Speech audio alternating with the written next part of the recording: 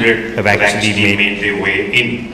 From whatever I did hear, I heard that there were some people stuck in cars on the way to the venue, some who are stuck on planes at different airports, hoping to get into Bombay. But nevertheless, I'm sure during the course of these 2 days, you will certainly find them around here. So once again, a very good morning to everybody who's here.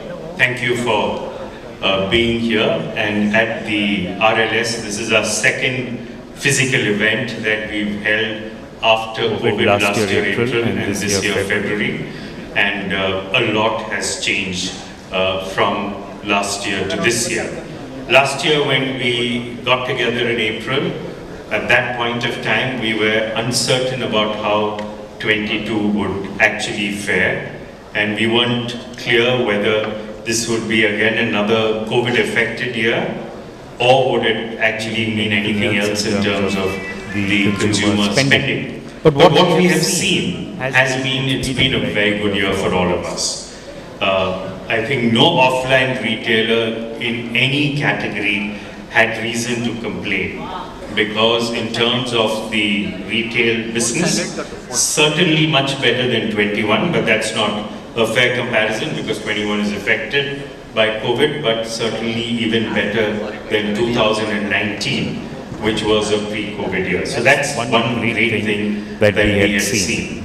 The second that we noticed was that, I would call it the resurrection of offline retail. And what we did see was that offline retailers who were considered as being poor cousins of the online retailers suddenly began to do much better than online retailers, to the extent that several online retailers said, why don't we also start offline stores? So that's the reality that we saw last year. Lots that happened in terms of the resurgence of offline retail, which is a reflection of the fact that customers started coming back to markets and stores rather than sit at homes and buy. The third that we did see was about the fact that the role technology was playing in all our operations. And people who were uncomfortable with either digitizing their processes or digitizing the front end in terms of commerce and content, or digitizing their integration with the supply chain, all of those kind of people suddenly realize that technology today is available in bite sizes. It's not that you've got to make major capital expenditure, but you could actually buy it on a SaaS model, use it, feel comfortable with it, kind of adapt it to whatever you require, integrate it with your legacy systems. So that was the third role that we began to see as far as retail is concerned. So when you think about it, what you realize is that there has been a lot that has changed. So if you go back again to where people buy, one of the things that we noticed last year was the surge in spending in Tier 2, Tier 3, Tier 4 cities. So whether you speak to payment providers, whether you're speaking to e-commerce players, whether you're speaking to logistics service providers, what you're saying, what you're seeing from them and hearing from them is that there is a surge in small town India which they haven't seen in the past, and certainly growing at a much higher pace than what we can see in large town India. So that's again, I think, encouraging for a lot of us who've got plans to expand into small town India. So what do you think the year ahead of us will be? What do you think 2023 will be? And I think what you should expect out of 2023 is a slightly choppy year. Not certainly as steady in terms of growth as what we saw last year. We should expect some pressures from the geopolitical situation around the world.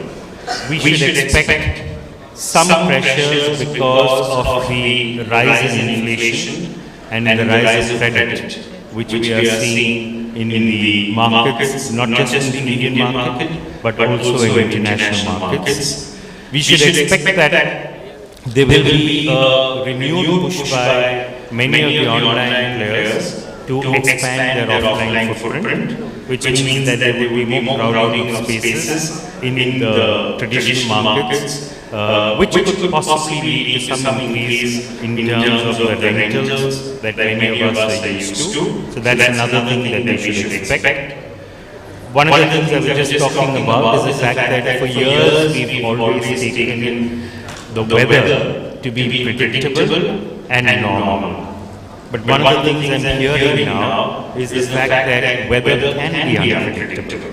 And we've always depended on rural India, which is largely dependent on the monsoons, to enable us to kind of keep the consumption basket running. But this year there is talk about the fact that there might be an El Nino phenomenon, which happens once in about 6 to 8 years. So that could be one of the challenges that we could anticipate this year.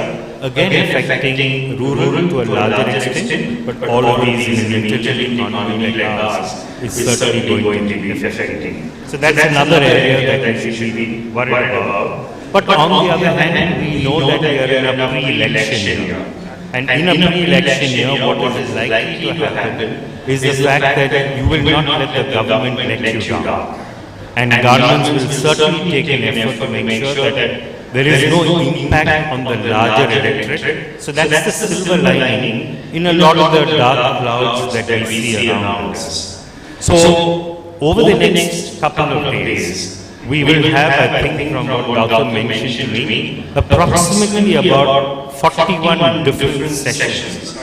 People from different businesses, people from different aspects of a retail business, from technology to front end to consulting, talking about consumers, to telling us what's happening in the rest of the world. So hopefully a lot of information, a lot of insights that we should be able to gather over the next couple of days. We should also have this evening celebration of 2 award categories, the Retail Startups Award as well as the Retailers Award. So I think those 2 again would be 2 things to celebrate about.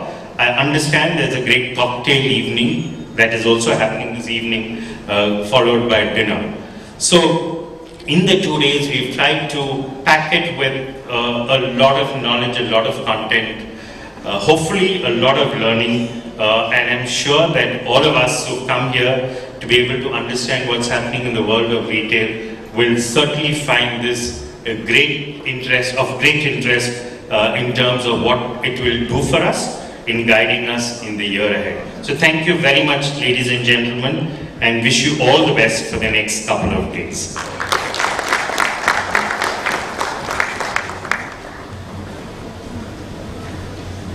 Thank you very much, Mr. Bijuguri, for that very thought-provoking address and for whetting our appetite for 2 richly rewarding days ahead. Ladies and gentlemen, it is now my privilege and pleasure to invite Mr. Kumar Rajagopalan, Chief Executive Officer, Retailers Association of India, to address us. Ladies and gentlemen, Mr. Kumar Rajagopalan.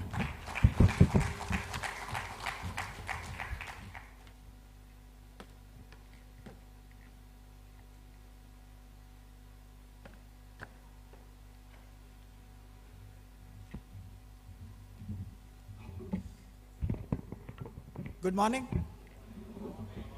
Okay, good morning. Okay, that's nicer. Thank you all for coming in, and thank you, Biju, for those very good opening remarks. I think we know what we have to look for going forward. The event is for 2 days. We all know this, and we also know that there is a whole lot of things that's going to happen on stage. So it's only fair that all of us are, if we are here in the moment, and then seeking whatever it is that's available to all of us to be able to then translate some of those learnings post that. The event could not have happened unless I thank all of you. So all of you who are members, big thank you to you. We are a membership-based organization. We are done as an organization by retailers, and it is for the sake of retail as an industry overall. So thank you all members. And of course, this kind of event cannot happen unless various people come in and support and become sponsors for this. So a big thank you to all the people who've really supported this event to happen. So what's happening to retail? I think Biju just touched upon one thing even before I get onto this chart. Biju talked about how all of us are seeing customers in the store, but I have also seen that in various places it's not been easy to take care of it. I can for one tell you that this space was available to us yesterday, and yet to set this place up full-fledged has not been easy. And how many of you are from retail here? Raise your hands. Yeah. So is it easy? Keep your hands up if you think it's now easy to take care of service in your stores. Is it easy? Okay, I don't see. There is one person there who's got his hand up, nobody else. But I do believe that COVID has created a longer COVID version which is impacting service industry, because it's happening to airlines. If you're flying anywhere, you get stuck somewhere, there are not enough people who know what's to be done. It's happening in our stores, it's happening to me as RAI, it's happening to banks. If you tried calling up a bank off late, you'll know what's happening there. I think it's not been easy, but I'm sure things will get better, because somehow all of us as human beings have come to the thought process that we can take care of the toughest of situations, so we'll have to now make sure that life goes on. So that's one. And post that, what has happened is these four things. The PAFE part of the industry. I think as consumers want to be known personally. They do not want this whole segment to be addressed together. They all want them to be addressed. They want them to be recognized. They want that they should be given offers that's personal to them. So if somebody gives me offer for nappy, I do immediately, it's junk. And then that particular sender, whoever is asked me to buy a nappy, is out of my whitelist. Why? Because I don't want to be inundated with offers that's not relevant to me. And I think that's the way all of us are. So it's becoming tougher for every retailer and every service provider. It's imminent that all of us then keep a decent set of customer details with us and then try and give the right offers. And I'm sure in the next 2 days we'll learn how this thing will happen between various companies that will come and tell us what is to be done. The second thing is about accuracy. If you tell me you will give me something, I want it. Otherwise, as a consumer, I'm pissed off, right? And it's not been easy. Accuracy is tough, especially for offline retail, to know if every stock that you are showcasing on your online stores is really available. It's a very, very tough situation. But you know what? Customers don't care. They are saying, if you tell me that you are going to supply me that one particular papad at this particular point of time, make sure it's available to me. So that's the way life is. And I think all of us have to really make sure that we gather our capabilities to do that. Again, hopefully these 2 days should help us in taking those thought processes ahead. The third part is about speed. Fast retailing is here to stay, quick commerce is here to stay. Everybody wants everything immediately. A few years before, in one of these events, in fact at RLS, we had asked people to think themselves to be consumers and say, what do you think should happen to retail? Almost 80% of them said, I want retail at the speed of thought. And we thought it's never going to happen. How can you be saying that? I mean, why should you be getting item immediately? But the fact is, as human beings, if we need something, we need it now. And things are changing, and again, speed is becoming a criterion for choosing the retailer that you'll shop with. And the last part is about anywhere. The fact is that irrespective of whether you've got your store open, shut, I don't care. I need to be able to shop from you whenever I want, wherever I want, at any point of time. So this is again to stay. Again, various things should happen to make this happen. Thankfully, again, there are people who are going to come and teach us how to make this happen, or discuss amongst ourselves to learn new thoughts. Some of those things that's happening is, I'm sure, going to come in tomorrow. One part I'm very keen on for some of you to see is this new concept called the Open Network for Digital Commerce, which I think there's a session tomorrow, but it's going to change the way each one of us, at least in the offline retail industry, can expose ourselves to the online space, which is how do we create a capability to do digital commerce. I think it's India level digitization standard again, and you all have seen various videos that's talking about how India level changes are happening in the digital economy. And this is one more of those great things that could help us in going to a different level of anywhere commerce. And so going forward, what do we see? Various data. I will not harp too much on this, but look at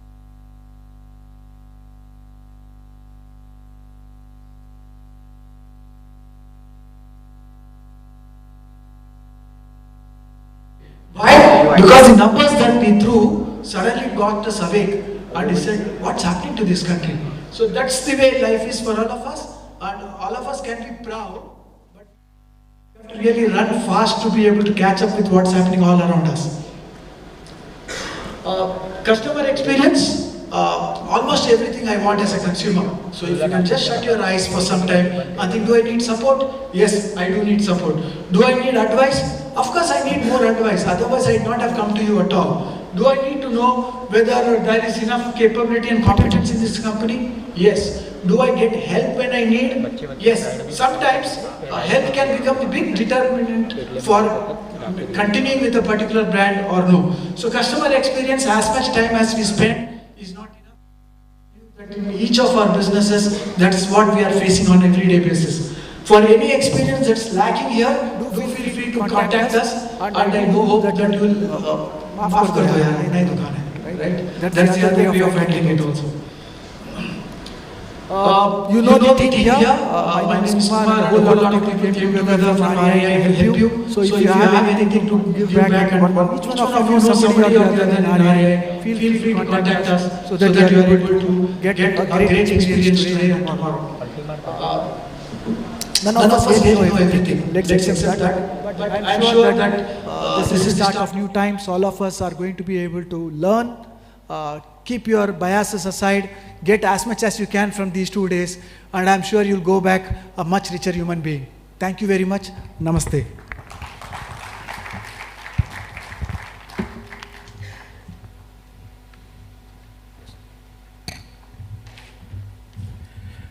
Thank you very much, Mr. Kumar Rajagopalan, for that warm and cordial welcome and for so beautifully setting the tone for the 2 days ahead at the summit.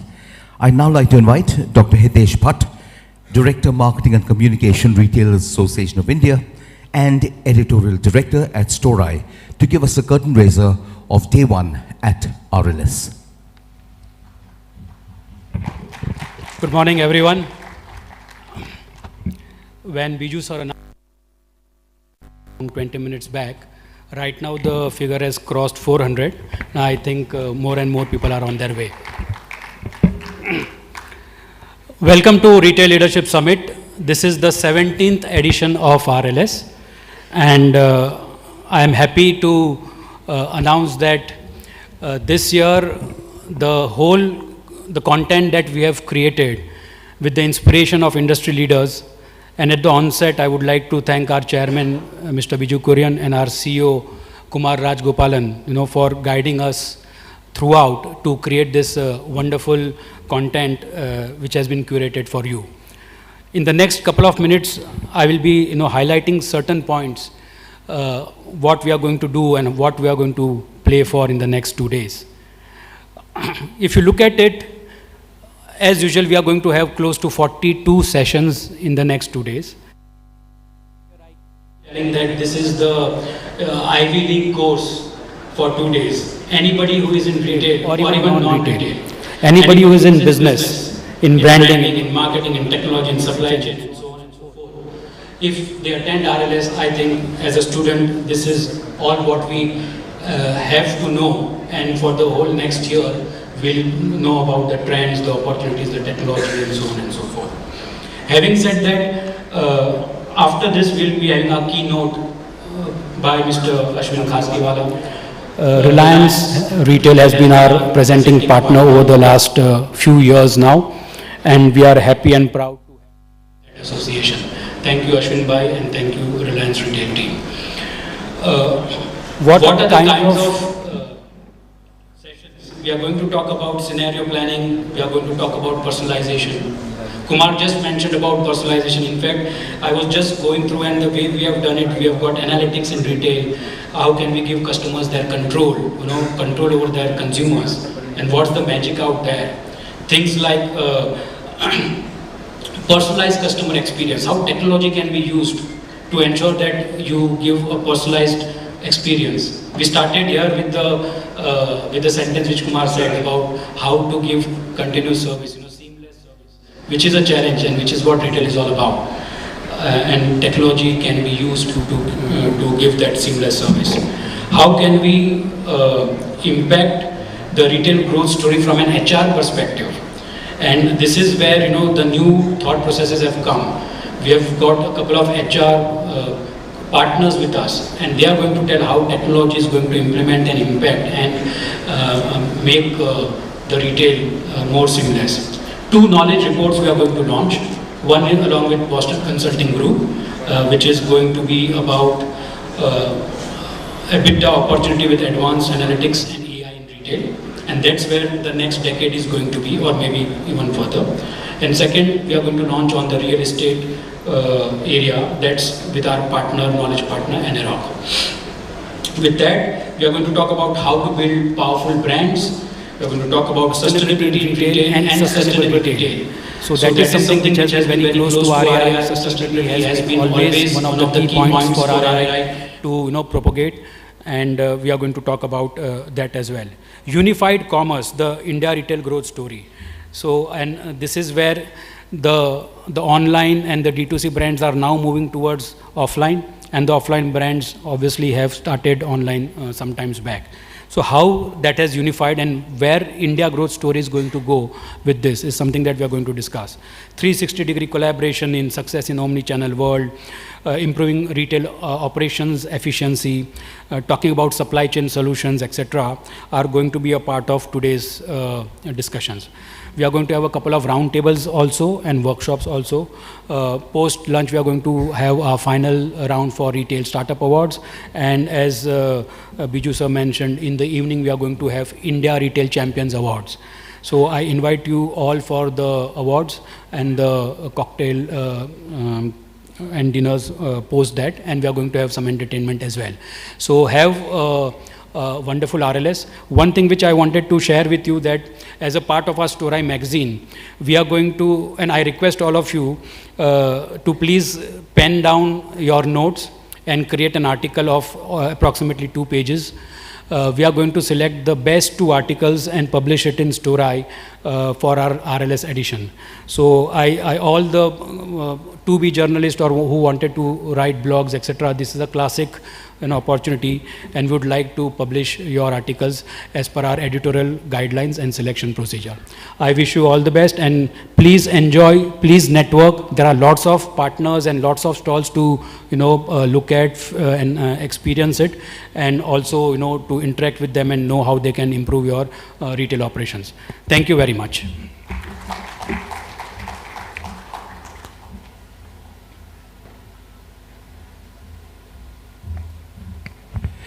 Thank you, Dr. Hitesh Bhatt, for giving us that overview of day 1 at Retail Leadership Summit. Isaac Newton has said, if I can see further than others, it is by standing upon the shoulders of giants. And ladies and gentlemen, we are confident that by the end of this summit, you will be able to see further than you ever imagined before, because each one of our experts who will take the stage and enlighten us is a giant. And we begin with one of them, Mr. Ashwin Kaskiwala, Director, Reliance Brands Limited, and Chief Business Operations Controller, Reliance Retail Limited. Ladies and gentlemen, to deliver the keynote address, Mr. Ashwin Kaskiwala.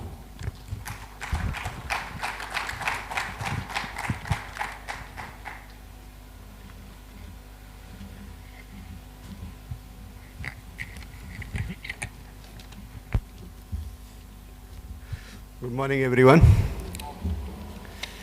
First of all, I would like to thank Retailers Association for giving us the opportunity. It was a very nice and kind words by both Kumar and Hitesh, Dr. Hitesh.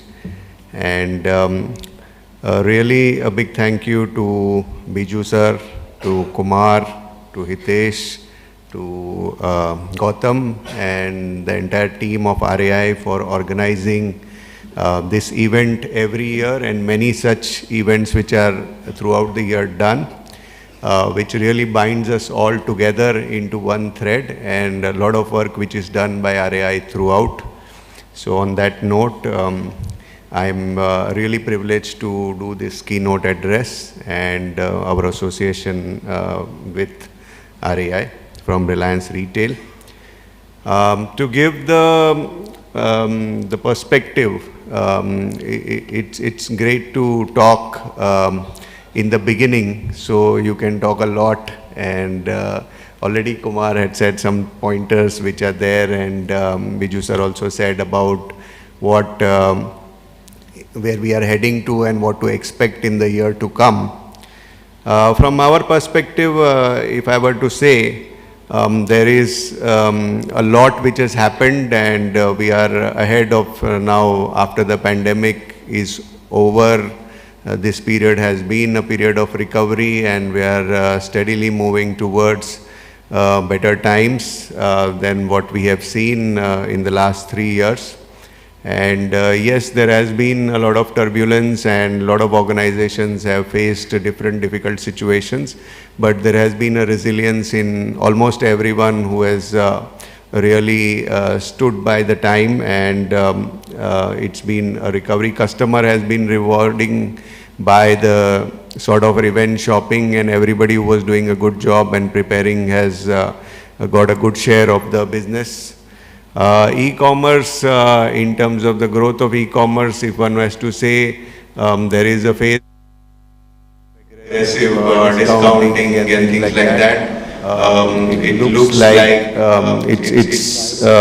it's slowing down rather than just being predatory. People are moving to really, after losing a lot of money, those who have lost lots of money, many of them have wound up shops, and the newer ones who are coming are more coming with the products and the service, and the situation which is coming in terms of giving a good product and reaching to the customers. And obviously those are discounting. We always are seeing that it's a phase, and maybe after a few months they find it difficult. So sustainable business is what appears to be surviving. Again, on terms of the offline business, we are very big proponents of offline in terms of our huge presence of over 18,000 stores which we have set up across India. So we believe that physical presence in India is extremely important, and it's never going to wane. The touch and the feel is extremely important for the customers, and when we see the kind of sales which happens in offline stores, it can be far more in terms of the customer feeling the impulse at the time of buying and looking at the item itself. So physical store ticket size is always more than what one would do online, and online continuously you have to draw the attention of the customer. So online has its own advantages of reaching the customer at any point of time, but really from a sustained business model, one must definitely pursue, whoever can, the offline model as well. Offline retail transformation is really happening to omni-channel. Most of the offline retailers are offering some kind of online, and as Kumar said, ONDC will connect all the offline ones and give the opportunity. This opportunity will be more also for the small traders and the shops. So the organized retailers really need to gear up to ensure that that competition which is coming because of democratizing online to a very vast number of players, really we stand, being efficient in terms of our service and cost effectiveness to be able to survive when that happens. Because when that will happen, there will be everybody near to the customer being able to supply what they can. And that is when really the test of the service and the speed and all will come. In the online and the offline, both a very important channel which is emerging is about subscription.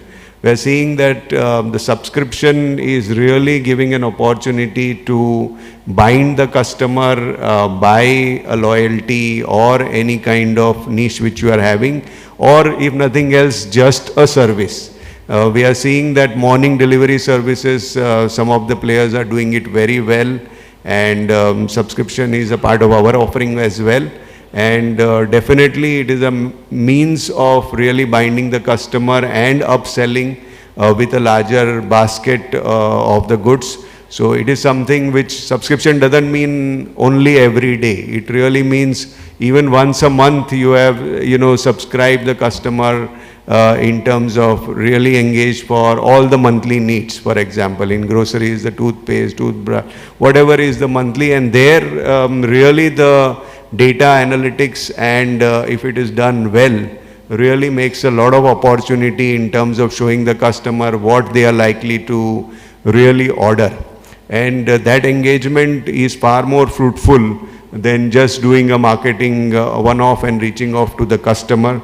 So really everybody who can in their particular line of business would benefit out of a subscription piece, really coupled with the data analytics and the connect with the customer.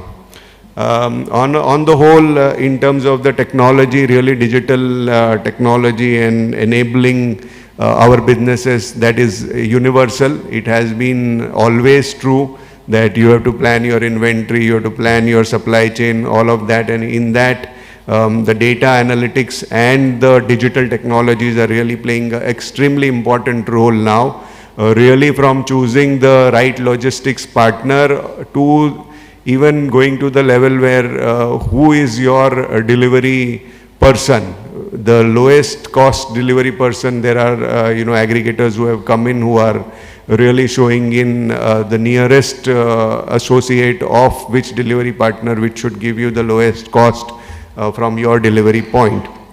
So all those efficiencies right within the organization and with the service providers and suppliers really are kicking in with the digital technology which is coming in. 5G really is the beginning of 5G, but the speed with which it is giving and enabling. So once we saw when Jio came in, the 4G revolution, and next it is the 5G. So all this has really brought everything closer, and what we used to think has become a reality because of being able to connect at a very low cost and in a very efficient manner.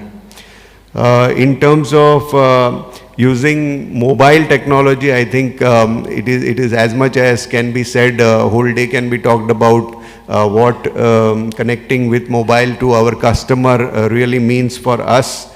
And really in terms of personalization, everybody will talk about personalization, data analytics, AI, ML, and understanding the customer. I'm sure in the 2 days there won't be any speaker who will not talk about this, because this is at the heart of the situation.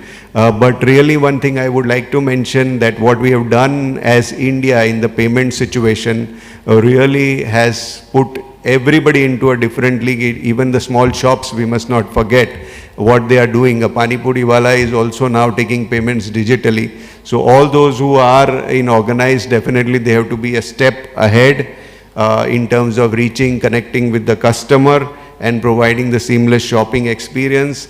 I would say the air cover is the social media, where you don't know the customer and you do just broadcast of the messages and look-alike messages.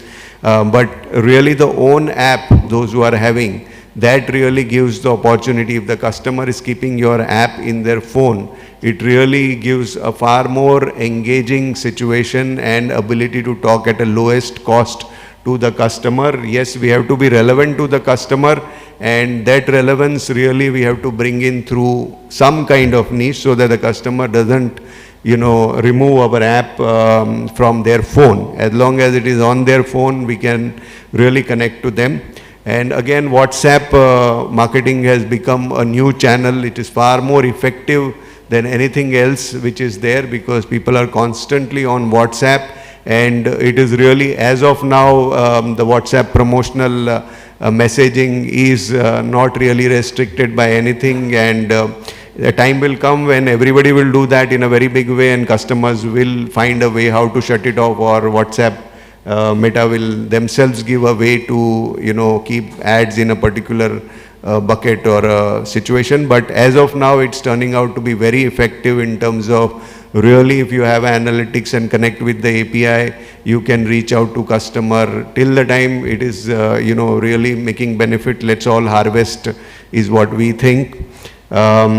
In terms of the geographical, for a large organization like us, we are pan-India present, and we see tier 2, 3, 4 towns being really very rewarding. The demand which is there, which is nascent, and people are willing to spend over there. Of course, the challenges in terms of really creating a network and efficiency of cost and reach is something which everybody has to solve when they have to go to the smaller towns. And once it is done, it is really amazing in terms of what can be the demand. It's not only that people in the larger towns or cities want to spend, there are people who want to spend in those towns, and there is nothing much available. And we have to really look at the preferences of those towns in a different way, make available merchandise which is required for those places.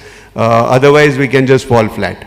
There is a complete change in India at every 200, 300 kilometers distance. And even in the garments and the apparel, what sells in a particular area, the cut will be different, the design will be different, the fabric will be different, the choices will be different. And if we just try to do nationalization of that, there will be some demand, but we may not really succeed, is something which everybody needs to keep in mind.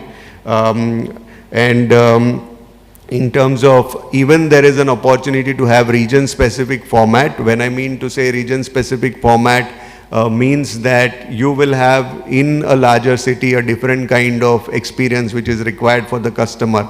In the smaller towns, the customer may be forgiving for the ambience. What they are really interested in is the products which are new to them, which are not easily available to them, and they may just come in a open hall and shop everything and go at the lowest cost you can work out. So you need not have a mall, you need not have an air-conditioned situation, and you need not have the home delivery and all that. Just make it available, and people will come from different places, and they will shop it from there. Is something which is an experience which comes. In terms of really, it is important when you're going through, to the tier 3, 4, the collaboration with the supply chain partners, the collaboration with the vendors, because vendors also have a limitation in terms of where they will supply. And once they are supplying it at a particular geography, reaching it from there to the next geography is something very important. Maintaining the inventory in different pockets, again, it can be a very big challenge in terms of really multiplying inventory. So really technology again comes very important in this, but the success which reaching to the India piece is really very rewarding is what appears.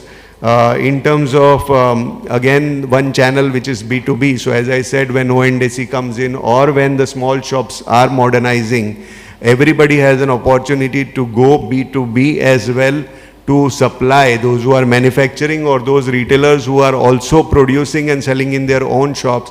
They can really collaborate with the small shops on B2B. It's an incremental volume, it's an incremental service, and you have incremental points of sale and supply. And really that can be very surprising in terms of what a much disseminated supply in the market can do, or enable to reach in with these partnerships into geographies which otherwise are very difficult to reach by purely doing marketing on e-commerce, or in terms of just putting your own shops. So those collaborations of B2B are something which in our case, it's the New Commerce initiative, where we support the millions of the small kiranas, and we also support the various other shops which provide our lines of products. And definitely it gives a wide reach, and it also does a sustainable business model is what is coming out. And of course,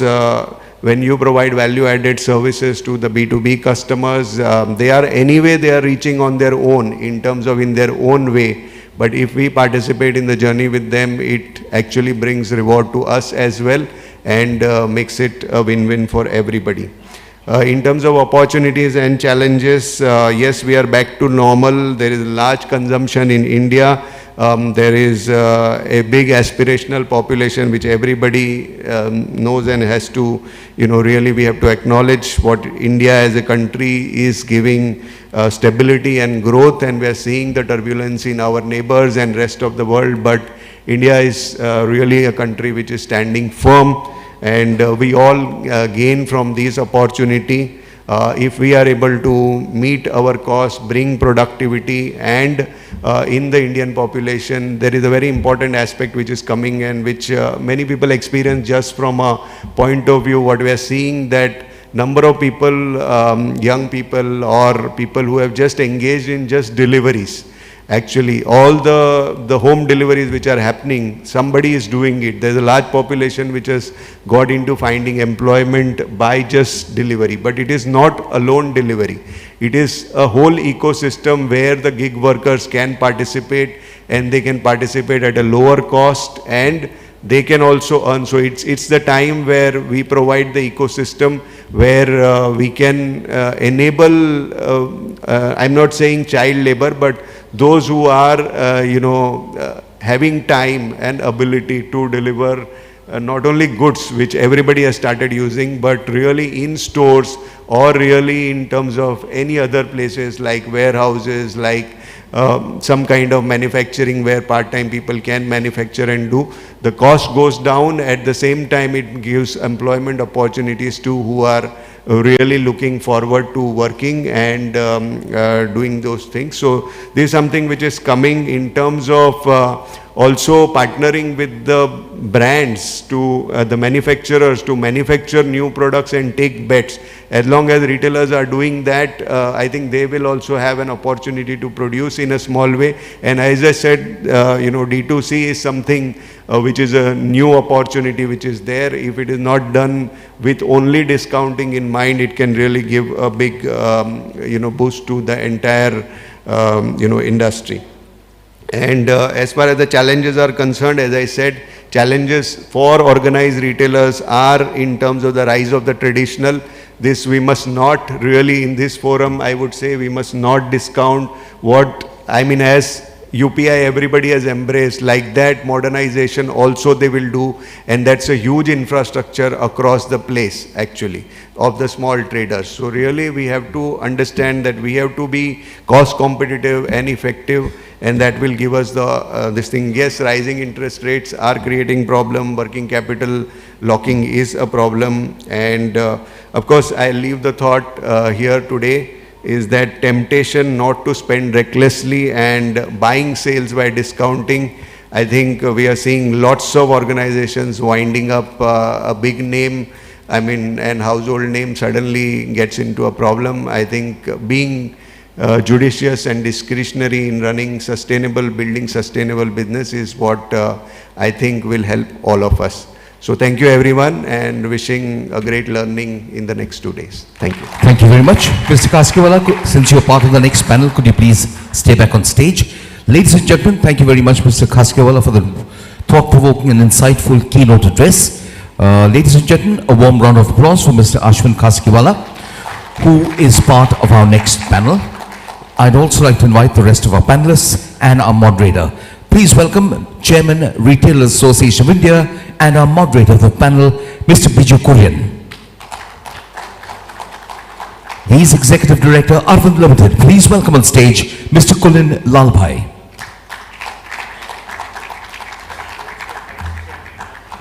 And Vice Chairman of REI. I'm sorry, that's really important for us, sir. And please also welcome on stage Managing Director, Chief Executive Officer, Shoppers Stop Limited, Mr. Venu Nair.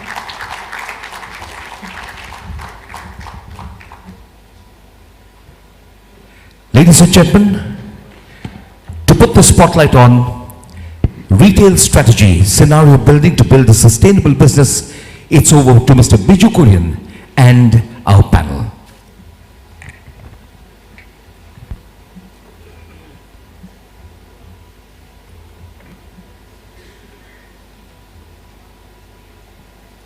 Check. Good morning, everybody. It's certainly, I think, more encouraging to see the number of unoccupied chairs have significantly reduced from the opening session. Yeah, it's in a minority, as Venu says, rather than a majority, as was earlier. So Hitesh's number of 400 seems to have increased now, and I'm certain we'll get the dynamic dashboard to tell us exactly how many people are there. It gives me great pleasure to be able to chair this panel. This panel is all about trying to understand for running a sustainable retail business. And when I say sustainable, what I'm meaning is something which can live from day to day, year to year, rather than merely being sustainable on the environment. How to run a sustainable business and how to plan different scenarios in running a sustainable business. And who better than this panel that I have, which comprises of companies who are both in the manufacturing space, companies which have built brands, companies which have built very, very admirable retail businesses. So they understand every single part of the supply chain, all the way from suppliers up to customers. So I thought what I'll do is I'll kind of dwell first on some of the key drivers that come to my mind about running a sustainable retail business. And when we think of a retail business, we know that it is what we call as operationally intensive, which means you can't take your eye off the business for a moment because there is something that can go wrong, and Murphy relives itself every day in a retail business. So that's something that we have to be very, very conscious about. And what I thought I'd do is just highlight some of the key drivers of running a sustainable retail business. The first that I thought of was customers. And there are several things that happen with customers that we have to be extremely conscious about as retailers. Their needs, their wants, the trends, the age segment which is actually buying, whether they live in a nuclear family, whether they live in a joint family, whether they live in rural India, as Ashwin was mentioning, where they can buy from a village heart, or whether they live in an urban market where they need to come to an air-conditioned store. So there are things that we need to be conscious about what's happening with customers, which can actually change the way we run our business. The second is competitors. And Ashwin also talked about this in his opening presentation, where he said how competitors can change the apple cart in a hurry. We all know about how the books business got changed dramatically when Amazon came into this category in the US. We know how the mobile telephony business got changed in India when online players came in. And like this, there are several ways in which competitors can change the nature of your business. The third is suppliers. And we often take suppliers for granted. We say that these are the SLAs that we have to define for them. And based on the SLAs, they are supposed to deliver. But what in case a supplier were to close down? What in case a raw material was not going to be available? What in case China declared a shutdown and your supplier was located in China? What in case there was a transport strike? Or if there was a shipping strike and you could not get products from your suppliers? So that's a third category. The fourth is in terms of technology. We take for granted several things. We take for granted that we can get onto the internet banking system. We take for granted that we can actually have our sites online all the time. We take for granted that the internet is always going to be available. We take for granted that let's say, for example, a data warehouse which stores all your customer details is going to be available. What in case these change? So that's another area that we need to think about.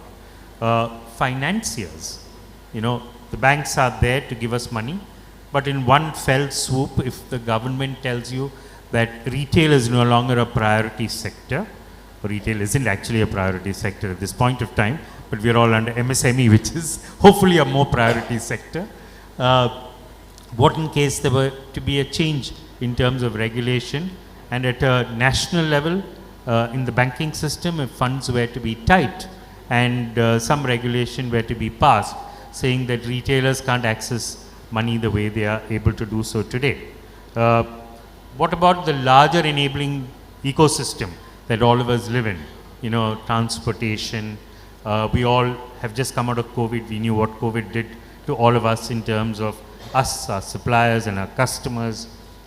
We know about cyber security. We recently, saw how AIIMS in Delhi was crippled because of a cyber security attack. So, we all live in a world which is cloud technologies, data warehouses, mobile applications. We have to be very conscious of some of these things. Weather, we take the weather for granted. We're lucky we're not in Turkey at this point of time. We're lucky we're not suffering under, say, the impact of a volcano which suddenly erupts. But these are realities, not that we have volcanoes in India, but the reality of weather and changes around us is something that we have to be conscious about. Law and order, political interference, what you might define as strong arm tactics of the local gundas. These are things that we kind of believe will not happen to us, but if it does, it's an unexpected impact on our business. Regulatory changes, we've seen what FDI and domestic direct investment, carving out certain sectors for investment, carving out certain sectors for investing, being able to make a small change in what is called as the angel tax and create confusion in the entire system. There are ways in which businesses can get affected in terms of sustainable availability. And then, of course, last but not the least, I just thought I'll cover this, which is the entire emphasis on ESG, on building real-time sustainability into our businesses, of making sure that we adhere to certain, let's say, decarbonization levels which are required for industry, making us first measure it, report it, and then adhere to certain aggressive standards. The Prime Minister kind of went and made a statement stating that by 2050 we'll be net zero carbon. But we don't understand what even zero carbon is, forget net zero carbon, and we don't even in many cases measure what is the carbon footprint that we all create or leave. So, some of these can actually have significant implications on our business. So, these were just a few of the thoughts that came through my mind. I am not the expert on this in telling you what exactly are likely to happen. What we're hoping to do in this session is to be able to just hear the thoughts of some of the leading practitioners in the industry in this country to tell us about how they think about these aspects. And what I'd like to do is probably first with Ashwin, because he's got at 18,000 stores, he'll obviously have the largest number of suppliers in the system. And is there a way that you can tell us about, how do you identify risks with suppliers, and how do you look at mitigating these risks when you run a retail business?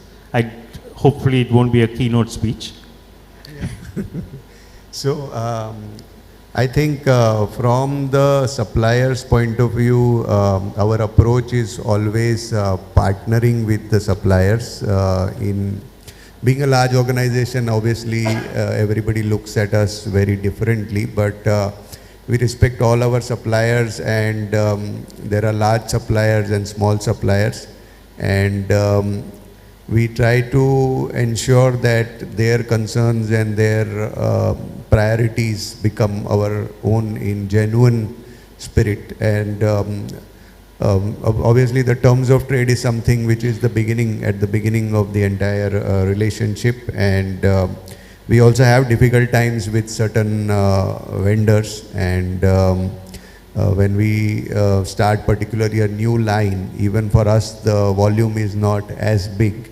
And at that time, if there is established already a channel they have, then they have already engaged for their channels which are there, and they find it difficult to give us the merchandise share at that time. So these are some difficult situations which we face, and we work with them. And as I said in my speech, that it is the time now that even we can work, and we work with the brands to manufacture certain lines, certain products, which are, for us, and which really differentiate, which gives them an opportunity to try and test, and us a unique situation. So this is one area where we strengthen our relationship with the suppliers.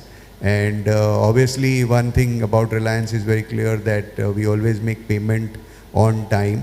So that is something which is very important, that once the goods receipt is really done as per a system, and it is very transparent. If there is a dispute on few items which have come damaged, defective, etc., immediately the intimation goes, and we make payment on time. That makes lot of peace for lot of vendors. So that is something which really helps us, do a better relationship. So really for us also, it's really an effort. It's not taking for granted just because you have the money, and to sell the product onwards is something which we have to do and make them win. So this is what, in short, I would say that we work with the suppliers. Ashwin, just one more question, and I can certainly endorse what Ashwin says. I always say that in the Reliance system, it is more difficult to delay a payment than to make a payment on time. Because if you follow this system, your payment will come with closing your eyes. But if there is a slight variation, you might spend a year to get your payment because you made a mistake in, either a QR code or a HSN code or something else like that.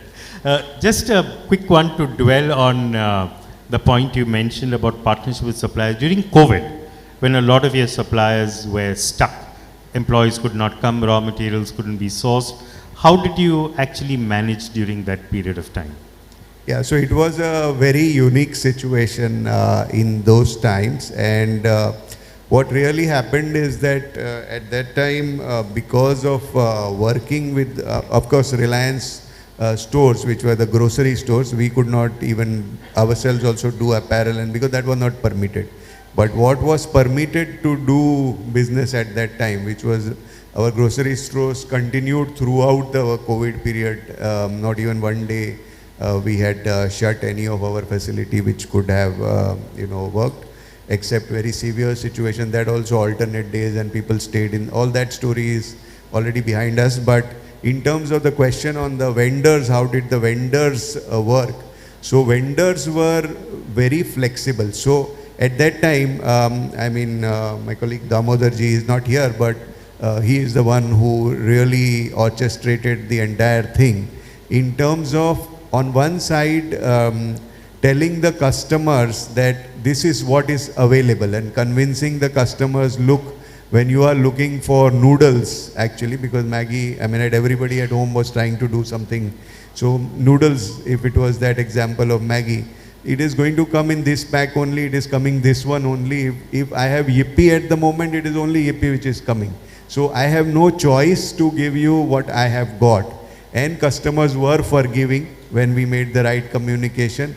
Even the combo packs, because it was not possible to reach to everybody, everything in their choice. So, so we made oil, some masala, some salt, sugar, and dals and rice.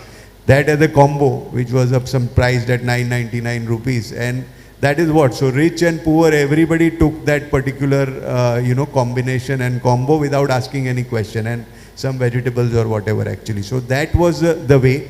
Now, how did the suppliers do? So suppliers themselves also prioritized what were these items. They were not trying to say, okay, no, I have this, that. So whatever was first in stock was exhausted.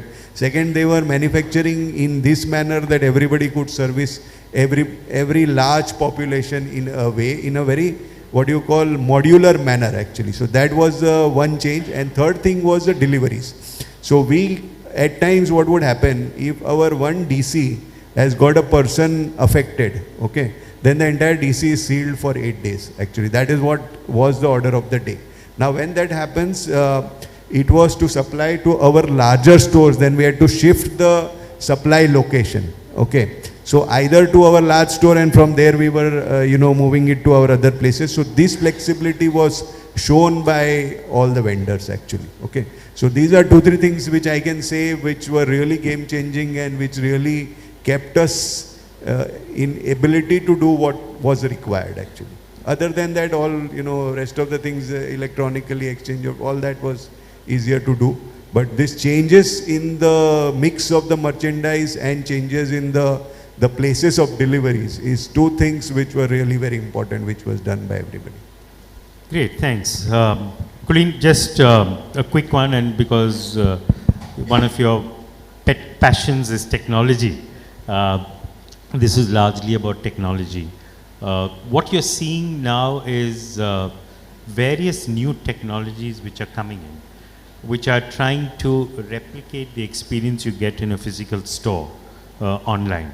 So if you think of, say, AR and VR, if you think of the metaverse, these are the kind of technologies creeping in, which have the potential to be able to displace the thought of a physical store itself. So how do you think about this when you look at your business, which is in the fashion space, and and people come there because they want to feel the garments, they want to see what they look like in garments, they want to check the fit, but this kind of thing which they need to come to a store for can actually be done online. On technology, my experience so far has been that most times when new technology is coming into the market, the thought always is that it's inherently very disruptive, and that the growth of the technology comes at the expense of the existing business model. But so far, whatever I've seen of the omni-channel world is that each new technology comes as a layer which augments the overall business model. Now let's take, for example, e-commerce. We believed e-commerce would replace physical retail. We are now in a world where e-commerce is integrated into physical retail, whether it is the way, say, someone like a Reliance works with the Kiranas, or even the way our stores are today structured.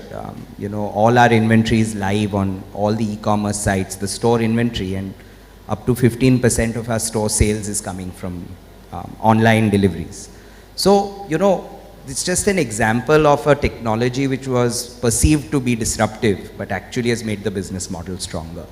And I think that in lifestyle categories like apparel, the store will always remain the temple of the brand, because you're selling aspiration, you're selling emotion. I think these technologies like AR, VR have the potential to even augment the store experience even further. So these are still, I think, at a very frontier level, these technologies. I think the metaverse is becoming relevant in the luxury side of things. I've not still seen an adoption on the more masstige or the more accessible price points. But I think looking at the way technology adoption curves have happened world over on various types of technologies, we should always remain very open-minded. And the day AR, VR or the metaverse becomes more relevant in the mainstream kind of business models, we should experiment, pilot, adopt and quickly roll out. I think that adoption curve of technology has to be followed with milestones. But my guess would be that, again, I don't believe it will supplant physical retail. I think the combination of these technologies will make the experience better for the customers. Yeah, I completely agree with you. I think the opportunity for retailers to be able to, as I used to say, that when a lot of online retailers came into the market and we realized that these were all new kids in the block, had no history of retail, but were coming and competing with mainstream retailers. A lot of mainstream retailers at that point of time reflected on, if they can do it, why can't we? And many of them said that, okay, why don't we also do the same thing? But at that time, both understanding and appreciation of the role of technology plus the investments required in order to be able to adopt technology were very high.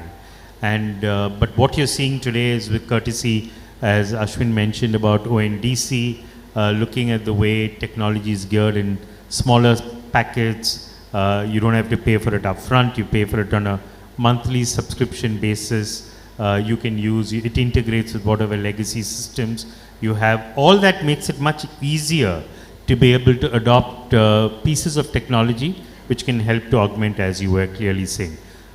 Venu, this question is about decarbonizing the economy, the ESG agenda. We know that the government is looking at getting at least the top 1,000 listed companies to adopt the ESG agenda by next year and report it. That's more important. And to report, you need to first measure it. So otherwise you won't be able to report it. And while in the West, this has become a requirement of sorts. In India, it hasn't been so far.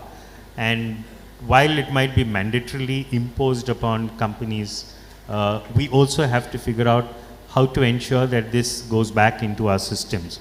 So both in the way we set up and run our stores, the way we run our supply chains, the way we get our suppliers to be able to conform to some of these norms and to be able to measure it and figure out where the improvement areas are.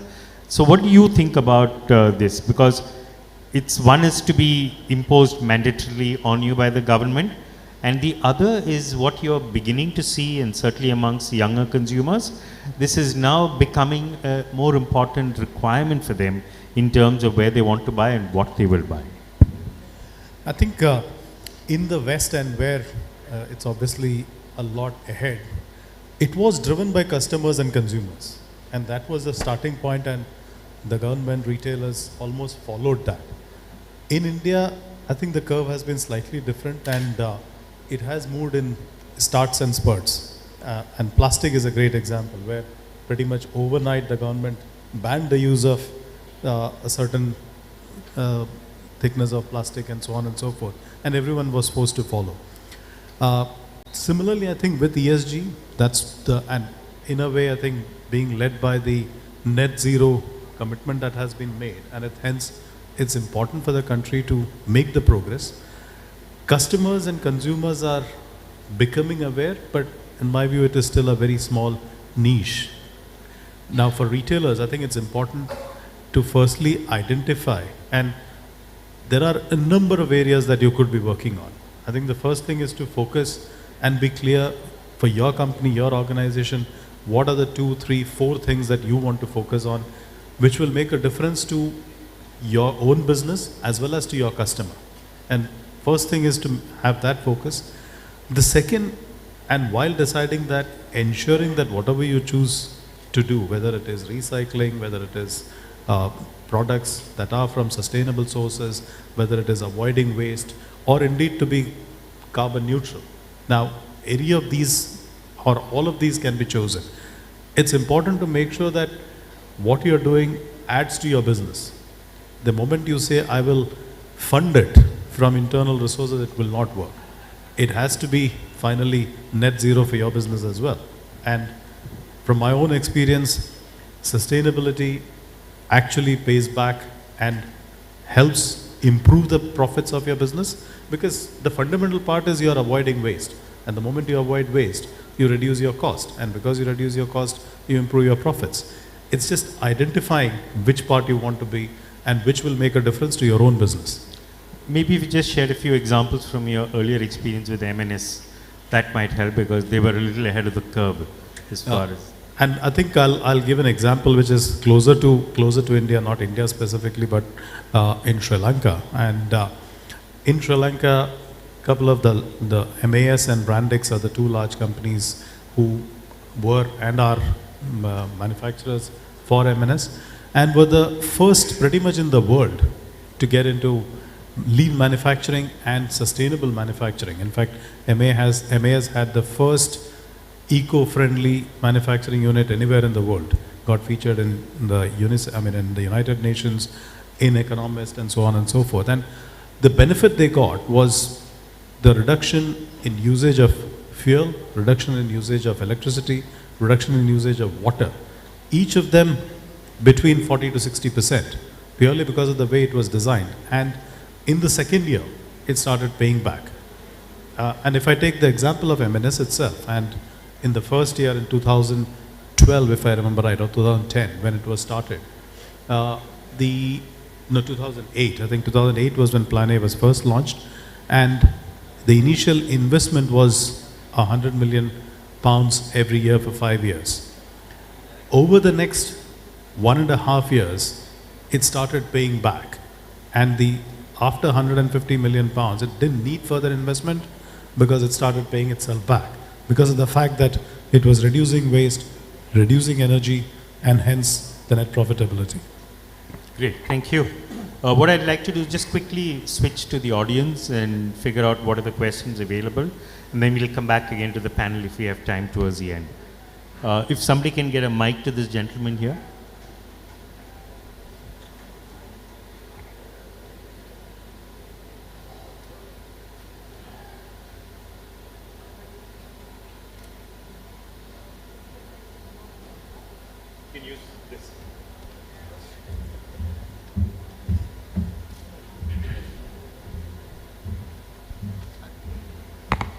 I have a question on the point wherein we spoke about technology adoption, right?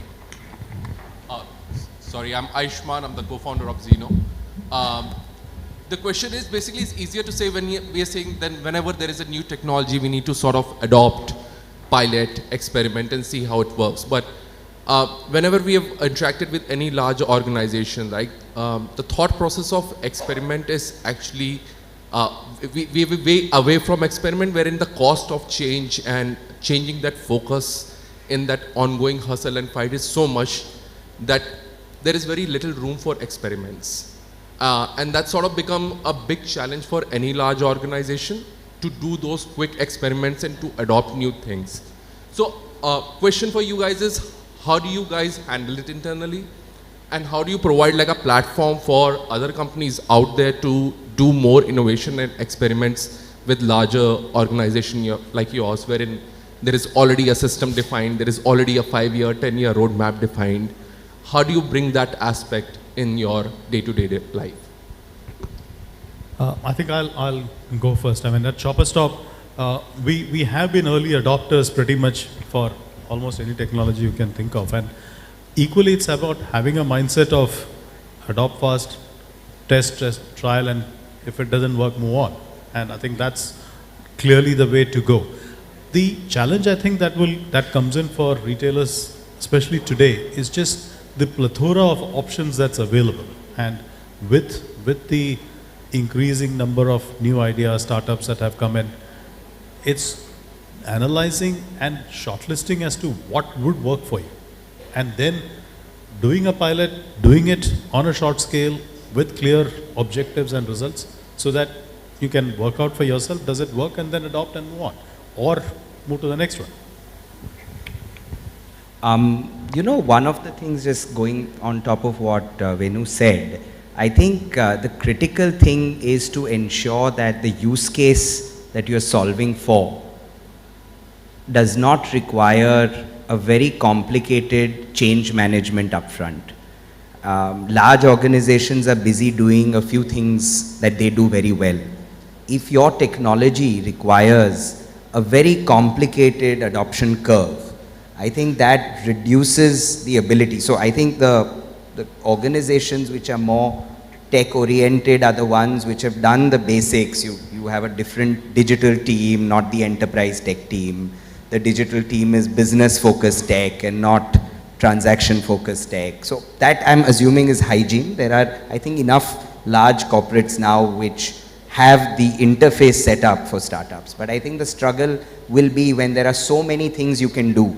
How do you identify the few use cases which give the biggest bang for the buck without too much of a adoption curve risk? And I think, you know, I've myself built a SaaS startup, and it's very hard in India because the willingness to pay for technology which is a very fuzzy use case is low in India. You know, in other developed markets, people are much more open to spending larger percentage of revenue behind tech. In India, we are a margin constraint economy. So even when it comes to adopting tech, you need a hard prioritization, and you really need a bigger bang for the buck hurdle, I would say. So I think it is a tough thing to get adopted by big companies because of that reason. In Reliance's case, normally what happens is that they will buy your technology. No, it is not so simple as well. So what happens is we have GeoGen Next, which is our entire unit which looks at all the startups, and we have incubation program, and that is one side of it. The other part of it, your main question that, you know, is it right, the organizations, you know, what you asked. So the thing is that really the benefit comes from if you try something new. If it is already established, it comes with a very big cost actually. So at that time, to try for us, it becomes very difficult to really propose also. Because if it will not work, then you are already paying something. I mean, when large, I mean, with due respect to all the IT companies here, but when you call some big IT company, the first thing will be a lot of people will come, and then there will be a lot of discussion on scope of work itself actually, okay. So that itself is something which is slow and it will happen. So proven technology and proven situation, everybody has to buy. I mean, like when you are saying these payment situations, now it's a must. Everybody has to plug and play and start it. But what was the situation when likes of Innovity and Pine Labs started it a few years ago and they were going door to door? Who adopted them? Who were early adopters of the situation? That is really important. So both these organizations, I mean Innovity, launch of the, just now we launched their digital rupee situation, and the launch of UPI in India was done by Reliance. So early adoption and early working is actually rewarding. Afterwards following is really of no use, really speaking. Everybody is doing, and if you don't do it, you are outdated actually. So technically we believe in really starting early and really supporting actually as our organization. For different organizations which are not such a big scale, yes, I mean they can look at what is happening and really wait for the time when it becomes plug and play. So both approaches are important, and like chatbot, today everybody is requiring a chatbot and having a chatbot. We actually, as you know, it was said that we buy out, so we bought Haptic, which is the biggest in the chatbot situation. But all combinations have to be done, and it cannot be just, you know, a closed situation. I mean, it's really important to keep a watch on everything and support even small startup. I mean, a small organization might support a startup and they can become really partners, and both will benefit out of it actually. So that's also possible. Yeah. So that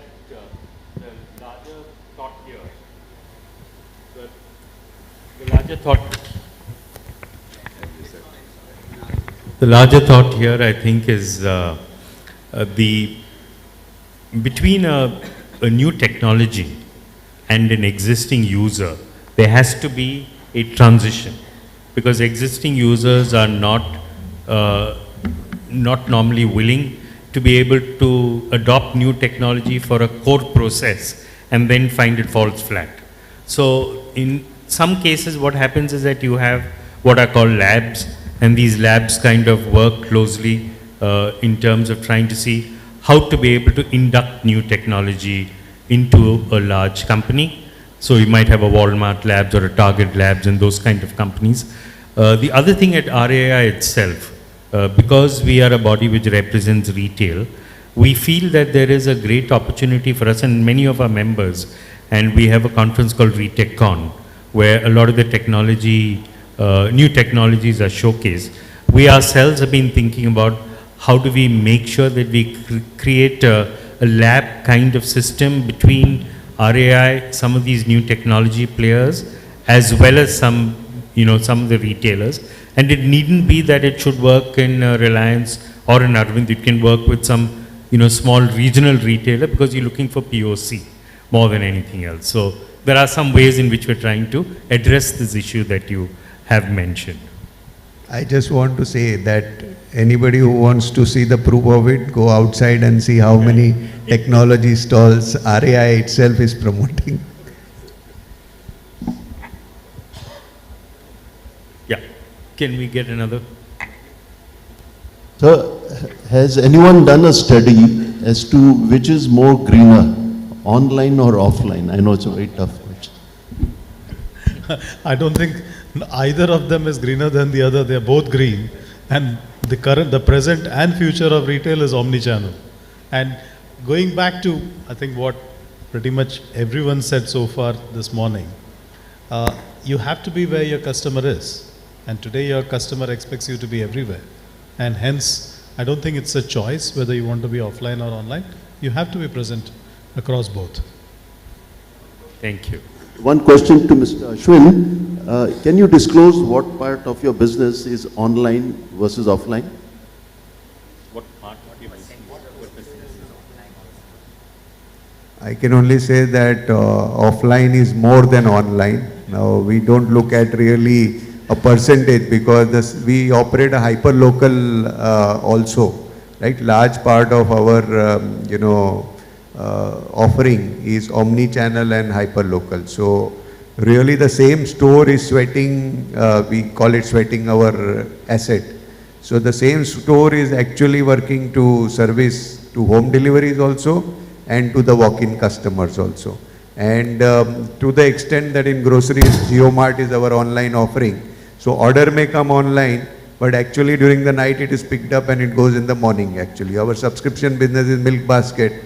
Their entire night the picking happens in the store and it goes early in the morning. So really we see it as a very complementary, as the same inventory is being dipped by both the businesses. And whoever wins it at that geography is really using that inventory. So we have to give, as well said, there is no one answer actually. We have to give both the businesses the priority. If we don't do one, we are vacating the space for somebody else to do it actually. So it is a necessity to do online, offline, and also subscription piece, which is a hybrid of both online, offline. The customer would have come to you as an offline customer, but you are encouraging that once a month, please now shop from me only when you need next time actually. So it may not be approached by online, but you are converting a big basket part of it into subscription actually. Brilliant. Thank you so much. Can we get a mic here to this gentleman in front? This will be the last question before we close the session. Thank you. I wondered, could you maybe explain somewhat around your branding strategies? I see many brands in different ways, in Shopper Stop, in Reliance, in RFID. What is the thought behind that? How do they combine, how they bite each other, and what is acceptable in your views? Hello. Yeah, so we are a portfolio of brand strategy, but when we look at our business, each brand has to have, a unique strategy of its own. So in a sense, what we have tried to do in our business is we have tried to create a portfolio where, in a sense, every brand has a specific part of the market that it is serving. And the overlap between, the type of value proposition each brand has for the consumer, the overlap is minimized. So in a sense, the platform or the strength that the company has on the core services of building a brand, whether it is the way we do omni-channel selling, the way we manage the 3-4 different channels on which we sell, the way we manage the supply chain, those are capabilities which we make available to all of the brands in the portfolio. But each brand is run very independently by an independent team. So the brand CEO will own the brand without having a shared ownership with other brands, because we believe you really need to live the brand. So the functional horizontal services may be shared, but things like marketing, which is the storytelling of the brand, or the retail experience of the brand, or the way the product is designed, is very individual to each brand. So we run it like an independent business. So we are a matrix strategy where each brand is a business which gets plugged into a platform which it can take advantage of, and those platform capabilities are then available to each. I don't know if I've answered your question. Good. We had one last question there. We'll just take that before we close the session. Somebody did raise a hand. Yeah, sure. Is the mic with you? Oh.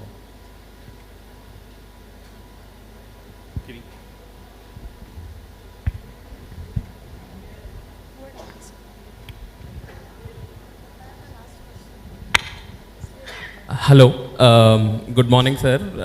I'm Ganji Manikanta from representing Ganji Venkana and Sons. We're a paint store from Hyderabad. My question particularly is to Ashwin sir.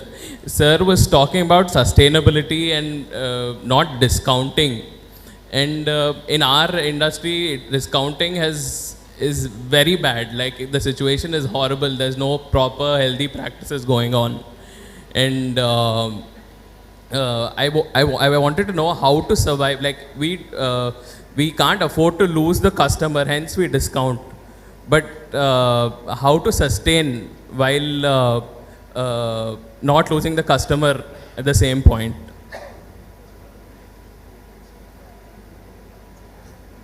So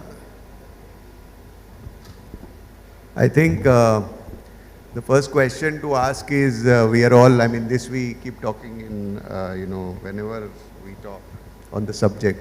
See, first question we have to all answer is that we are in business. We are first in business.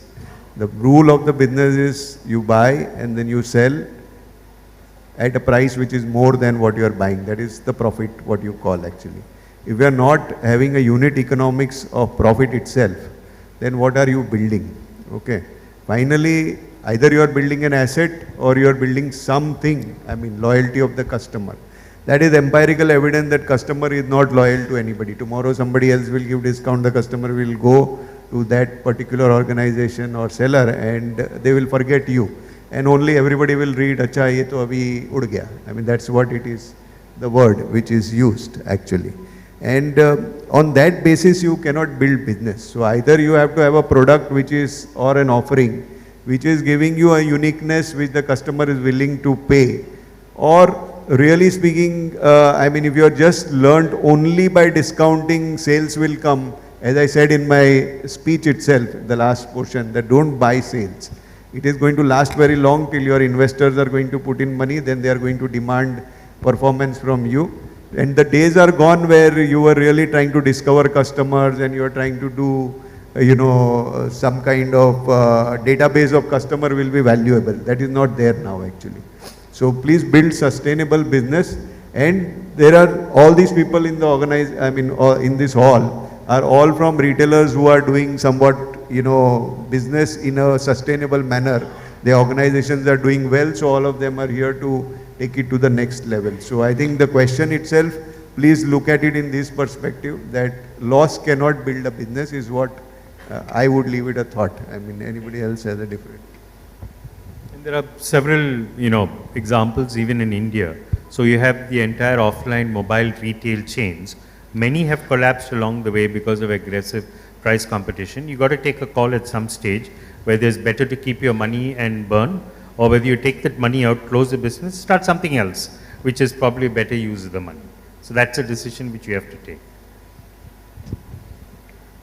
I think the core issue, as Ashwinji also said, is the lack of differentiation. So if I look at a brand lens, what we have decided to do is to double down on product and experience. And in our business, it means that whatever products we are developing for our brands, we are trying to upgrade the product. And one very interesting thing we have seen of late, last 12 months, is at least in the physical retail side, the more we have created differentiation in our product in terms of design or quality, the full price sell-throughs have been better. In fact, the higher price points are moving better than the commodity. So how do you decommoditize your business? And for a brand, that means upgrading product and experience. And I think for a retailer, it means enhancing service. There are so many regional retailers who have such a strong relationship with their customers that even though the same product is available in 5 different parts in 1 square kilometer, the customer will go to that particular retailer. So I think how do you get away from commoditization is the only answer to, excess discounting.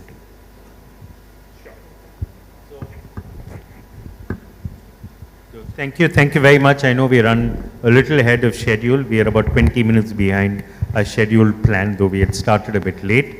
Hopefully we can catch up so that it doesn't become stressful for the rest of the session. Thank you very much to my fellow panelists for that wonderful session that we've had, which kind of addressed some of these thoughts. A round of applause for them. Thank you. Thank you very much, ladies and gentlemen, to our entire panel. May I request the panel to stay back on stage for a very special moment. Mr. Gordon, I'll request you and the panel to stay back on stage for a very special moment.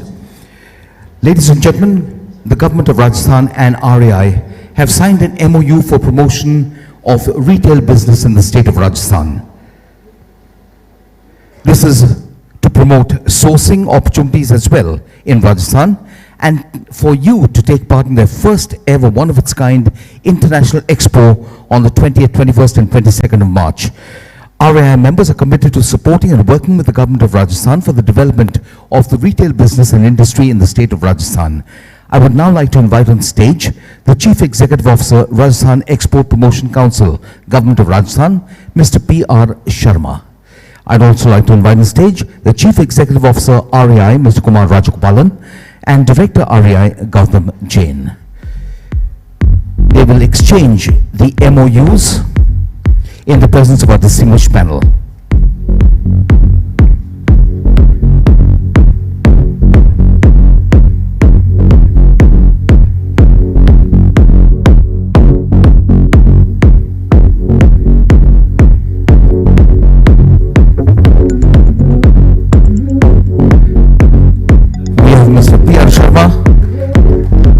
Chairman, Mr. Bijay Kurian, and Vice Chairman, Mr. Kulin Lalbhai, exchanging the MOUs. Mr. Kumar Rajagopalan, Mr. Ashwin Kasiwala, Mr. Venu Nair, and Mr. Gautam Jain. Come on, I think we can congratulate RAI and the government of Rajasthan on this wonderful, path-breaking signing of this MOU. And we would now like to present mementos to our distinguished dignitaries. I'll request the Chairman of RAI, Mr. Bijay Kurian, and the Vice Chairman, Mr. Kulin Lalbhai, to kindly present a memento to Mr. P.R. Sharma.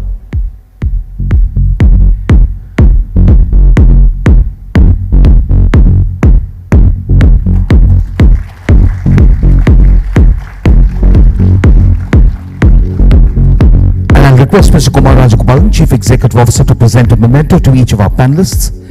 To Mr. Ashwin Kasiwala,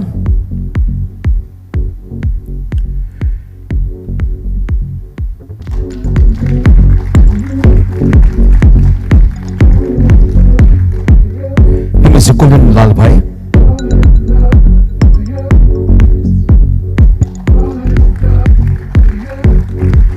and to Mr. Venu Nair.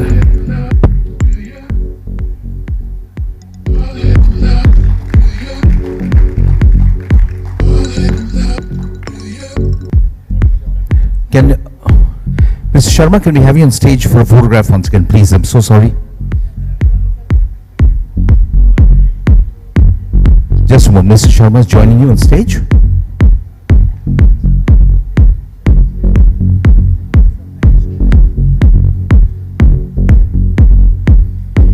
And Mr. P.R. Sharma will be here the entire day at RLS Retail Leadership Summit to meet you, to interact with you, and hopefully to have you sign up for the international exhibition that the government of Rajasthan is organizing on the 20th, 21st and 22nd of March. Thank you very much, gentlemen. A warm round of applause to each of you.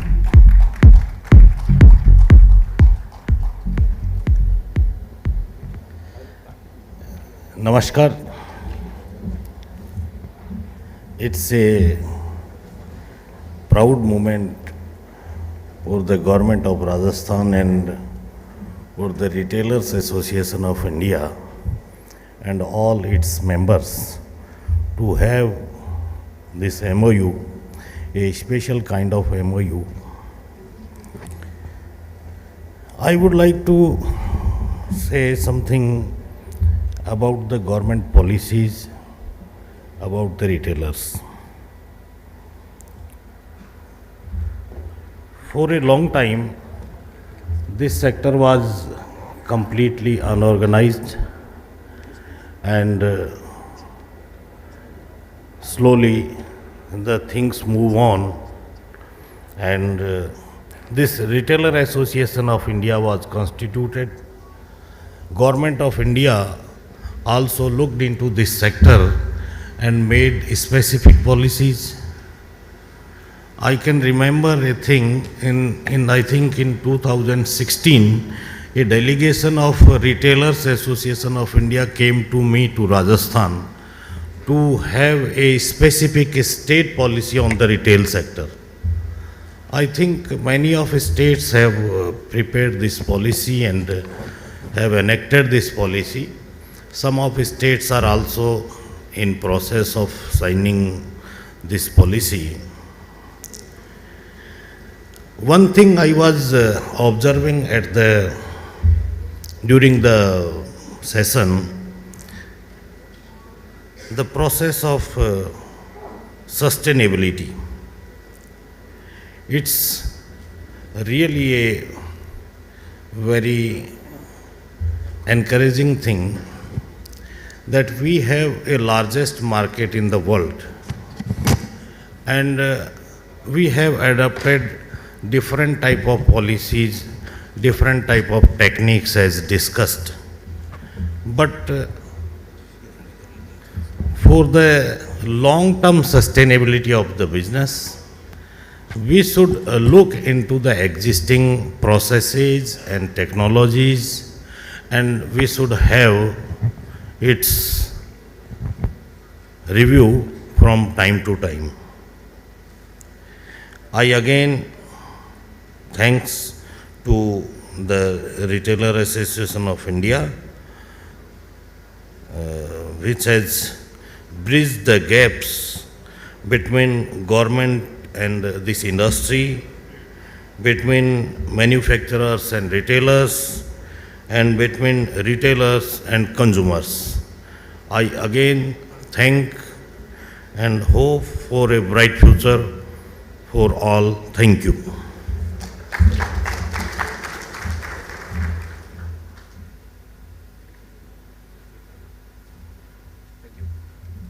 Thank you very much, Mr. Sharma. We would have loved to hear more from you, but we are really running short of time. But Mr. Sharma is here the entire day and would love to meet you and speak with you and interact with you. Ladies and gentlemen, requesting you to kindly, we are live on YouTube, so the world is watching you, the world's eyes on you, so you can also inform members of your organization. They can also join in on YouTube and follow the proceedings over these 2 days. We would also like to post your pictures on many of the following hashtags: hashtag Retail Leadership Summit 2023, hashtag event, hashtag summit, hashtag leadership, hashtag retail event, hashtag retailers, hashtag brand. There's several hashtags. Please keep posting your photographs and your comments right through the day. Ladies and gentlemen, we now have a presentation. The future of personalization is here and now. Please welcome Mr. Anup Vashist, Chief Revenue Officer, Dynamic Yield MasterCard, who will make this presentation.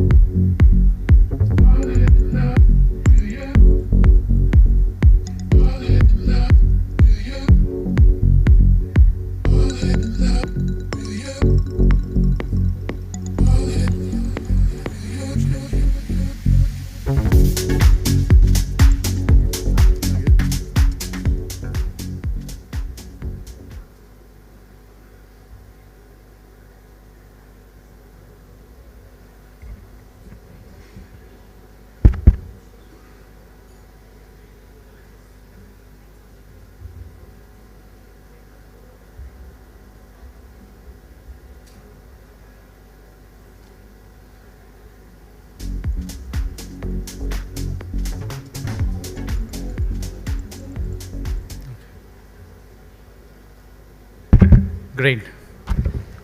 So I was really worried, more than the content, that the connection would not work even today, but thankfully everything is working. First of all, nice to be here. My name is Anup Vasisht. I'm the Chief Revenue Officer of Dynamic Yield.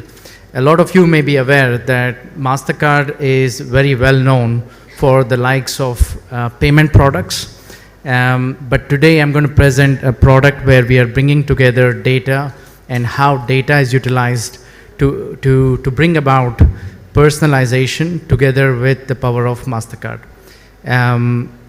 So I've spent a lot of time, so I'm based out of Berlin in Germany, so I have worked across retail companies from the west of Europe to the US, but also a significant amount of time that we work in India and Southeast Asia.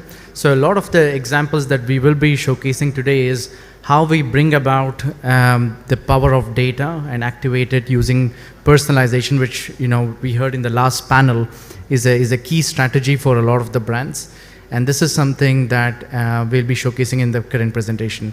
Also, to make it a bit interesting, we have tried to ensure that we showcase some real-time examples, some real-time demos, so you can actually see a portion of what we do live. This is not something that we usually do, but I think to make the presentation interesting, it would be much valuable for the folks here to see what we do live. So let's go through this. So today, if you really think about what is happening, whether it is offline retail, online retail, whether we look at apps or mobile commerce, it's really a battle for attention. So there's so many offerings, there's so many services and products that you're really competing with a lot of other companies at the same time to grab the customer attention. So you can almost think of your mobile commerce or web commerce or apps as a game of real estate, right? So you want to ensure that you grab the customer's attention, so everything that you show in the first few seconds and minutes are going to be super valuable. And that is something that we also see in the data. So when we look at the Gen Z population, whether it is in terms of the type of content, the amount of time span they have in terms of attention, everything is geared towards ensuring that they are going to spend more time or more money on companies that have better customer experience, but also on content that is resonating with them the first time they are opening an app or a website. Now this is something that's we see with more and more people that are moving into online, is mainly because of the fact that they're already used to customer experience, which is highly personalized, that focuses on customer experience more than anything. When they look at companies, whether it's the likes of Amazon or Netflix, they're used to having a very superior browsing experience, buying experience, and so on and so forth. So this personalization and customer experience has almost become the minimum criteria in order to succeed in an omni-channel world, right? This is an area that we have spent with for over 10 years as leaders in multiple areas, and we became part of MasterCard since 2022, and since then we have enhanced the ability where we can bring in the power of data into personalization. Ultimately, a lot of the AI aspects that we bring to retail is dependent on the quality and the quantity of data, and that's where we will be showcasing a couple of examples, right? Today, we already work with over 400 enterprise retail brands. In India, we work with the likes of Reliance Brands, Shoppers Stop, and a few other companies. But we do work with the likes of IKEA, Decathlon, the likes of Louis Vuitton Group, and so on and so forth, pretty much in most of the verticals across different markets. Right? One of our largest customers is McDonald's, and this is a very interesting use case that we have started to launch across the US and Europe, but also very soon also in India. So when you look at a McDonald's experience, it's truly omni-channel in the sense that in a market where the ability is there to order from them from multiple touch points, they have a drive-through, they have a kiosk in store, they have an app, and so on and so forth. So the technology behind ensuring that the content that we see in the kiosk to app to the drive-through is something that is powered by dynamic yield, where we try to recognize the customer, including at clienteling, to ensure that, you know, if there is a person that is typically coming 3 times a week to buy breakfast menu, you know, there is no point trying to push a product that is not, you know, resonating with that person. Or if the kitchen is overloaded with a particular product, there's no point pushing that product more because it will cause issues to the larger operations. So these are some of the aspects, and we will go a bit deeper into it as a next step. But today, you know, let's say the last 10 years pretty much went into testing different aspects of how AI can be adopted, how machine learning can be adopted in aspects of retail. And I think today we are at the crux where it's almost becoming a minimum criteria for companies to ensure that they're operating at scale, right? So let's have a look at some of the examples, and what I'm going to walk you through is how dynamic yield is looking at data as a foundation which is going to be available seamlessly, whether it is online or offline clienteling, QSR, digital dashboards, and how you can monetize using the data to personalize the content, offers, products, and so on and so forth. But we will just be touching upon a simple use case to look at it. So we'll come back to the deck and let's look at a live example, right? So this is an example that's from one of our customers in the retail space.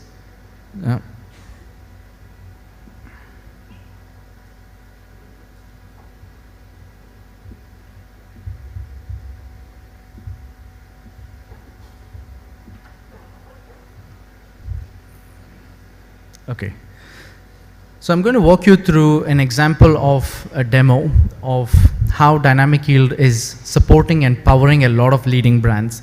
And this is an example about what's happening under the hood and how we are supporting. And again, this is a demo example, right? So let's say, I go to, Sephora, and, for practical purposes, it doesn't matter, right? Whether you're selling sportswear, whether you're selling fashion, whether you're selling home and living products, whether you're a mono brand, whether you're a multi-brand player, and so on and so forth. So when I come to Sephora, and, usually, it's my wife who is buying from my laptop. So when I come here, Sephora already knows a lot of data about me as a user. So for example, and some of you may not be able to see here, so I'm going to talk about it. So under the hood, Sephora already knows that I am a person who probably likes a certain type of product in a certain category, in a certain price point, in a certain type of subcategory, and so on and so forth.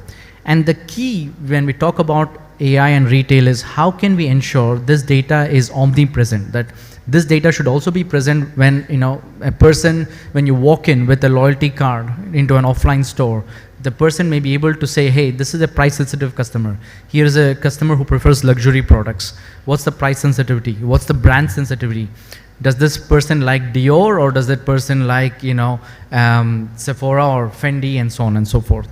And based on that, pretty much everything that you see on the website, right? So you may think that this is one version that is being seen by everyone. Underneath, what is happening is there are, tens of content, tens of products, thousands of products from which we are picking the best performing one for a particular goal for you at a time. And again, this is scratching just the surface, right? So let's say, for example, I want to discover some products that is specific to me. And at this point in time, based on the affinity that they have, they're first of all recognizing who I am based on my loyalty points, etc. They're picking my name and recommending certain products. But let's say that I'm starting to showcase intention, that I'm interested in hair care products at this point in time, right? So let's say I start to look for some other products in the hair care space, and I add a couple of products to the bag, and I start to go down the funnel. Ultimately, when you look at digital commerce or offline commerce, it's essentially a funnel aspect that's happening. So let's say I add a couple of products to the bag, and I go to the cart page, but let's say I do not make a purchase at this point in time, right?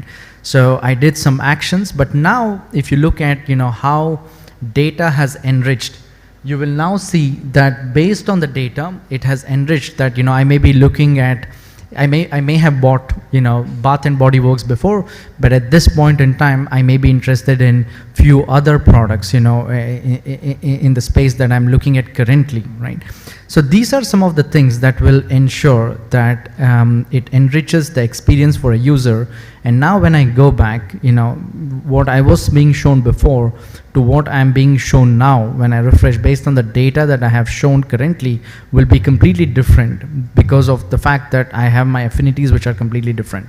And this holds good, whether you're having a footwear retailer, eyewear retailer, and so on and so forth. For example, Office, which is a British brand, when I look at the data that I have as a user, the content will show that I'm interested in certain products, let's say a certain brand, certain color, and so on and so forth. And this information is omnipresent. And that's how we ensure that the customer is treated in a unique fashion, just the way that they are treated today when you visit an offline store based on your preferences and so on and so forth. We are able to do that at scale by powering, the experience. So for example, probably there are quite a few football fans here. So this is an example of what's, potentially happening in the background, that when we look at Liverpool Football Club, they ensure that the content that is being seen at this location is really based on, the type of affinity. So if I'm somebody who has kids and I'm buying a product for my kids, then the content that would be shown is related to kids fashion. But, let's say I have an affinity for women's products, then it's the same brand that is serving content, products, offers at scale based on the affinity that is, that's something that they recognize about me. And this is something that's, just scratching the surface, because this is omni-channel, whether you go offline, kiosk, digital dashboard. For example, coming back to the presentation that we had, let's look at, what really happens, in a McDonald's store. Let's say I'm driving through the kiosk, and this is something that we are live when the kiosk is digital. It's not digital in many of the countries, but they're slowly rolling out kiosk and drive-thrus which are completely digital. So when my car is passing through based on the license plate, which is an equivalent of an ID or a cookie, it starts to recognize who I am, what I may be interested in, starts to first try to showcase the most popular products, but based on my particular buying pattern behavior, it starts to recognize I may be a user that is interested in a type of product, whether it is muffins, whether it is nuggets, or whether it's, French fries. These are some things that are pushed to certain people based on the amount of data that we collect from that user's history and buying pattern and so on and so forth. And we enhance that experience in real time, right? So if I'm a user that's coming in, then I may be seeing certain products, which is very different from the next car that goes through the drive-thru or the next person that comes through the kiosk. And the next time I open the app, based on my behavior as of today or yesterday, it starts to refresh, the kind of content that we show. And this is exactly what we do at the heart of bringing personalization to the retail group. We ensure that you're able to assess data in a real-time basis, the fact that you can build insights and use those insights to personalize every step in the funnel, whether it's online or offline. We do have a booth along with a few other solutions like Test and Learn with MasterCard. So if you do have time, please feel free to come by so we can walk you through some of these examples that we are doing with many of the brands that you recognize, and try to understand more about how we are bringing data real time for retailers. Thank you so much, and if you have any questions, we are available at the booth. Thank you. Thank you very much, Mr. Anup Vashist. Thank you so much. May I request Dr. Hitesh Bhatt to kindly present a memento to Mr. Anup Vashist. Ladies and gentlemen, we will now have the release of a special knowledge report after this presentation.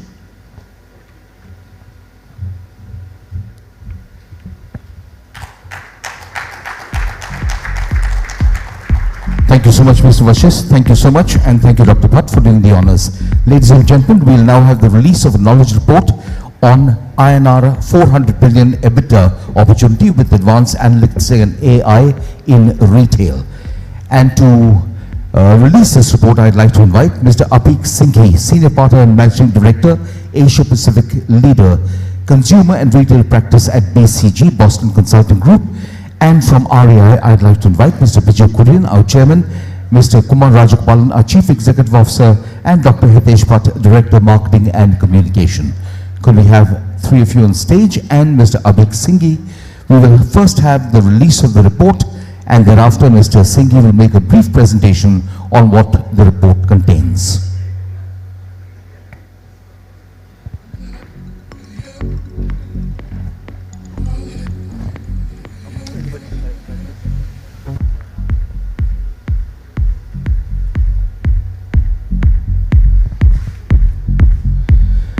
INR 400 billion EBITDA opportunity with advanced analytics and AI in retail. That's this knowledge report that's being released right now.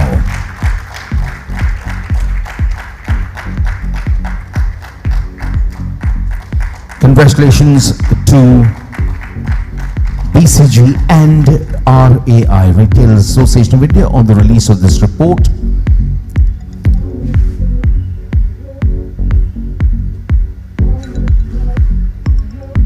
Thank you, gentlemen, and I now invite Mr. Apik Singhi, Senior Partner and Managing Director, Asia Pacific Leader, Consumer Retail Practice, BCG, to make a brief presentation.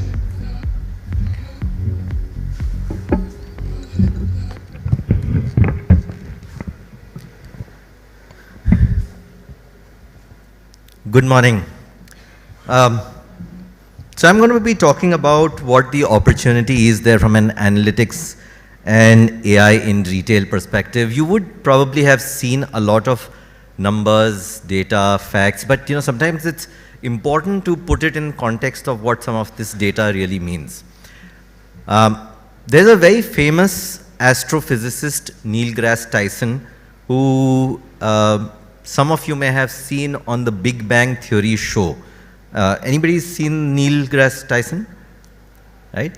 And he talks about the importance of communication and humanizing data. And there was a point of time a few years back that there was a lot of uproar about the amount of money that NASA was spending on, sending people to space, sending satellites to space. And the number which was floating around was $3 billion. $3 billion NASA is spending, and Neil deGrasse Tyson had to go and defend that. And he actually humanized it. He said, first of all, that number is going to be spent over a 7-year time period. The second is, he said, in that time period, Americans will spend more on lip balm than this, right? So just contextualizing data in terms of what we are talking about really makes a difference. So before I get into the numbers that you see on this page and sort of try to bring that to life and humanize that, I think just laying out where we are starting off today. If we look at it, of course the last few years have been tough for retail, for especially the period 2020 and 21. If you look at what has happened from a global retail perspective, I would put it still in sort of the red zone. But if you look at Indian retail, it has come into the green zone. Now, two important things to highlight, caution here, is averages sometimes are misleading. So actually, if you think about it, over the 2.5 year period, India's total GDP really came back to where it was in 2020 or so. However, one big difference which has happened is if you look at the overall GDP, roughly $2.8, $2.9 trillion, if you look at the composition of that, we believe that has really changed. And what has happened is consumption towards the top end actually has increased. Consumption in the middle is the one which has reduced. Because actually if you look at the consumption at the bottom, which is pure necessities, that has not really changed that much. What has really reduced is the one in the middle, the discretionary value equivalent part, that has come under pressure, while the top end of the segment actually has grown. That's one part. The second is if you manifest that in terms of geographies, categories, etc., you would find that when you talk to retailers across different categories and segments, you hear very different story in terms of how the business is growing. So while on an average it has been back in the green zone, if you look at the average view, there are parts which have actually got into greater deep, greater green, while there are some which are in the amber zone. Now, the one thing which has happened over these last 2.5, 3 years is a continuation of something which has been happening for the last few years, which is the importance of data, the importance of what are the enabling technologies which actually make the data processing better, faster, and more relevant for retailers. A few years back, and actually more than close to 20 years back, I was having a conversation with the then person from ICICI Bank, Nachiket Moore, and he made a very interesting observation. He said, actually, you know, many of the retailers in India use biometric technology. And I was surprised. I said, you know, really? He said, yes. When somebody walks into a store, in a small shop, the retailer actually uses his vision, uses his hearing to figure out who the customer is, then uses his central processing unit to figure out what has happened and gives a personalized offer, right? So you actually see that both the data capture as well as the translation of that into a personalization offering was something which has been happening. What has really changed is, rather than it being decentralized and being driven by individuals, how do you actually build that knowledge capability centrally and then are able to execute it in a decentralized manner? That's really the thing which has happened. Now, again, contextualizing some of this. So if I was to tell you that by 2025, estimate is that we would generate about 150 to 175 zettabytes of data, I would get a blank look. What is a zettabyte? It is a trillion gigabyte. Again, you know, the human mind is not able to process this much information.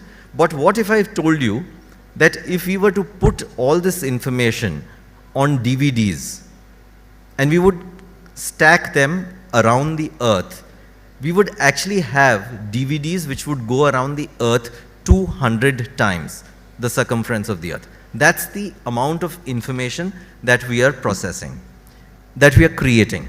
And we actually, interestingly, now have the ability to process that information as well. And we have examples of what retailers are doing in order to process that information. If you look at this curve, you know, what you see at the bottom left is just in terms of what happened, moving to why it happened, and then in terms of what could potentially happen, and we are climbing across these steps as we move ahead. Now, is it ideal that we move to the last stage, which is please do it for me, which can lead to unintended consequences, or should we stop one step or two steps before that? The work that BCG has done actually indicates that depending on where we are, it actually may make sense to keep oneself to the left of this page, bottom left, or to the top right. And there have been multiple examples that you will see in this report that we have come out, which is in detail. I will not go through in depth of that, but there are multiple use cases which we have seen retailers across categories, across geographies use in order to improve their top line and bottom line. When we were thinking about what the report should be, what the title of the report should be, actually the way we thought about it was it should lead with value. Retailers at the end of the day are a business, and all of the AI analytics, etc., that is being done is in order to create genuine value both for the shareholders and for the customers, which is there. And we believe that the opportunity which is there is close to 400 billion rupees incremental EBITDA. 40,000 crores incremental EBITDA is the opportunity, a combination of margin and growth which can get unlocked. The interesting thing is, how does this growth get unlocked? How does this value get unlocked? Is it just because of the magic of the data analytics, or is there more to that? One of the things that we found that in most analytic projects, it's less about the data, algorithm, and so on, which is 10 and 20%.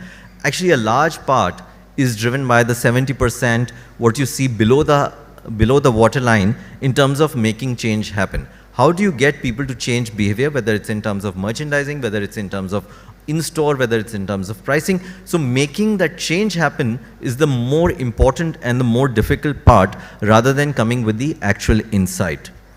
An experiment that my team also did was to say, what if we actually have this report written by AI chatbot? And this is the actual example that you see, that you, when you ask chat.gpt to write a report on Indian retail, at the first level, you may actually find that there's nothing wrong in what has been written. And that's exactly my point in terms of when we think about making this happen. At the first level, it is easy to say that let's use data to actually make some of this happen that we were talking about. But the 70% is the one which is difficult. I'll just give one example. We were working with a leading fashion retailer in order to come up with what should be the designs which should be sold next season, designed next season. The first part of the experiment was to say, actually let the data come up with its own answers. And lo and behold, between pilot and control, you found that what was being designed by the designers and merchandisers versus what the AI was recommending, the AI was better off by about 15 to 18%. The sell-through rates were better. But then we said, what if you combine the human and the AI together? So what we did was, the AI actually generated the options, but the final selection was done by the merchandisers and the designers. The result was a staggering 43% improvement in the sell-through rates. So how do we get the right blend of the analytics, of the data, and the human side is an important consideration as we think about what should be the way forward for analytics in retail. And then some success factors, looking at both what companies which have done this well and not so well, what are some of the things that come out. What you see on this page, I think going a big, bold move is fraught with danger. So taking a test and learn approach makes sense. Pilot control, the kind of things that I was talking about. It is sometimes easy to think that this can be outsourced to somebody. And despite the fact that we actually end up doing this with some of our clients, we believe it's important for companies to build part of this capability in-house rather than outsource it to anyone. So what are the capabilities to be built in-house? The single biggest driver of success or failure of this is actually the top management conviction, sponsorship around the same. So if there is one advice that I would have is, if your senior team, if your CEO, if your founder is not convinced of the need to do this and is not backing this 110%, actually don't go down this path. But if and when you go down this path, think about what can be done in order to really capture this opportunity which is there to drive value for you and your business is something to think about. Really, let me just end with one note. Over the last so many years that I've been a part of RAI, I think there are some things which have been consistent. I think there has been one consistent theme, which is just the conviction around India. And if at this point of time we don't have conviction in India, I don't know when we would have. The second, I think, is the ability to think about new and different things as we think about the future. And when I was thinking about today's session, the one reflection I had was, it's not as if what we talk about every year is dramatically different from what has been talked the previous year. But if I look at what was talked about 10 years back versus today, there is a big difference. So if you look at just every year, it's not as if there is many new things which are coming out. But if you look at how far Indian retail has moved over the last decade, over the last 2 decades, it's really a lot. On that note, I wish you all the very best for this year, and hope that all of you get your fair share of the 40,000 crore opportunity.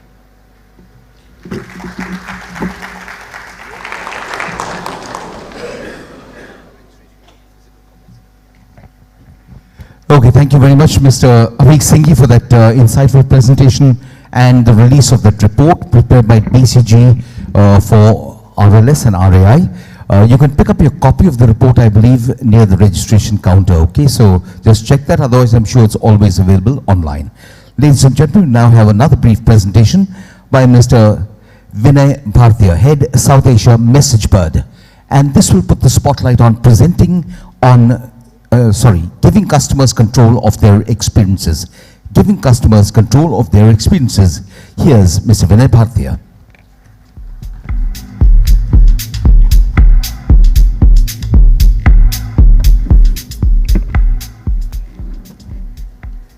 Morning. Let me set up. Awesome. Good morning, friends. Morning, Bombay, Mumbai, and good morning, India. Where's the energy? I mean, come on, it's still just about 12. We have an hour for lunch. Where's the energy? Can we, I learned something last time in Delhi. Can I have everybody put up their hands? All right, and when I say 1, 2, 3, in a deep breath, say yes. Okay, 1, 2, 3, let's go.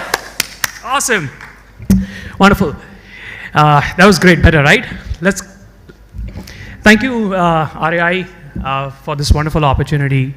And I think it's going to be a fantastic, another retail leadership summit. I'm here to at least share with you what we think, how do we give back customers control of the experiences. So let's get started, right? The world around us talks a lot about customers, the engagements. I remember in the previous forum with RAI, I spoke about, let's not talk about businesses, let's talk about customers, that is us. We're also customers of products and services. We have various engagements, various experiences, various expectations from businesses. But before I get there, if I had to take 2 steps back and ask or understand, what is this world now? Or if we have to define this world in one word, how would we define it context to the customer and the business? I think what we say is the world of now. Instant gratification, real time. Whether you get a promotion, you want to buy it, whether you're communicating, whether you want to commerce, you don't want to be on the line waiting for 7 minutes for somebody to answer your query. The world we live in is the world of now, real time, instant gratification. And that's what the customer expects. But why so? Why has it changed? Oh, what has changed? Let's go back to our customer. We're super smart now. We know what we want. It's no longer a problem. We know where to get it. We know how to get it. The expectation that has changed is, okay, we wake up, hey, I want this, I want it now, let's go and get it. Whether you're cooking something, or you want to buy a grocery, or you want to eat a pizza, or you want to travel, we start living in the world of now. So what has changed is the customer. And it's at the impatience which the customer has in order to get what they want. So how do we keep up? And is the challenge for businesses and brands in keeping up with that? So I'm going to walk you through a few slides, but before that, I'm going to show a very interesting slide. What is traditional customer experience and how has that changed? So in the entire life cycle of a customer, from marketing, awareness, consideration, commerce, and obviously customer service support, I can see a lot of smiles and faces just by that picture. The fun is still going to start. So can I have the audio, please? Welcome to ABC Cart. We thank you for your call. To know your order status, press 1. To reschedule your delivery, press 2. To place a new order, press 3. To know this and that, press 4. And it goes on and on and on and on. Finally, to speak to an agent, press 9. Thank you. Your wait time is 453 minutes. So that brought smiles, right, and grins, and we've all been both as a customer and business, either on the receiving side, or we're trying our best to reduce this and investing technologies, resource, people, solutions to address this as a business ourselves. So what are businesses doing, or what we as MessageBird are helping? I'll give an example with Aramax. COVID, a very unfortunate event that has happened around the world, saw a surge of direct-to-consumer orders. And Aramax, obviously being one of the key logistics companies, they had massive call volumes. We were able to automate for them simple queries on where is my order. We all ask that. Can I reschedule delivery? If I have to go and pick up my child, can I reschedule the delivery? We were able to automate 500,000 of those via WhatsApp monthly, increasing their agent productivity 2.7x. So that's just an example of a customer service use case. Imagine marketing. Imagine you put an ad on Instagram and somebody wants to buy. You're there, they want to buy it. So I think a lot has changed. So let's not look at the customer, right? And let's look at ourselves instead. This morning, trying to book an Uber, I was trying to time perfectly, thank God. It's 10, 15 minutes late. Uber said 14 minutes. I'm used to or thinking, can I book an Uber? I'll get the Uber now. Versus it telling me 14 minutes. You're trying to get your favorite pizza or biryani, we're challenging 30 minutes, 20 minutes. There are apps that are saying groceries in 10 minutes. Different, they'll charge, not charge, that's a whole different. So we're all now all of a sudden saying, I want to cook something, I don't need to cook later, I'm just going to go ahead and order then, get it now and cook. Booking your favorite holiday, we all look for deals, and when we get that deal, we want it now because we know 2 hours later, it's not going to be available. So I think everything has changed. Instant gratification. What we used to call as instant messaging is actually now become communicating. You're having a conversation, you're doing commerce, you're doing customer service support, you're doing a lot of communicating, just not messaging. As you and I would do with friends, we're doing that with businesses, and we're doing it now. In fact, funny thing, WhatsApp is actually a verb. We say, I've sent you a WhatsApp, and the double blue, that's like a ticker. My daughter, when she sends me a WhatsApp, and she's only 12, and I know there is debate whether she should have it or no, but she actually tells me you left me at red. And imagine, and customers, when we call or send an email or send a message, we have the same feeling that, hey, I sent you, I haven't got a response, whether you want to buy a product or service. So I think impatience is the virtue. What's going to define a good experience from poor is how do you address this customer now? Friends, this is running across the entire customer life cycle. So I doubt anyone is going to be happy here waiting 14 minutes for Uber or 453 minutes on a contact center line. I'll give a few more examples. A leading restaurant with multiple outlets actually increased sales 4x by being in the channel where the customer was present. We all have a habit of picking up a phone. I do, it's not good. In the morning, check my WhatsApp, check my Instagram, check my social media. That's where we see product and services, things that we sell. And the customer sees it. Give him the opportunity to buy it there, transact there, engage with you there. Right. Can you kind of make a guess of what this slide speaks or depicts? I'm sure a lot of parents here in this forum, parents. Lovely. I have 2 lovely daughters, 8 and 12. And for me, that's my life. They think they're my parents. I mean, and we all would agree, our parents thought we were their parents and our children think, they are our parents. Why? So I want to use this slide to actually draw an analogy between the customer and the brand relationship is like a child and a parent relationship. Today, most would agree, our children don't come to us and say, I want this. They know what they want. They know where to get it from. They've done all the research. The question on the dining table is, can I get it now? That's all the children ask. Can I get it now? Dad, can I get it now? Mom, can I get it now? Can I go now? Can I do this now? And that's what the customer is asking us, that I'm ready to buy, can I buy it now? Where I am, not you asking me to go 7 clicks down 3 pages on a website or driving 100 kilometers or 20 kilometers to a store. Be there everywhere, but you need to be where the customer is. So I think giving customers control of the experiences, making it easy for them to talk to businesses as friends is absolutely going to be important.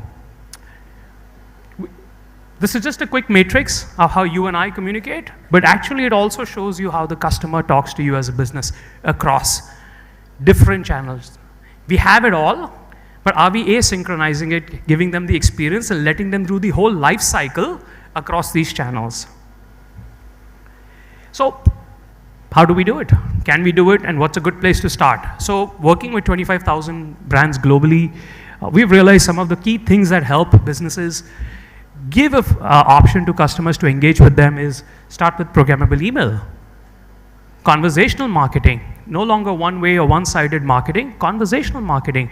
When you send a message of a promotion or a coupon or a deal, your intent is to drive intent of purchase or consideration. Give them the option to start there. Why come to the website, come to the store? Make it conversational marketing. Somebody may have a product question. I had a product question when I wanted to buy a shoe. Is a particular size available at the store? I didn't want to wait till 11 a.m. till the store opened to get an answer to that question. If I got that question, I would either buy it online or straight go to the store to pick it up, right? My mind is made that I want to buy.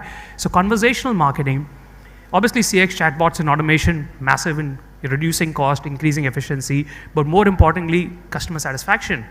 If I just want to know delivery status, I don't want to wait 453 minutes. I want just simple question. So this last couple of minutes, the timer's up, so give me a minute to wrap this up. As MessageBird, we work across the whole spectrum of channels, which means wherever you are as customers, not as businesses, we're present, because I wake up and I open most of these every day.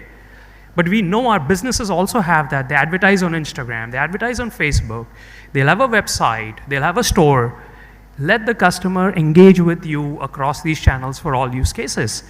From marketing to obviously account security. That's just a little slide of logo, working with top leading brands, solving some of the use cases. I'll skip to the next one. So there are four solutions, ready to use businesses to start up and running. It's a simple DIY model, but more importantly, we're happy to engage with you to understand what are the challenges your customer faces, how can we address that, and then obviously help you help your customer. Thank you.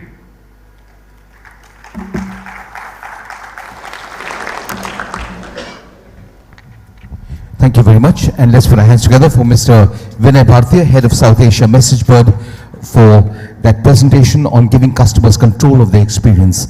And if that was what our last presentation was on, we take it to the next level by driving differentiation in retail with personalized customer experience. And to make this presentation, we have Mr. Pranav Ahuja, Chief Executive Officer of Zeno. May I request Pranav Ahuja to kindly come on stage and make the presentation on driving differentiation in retail with personalized customer experience. Over to you. Hello everyone, I'm Pranav, the founder and CEO of Zeno. How many of you here have heard of ChatGPT? A quick raise of hands. Almost everyone in the crowd. And before this presentation, how many of you had heard of Zeno? A few hands. I hope to change that by the end of this presentation. But on the note of ChatGPT, right? I was like, instead of writing a joke myself, why don't I ask ChatGPT for a joke I can tell on stage today? So I asked ChatGPT, and here's what it came up with, right? Only pun intended. Indian retail customers are harder to please than mother-in-laws, right? I didn't come up with this, ChatGPT did.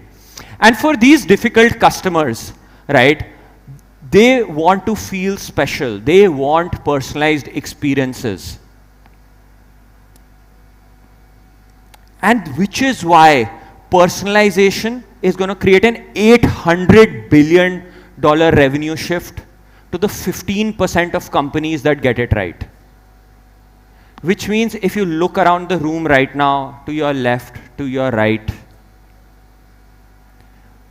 2 out of 10 people are going to get personalization right. And they're going to get a share of revenue from the other 8 people who are not going to get it right.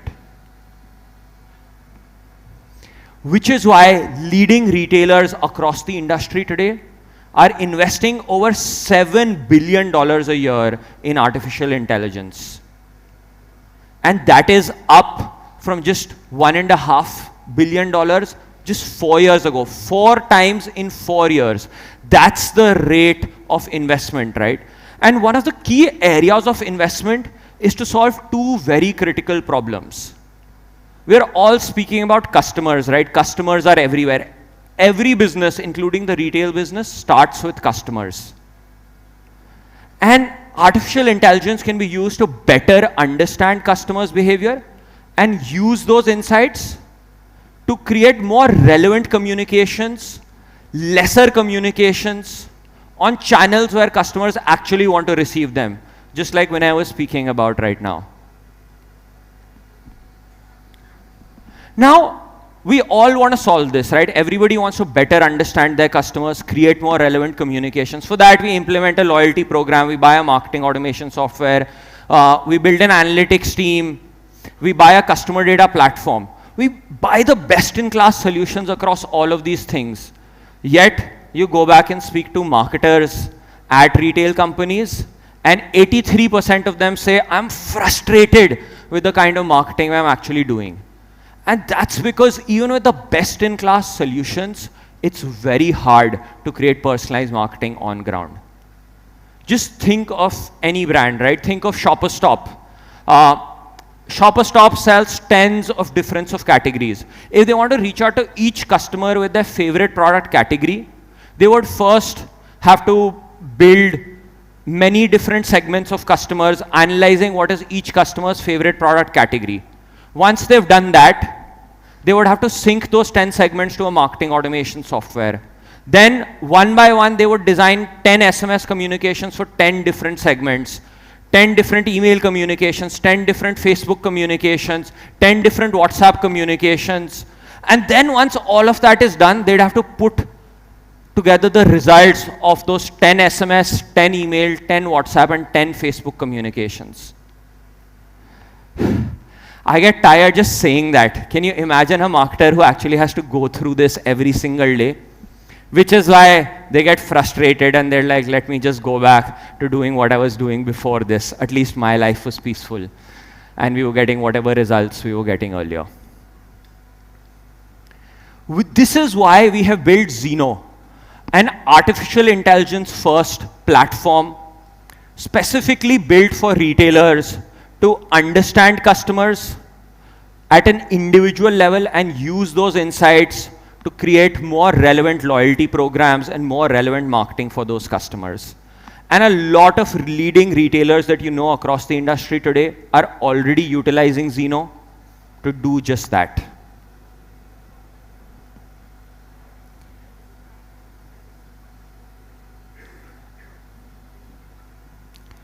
Now I'm going to walk you through some examples of what certain retailers are actually achieving with Zeno. So take Veramoda for example. They analyzed their customer base and created personas at an individual customer level, identifying customers at Netflixers, fashionistas, casualers, and discount seekers. And then reached out to every individual customer with communications that are relevant for them. Right? In just a singular campaign, they created over 8 unique communications, and across the entire bestseller group that owns Veramoda, that led to a 40% improvement in performance over everything that they were already doing, right? You take into account Me and Moms. Using a customer's product purchase pattern, they were able to identify what stage a mother is in, how old is the baby even born yet or not. And then using those insights, they were able to reach out to customers with more relevant communications basis on their own life cycle. And this led to a 26% contribution to their repeat sales and an over 50x return on investment. Look at Chumbak. Chumbak analyzed every individual customer's behavior, identified their favorite product category, their next best product subcategory. They looked at, hey, if you are buying this and this, what are you likely to buy next, right? Just like what happens when you go on Amazon. And using those insights, they created over 10 unique communications per campaign. And this led to over 27% incremental revenue and a 74% improvement in the number of customers that came back from every marketing communication that they ran through Zeno. Just let those results sink in. right? And in fact, those results are on the table in front of all of you right now. There is a Zeno card, and you can have a look at the results for not just these brands, but many other brands that they've achieved through Zeno, right? So today, customers are different, customers are everywhere. And if you want to deliver customers what they expect in 2023, we've built Zeno's platform, which has been born in the age of artificial intelligence, just for that.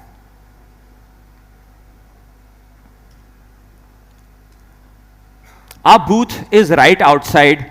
If you'd love to know more about how top retail brands are using Zeno to maximize their repeat sales, better understand customer behavior, reach out to customers with more relevant communications, come talk to me at our booth, and we'd love to walk you through the results and experiences of other brands with Zeno. Thank you so much. I'm Pranav, and I hope you all know Zeno a bit more now than you did 10 minutes ago. Thank you very much. Thank you, Pranav, and thank you for telling us about Zeno. I know a little more. I know it's pronounced Zeno and not Zeno. Okay. Yeah, thank you. Ladies and gentlemen, we now have the release of a knowledge report. We now have the release of a knowledge report. India Retail Real Estate, revived, reshaped, and reinforced. I'd like to invite Mr. Pankaj Ranjan, Chief Operating Officer and Joint Managing Director, Anurag Retail.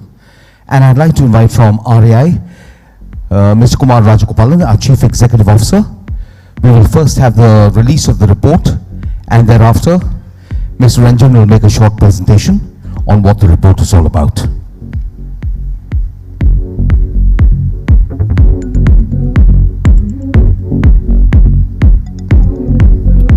India Retail Real Estate, revived, reshaped, and reinforced.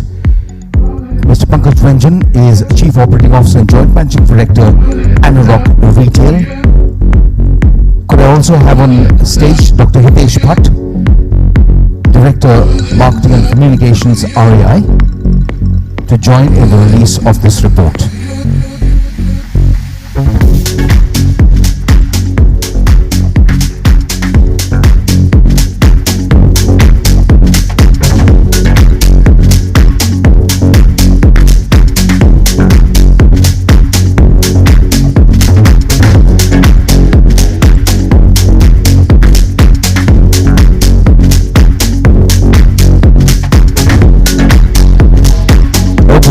There we are, the release of the report on real estate, revived, reshaped, and reinforced with respect to the retail industry in India.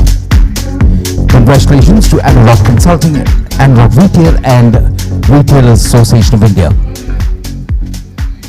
And now we have Mr. Pankaj Ranjan to make a quick presentation on what the report is all about.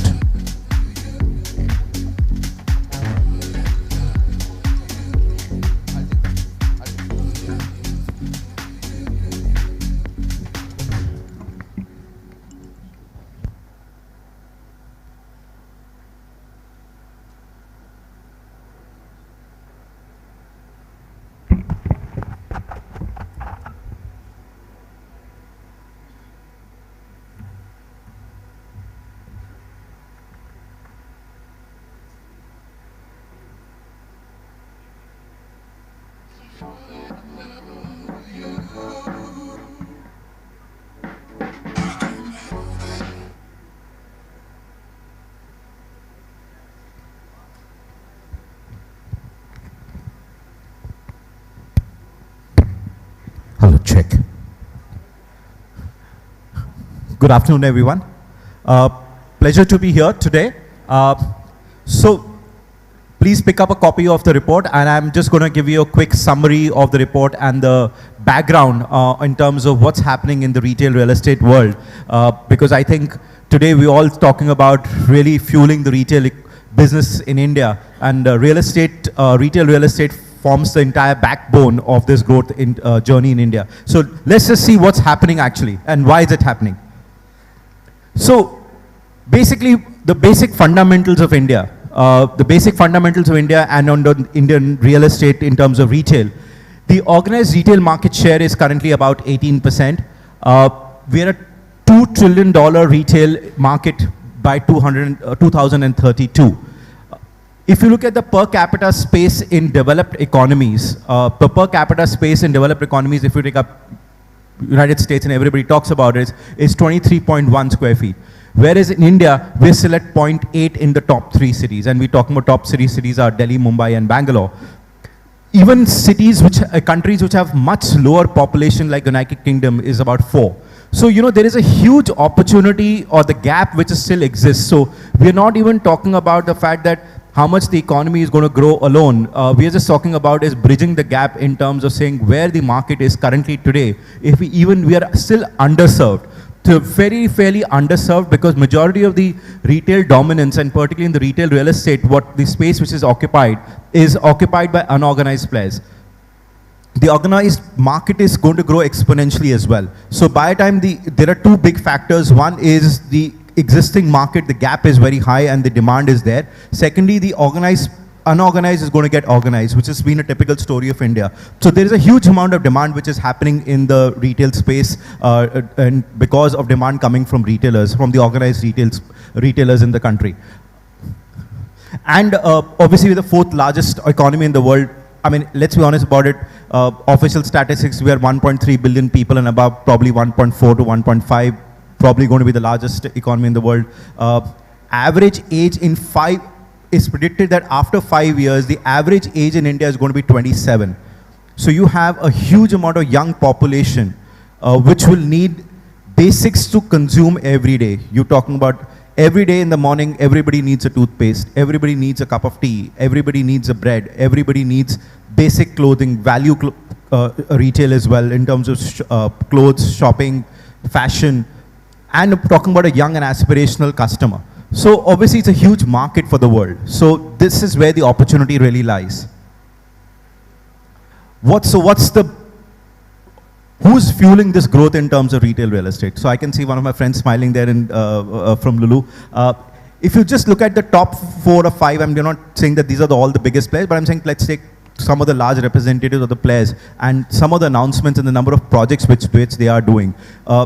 The last we saw the investment in the retail business was pre-global financial crisis. So the pre-Lehman Brothers global financial crisis was the first big-time investments which had happened in retail. So it was the era between 2004 to 2008 was a big-time investment which happened in retail.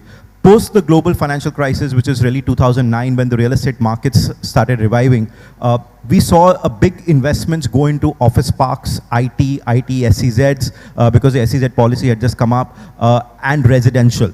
Retail was never a big foray of big real estate investment which went in.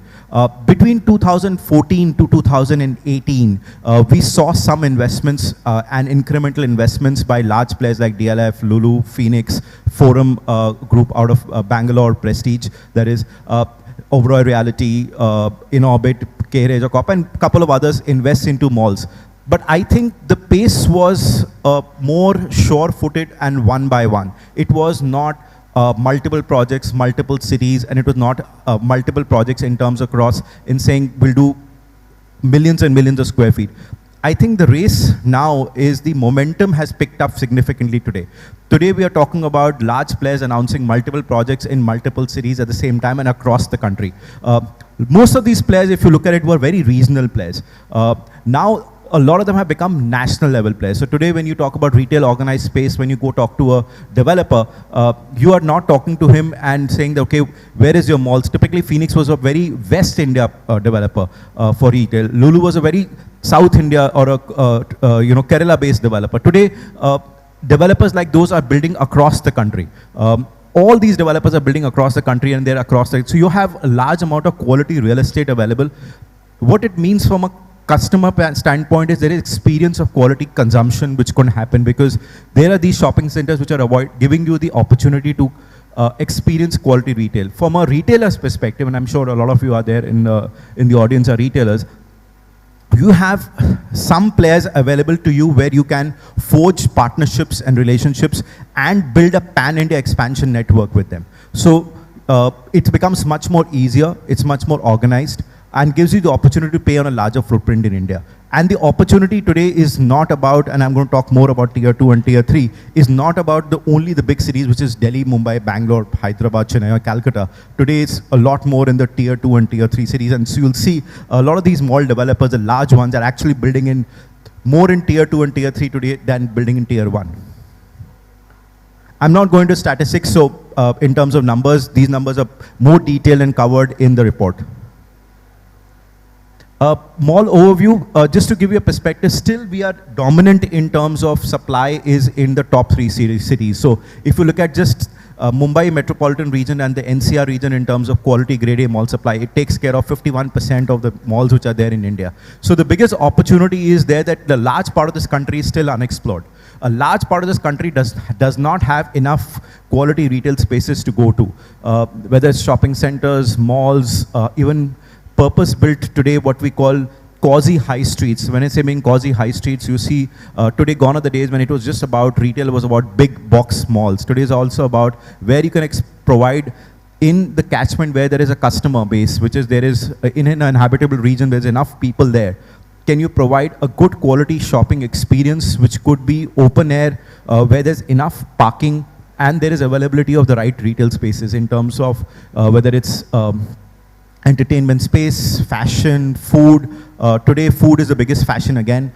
Today more people are spending time eating out much more often than they are doing at home. Eating out is now 2 or 3 times a week. Earlier it used to be selectively once or twice a month. So there is, the opportunity is now growing, is there in much more in other cities as well. But obviously the demand is led by the larger cities. Vacancies are at an all-time low in high-quality malls. It is sub 10%. So if you look at it, it's currently 6% in tier 1 malls. It is sub 10%. And this 6% is also there because probably some retailer is moving out, another retailer has not taken possession and is yet to start fit out. So, and typically we say that up to 10% vacancy is part of the process. So it's not something we call as vacancy because there's empty spaces. It's a transition space. So really we are talking about right now in the retail space in terms of tier 1 malls or good quality malls in the large cities with good developers. They're really running neck to neck full. In fact, probably they will have a pipeline of retailers waiting in line to get spaces as well. So how is the stock principally distribution in terms of where the retail stock currently is? If we look at tier 2 cities, so these are the really what we're saying, few of the tier 2 cities, these are not all, but just to give you a flavor in terms of where the growth is happening. So the growth is happening in cities like Ahmedabad, Chandigarh, Lucknow, Cochin, Indore. Lucknow, 2 very large million square feet plus malls built by 2 national developers, one is Lulu and one is Phoenix, opened up. Rentals have increased by 14%. If you look at average India, the rentals in good quality shopping centers and high streets has increased by more than 15%. Purely because, not because there is demand. Yes, there is huge demand, but there also is that this demand is there because the retailers there are able to make returns to sustain those rentals. And there's a lack of quality space. So it's because of these 2 or 3 reasons that the rentals are increasing. We think the rentals are stabilizing, but will continue to increase in certain micro markets as we go by, and obviously low vacancy levels. Some cities like Indore and all have also seen higher rentals by about 25%. So average India in terms of good quality tier 2 cities have also seen incremental rentals between 15 to 20 to 25% as well. This is very truly representative across the country. As I said, some micro markets and some markets may behave a little differently, but this is more of a general representation in the top tier 2 markets in India. We will see about 5 million square feet of supply coming up in tier 2 cities in the next 4 to 5 years. What we think is realistic. Obviously, there is a lot more planned, a lot more announced, but what we always say that what gets announced and what's planned doesn't necessarily come up because lots of projects don't get developed and completed because of various issues. So we're saying realistically itself, we're saying 4 to 5 million square feet is going to come up. What are the top retail trends? With 94% occupancy, as I said, this is probably the best occupancy you'll ever get. And in 2026, there'll be 25 million square feet of retail space which is going to get added. Post-pandemic, the sales have increased. So it's not only rentals have increased. Every retail category which you talk to has shown a double-digit, higher double-digit growth of, in terms of compounded rate of growth. Post-pandemic, we saw 15-20%. Now we are again seeing 15-20%. So the last 2 years, we're seeing about 20-25% growth of sales, which has happened across categories. Some categories have done extremely well. Initially, electronics did very well. Beauty did very well. Home improvements did extremely well. Now, F&B, premium fashion, premium dine, premium fashion is extremely showing great robustness. Cinemas was slower because obviously there was an impact, and cinemas opened the last post-COVID. And secondly, also the quality of content available in cinemas was not there. But today we're seeing quality of content being available is better. The cinemas are showing promising numbers as well. So overall, there is a robustness in the entire industry overall, in terms of the overall, when we look at the entire retail fraternity of each category, and we pick up. And so some segments are growing faster, some are, but every segment is continuously growing, and each of them are more than 10 to 15% growth, which we've seen in sales. One more also trend which we have seen is post-COVID, when the e-commerce business started settling down and people started coming out of their homes to start shopping. A lot of the online brands started opening retail stores. So when we kept talking earlier, we used to keep talking about omni-channel. It was all about brick and mortar retailers going and opening online channels. But now it's become completely fungible. The online retailers are also opening stores. I'm not talking about marketplaces, but I'm talking about online retailers like Mamaearth, for example, which are really specific brands. They are opening a lot of stores. So today it's a lot more journey, because everybody realizes that the customer's journey is, you don't know where it starts and where it ends. Secondly, you have to capture the mindset of the customer, because he's willing to come out of their homes to come and shop. So you could call it fatigue, you could call it, reason is that you have to be in the face of the customer. So it's also, online is also showing growth in the brick and mortar business as well. The big other news is, earlier one of the biggest challenge was capital in retail. Raising capital had got solved because the well-capitalized developers were building retail, whether it's Phoenix, DLFs, Rahejas and the others. They all had a challenge in terms of what to do after we've got it built and we've leased it. How do we exit and monetize those assets? How do we sell those assets? So the first REIT, which is hopefully should in the next 2 or 3 months will get listed, which has already been filed by Blackstone, which is the largest owner of shopping centers, along with Select City Walk, which will be a portfolio about 18 to 19 malls, which should have got listed in by somewhere between the next 2 or 3 months. So that will be the first exit as a portfolio, and will be available traded platform for retail shopping centers. So that will happen very soon. It's already been filed with the regulator. So hopefully we should see the first big exit and a new way of exiting and raising capital, or liquidating, monetizing these assets will happen. Outlook, we continue to believe that this will continue to grow significantly the next 3 to 5 years. We don't see any blips in that journey, purely because of the fact that the consumption continues to grow. Secondly, the consumption has gone beyond the tier 1 cities. It's a lot more tier 2 and tier 3 cities. There are a lot more quality retail destinations. Today, retailers are not dependent on saying that I want to go to those big box malls. They are willing to go and experiment and put up stores in high streets, or office buildings where retail has got frontage on the main road, and as long as there's a customer base, they're willing to do that. So they're looking to take more bets which are more open, which is not very closed-ended, saying I will only go to a mall. We're saying anything where a customer is willing to come and I can provide him the experience, and the customer feels that there is an opportunity, or there is a space or an ecosystem which exists for him or her to be there. They're willing to come there. Thank you so much. Please feel free to pick up the copy of the report, and we're happy to answer any questions. Please feel to email us. Thank you very much to Mr. Prakash. Pankaj Ranjan.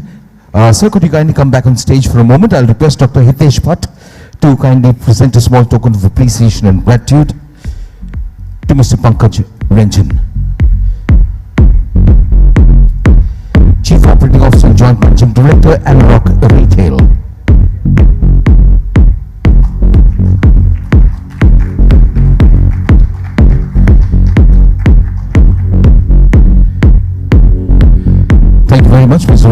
Thank you, Dr. Bhatt, for doing the honors. Ladies and gentlemen, we now have a presentation on Apna, impacting the retail growth story.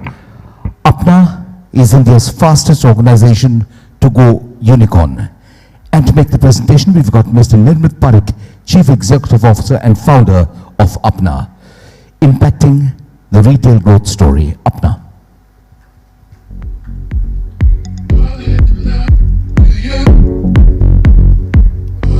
See the clicker.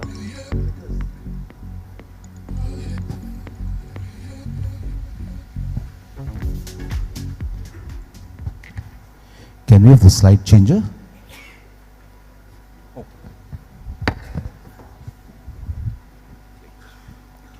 This is right. Hello. Hi, I'm Nirmit. I'm founder and CEO of Apna. So, the retail industry contributes to 10% of India's GDP. And for doing that, it also employs 35 million people of India's workforce. Now, the report says that by 2030, retail industry is going to contribute to 1.3 trillion of India's GDP, and for that we will need to add 25 million jobs in retail by 2030. So 25 million jobs is nothing but it's like population of Australia. So in the history of retail in India, we have added north of 35 million jobs, and now we have to add 25 million jobs in the next almost 6 to 7 years. Now that is going to be very interesting. Now, the challenge is, it is not the problem of volume. You might find 25 million people, but this 25 million people also need to be relevant to your brand, because they are going to be extension of your brand. For example, whenever I go to any retail store and I go and interact with the first employee there, that is where I start building the perception of the brand. Or if you are, say, an online store and I'm interacting to somebody around customer support, the conversation I'm having, the way the conversation is getting handled, again becomes the extension of the brand. So the relevance is going to be very important when you go and do this 25 million skill, when you go and hire 25 million skilled people. Now the question is, I know a bunch of you are big retailers, so let's see where we are going to be. I'm just going to put a quick 2x2. If, of course, nobody wants to be here when you are hiring low relevant candidates and low volume. Now, there are a bunch of offline solutions and online solutions which will provide you, say, low relevancy but high volume. That is definitely going to impact your top line. Now, the other option is you go to a lot of offline solutions which will give you high relevancy, but again the challenge is going to be volume, so that's going to impact scalability, and of course it's going to impact. Finally, you want to be here, and this is where let me introduce Apna. We are going to be the partner that is going to help you be here. So how? So what is Apna? We are India's fastest growing, largest jobs and professional social network. Today we are 3 years old. We have 31 million users. No, that was last week. This week we have 35 million users. By the end of the year, we will be north of 90 million users. That's the rate at which we are growing. That means we are going to be the biggest jobs and professional social network across the country. You put all the other platforms put together.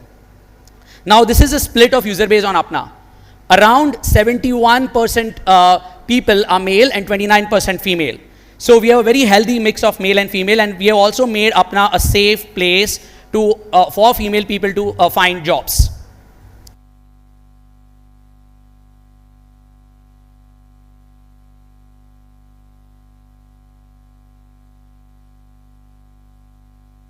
Strong presence in tier 2. If you see across tier 2 and tier 3, we have north of 15 to 16 million people on the platform today. At the same time, when we look at freshers and experience split, so let me just talk about freshers first. So, if 10 freshers graduated last year, 7 of them are on Apna today. And by the end of the year, next year, we are hoping this number is going to be 9 out of 10. Social network. And let's look at the experience split. So this is how our experience splits looks. We have 10 million people across sales and marketing, FMCG, retail, manufacturing, telecom, similarly 8 million telecalling and customer support. And by the way, all these people, when they come on the platform, we go verify their skills. And that is why we make the most relevant hiring happen. So let's talk about the 3 top features of Apna. The first one is hyperlocal. A lot of times when you're hiring for a retail location, you want somebody who stays within 3 kilometers, 5 kilometers, 10 kilometers, because that is where majority of attrition happens. And what Apna does is we allow you to go and configure from where you want to go and receive your applications from. That means your hiring is very perfect when it comes to location. And of course, you can do national or like state level hiring also on Apna. The next one is relevancy. We take a lot of pride on the relevancy features which you have built. We work across 3,000 plus skill tags. And if you look at the permutation combinations of skill tags industry, it kind of comes down to north of 100,000 permutation combinations are possible. And whenever you go and select a specific skill set, you will see automatically the skill tags will adapt to what you're looking for. And as you start hiring Apna, more and more, we also realize, okay, for this brand, maybe tier 2 candidate is more better than a tier 1 candidate. Or say a female candidate is more lower attrition than a male candidate, then we will help you to also generate those insights, and that will be directly fed into the AI algorithm. Let me talk about speed and volume. Now, whenever people talk about relevancy, the speed and volume is what takes a hit, but that is where Apna becomes special. Because on Apna today, north of 120 unique interactions happen every single minute. We process north of 15 to 20 million leads a month, and that number is going to be 40 to 50 million by the end of the year. So we work with almost 400k plus recruiters, small medium businesses across the country, and these are some of the brands which we work with. And the idea is how can we together basically help retail achieve its goal. And folks, I know hiring is not super cool, but today I was having interactions with a bunch of people, and when I asked like what are your top 3 problems, somebody said efficiency, somebody said cost control, somebody said distribution, and when we double click, why, and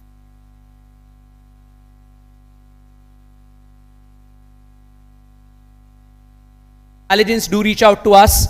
We work with custom-made, tailored solutions for you. So it is not going to be one size fits all. We'll work with custom-made tailored solutions for you, and we'll take 72 hours of your team to go and design the hiring solution.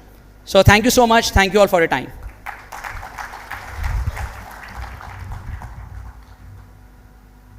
Thank you very much to Mr. Nirmit Parikh, Chief Executive Officer and Founder Apna. Ladies and gentlemen, we now have a panel discussion which will put the spotlight on building powerful retail brands, implementing your unique value proposition. It's my privilege and pleasure to invite our distinguished panel on stage. He is Director Marketing and Communication, Editorial Director, Storai Magazine, Retailers Association of India. Please welcome Dr. Hitesh Bhatt.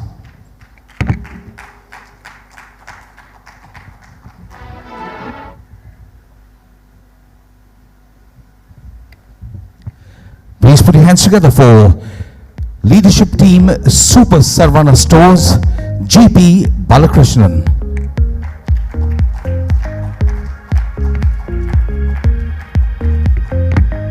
A warm welcome to the Managing Director and Chief Executive Officer Bata India Limited, Gunjan Shah.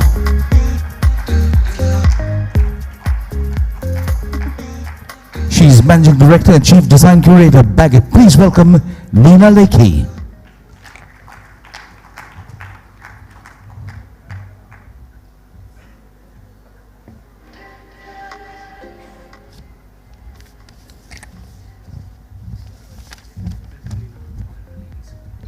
Building powerful retail brands, implementing a unique value proposition. It's over to our 4 aces. Thank you, Hugo. Good afternoon, everyone. The panel, the last session, you know, I am standing between you and lunch, but trust me, whatever is served here would be even tastier than what you're going to experience next. Building powerful retail brands, implementing your unique value proposition.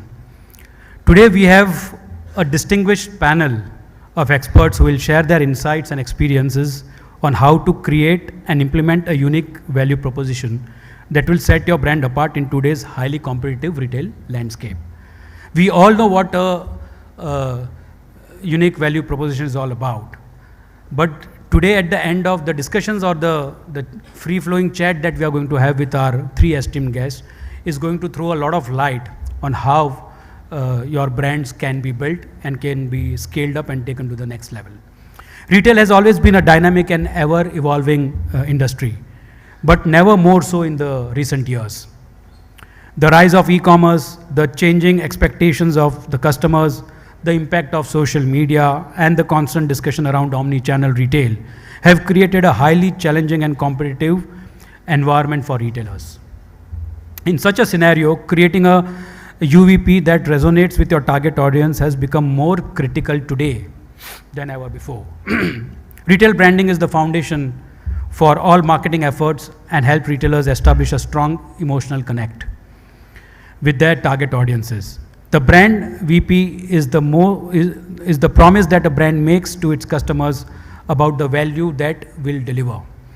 And it sets the expectations for overall customer experience that we have been hearing since morning today. A well-crafted VP can attract and retain customers, build brand loyalty, and ultimately lead to increase in sales and profitability for the retailers. To explore this topic, we have got a panel of highly respected experts. Each of our panelists has a unique perspective and wealth of experience in developing successful retail strategies. They have worked with renowned brands and have contributed significantly to their growth and success. So let's start the discussion. I'm happy to start the presentation here or the discussion here with our dear colleague, Mr. Gunjan Shah from Bata. Hello, yeah. Yeah, so always there is a saying that ladies first, but this time I'm going to reverse it, you know. The ladies last, let's say, because this time we are going to experience the last person who has also scored, you know, a sixer and has built a unique, powerful brand, that is Begit. But we'll start with Bata, and I would request our team to put up the Bata slide, please.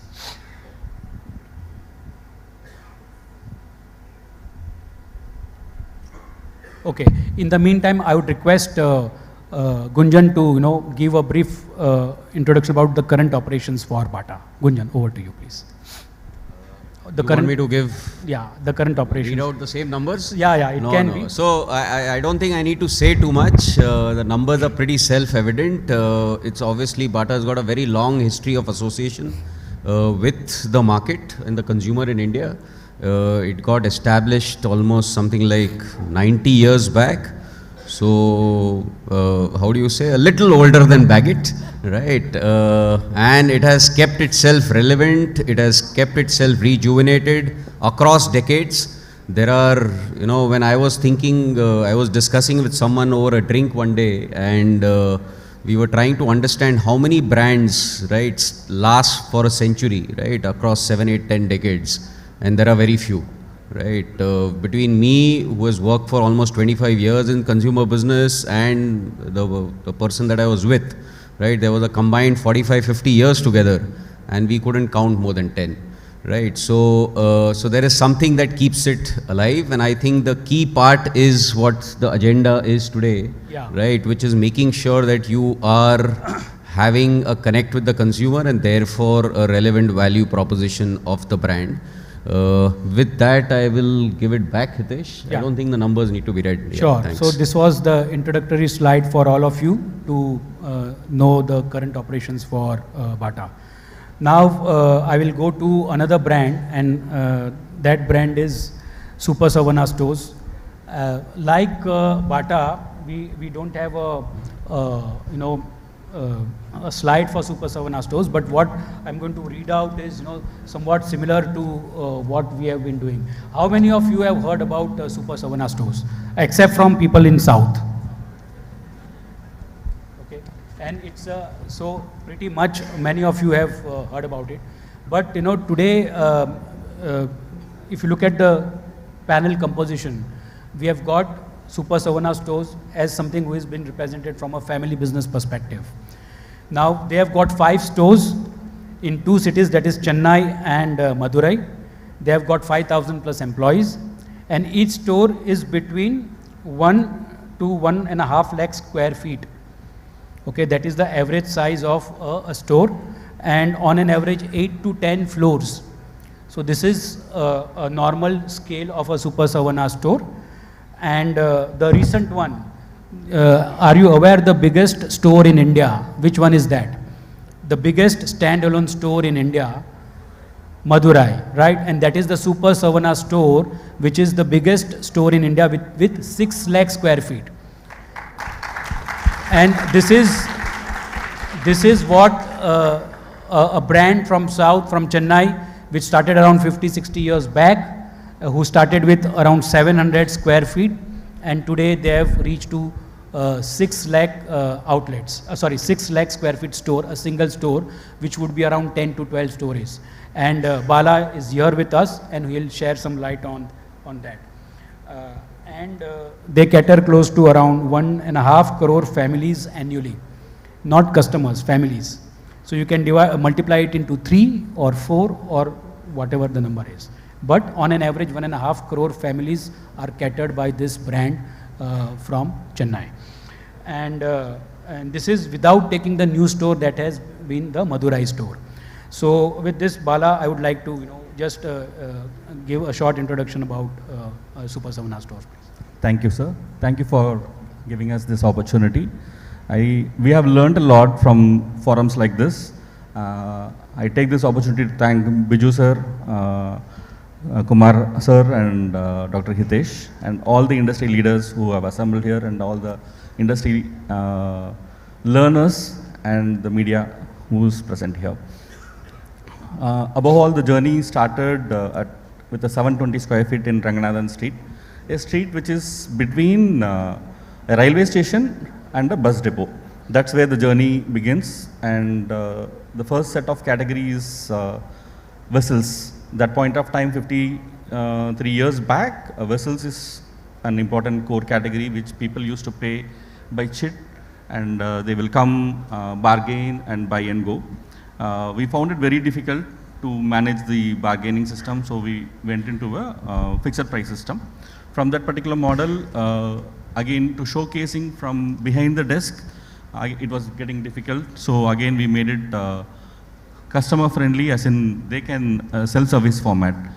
If you say from there till now around 33 categories, be it groceries, fruits and vegetables, clothing, home appliances to jewelry.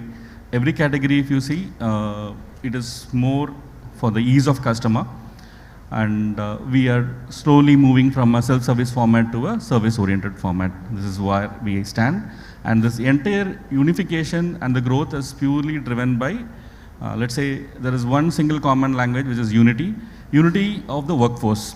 The workforce is not, let's say, it's like family. The Mr. Rajaratnam Mannachi and Savanna and the entire team, we are all like family, and we work together and we celebrate together. This is where this journey has made it possible. Every team member has contributed, and every team member has made it possible for us to be where we are today. So nice of you, Bala, to give the whole credit to the employees, and the word that Bala has used is unity.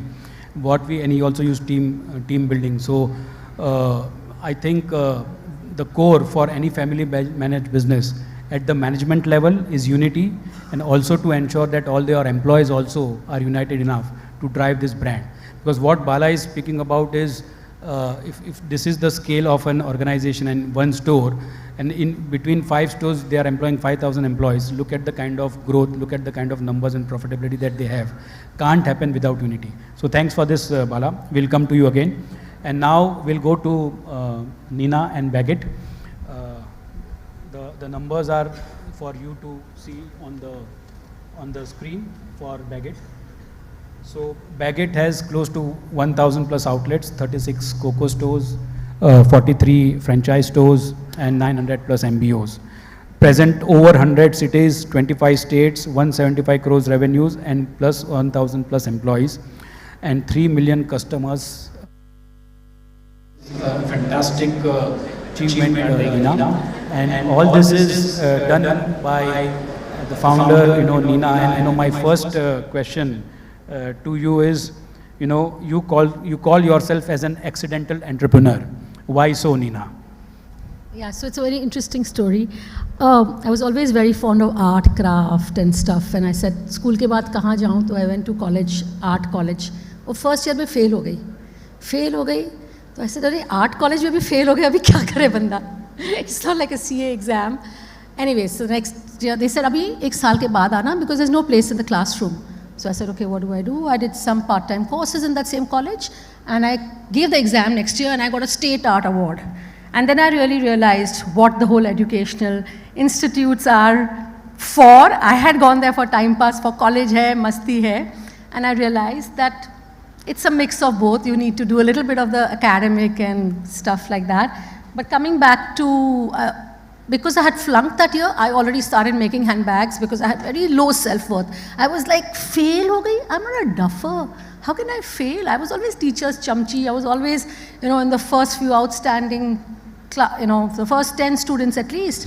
How could I fail? And then I just had to do something to prove that, I'm not a failure.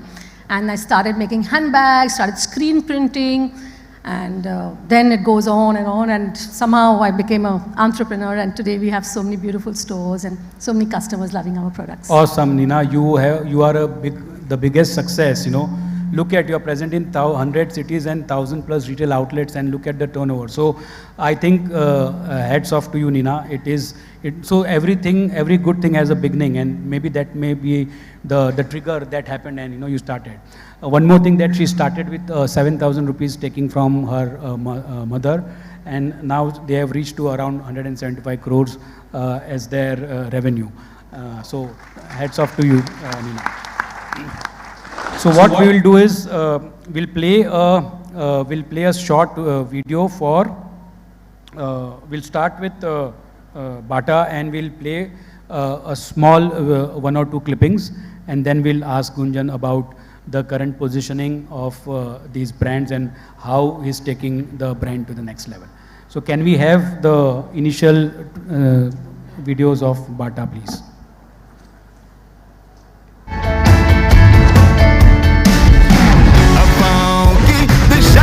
जैसे वैसे हम हैं बेफिक्रे उड़ चले हम झूम चले हम. Live limitless with the new sneaker studio at Bata. 300 styles, 9 brands.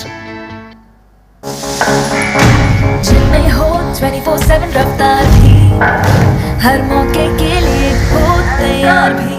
Action scene हो या talk show, shoes change? No way. It's gotta be Bata. The new Bata 24/7 casual collection. Great styles that you can wear anywhere. It's got to be Bata. जब घर में मिलके धूम मचाना हो और बाहर भी हटके नजर आना हो, ऐसे जश्न के लिए it's gotta be Bata. The new Bata 24/7 casual collection. Great styles that you can wear anywhere. It's got to be Bata. Thanks. So Gunjan, my question here is, we can see a very refreshing, the ads are very refreshing with the new brand ambassador and how you have taken it. So what made you? What is the new positioning? Because if you look at people like us, all of us in this room must have worn a Bata in our life, right? Everybody. So this is the success of that. But we have seen the communication, and it is extremely appealing. So what was the genesis behind this, Gunjan? Thanks, Hitesh. I hope you all liked it, by the way. Some of the clips. I hope some of you all have hopefully seen them also. Otherwise, I'll have to question what the media team is doing. Yeah, so Hitesh, it's a journey, right? It's not something that has just happened in the last, last year or so. While some of these campaigns might have run in the last 18 months, right? But it's a journey from a positioning as well as a value proposition, right? And, I've got this feedback when we do consumer groups, when we meet colleagues, right? People in the industry, many people like this in these forums, etc. Right, and you get a couple of things, right? I think this entire genesis, so I'll talk about 2-3 examples, right? One is the piece which is to do with, let's say, the Bata itself, right? So we didn't play the Hush Puppies piece, which is something that we ran, right? Okay, so I've pulled something out of his sequence, right? So sorry for that. But coming back, so I think the genesis of this starts from... We can play that also and close. No, it's okay. Whatever you say, right? So, so let's say about 6, 7, 8 years back, right? I think when we did consumer research, etc., right? You saw very clearly that while Bata stood for trust, it stood for comfort, it stood for value for money, right? It also was not necessarily standing and definitely not differentiated on style and fashion, right? And that was categorical feedback that you got from consumers, right? And not too far back, less than 10 years back, right? And that warranted a relook within ourselves, how we run as an organization. So what you see out here is just the tip of the iceberg, right? There is a whole iceberg that goes behind crafting a value proposition. And just in this example, while I can talk about the sneaker piece or the Hush Puppies piece also, but in this example itself, what it meant was that we had to change our entire design and collection process, which will then throw out new collection literally every month. We actually ran a campaign within this at some point in time, which was saying fresh collection every month or every Friday or something on those lines. Right, so the entire machinery of the company had to change so that you could churn out new styles and new fashions every at a certain frequency. You had to bring in more trendiness, you had to bring in a lot more design quotient, so that kind of manpower, the capability that is required, the mindset that is required, some of it with from outside, right? But we had to challenge status quo at multiple levels. We also then backed it up that it was not only the product, while the product is at the heart of any brand, right? We backed it up with refreshing our stores. So we've got, as you saw, something like 1700 stores now, but at that point in time we had about 1200 stores. And we refreshed, now have refreshed and invested something like 300 to 400 crores over the last 5-6 years. Which is investing being refreshing almost 700 to 800 of these stores across, right? Depending on certain criteria that we have. Giving it a completely relook, got a design agency to tell us how we want those stores to look like, what kind of furniture fit outs that we need, and obviously chunking stuff that are not relevant in our stores right now. That then backed with obviously training the sales staff, making sure that you've got, then you are then talking about, then making sure that, then you back it up with communication. So this is the tip of the iceberg, right? And then you got to do celebrity endorsements to make sure that you build some credibility in terms of fashion and youth, etc., that you are targeting towards. What this resulted towards, right, is that over 2000 to 2010 roughly, we moved from 500 to 1000 crores over 10 years. 2010 to 2020, broadly, we moved from 1000 to 3000 crores.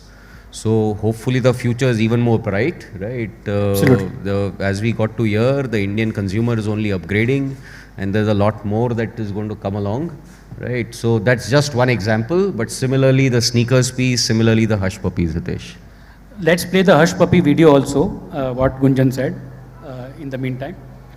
So exactly, I totally agree with Gunjan. This ad is just the tip of the iceberg and wants to communicate with the audience.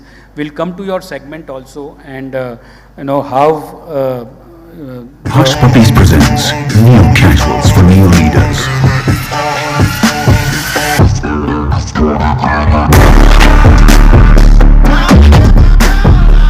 Leadership today is also about leading the fun. Introducing Neo Casuals from Hush Puppies. Neo Casuals for Neo Leaders. So Gunjan, since we are here, and this is a nice cute ad of Hush Puppies, How do you differentiate and position these brands? You know, because we saw the initial 2 sneakers things, the video.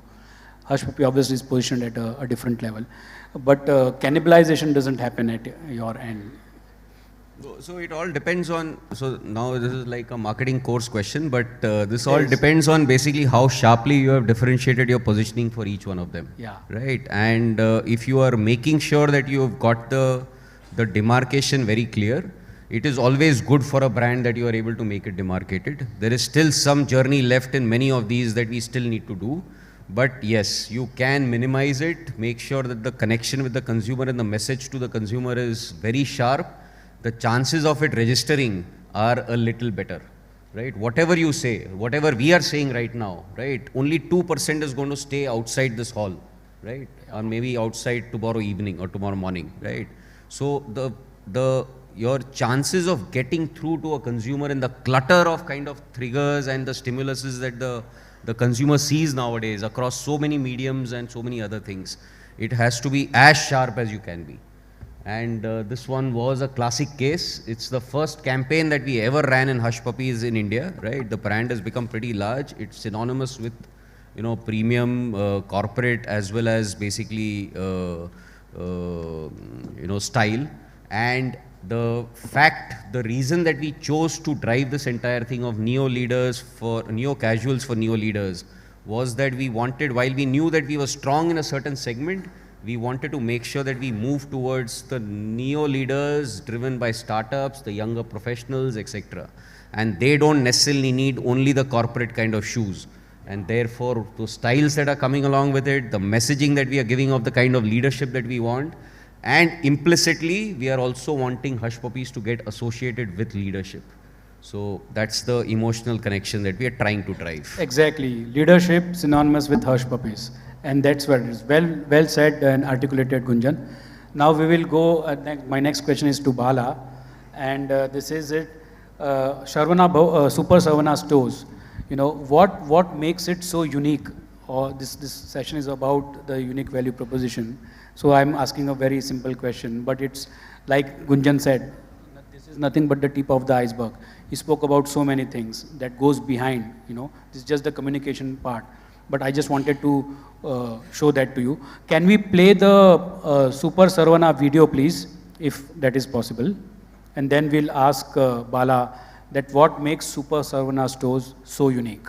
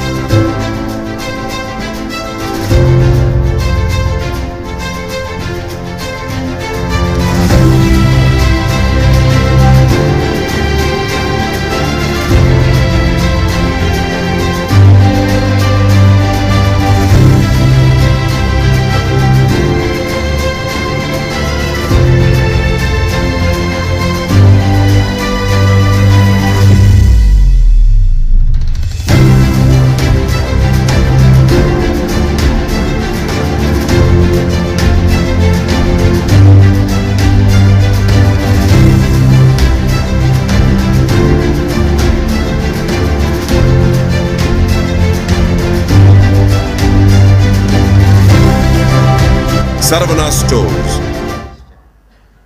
So nice. Just to know, many times we compare, we don't get the size of the stores, etc. So, you know, we were discussing and we asked that is it as big as a DMart, you know, just to keep a benchmark because that comes. So Bala answered something, you know, is the store as big as a DMart or this? I was asking, you know, is this as big as a DMart? The answer was one of the floor would be. One floor is as big as DMart. Okay. Now, so that's it. So what makes Saravana, Super Saravana store so unique, Bala? The journey, as I said, began with the 720 square feet. Looking at the high streets of Bombay, looking at the retail giants spread at that point of time. We had Spencer Plaza, India's first mall in Chennai, and we had Whiteway, Laidlaw & Co., which was at that point of time probably having 40, 50 stores, chain stores across India, operating out of Calcutta. So there are lots of situations we were aspiring to, but we had only 720 square feet, and we had customers coming, and there were a new street which was beginning. The biggest thing is, when we recollect a postman coming into our home, carrying an interview letter saying, "Beta, तेरे को job मिल गया, beta तू pass हो गया." There was a situation at that point of time, and he used to say, "You can apply for this. There is this particular option which the next door somebody is applying. He will be probably giving some guidance and go." Likewise, you walk into a bank, and there used to be somebody from the bank who would recognize you and talk to you and say, "You do this and you will get some this benefit." So there was this lots of personal connect used to be there at one point of time. Now every one of us have become a number. From being people, all of us have become number. This particular aspect is what we wanted to stay away from, and almost 70 to 75% of workforce, the team members, part of the family, are all from rural backgrounds, predominantly girls who are just probably completed or drop out from school or college, and then they come and stay with us for 2-3 years. They work, they probably build a house in 3 months salary, or they probably settle some of their loans, and then probably save for the wedding, and then get married and go. Every 2-3 years the team keeps changing. Predominantly from tier 2, tier 3, जीतना है, बाहर आना है, एक step बाहर आ जाओ, लेकिन जीतना है, जिंदगी में जीतना है, वही चीज़ के लिए वो लोग सब बाहर आ रहे हैं. And this urge, maybe they are not so good in communication, but they tend to pick up from somebody who is on the job mentoring or training. And there is always the family member, one or the other, who is always on the ground. And except for these kind of forums, our job is to roll up the sleeves and get into the flow. So we are all connected, and we learn from on the ground situations, and lots of ideas come from the floor. So it's straight away onto us, and we can experiment and try it out on the floor, do some test cases here and there, and get it implemented. Predominantly, it is what you said, having that emotional connect with the customer. That is what has tried to help us and relearn, adapt, continue, grow the categories, and increase the sizes of store, because the store size is not sufficient during a peak period. Car park kam pad raha hai, two-wheeler kam pad raha hai. So you have to increase the size. The size or the store format is purely dictated by the customer who is coming in. He or she is not expecting a great service. They know what they want. We say, don't push the customer to buy. There is no cross-selling, there is no upselling. You are not supposed to do that, because when they go back home, they should not think that, why did I buy this? Because somebody spoke to me so well? No, that feeling should not come, because that's how they are going to come back to you for life. So there are like... Excellent. You know, that's one of the reasons why I never go to buy the groceries, because I know मैं 10 चीजें और ले आऊंगी. And we have seen many situations when the jewelry is being sold, हर घर पे, you want to be attended by that particular associate, a boy or a girl, whom you know by name, and in that store, once you step in, you would be asking whether the person is there. अगर वो है, तो हम शायद ज़्यादा भी खरीद लेंगे, और जो खरीदने के लिए नहीं गया, वो भी खरीद के आएंगे, लेकिन you will not feel bad, because you know that person is not given an extra discount, but you trust him. There is an emotional connect. He has guided you. It's like the postman or the banker who at some point of time guided you at one point of our journey. This is the Indianness. Having worked with Kishorji directly, and having worked with Landmark Group in the initial stages of my life, and having worked with many other corporates, there have been lots of learnings that we have. We are seeing many corporates coming in and MNCs coming in from across the globe. And there are good things to learn, but what we are trying to learn is making it mechanical, making it system oriented, and stay away from people. Our own people, we are not willing to listen, we are only seeing them as numbers. Systems बोलते हैं, लेकिन जो आदमी system को तोड़ के result ले आता है, उसको नहीं सुनते हैं. अगर वो बोल रहा है, कुछ नया चीज़ बोल रहा है, उसको सुनने के लिए हम तैयार नहीं हैं. But this idea is coming from the floor. it is not the salesman or the sales girl or the front operations person who is bringing this idea. The idea is actually coming from a customer or somebody who has created an innovation and they have tried to reach the owner, but they are not able to reach the owner, but they have tried to connect with one of the sales member and they have tried to share that idea. He has actually sold that, ये आपको फायदा होगा, ये आपको use होगा. This emotional connect and the Indianness is, I think, is the reason. Indianness, emotional connect, humanness, and not only the tech part of it. And that's what makes retail what retail is all about.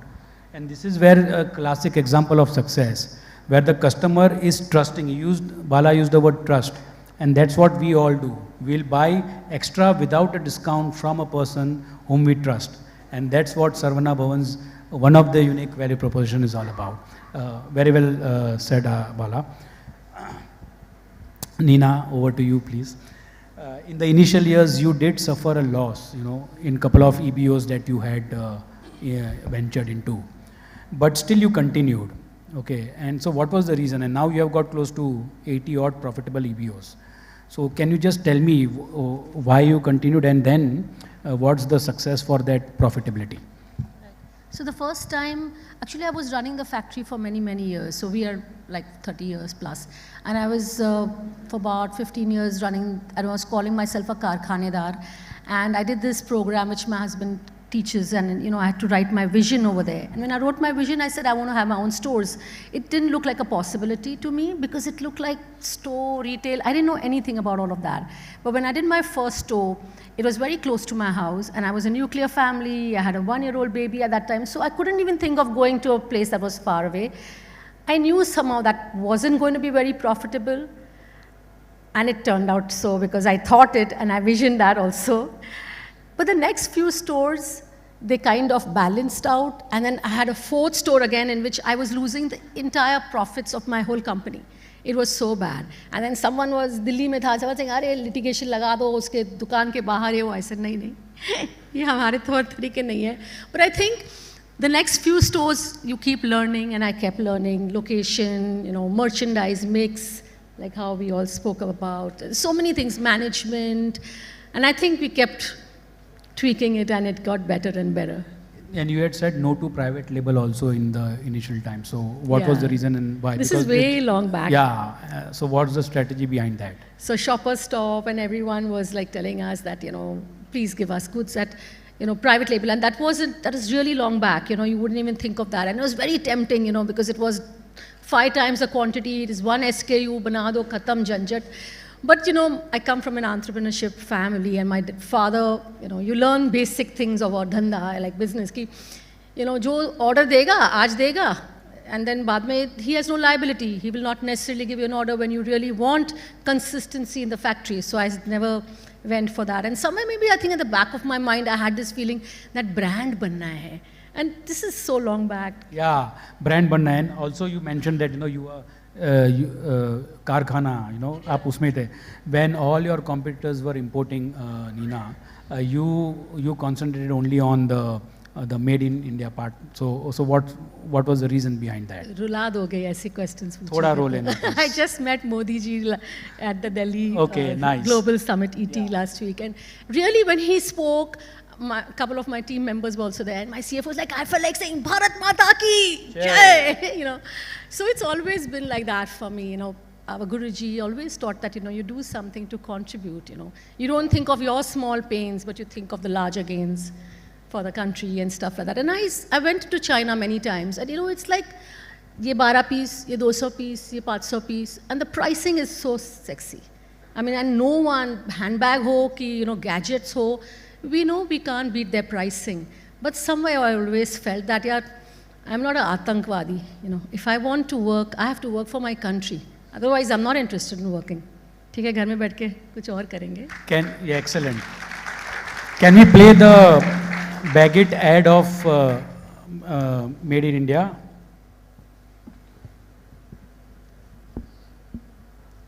ये कहानी है छोटे से गांव की एक लड़की की जिसके सपने बड़े थे, उसने मेहनत की, कामयाबी पाई, अवार्ड्स भी. The next one, please.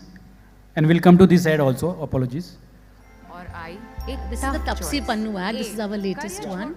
We will show you the Made in India ads because at the COVID time we knew, maybe we can turn the emotions and the sentiments of customers also to understand that Made in India zaruri hai. Unique value proposition, yeah.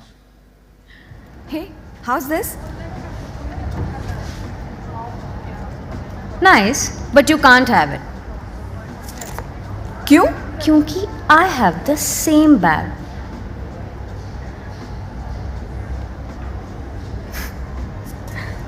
Excuse me, I'll take this one. Hey, hello? Dude, this is the same color, same pattern. Same country? What? तेरा bag भी made in India है हाँ? ये भी अपनी economy को help करता है नए जॉब्स क्रिएट करता है क्या नहीं तो फिर कैसे हुआ same to same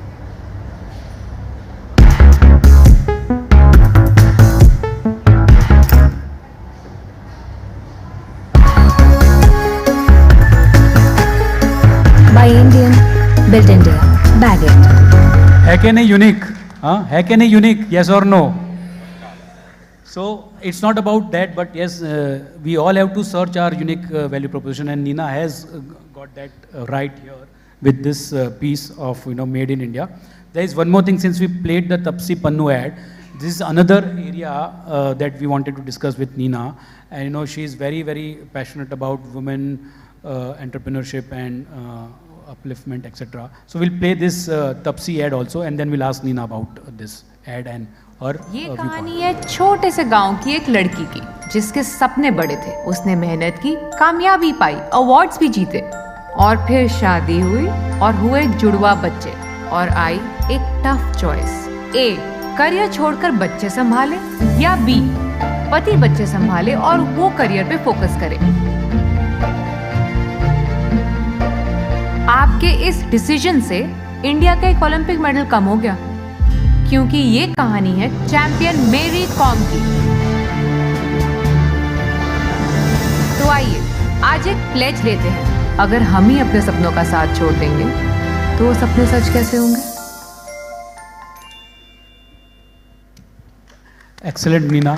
This campaign, inspires women to be resilient. Can you take us through? See, we can see the tears in her eyes.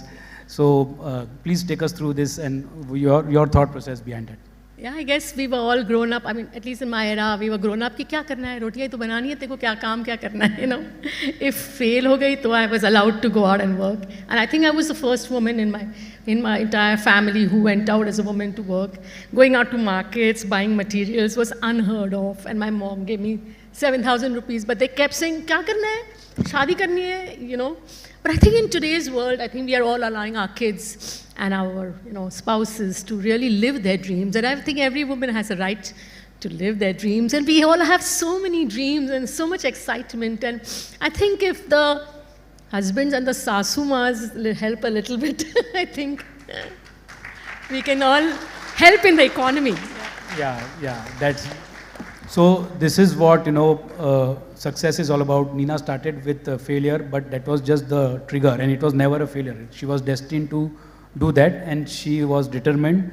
Her perseverance and passion has made all this, happen, the success and the numbers that you saw. Awesome. This could just be the beginning. Yeah, this is just the beginning.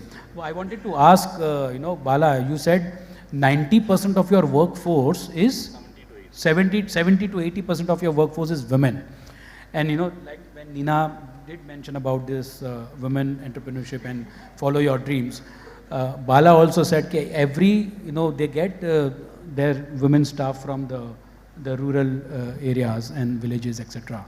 And every woman out there has a dream. It's just that people don't have opportunities. I also personally believe that if you give opportunity to a person, he will or he may excel. But what is lacking is opportunity. And brands like yours are, giving that opportunity. So why that 70% of women composition? Any particular reason also for that? Because in 3 years' time you said they leave. So I want to know what is the strategy or uniqueness behind this?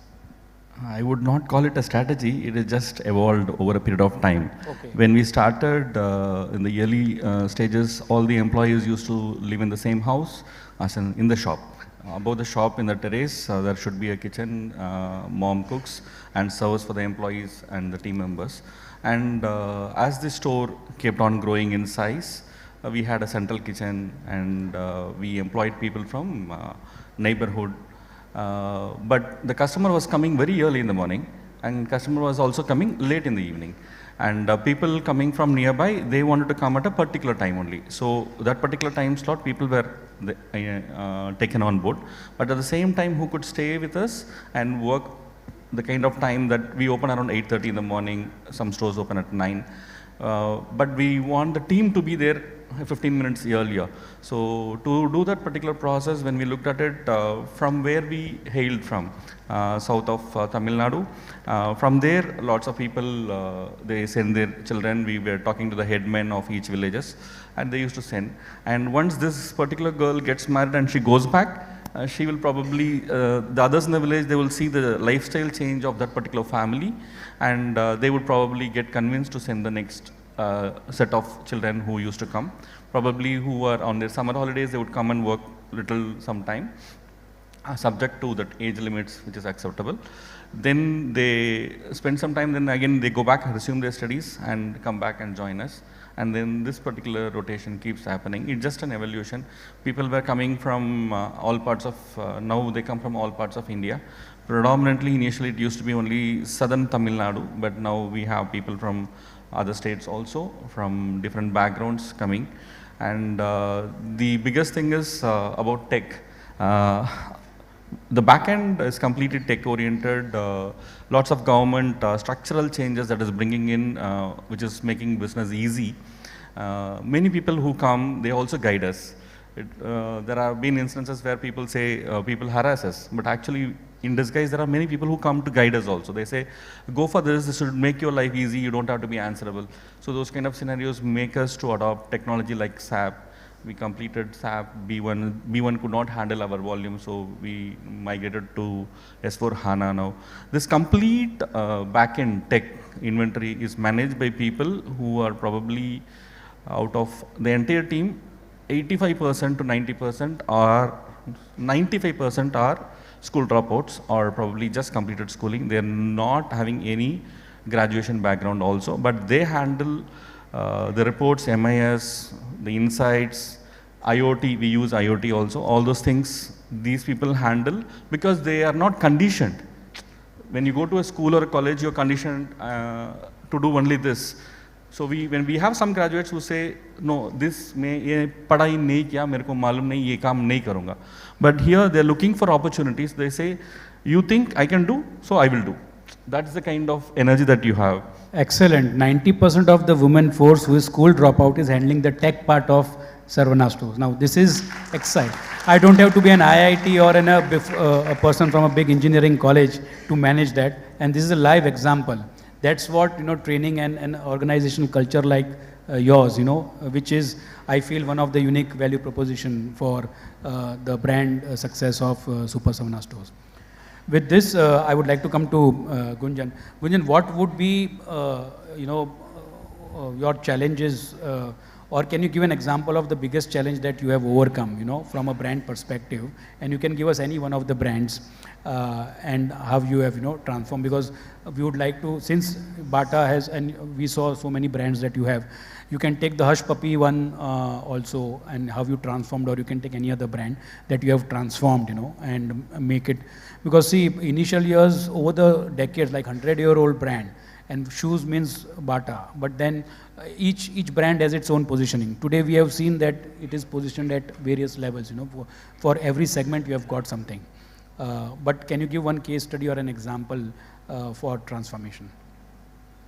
No, so I think while I talked about the Bata banner itself, Yes, right, which I talked about, right, what I can touch upon is there are multiple challenges. There are always going to be challenges, right? If you want to, It has to be, yeah. Okay, they agree. Otherwise, we are not sure. in business, you know. Right, and the root of all these challenges, right, in my view, is the consumer, because the consumer is moving. The consumer is seeing so many things. She's seeing stuff.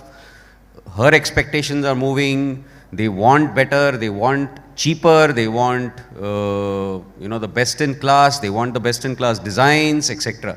And their access to media is so much, and that change is what drives, in the end, all our challenges, right? Whether it be competitive, whether it be in terms of our own internal challenges or otherwise. So one of the things that we had was basically that we did see during this entire piece of COVID, etc., we did see, and obviously there were many challenges, right? But I'll talk from a brand perspective. We saw a significant shift happening in terms of casualization and sneakerization of footwear consumption. Right, so a lot of natural consumption moved towards it, and what we could also sense while COVID faded away, right, about a year back, etc., right, we sense that a lot of this consumption shift from a consumer perspective is there to stay, right. So you will find people finding more and more occasions to maybe even wear, casual shoes to boardrooms. Right, and the more you go down the age strata, the more you will see this propensity for that. And therefore, the question for us was that what do we do in this, right? And therefore, we had to basically rehaul, and a part of the entire piece was obviously the entire portfolio. Now, almost 60 to 70% of the range that you see in a Bata store is casual or informal, right, across ladies and gents. Right, and that's a big change that we had to do vis-a-vis, let's say, about 40% earlier or 35% earlier.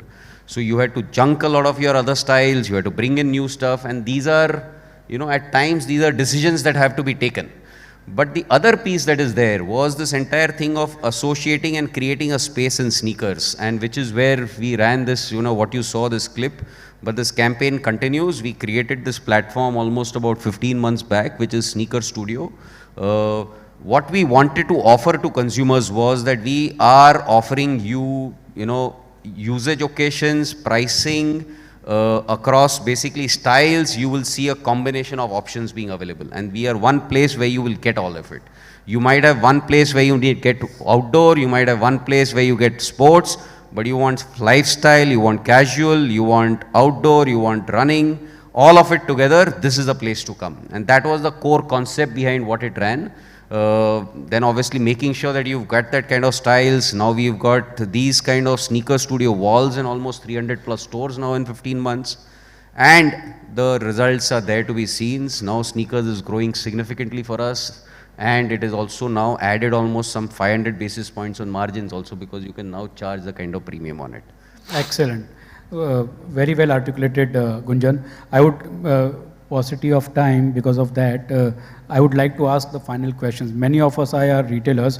Does anybody has any question? Because I want to ask the last question to our panelists, because what is your mantra, success mantra for building a powerful retail brand? Before that, is there, okay, can we have the mic, please? Yeah. Hello, this is Shilpi from Fiber to Fashion, and this is from Mr. Shah, of course. Well, we would like to know that what is the current ratio of fabric footwear versus the leather footwear, and moving on, what are you doing to increase the demand for it? Because you said that you have casuals, you have footwears for even the aged people. So that is the reason I'm asking you this. So I don't know whether the audio was clear, but what you're asking is what is the ratio and what are we taking it forward? To increase the demand of fabric footwear. Casual versus formal. Is that what you asked? No, the fabric versus leather. Oh, fabric versus leather. Oh, okay. All right. Actually, leather has significantly diminished, Shilpi, over a period of time, right?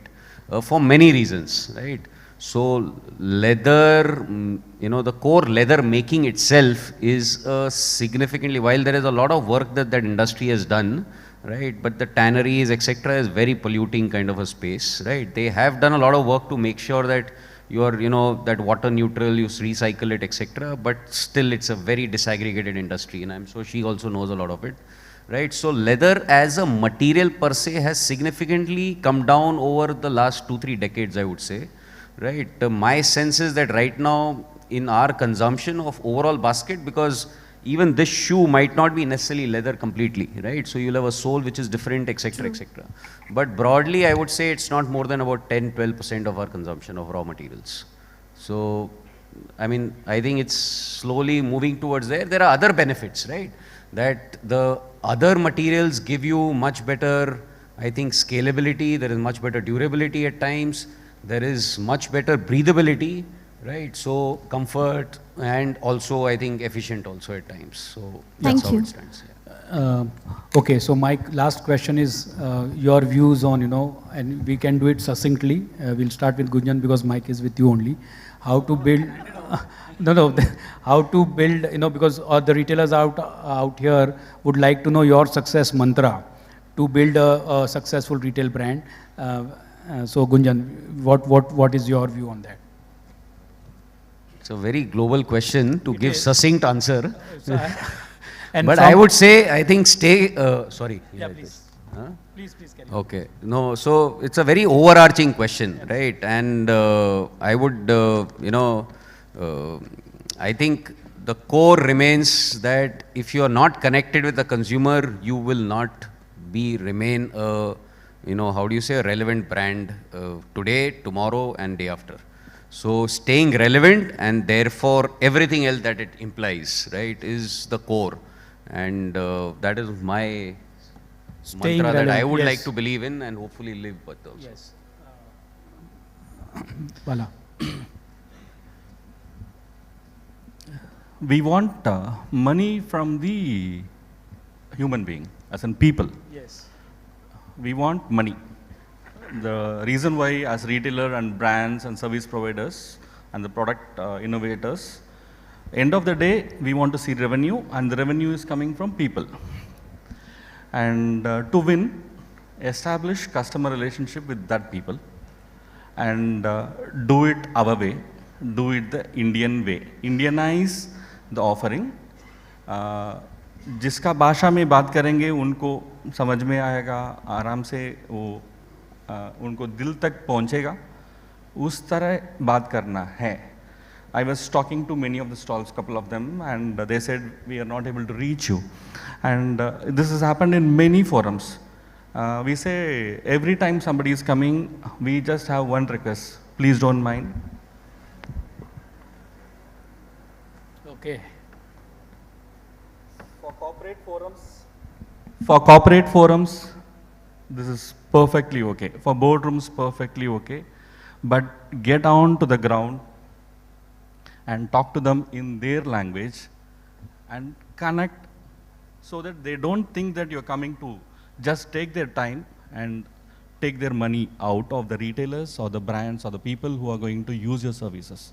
Roll up your sleeves, get down onto the ground, talk to the influencing team in the team. First get them convinced, because once they are convinced, they are going to convince the owner. In one of the sessions in BCG, yeah, I think he hit it on the nail, hit it on the bullseye. He said, let's make, if the boss is not convinced, don't even attempt that innovation. So building that customer relationship on the ground is going to be very, very important, because we want the money from the people. Let us not treat them as numbers. And there are umpteen number of global players who have come, who have disappeared also. And there are people from whom we learn. And how do you do a store layout? How do you make the product accessible? We learn from them. And there we have an industry doyen from Vivek & Co. We learn from him. And we learn from Venugopalji on the Naidu Hall part. How do you handle the lingerie? So we have a founder here. The franchisee route. Every franchisee, she will have somebody going and talking on her behalf with a suit boot to a tier 2, tier 3 audience, gets that guy convinced or her convinced. She is also very happy, bought in the franchisee, but she does not spend, he or she does not spend more than 10% of their time in making it success. do 10x of what she is doing to make that franchisee successful. That way, you will also be successful as a when you take that franchisee option, and you will also make her win more. And that way, you will motivate more. So here, as founders, many founders, they are putting their heart and soul out. When I was asking about this event, they say, we are still a baby. What is Madurai? It was just a test marketing for us. Because tier 2, tier 3 markets. 6 lakh square foot test marketing. And actually speaking, tier 2, tier 3 is the market. And we seeing what's happening. And there, the customers don't have places to park. They have big cars, like every other city. But unfortunately, they cannot take their big vehicles to the marketplaces in that city. We are not in the city. In the Madurai, we are outskirts of Madurai. And all over from other parts of Tamil Nadu, it is just 1 hour drive for anyone. Because thanks to Government of India and structural changes that they are bringing in, infrastructure changes that they are bringing in, it is helping. So win the customer, go to the ground, build the relationship, treat people as people and not as numbers is the winning formula I think we have. And when a brand, when he wants to offer a discount, when she wants to offer a discount, it's saying without cash burn only that offer is being given. Don't dictate saying, don't do that. We have enough and we are giving it to the end customer. We are not trying to do it to damage somebody. We have sufficient, so we are giving it to the customer. That is how it is treated. And we don't follow somebody else. Our competition is ourselves yesterday. So just update ourselves, keep ourselves updated, keep moving, and we will definitely win. And there's a huge opportunity. And I am talking on behalf of everybody from that part of the world where they have, it is not us who have big stores, everyone there has this model. Yes. So thank you. Thank you. Nina, your final views, please. Yeah, so I think it's just, for me, it's follow your dreams. If you want to start a business of your own, do what your heart really asks for. Put down your vision, live it, and it'll happen. And you can also create a 300 crore business, just like how I have, even though I'm a failure in college. But I think when you visualize things, you can manifest things, and if your heart really wants to do that, because a business is like 365 days, you know, it never stops, your mind never stops thinking. So if you want to do something, then take up a business. Yeah. Okay, so with this we come to an end of the very insightful session. Just to sum up the success here, I can see only 4 or 5 of them, but this is the core, and I really mean what I say, and that is consumer connect. Connect with your consumer, online, offline, omni, whatever way it is. Stay relevant. Your business, your products, your services have to be relevant. Because even if you are connected to your customer, if you are not relevant in your products and services, you will be out of the game. And customer relationship. So once you connect, once you are relevant, then please create that relationship with your customer. And we have got all the tech tools, but what we heard from Mr. Bala here is there are non-tech tools also, and that is Indianness. Okay, that is one-to-one communication, that is trust. All this will also help you build your unique value proposition. And last but not the least, what Nina said is follow your dreams and be passionate and persevere to achieve those dreams. And I think we'll have a success like a Nina Reiki or a Super Saravana stores, and obviously the iconic brand Bata. With this, I thank all 3 of you for making this presentation, a panel discussion, very insightful. And thank you, audience, for being such a lovely audience. Thank you. Thank you very much. Let's put our hands together for the entire panel.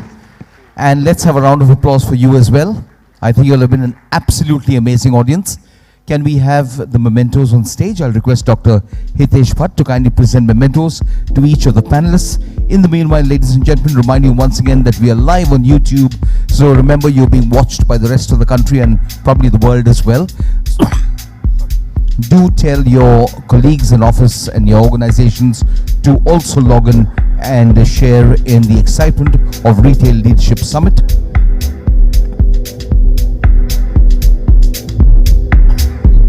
you once again, Dr. Hitesh Bhatt, Mr. G.P. Balakrishnan, Mr. Gunjan Shah, and Ms. Neena Lekhi. That was an absolutely riveting session. Please do also post your photographs and your various comments. Use the hashtags hashtag Retail Leadership Summit 2023, hashtag RLS 2023, hashtag event, hashtag summit, hashtag leadership, hashtag retail event, hashtag retailers, hashtag brand, and many more.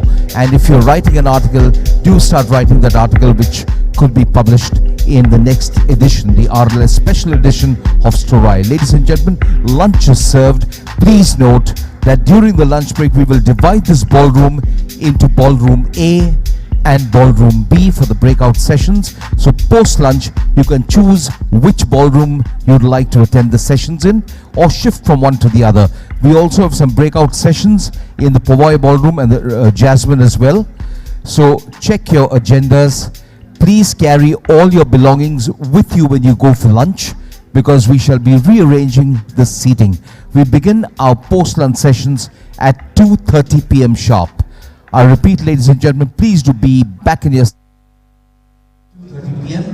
We'll divide this into two ballrooms. To my right is ballroom A, to my left is ballroom B. It's written in the agenda what's going to transpire across the lunch, because we shall be rearranging all the seating. Ladies and gentlemen, bon appetit, and see you at 2:30 p.m. Thank you.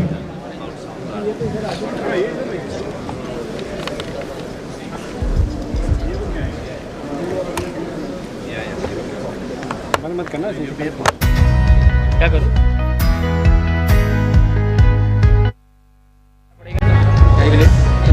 ये उधर जाएगा तू उधर जाएगा अभी भागला India Pakistan करता हूँ time they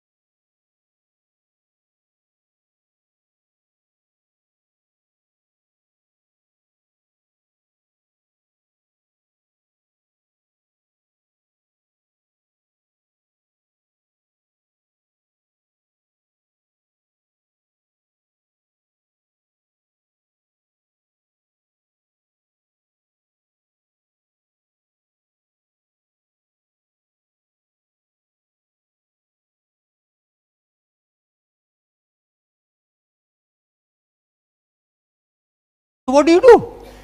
I think ask this question. And to me, the connect between an existing customer and an existing business to develop loyalty are only two. Your associate or salesperson who's there on the floor and what you deliver as an experience with the product. Other than that, there's no third thing which actually will lead you to disconnect or the customers coming back and back again. And especially in this world, because for this experience, probably you require much more than just product and your sales associate, because your customers have become omni and you are not omni. So you have to become omni. And omni is not anymore the requirement of technology. Let me give you an example. How many of you shop a little bit from the Kirana still? A lot of you shop from the Kiranas. Do you have an experience where you give him a call and he comes and delivers something for 10 rupees or 20 rupees? Would you call it offline or online or omni? It's omni, because one of the definitions of omni is jam. You know, mobile, M part is very important. So you call on your mobile, he receives on your mobile, he sends a guy. Okay, that guy is not called delivery or e-cart or any other thing. He is an Nagesh who's coming to deliver to you, and you get your merchandise. That to me is omni. So do you do that omni? Because everybody, when we talk to, we don't have technology, we don't have, I'm talking of very small retailers. We, in our trust, deal with 30,000 Kiranas.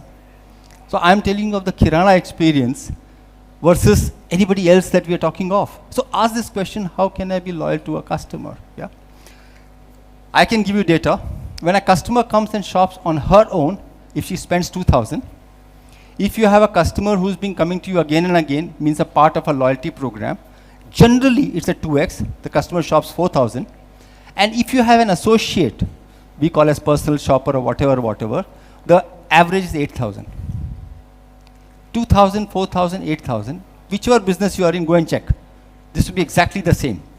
If you look at the customer acquisition cost in this country, delivery cost, all of you know, the last mile delivery cost is 70 rupees, 67, 70, 72, depending on the efficiency. If you look at the customer acquisition cost in this country is between 650 to 2,000, depending on what kind of a customer you get. So your customer acquisition is 2,000, the last mile delivery is 70 bucks. So 2,000 rupees is this. Whereas if you look at a loyal member when he comes back, a loyal customer who comes back, that customer is giving you twice, and when you have an associate, he's giving you 4 times. Now this is where comes the question that why is it that the associate is giving me 4 times or 3 times or 2 times? And this is across, I'm giving you data from my shopper stop experience, but this is data that I have checked up from a sari shop, I have checked up from shops which are actually selling, I have checked up from supermarkets, you know, where there's somebody to just help. And it just doubles. This is where the sales associate becomes very important. If he or she is contributing this much, so I can tell you in shoppers, out of the 4,000, 5,000 crores turnover, 10% of the business comes from personal shoppers. We have about 250 personal shoppers. An average personal shopper sale is 12,000 versus an average ticket size which is 4,000. There are personal shoppers who do between 3 to 5 crores a year. Individuals associates who do 3 to 5 crores. There are customers who come into a store, I want to meet Nagesh, Ravi, Pankaj. Specifically, they want to meet with one associate because that's the number. But what has happened with us is we've just forgotten this breed of people. And I'm not saying you forget this breed because you're gone online. But this breed, this human beings, these fellows of ours are also there in the last mile delivery. The technology has changed. Offline has become omni, but last mile connect has not changed. Even today, the last mile connect is happening through a delivery boy or a girl. The only difference is in a retail environment, that last mile is connected by the brand with the customer. In an offline, online environment, the brand is getting connected with the customer through a third brand. Your brand is getting totally lost. So again, think through saying what you are doing to your own brand when you go online. I'm not against online. I'm saying think through what can you do to really take the brand along with you when you go online. I get a call from a gate, said delivery boy आया है delivery से. Shopper stop का नाम नहीं है, soul flower का नाम, किसी का नाम नहीं है वहाँ पर. And he comes and delivers and he takes your signature. So the brand is lost at the time the product gets packaged. And many products, आपका अच्छा सा पैकेज देना उसके ऊपर वो Amazon का पट्टी डाल के प्लास्टिक बांध के your brand is lost even in that hand. So what do you do? And we have been struggling for this. I mean, we had some idea in shoppers it was implemented. I don't know how much it's worked, but I can share with you. We started putting a small sachet of perfume inside our packages. So when you open the package, suddenly there's a very nice fragrance comes out. And that fragrance gives you saying, oh, it's come from Shoppers. So just a unique differentiation to say, can you make the difference? I don't even know what's the result of that, but something that we experimented a few months back. So we're talking of customer entry. I'm saying look at the customers that are nearby. I'm saying look at the customers who are loyal to you. Ask this question, how can I be loyal? And I've been saying this for years. Loyalty program in the industry is supposed to be loyal customers who come to you. In my opinion, loyalty program is where loyal retailers go to the customers. The customer has already made an effort and has come to your doorstep. Okay, they have made more effort than you have made till now. जब तक वो दुकान के अंदर नहीं आता, हम तो पैर भी नहीं उठाते हैं. वो दुकान के अंदर बेचारी चल के कहीं से ऑटो लेके रिक्शा लेके ड्राइवर के साथ, she makes so much effort to come to you.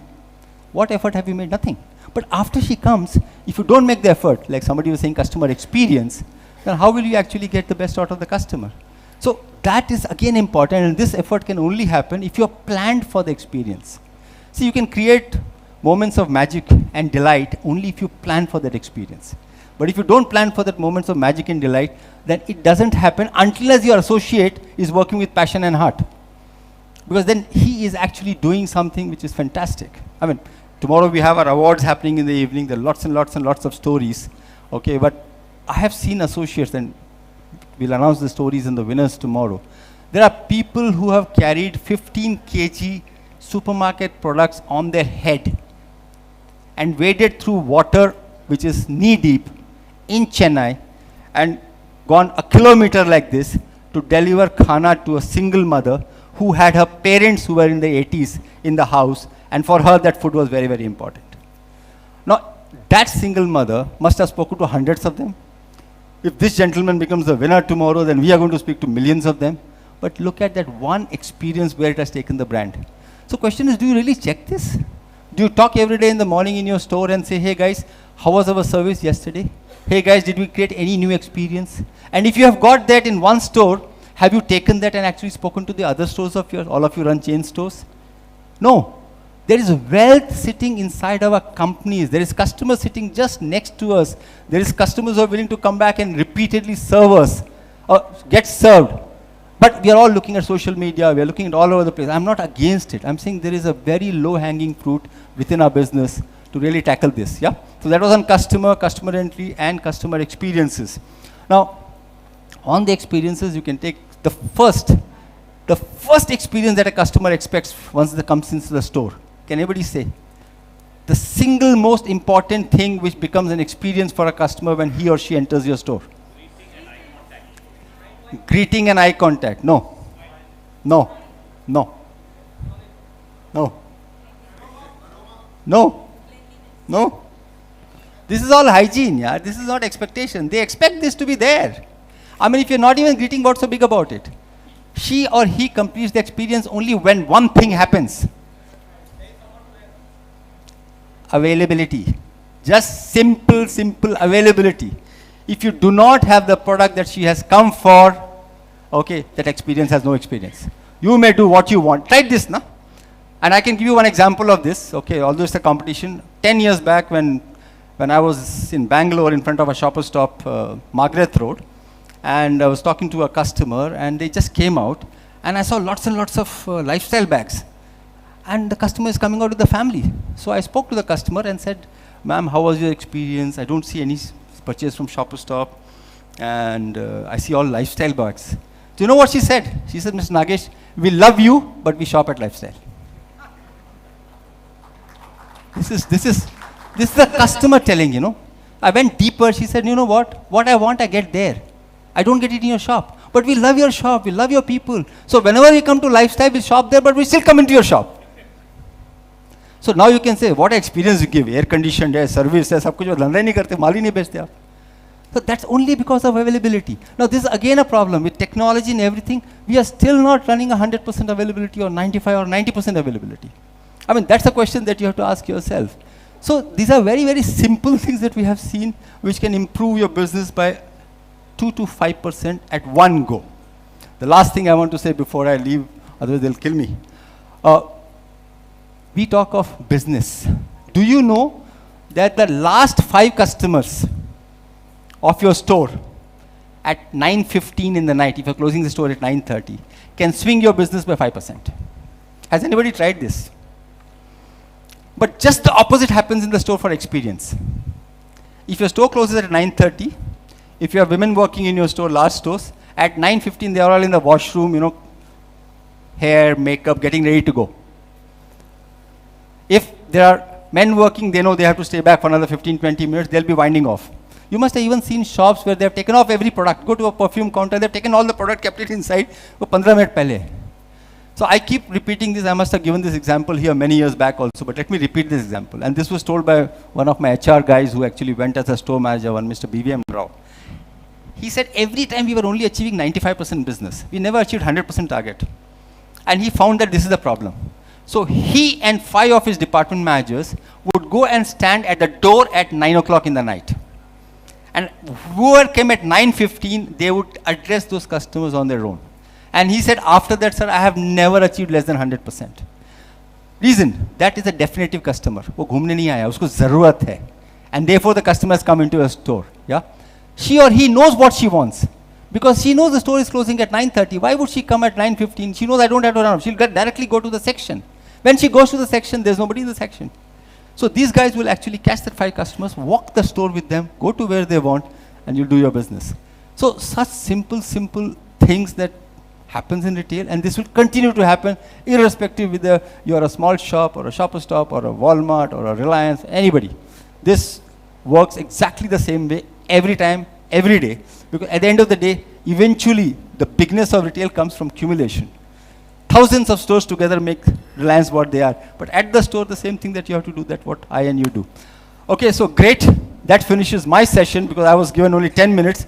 If you have time, I'll take a question. Otherwise, thank you so much. I can take a question. I'm privileged. One question if anybody has. Yes, Mr. Amit. Yep.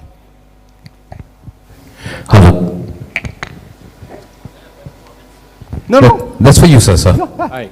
Okay, I thought somebody else is speaking. Thanks, the way you always guide us.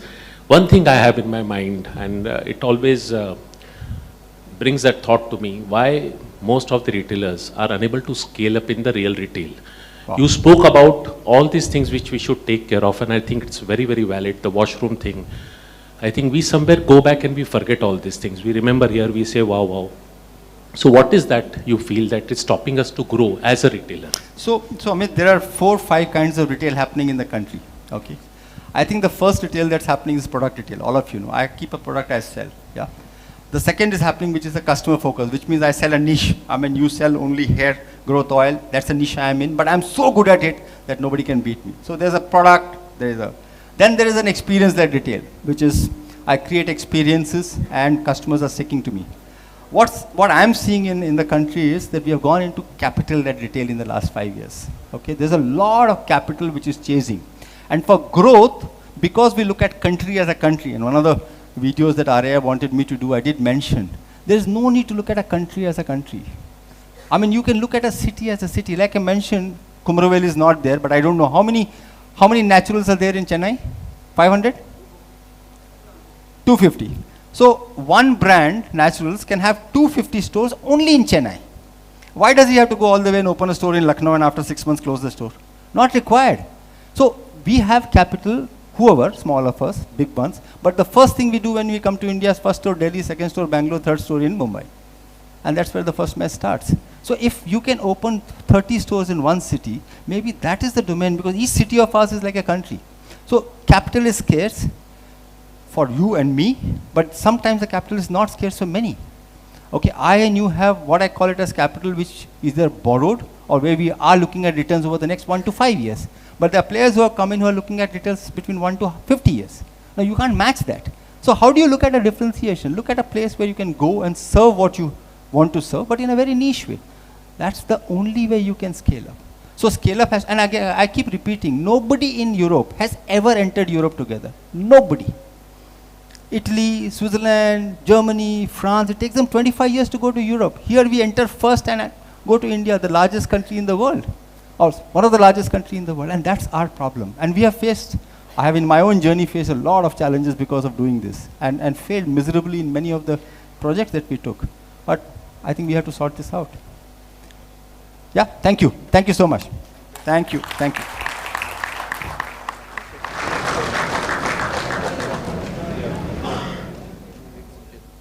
Hello, check.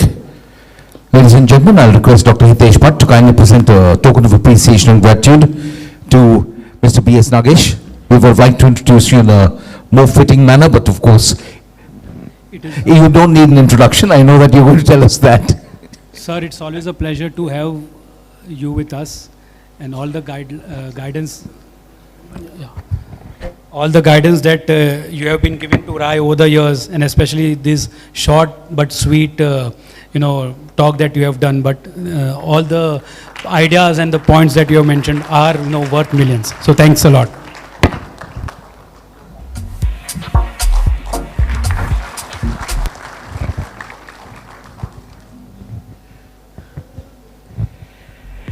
Thank you very much once again, Mr. Nagesh. Thank you, Dr. Bhatt, for doing the honors. Ladies and gentlemen, we move into our next session, which is a presentation on Jumpstart Sustainably for Retail.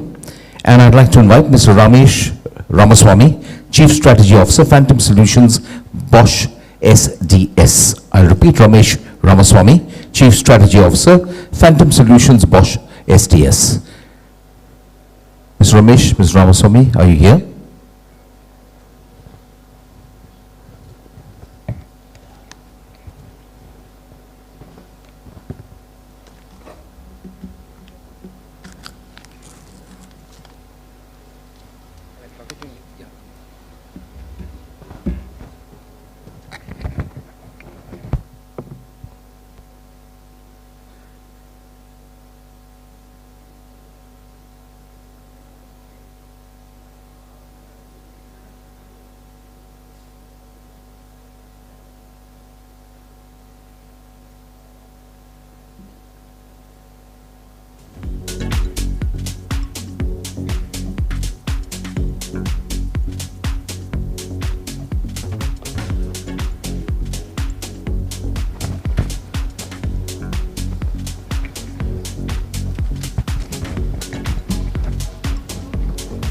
Okay, ladies and gentlemen, while we set up, let me just remind you that we are live on YouTube, so you can call up your friends in the organization, maybe even family, and tell them to log in and experience the excitement of Retail Leadership Summit 2023. We'd also like to send you photographs and comments on social media. You can use the hashtag Retail Leadership Summit 2023 or RLS 2023 or event or summit or leadership, all preceded by the hashtag. So use social media and spread the word. Tell them why you're here. Tell them how you're enjoying yourself. And if you'd like to participate in the Store-Eye competition, write your experience about Retail Leadership Summit in 2 pages and send it across to Store-Eye or REI. Please share your experience at info@rei.net.in. So ideally what we are looking at is a 2-pager summation or a summary of RLS 2023, and the best 2 features would be carried in the Store-Eye magazine for the RLS issue. So you can write it at info@rei.net.in. Thank you, Dr. Bhatt.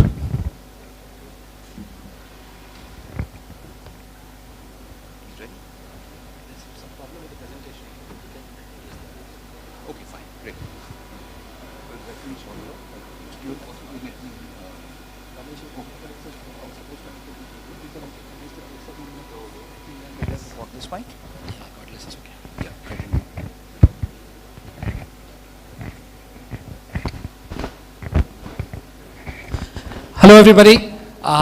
We are a technology solution, and we are facing technology glitches before we start. So just to engage with you till we can start, because I don't like all of you waiting. Let me just introduce me and my team here. I'm Manan. I actually head AI and IoT products at Bosch Digital. We are providing AI, IoT, and digital solutions around large themes that matter in the world. And we feel that one of the largest themes that matters, one of the most today, is sustainability, right? And you may really ask this question that what is Bosch really doing in this world of retail? Yes, of course, we have our own retail, chain. We do power tools, we do washing machines, we do automotive products and things like that. But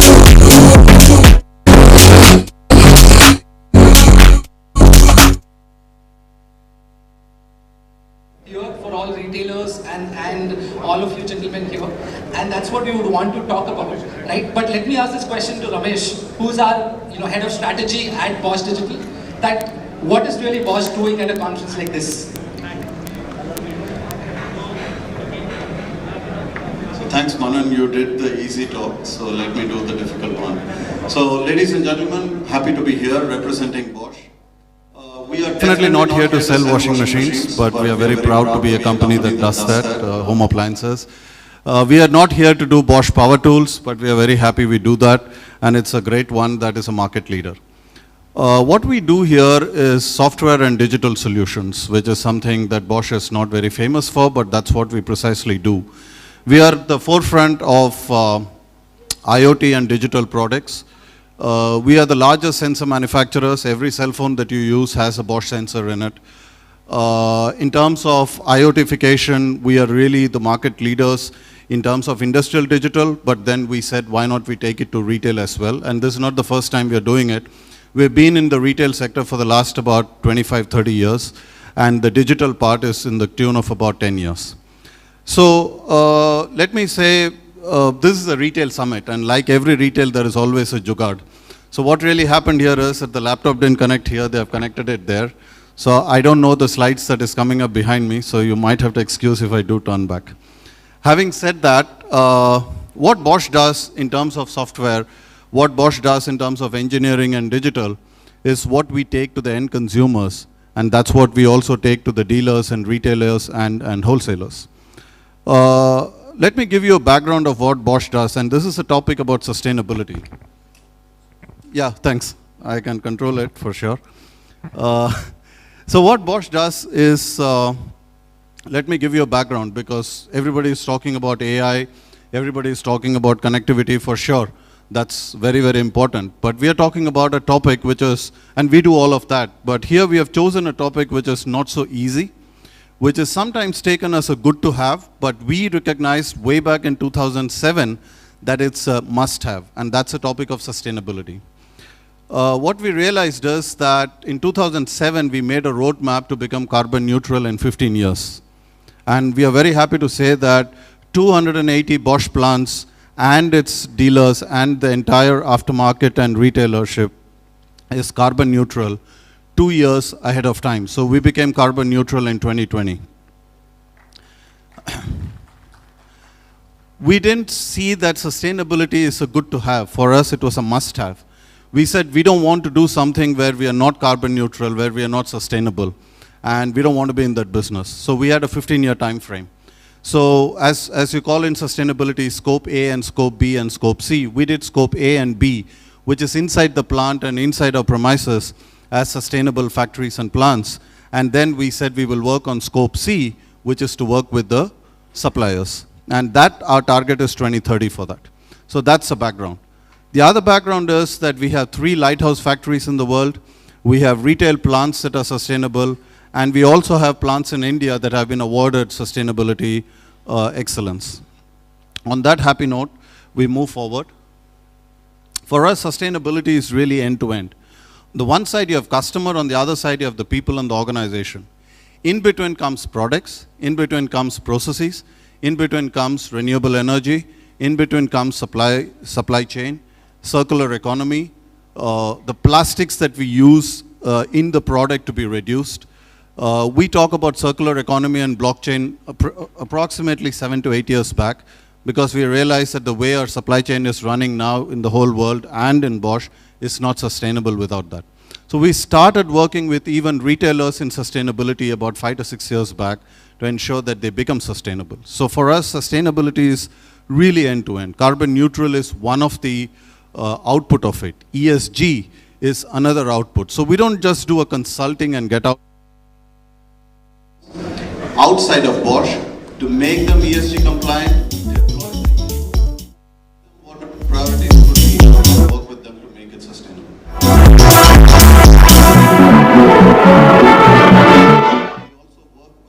Engineering and work with other supply chain, our supply side product engineering and product design to make them use less of plastic, less of material, and ensure that they are much more carbon neutral. So what you see is sustainable by design, and we want to be green by choice.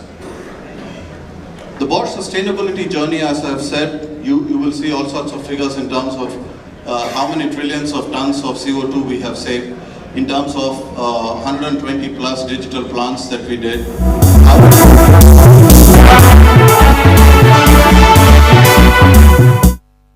300,000 green sustainability processes in product design, in supply chain, and ensuring that whatever products and solutions that we come out in the digital and IoT world is also having a carbon neutral index that we look at. Having said this, we said that we really need to take it to the end consumers through retail, and that is where we had a Jumpstart Sustainability business unit. And here I come from Bosch down to the business unit I represent, which is called Bosch Software and Digital Solutions. We request all the interested members to also come and visit our booth. So here what we really are talking about is what are the top two sustainability and energy efficiency. Number one, well, it is a time consumer. You have the dhanda to run, you don't want to sustainability. Then you are talking about ESG is a compliance tool. As long as I follow the basics, I'm pretty much there, but we don't need to go beyond that. The third thing is there's a lot of heavy lifting work to be done on sustainability. Who will do the grunt work? Who will really do this sort of thing that, thanks. Who will really manage the providers, It's not easy to run the business and also be managing providers and multiple providers because you don't have one that gives you the answer. Energy efficiency for us is electricity, water, gas, steam. But for many organizations, energy is all about electricity and consumption and saving. And then we are talking about, is this really required? Let's push it to the few years. And that's how it goes on. So we said that let's become a partner in doing this. And we always believe that what is measured improves, what is measured and reported improves exponentially. But in today's world, if you don't digitalize it and if you don't have intelligence and you don't take action, well, even if you report it, you're not going to do it. So this is the new law. It's not written by anybody, but all of us understand how it works.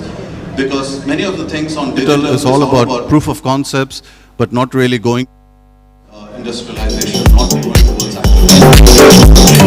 exactly why we said we need to really this whole society happen.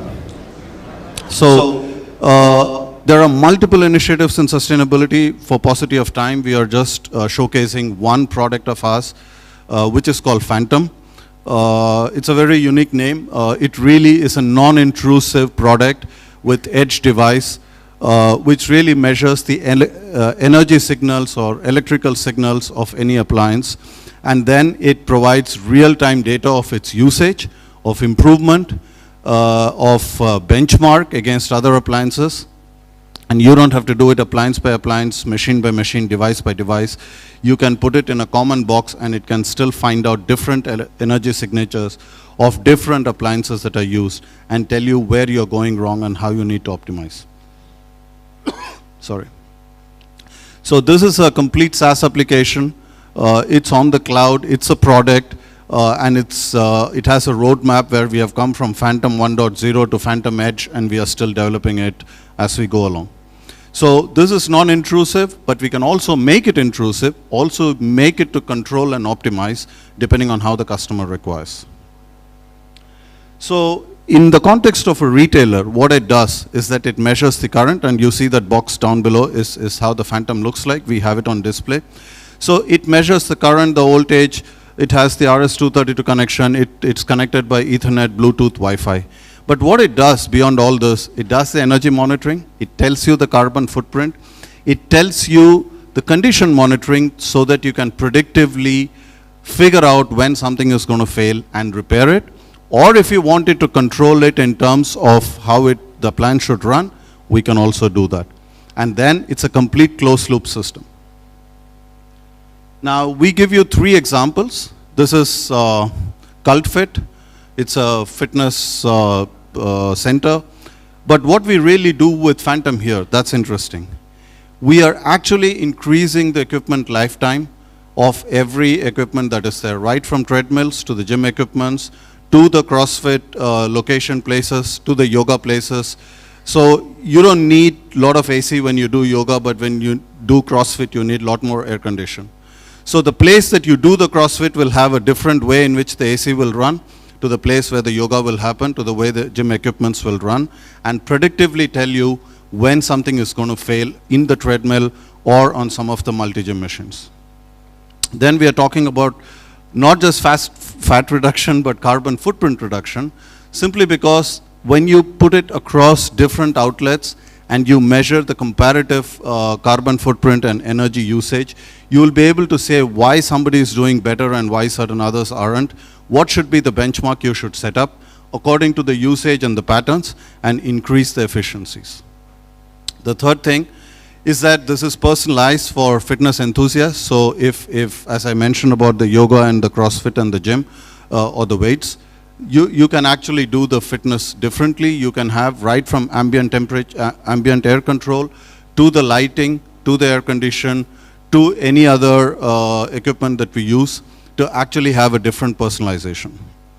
And fourth, the fitment to the actual deployment, which we can call in this case as fitment to run, is about 1 month.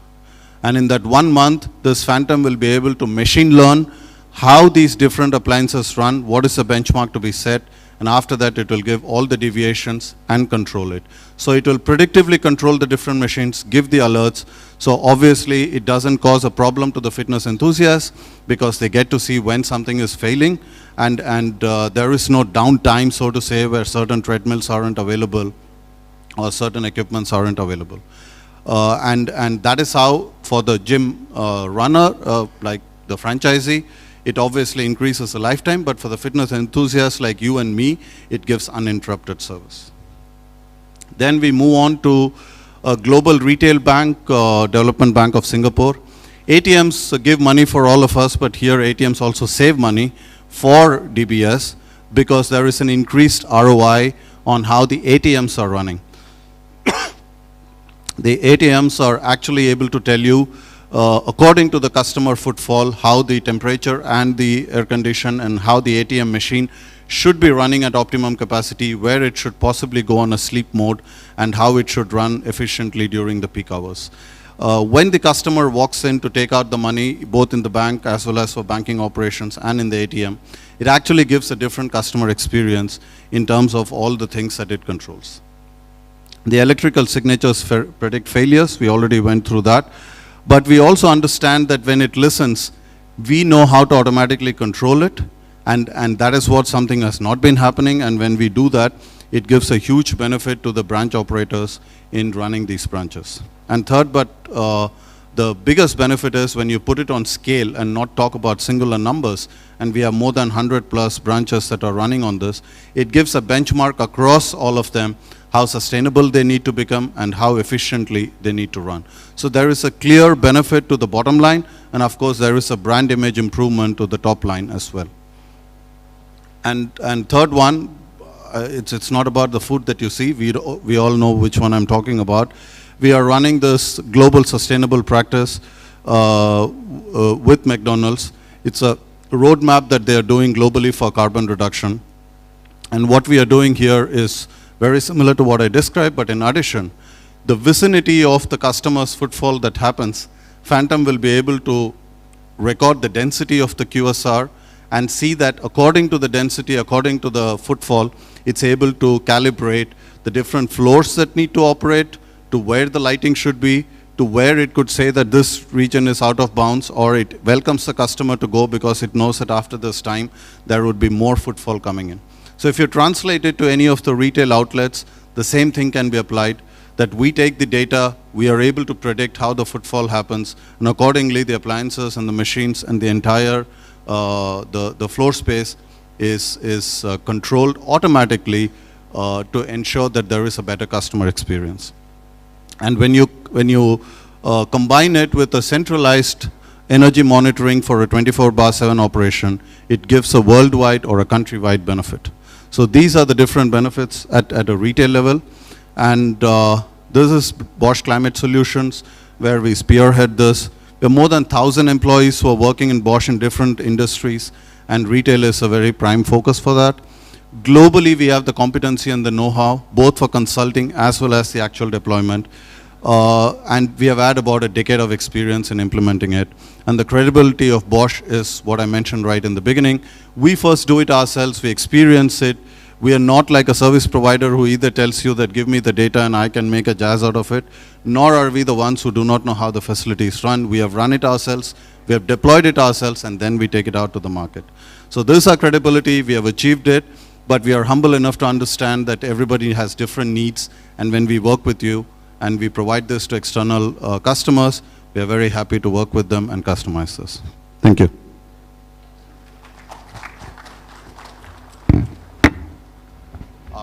The last example, this is a smart campus that was inaugurated, Bosch Smart Campus, by the Prime Minister himself, and this is a complete 5G smart campus in Bangalore, and this is how many of our campuses will be. So even for our offices, commercial spaces, we are wanting to see that entirely it is carbon neutral and has an energy saving target to it. Thank you. Thank you very much. And can we put our hands together for Mr. Ramesh Ramaswamy, Chief Strategy Officer, Phantom Solutions, Bosch. Ladies and gentlemen, it's time to move into our first panel discussion post-lunch. And this panel discussion will put the spotlight on online plus offline as equal unified, the India retail growth story. Please join me. Panelists and our distinguished moderator. He is founder and chief operating officer, Zeno. Please welcome Ayushman Kapoor. Come on guys, can we have a round of applause and welcome Mr. Ayushman Kapoor. He is managing director, India and Southeast Asia. Please welcome Abhishek Ganguly.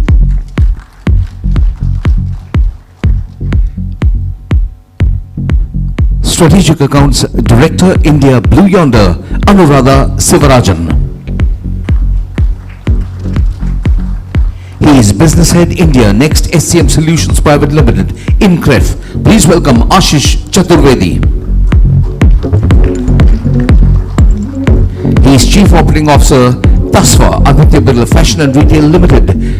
His flight is delayed. I'm not sure whether he's here, but hopefully he will join us before the end of the session.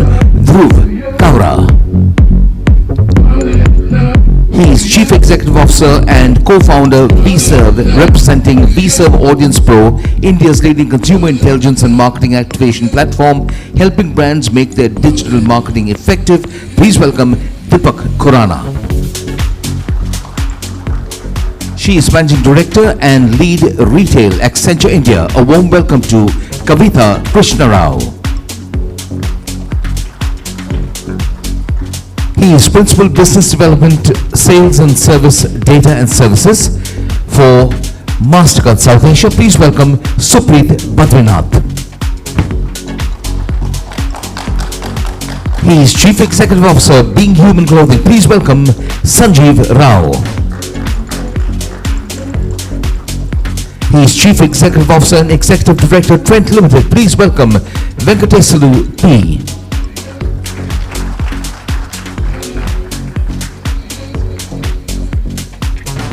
Okay, ladies and gentlemen, we've got a full house. Hello. Mr. Dhruv Kaura? Oh, he's not here. Okay, so we still have one empty chair. He can join us. Hopefully, he will come in before the flight, before we finish. Please, ladies and gentlemen, over to Mr. Ayushman Kapoor.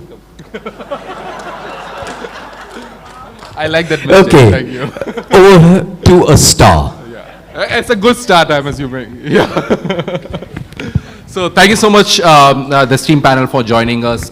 Since we have a very large panel, what we have done is, I'm not going to be introducing the panel. we're going to be putting up slides so that you can get to know the panelists.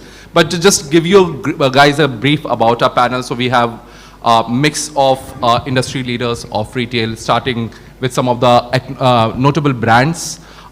There are folks from supply chain management who are doing great work in integrating the online and offline experience.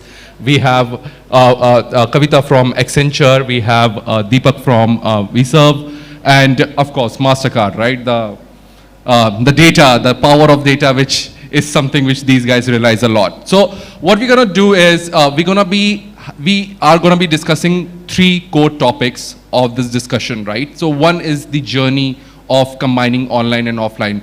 I still remember the days 8 years back, 9 years back, there was a competition between the offline team and online team. Like if you go to the offline team and tell them, you know what, we can migrate some customers from online to offline, or maybe migrate offline customers to online, there would be a lot of tension between both the teams, to the point when COVID came and we were all forced to create like a singular experience and see online as a channel, which will be an enabler, right? So we're going to be talking a lot about how that journey has been.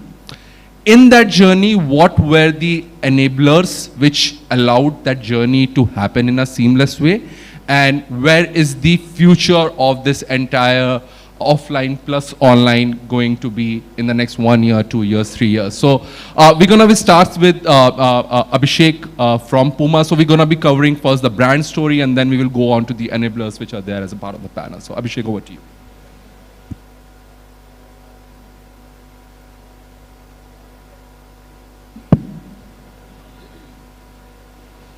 Yeah, you can take this.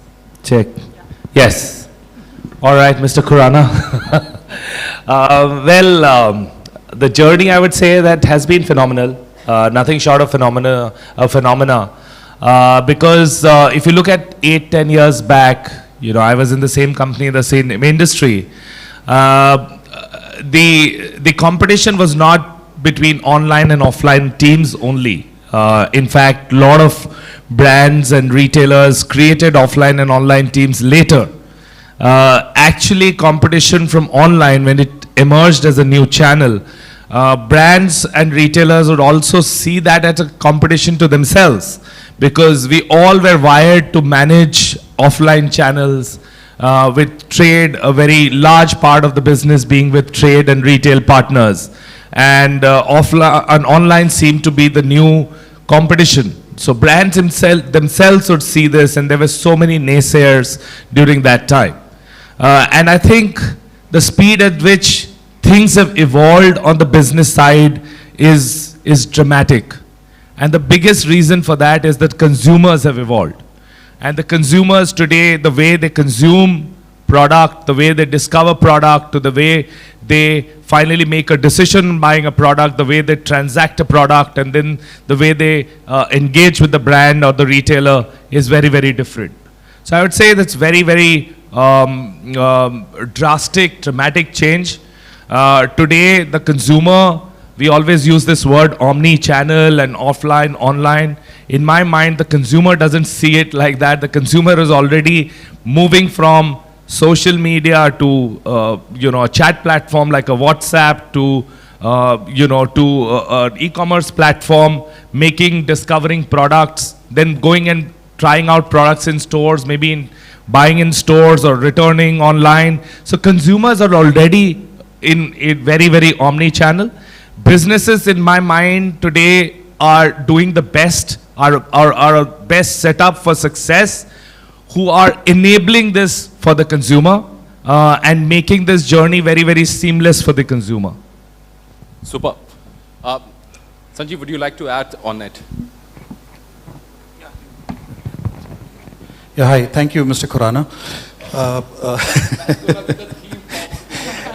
Okay. I'm just facing identity crisis because Deepak Khurana is my surname. It's being used.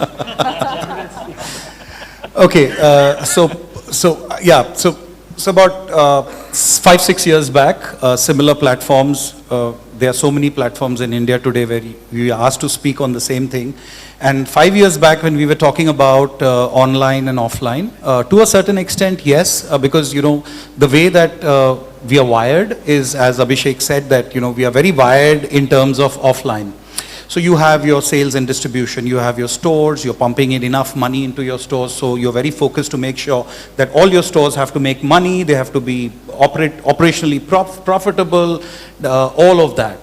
And then came the stage when, in fact, I must mention this, which I mentioned in the speakers lounge, that Abhishek and a couple of brands, Abhishek was leading Puma at that time also, and they were one of the few first movers into online, and we were all wondering, ye kar kya raha hai? What is he doing? I mean, why is he not focusing? But that's what exactly grew. So it's and I think over a period of time, what happened was, as you rightly said, that during COVID, people didn't have an option. So the adoption of online kind of skyrocketed. And when that skyrocketed, there was already a momentum of people moving online. And we are talking about the single view of the customer, where is the same consumer who basically shops online and offline today for us. We are a Gen Z millennial brand where we see most of our consumers actually doing the discovery on their mobile phones. And by the way, the consumption also is directly proportional to how much time are you spending on your phone, because that's where you discover products in today's date. I can't be as active on my advertisement than pumping more money into digital. That's what we all are doing, because that's where the discovery is happening. So the journey for us has been that today we are roughly at about 20% to 23% of our turnover comes from our online business, which is our brand.com, marketplaces, Omni, all of that. Omni, again coming to Omni, about prepared our mind in terms of what we want to buy, what are the kind of products looking at. So Kavita, I would love to understand from you, since you've come from a lot of experience in retail and now working at Accenture. So how has that journey? Marketing is quite similar to what you see on the online to offline transition. I think all of us know that more than 80% of the journeys, the discovery process is really starting online, right? And the fundamental change that has happened is maybe 2 decades ago, this process started with search. Everybody was racing around to get their search engine marketing and optimization done. A few years ago, it moved to the aspect of social and live commerce, right? And now we are already talking about retail media networks and what it means in that space. There is a tremendous amount of shift that is coming along. And all along in the customer journey, that has been a challenge in terms of how do we really design frictionless journeys? How do we make sure we really truly understand the customer and are able to personalize content that is really shared with the customer? The third important aspect I would highlight is related to supply chain. Again, I would say that everybody in this room would agree that our supply chains today are not optimal, because they were never designed for a 40% share of online sales or a 30% share of marketplace sales. Right? Every retailer today is starting a conversation in terms of re-looking at their supply chains and figuring out, is it really optimal, both in terms of service levels as well as costs, right? So there have been some of these fundamental principle changes that have happened, but at the end of the day, I would say that the industry has grown phenomenally. India is the 3rd largest retail market in the world today, and it is continuing to grow at a rate that is double of the global markets. So there is really something there for all of us to take note of and look at what the future holds for us. Yeah. So very interesting point on supply chain. And I would love to, this has been, I think, one of the biggest pain point for every retailer in terms of how do you ensure that we are able to provide that seamless experience across offline and offline. So would love to hear from you guys on the kind of problems and how do we go about it. Definitely. Thanks, Ayushman. So, just want to start with a story, right? My entire career, I've been in the business of supporting supply chain companies, supporting manufacturers, supporting logistics providers, supporting retailers, right? And 12 years back, when I met the CEO of Best Buy, he told me one of my biggest problems today is I'm training people and called the Geek Squad, and then they come to my store, customers come to my store, they learn about the product, they learn about the technology, they learn about everything, and then they go and buy it on Amazon, right? And it was kind of there was a lot of overt overt pessimism at that time. You know, everybody was like, oh, what is the future of offline retail and so on and so forth. And cut to today, right? We've just, you know, I want to say we've crossed a pandemic where a pandemic is behind us. I want to say that. But, and what I hear is, you know, the retail leasing space in India, you know, there's an increase in demand by 25%. So this is on one hand. So there is still demand for offline retail, there is still demand for store space, and of course e-commerce in India is growing at a tremendous rate of like a 40% per year. And these two are going hand in hand and not competing with each other. So today when I speak to manufacturers, you know, for them it's a no-brainer to, you know, talk about here's one channel for me, e-commerce is one channel for me, modern trade is one channel for me, general trade is another channel for me. How do I plan for this? How do I forecast demand for this? How do I plan my supply for this? How do I integrate my inventory for this? And so on and so forth, right? Similarly, we have supply chain solutions, we have transportation management solutions, our Luminate transportation solutions. In fact, during the March 2021 Suez Canal blockade, our inventory management solutions were able to, you know, predict, the control tower was able to predict when customers were going to get that inventory, right? And, you know, cut to retail, we have a whole suite of category management solutions. We have an 83% market share in that, and it's still growing, right? And this is a solution that is only for store. It's not for online retail, just offline retail, and we have an 83% market share in that, and it's still growing. It's almost like a cash cow, right? And then with e-commerce, so other than, you know, the whole supply chain piece and the integration, we have acquired a company called Yantrix, and we have an order management solution that supports e-commerce. So this is sort of our, as a company, what we see as a trend, right? And especially India is like a huge growth story for us. Just in the last maybe 2 years, you know, Indian retailers and Indian manufacturers, the calls to us have increased by 400%. Everybody wants to invest in technology because that's the pivot, right? And, you know, just to sort of loop back to my Best Buy story. So today if you go, take any example, right? Take like a pepper fry, for example. So you go to a pepper fry, you can't even buy anything from the store, but people go to their studio or what they call customer experience centers, and they experience the product. And customers like pepper fry, you know, people in that space, they want a customer experience story in their stores, and they might sell it in any channel, right? They might sell it in store, they might sell it online, but they are talking to us about things like, you know, what can AI do for us? What can virtual reality do for us? You know, can I give a very, very focused customer experience for, you know, somebody coming to buy furniture in my store of virtual, how there's a sofa set might look in their house? You know, how can I enable that? How can technology enable that? And of course, you know, an automated supply chain that enables all these things. And when I say automated supply chain, the future is things like, you know, self-driving trucks and cars. And so as technology builders, we have to think of those questions when we look at the future, how we are going to meet that demand, what, you know, how we are going to still compete in a space where these kind of technologies, and this is how retail looks. Would you like to add on that? So, good afternoon, everyone. Basically, I am from apparel manufacturing background, and I have you know, accidentally stepped into SaaS sales for the last 2 years.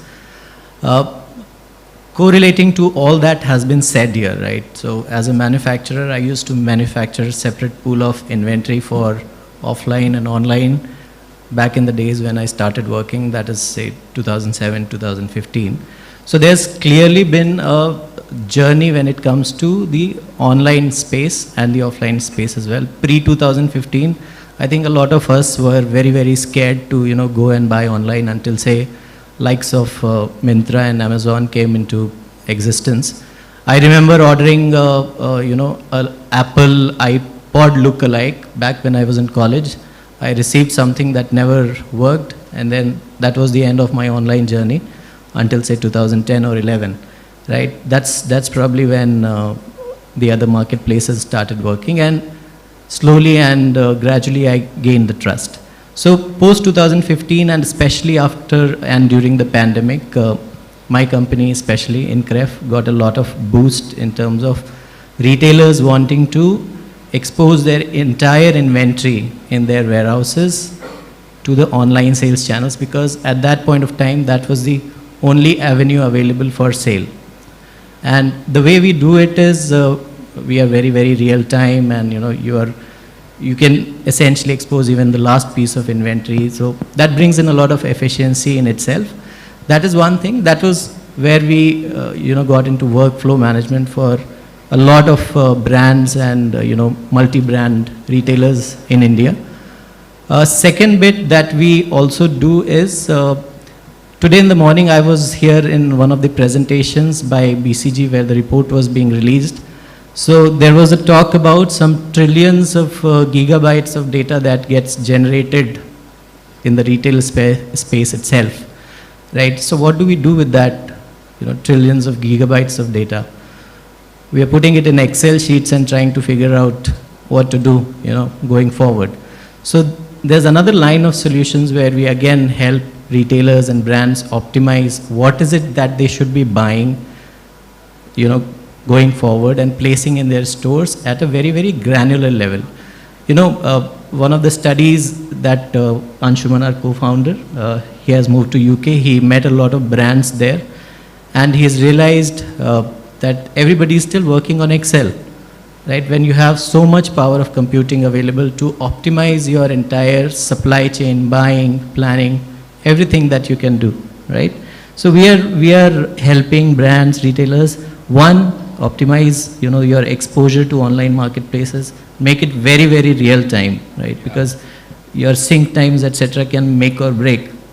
You might you might invest a lot of money in the front end marketing, but that is also something that needs to be taken care of. And also ensure that you buy right, place it right in the right point of sales. Yeah. So that's what we are doing. Wow. Yeah. So Venkat, I have a question for you. Like here we've been talking about the way we are talking about creating that one singular view, providing real-time supply chain management analytics, where the inventory is. It sounds very easy, but I'm sure, and I know for a fact it's not. Like retailers have done a lot of work to make this entire ecosystem work in a seamless way. So how has been trend journey?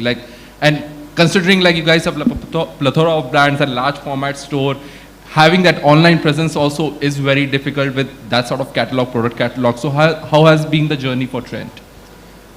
Thank you, Ayushman. It's been a very interesting journey, and actually, the models that we thought we'll work with when we started, compared to what actually landed up working, was very different. And I just wanted to therefore step back and say that each brand, I guess there are a set of choices to be made. What works for a brand doesn't necessarily work for another brand. And being careful about it and thinking through carefully possibly makes a big difference. For instance, take Trent itself, we don't list ourselves on marketplaces as a matter of choice. And that doesn't mean marketplaces are bad. It's just a matter of choice of saying we'll be 100% direct to consumer.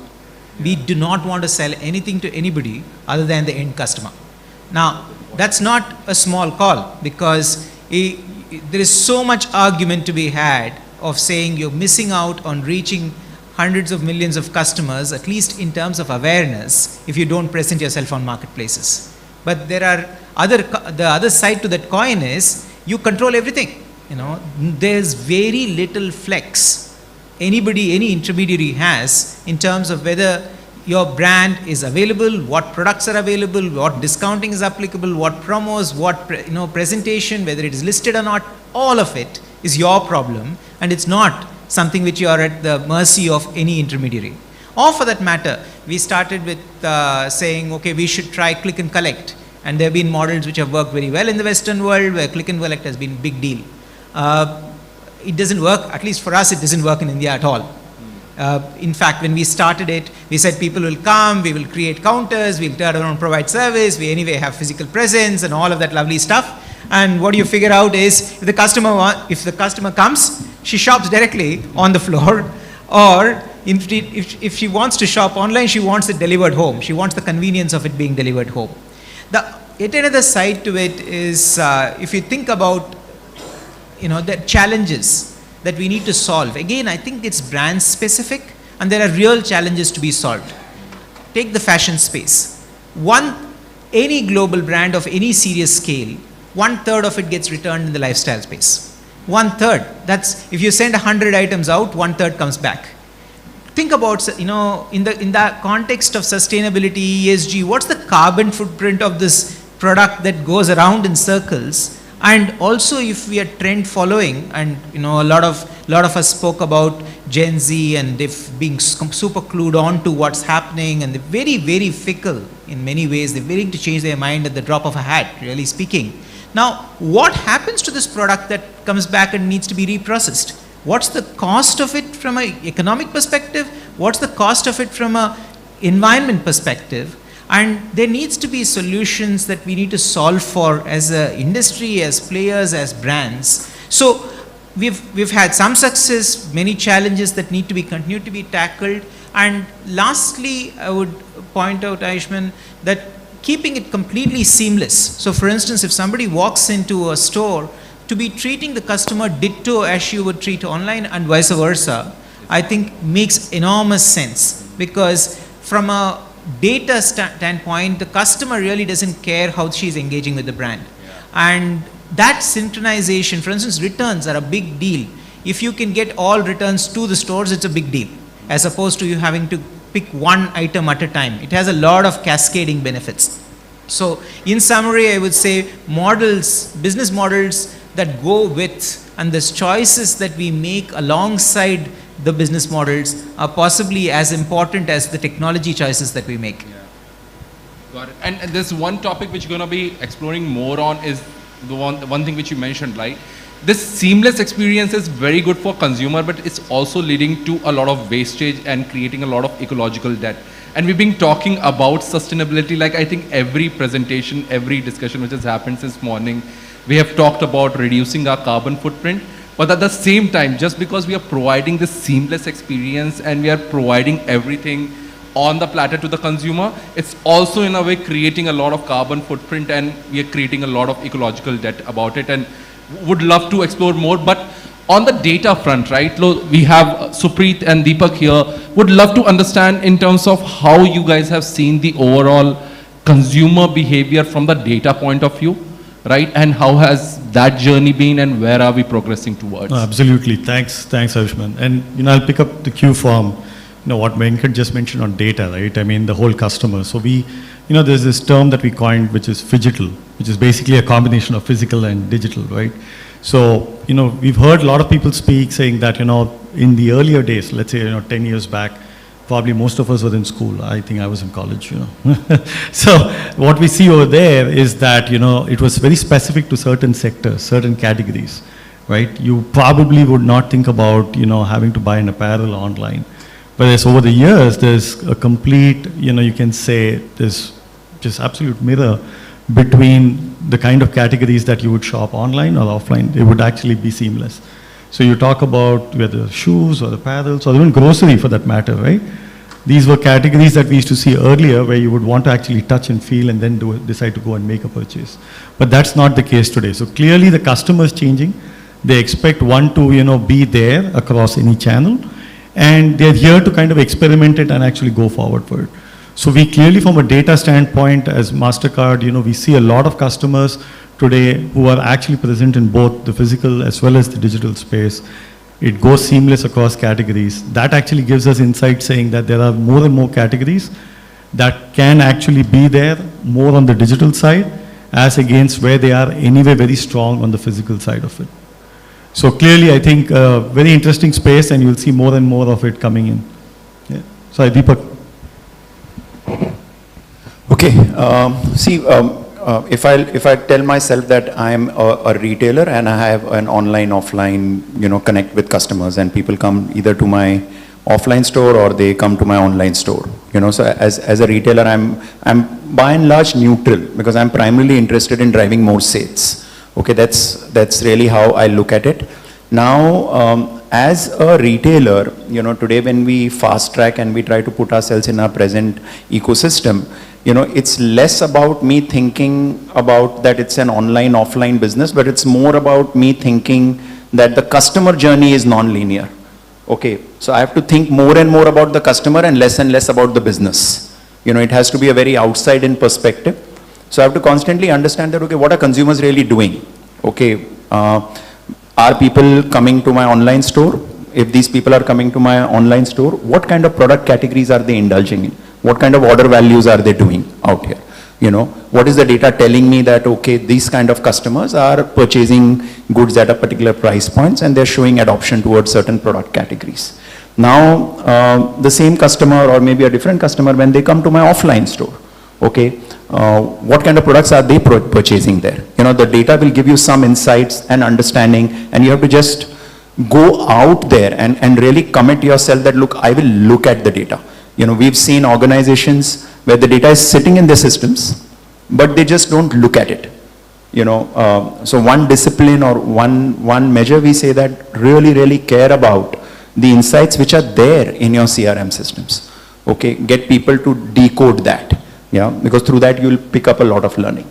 Another factor, and in all of this, the reason I'm spending a little time on the thought process is, for any business in India, I believe that marketing is the biggest investment. Okay, and it's a place which can reward you or you can probably lose money on it. It's a high risk investment. You have to really care about how you spend your marketing dollars. You know, be very prudent about deciding where to spend, where not to spend, because businesses, in the same breath, a business which knows how to do marketing well versus a business who does not know how to do marketing well, the one which is the primary one will have a huge competitive advantage. You know, so marketing is a huge competitive advantage in today's world, and especially in a market like India, where, you know, the ARPUs are low, a diverse set of demographic profiles are there, you know, across markets. So decoding marketing is very critical for any business. Another point which comes top of mind to me is that as a business, you're constantly trying to see that, hey, you know, I want to bring new customers, I want to bring new relevant customers. That's a problem statement I want to do, and then how do I use the right kind of marketing, whether I do offline marketing or whether I do digital marketing. The second KPI you chase is that, how do I increase frequency? You know, how do I bring back customers? You know, should I bring them back to my online store or should I bring them to my offline store? Okay, so those are things which constantly one has to look at. And the way to really go about thinking and being a tech enabler, being a player in the ecosystem, just as you sit with quality data as a retailer in your own store, go out and find if there are other platforms out there which can augment that intelligence. Okay, there are people out there who are solving that problem. Like putting in a plug out here at VServe, what we do is basically bring in alternate customer intelligence so that your job or your enterprise which is seeking more insights on your customers becomes easy. You know, so that you have quality information available with you, which in turn you can decide whether you want to drive better retention, whether you want to acquire customers who can give you higher order value. Okay, that kind of combinations which really help you grow your business on the back of that efficiency piece. And like consumer insights for any business, online, offline, and especially with the online world. I also want to tell you that it is very interesting that today you and I as consumers are leaving breadcrumbs of our transacting behavior and so many other interest points at lots of different places. Okay, so there is a lot of intelligence out there which can be borrowed and be leveraged from a marketing perspective. Yeah, so from my perspective, marketing efficiency is of highest importance for any business which is online, offline. One point which I wanted to pick, and like this is something, Kavita, which you mentioned, right, during our discussion, which was around marketplaces. Like, and more and more discussion which is happening, and we're talking about spending those marketing dollars and getting those insights, right? And interestingly, Trent mentioned that, they don't have that marketplace component. Like, so what's the significance of it? Like, what exactly are we able to achieve by being on the marketplace and not being on the marketplace? I think that's a very good question, and we were discussing it when we were preparing for this panel. So it's a very controversial topic. Everybody would think that being on the marketplace absolutely gives you growth and revenue that you're very much seeking. But the one question that brands need to be cognizant of and be very deliberate in terms of making the decision around whether you want to be on a marketplace or not is, how do you see your brand itself? What is the positioning of your brand? And how do you see your brand grow over time? And how do you want to engage with consumers? I can take an example from the previous organization I worked for, which is IKEA. It is an iconic brand when it comes to home furnishing. And one of the key decisions there was that we will not be present on a marketplace. The reason was the experience that was going to be available, be it around planning, be it around how you presented the product range, how you shared inspiration with consumers, was something that would be very difficult to replicate on a marketplace, right? And the idea was, we are new to the country, and it makes sense to build the brand one step at a time, ground up, and engage with the consumers directly on the website or the mobile app or in the store, because the whole positioning of the brand was built on inspiration, right? And it meant that you are trying to drive traffic to your own website, you're trying to drive traffic to your own mobile app, you're constantly improving the performance of your website and app in order to move conversion upwards, right? But it could be a completely different picture for another brand where, we know every single brand that has been present in a marketplace, there is a significant percentage of growth and sales that has come on the backdrop of the visitation and awareness and the number of consumers who are actually present on the marketplace, right? But it has also come with its own challenges. Again, I would say that everybody here in the room would agree that the reconciliation of the sales, the returns process has been significantly challenging. And we hear this from all the retailers. In my new role at Accenture, I hear this all the time from all the retailers, that is one of the biggest pain points of being on a marketplace, right? So there are pros and cons of both, and it's finally a decision based on where you stand as a brand and what you represent towards your consumers. But it is a very important decision that needs to be very well thought through before we jump in.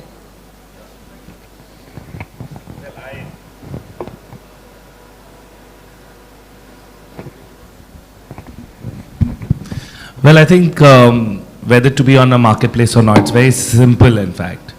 If you're a retailer brand, IKEA, Uniqlo, the identity of the brand is the retail brand, then it is very important to have a DTC strategy of your own, which is primarily your own, where you're a, if you're a Trent, then you're a retailer. You're primarily a retailer which is building its brand, but the main brand is the retail brand. But if you're a standalone brand, you have to be a multi-channel brand, in my opinion, to a large extent to unlock the value of the brand and make the brand relevant for the consumers. Relevance to consumer is very important. One of the very important ways of being relevant is to penetrate and have reach towards your consumers. In India, marketplaces are one of the ways to create relevance and penetration. Of course, there are challenges to work with the marketplace. How do you control the pricing, promotion, reconciliations? But hey, if you have to succeed in business, not just in India, anywhere in the world, you need to crack the code. And cracking the code is very important. You cannot not crack the code and win in business. Also, to add to that, I think Shoppers Stop is an example of a brand that has done that really well. I mean, they're a big retailer, they have an identity of their own, but they also have a flagship store on the Amazon market space. And shopperstop.com is also a big driver of this thing. And they are one of the first retailers. They made sure they observed very keenly, they were keenly aware of the fact that there was this whole price war between their offline and online channels.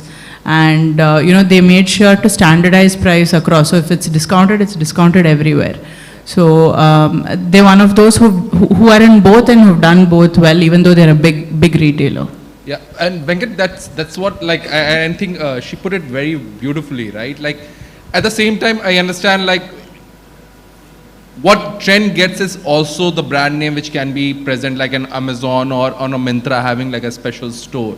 But doesn't that also take away that we are not in a way providing the true omni experience for a consumer, wherein it literally means like wherever I want to find the product. Like, for example, I'm very comfortable in Myntra and I should be able to buy that product on Myntra because I built a trust on that portal. So is it that goes against that philosophy of omni?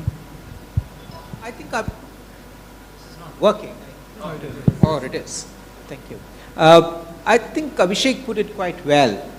You have choices to make, and those choices are dependent on what are you trying to build and how are you hoping to connect with the customer. Let me give an even more stark example, Aishman, and it's very counterintuitive. We have a business which is the Zudio business, which has been growing at quite a clip. We now have more than 320 stores across the country, and pretty much all of the growth has happened in the last 3 years. Now, we used to be online. At some point we said it's so complicated for that kind of price point and that kind of complexity, we pulled it off. Okay. So I think it's difficult counterintuitive choices that pay off.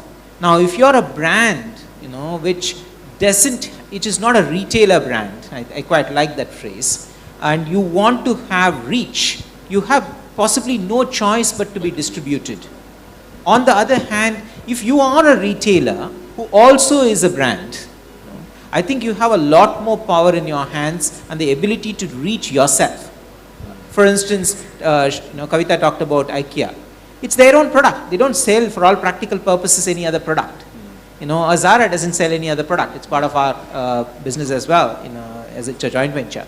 And we would never go on a marketplace because it's our product and we can be entirely direct to consumer and we can have the direct retail reach. So why go ahead and take the complexities? On the other hand, if your only way to reach is through distribution, then you might as well be on a marketplace and have the visibility. So I think it's a bunch of choices which work for the brand. I guess one of our panelists said, it's all about the customer, 100%. I would just add, it's all about the customer in the context of the brand, because there is a pool of customers that you can address and the pool of customers you should choose not to address. Yeah, it's very important to know in the business. Sanjeev, you wanted to add something? I think it's about the brand purpose and the brand's choice, as we all said the same thing here. I think, for a single brand, it becomes extremely important to get to the reach. I can give you again stark examples of brands in India which do not discount at all. They don't believe in discounting. But that's a stand that they have taken, that we will not discount, and so there goes 30% of our business, big deal, let it go, no problem. But we build the brand that way. And some of those brands have done IPOs and have become amazingly, great brands, not only in India but abroad. But that's what is the brand stand. For us, it's very important because we are, again, coming back to our choices, we are a Gen Z millennial brand. We kind of do researches on Gen Z and millennial, how much time they spend on the phones, how much do they actually go through the product, and how many of them land up in the store, what age bracket come down there to pick up, how much of them are picking up online, how much of them are picking up offline. Our subject today is online plus offline. We believe that both are going to survive. Just like Venkat said, that there are choices to be made. I mean, if you have an umbrella like IKEA or Tata's in the fashion business, in the hypermarket business, all of that, I think that's the brand game. But for mono brands like us, it's very important that we reach where our consumers are and give the best level of services that is possible. So I think it's both the sides. It works both the ways. I mean, we were having this discussion in the morning, just before this, that, would I buy a sofa online? I said, no. Why will I buy a sofa online? I'll go to the store, I'll look at it, I'll see the fabric, I'll see the leather, all of that. But then she completely gave a different version of it. Yeah. She said, you'll be surprised to know that people are buying sofas online. I did. You did? Yeah. So, you see, perspectives change over a period of time. I mean, as a person, I mean, this is my 29th year in retail, and, you know, every 5 years I'm rewiring myself to kind of gear up for what's going to be the next change. Yeah. If you'd have asked me the same panel 15 years back, I would have said, what are they talking about? That is true. Like every year I say I'm not going to make this purchase online, and next year I end up making the same purchase. Like I never thought furniture as a category will like really pick up, but I stopped going to the furniture store. Like I just go to Urban Ladder or Pepperfry and just place an order. I'll give you one more example, and I'm sure, you know, Venkat, you sell what I'm talking about. So if you go to buy formal jackets or formal suits, you cannot buy them online. Very few people buy that unless you're so sure about the fashion brand that, hey, this is the size which is going to fit me, so I'm going to go online and order. It's not there. I've got my colleagues here from my last company sitting right there, and let them say how many people go. So you can't. There are certain products you have to come to offline, you have to try it, test it, and that's what I call the romance of shopping, which is not going to go away, at least not for a couple of decades in India. We never know. Jewelry was a segment we never thought will be so prominent online, and look at today. Yeah. I just want to add, and what Venkat said and what Sanjeev said, right? I got your name right. Sorry. So basically, yes, you know, today consumers you will find doing everything. Okay, as a business, similarly, you will find suddenly being overwhelmed that should I do everything? But as people spoke on the panel that, you know, the sharply you understand about your consumer and the product mix, and according to that, and you understand your competitive landscape and how you want to position yourself in that landscape, and pick up your area of strength and go all out. You know, don't do anything in between. You know, just don't do anything in between. Just pick up that area and excel it so well that you'll start seeing the fruits of it. You know, and which could be completely contrarian or counterintuitive, you know, to your peer group. Okay, so be it. You know, so that's really how we see this opportunity in the market, you know, today. And I would say this is that I'm going to give another example out here. Why has there been such a massive rise of D2C brands? Okay, suddenly the number of brands as a consumer which we were witnessing before the digital era was X in every category. That has gone to probably like 100X, 200X. Okay, with D2C, you're going to see another 20,000 brands come into India in the next 5-10 years. Easily, I'm saying it. Okay, now you're basically saying that look what has happened out here. Digital behavior. Okay, so digital behavior has led to creation of brands. It's the other way around. Okay, so brands are getting created on the back of, you know, the fact that, okay, there are consumers out there. Now you'll say, how will we all in the market go ahead and compete? Okay, technically the market is going to become massive for everyone. No one is going to eat into anyone's kitty. The whole consumption is rising. Okay, and you will find that, you know, like if e-commerce comes in and people do research on it, okay, that does not mean they are taking away the market. Or if e-commerce says that I am 5% of the market or 6% of the market, that does not mean they're taking away share from the offline world. Okay, so the whole market is expanding.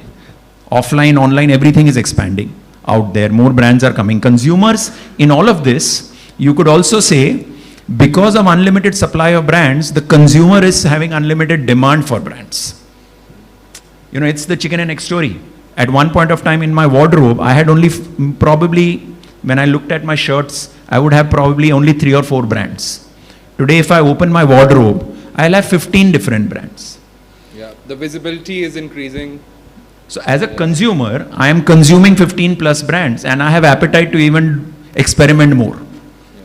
You know, so consumer is having that kind of an appetite. Yeah. You have to figure out that how I place my product and deeply focus on the consumer we'll go inside. to Supreet and then we'll open up the floor for questions. I'll just make it quick. So I wanted to make it a point on, you know, Sanjeev, you made on the metaverse, right? Absolutely. So one of the first things that anyone would think of is what's the return? You know, what's the point about being there? The point is actually it's a segment of customers that, you know, are looking forward to seeing you there. So that's very important that we recognize it. So, you know, we've been working with 2 pretty big brands that were actually contemplating. They are there, they're selling much more for on a particular price point of a particular product on the metaverse than they were actually selling it at a store. So clearly a different set of clientele, you know, they expect us to be there. And I think it's definitely worth a thing to kind of see if you have to be there as well. So not an area for us to probably miss. Yeah, so my point was that you cannot ignore it. You have to be there because maybe 4 years down the line, we are sitting in the same forum and then the subject line says metaverse. Yeah. Right? So that'll happen. Ultimately, it'll happen. My limited point was that today, when we look at, we forward think our strategies, we think, you know, why should we put good money after something which is going to happen after a long time? But, you know, you have to. Today, we are investing into metaverse. I know I told my strategy head, we're going to get 0 ROI on this. He says, sir, you're going to get 0 ROI, which is perfectly fine. But let's be there. Let's start the visibility. Exactly. Yeah. So that's the whole point. Maybe I think in the discussion on online and offline, we discussed a whole host of topics. But one fundamental thing I would like to add on is, what is your business model? Basically, there will be multiple evolutions of technology that will happen, right? But fundamentally, the question is, what is your product or service offer, right? How are you going to get it to the customer, which is all about the channel and fulfillment and some of those aspects. In the context of retail, I think we have not discussed the topic of people, but I think that is a very, very important element to look at as well. And of course, we have at length discussed data, right? I would only say that we discussed online and offline and what it means for growth. But the reality is we are actually living in a post-omni-channel world, right? That places may be past now and we are entering a next horizon of growth where the expectation is that retailers have actually adapted to what online and offline and the convergence of both of it brought about, right? So that is where there is maybe a need to do a little bit of a reset in terms of how we think about the retailing business model for the future. That's what I would leave my thoughts with. Yeah. So I also have a point to make, since we work with multiple brands, especially in the D2C space. There's another trend happening. I think everybody must be aware of it. A lot of the D2C exclusive, right? People who are selling online only are also getting into physical store space. The story is big always time. Yeah. So coming back to the points that were being made here, that people want to still, feel the product and, buy it only once after they felt it, even though it's exclusively available online. It's getting more experiential as we, go along, evolve in this journey. That's one thing that's also happening. And I love the fact that, as I said, we are already in that post-omni world, right? So it's all about how do we rewire and understand the business model and how do we adopt those strategies, because whether we like it or not, we have moved past that stage wherein there was this question about whether online and offline, and I think it took a lot of years for all of us to understand that it's not which one, it is both together and how do we complement each and everything together. So we're going to stop the panel discussion right now. We're going to be opening the floor for questions. So any questions, I'll just come down. It's fine. Hello everyone, this is Shilpi from Fiber to Fashion, and my question is that offline definitely is a challenge for the customers to go to the store and then buy. Online is an easier task. However, is there any facility that the brands or retailers are planning to include metaverse so that things become more easier for the customers? Anyone can answer. Are you a metaverse user? No, but I cover brands which are into metaverse. Because we just spoke about metaverse, and that's exactly what we said. We that online and offline today is done and dusted. It's already there. We are moving forward and trying to grow those those subjects that we call offline and online. Now it's all unified and we are moving forward. Metaverse is definitely something which will come over in the next couple of years. In India, it takes a little time for people to adapt and adopt to the hardware and the software and all of that. It'll take time, but then it will be there, of course. Yeah, there are many brands from India which are already having their meta stores. They do. Yeah. Like, Thank you. And probably as MasterCard, we can help you, so I can see you at the booth. Yeah, like I would say like the problem at the ground level is also very different. Like even if you go to most of the stores today, like one of the biggest reason why you would not make a purchase is your size is not available. Like especially in footwear category, like I think 6, 7, 8 sizes are like almost out of stock. But very rarely you'll find wherein the staff will come to you and be like, hey, you know what, this is our online website. I'll place an order here itself and tomorrow morning you'll receive it from some other store. Like that level of integration itself is taking time for a lot of brands. So of course, Meta is something which will probably become big, and there is a lot of experimentation around the world which is going, especially in the luxury category. But for the mass adoption, I feel first Meta has to be adopted by mass before it gets adopted by retailer. I think still the biggest fight which, and correct me if I'm wrong, like it's still about how do we tightly integrate that online and offline so that for users it's like a singular experience. Yeah. Can I just, so what is the metaverse ultimately for a brand and a product? It is about digitally capturing a part of the brand or the product which you own in the metaverse. So for being relevant for a brand, one needs to have an iconic moment, a product or a piece that consumers want to own in the metaverse. So I think just getting into metaverse is an important thing, but first and foremost, you need to create a moment that people want to own on the metaverse. So it is the future, and I think brands have to first have iconic value that people want to own as a part, and that is very, very important.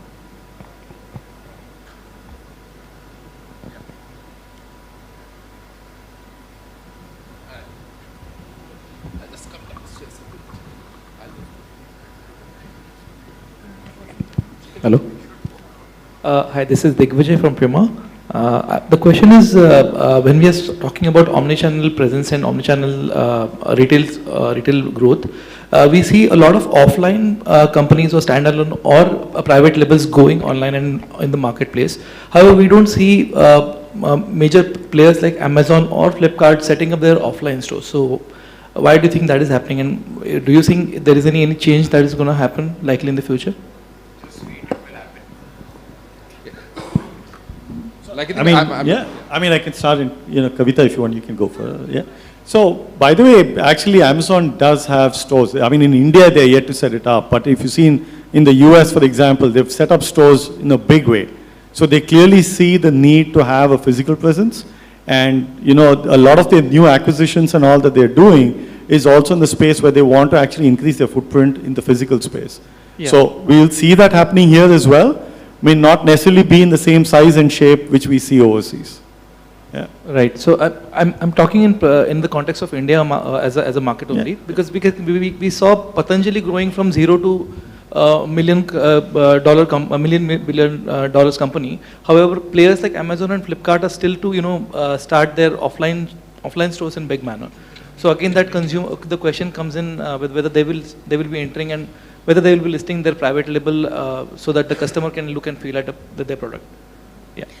I think that change is happening across. Of course, Amazon and Flipkart are two examples, but it's interesting to look at how direct-to-consumer brands have worked. Nykaa, right? for example. And if you look at Nykaa, for example, right? It was an online-only brand. Now you can see a Nykaa in multiple parts of any city, right? They have been bringing out and looking at their offline presence in a big fashion, right? Pepperfry did this a long time ago, right? Studio Pepperfries are now all around India, including tier 2, tier 3 cities and everywhere else, right? So we will always see this because it's at the convergence on online and offline is where there is the potential to truly unlock value. And I feel that's happening more. It's also very industry specific. If you see in the beauty segment, Sugar Cosmetic, Nykaa, Mamaearth, all of these brands to get their reach more, they've all started their offline presence. Of course, there are brands like Amazon and Flipkart wherein we have not seen that trend. But in US or any other part of the world, you'll see that also happening. So the world has to be omni-channel. Like there needs to be an offline presence enabled by the online presence. Any other questions? We gave so much time for the panels. Questions?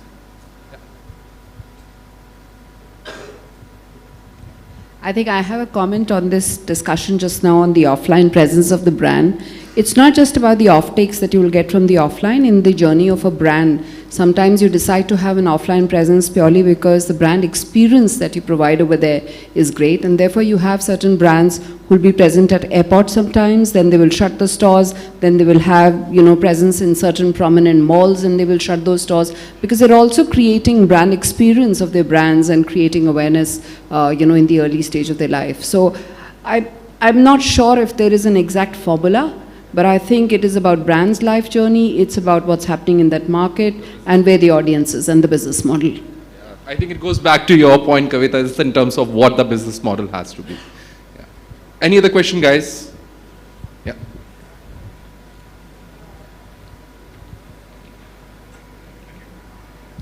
Cheers, thank you. Rob here. Kavitha, maybe for you, if you could answer this one. You touched briefly on retail media networks and retailers launching those. I'm a big believer in the offline-online experience being quite unified. Are you seeing many retailers looking to develop those retail media networks to grow that revenue opportunity to maybe offset some of that cost of the online channel? Absolutely, yes. This is a new trend that we are seeing. Retail media networks are gaining a lot of traction. And you know, when I said that, I meant there was a time when it was search, there was a time when it was social, and now it is the era of retail media networks. So companies, retailers specifically are starting to look at it. Of course, the big change or transition is happening much more in the marketplaces, right, with the whole ad sales and the ad networks and so on. But I think it is a trend that we need to watch out for, and it could be the next big thing in terms of how you look at media and marketing together. So I definitely feel it's a big trend to watch out for. Okay, I just want to add to that because at Reserve, we've done a partnership with Future Retail. Okay, so we basically did a partnership with Future Pay, and what we've done basically is that last 6 years of consumer data, offline store data has been organized across like some 300 signals. So we know that, okay, these are consumers who have purchased center-filled biscuits, or these are consumers who've gone and purchased honey. Yeah, so we bring all of that together in a manner on our tool. And then there are FMCG brands, okay, who come to our platform and they basically leverage this intelligence to make the digital marketing efficient. So fundamentally, an offline business is already participating in the Indian market with us on building a retail media business. The last question. Yeah.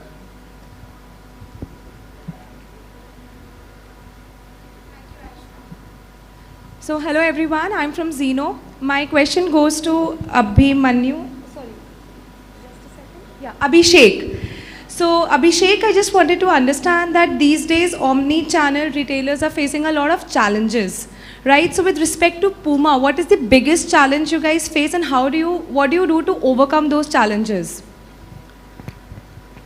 Well, like I said before, there is challenge in business. See, first and foremost, you have a product and a brand that you want to outreach to the consumer in the most convenient way in which the consumer expects, right?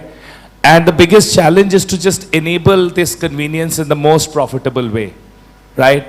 So whether you want to deliver online orders from stores, or you want to create a dark store to reach out and cut the lead time of delivery online, or how do you integrate inventory across channels? How do you have a single view of the audience, whether if he enters your store in Linking Road or in a Connaught Place or comes to your own shopping app, and having that single view of that audience and being relevant to the audience with information that the audience, that customer wants, right? So these are the challenges. But what is extremely critical for us to succeed is that if a customer expects something at a convenience, how do we deliver that promise in the most profitable way? So business is always about balancing that and making that that convenience for the customer. So thank you so much, everyone. Thank you so much, panel, for being here, for sharing all the knowledge, and thank you so much for listening, guys. Thank you very much to our entire panel. I'll request Mr. Ayushman Kapoor to kindly present a memento to each of the panelists.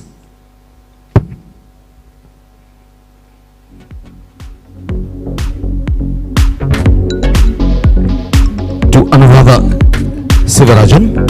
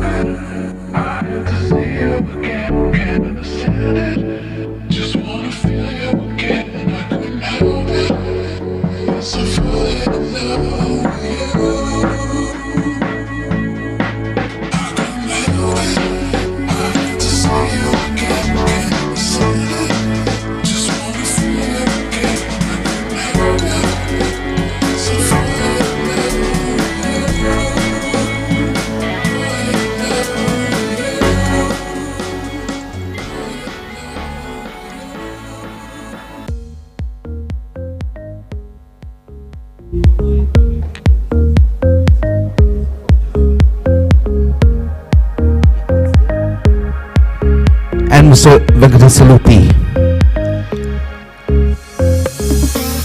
I shall request Mr. Subhash Chandra L, Managing Director, Sangeeta Mobiles, to kindly present a memento to our erudite moderator, Ayushman Kapoor.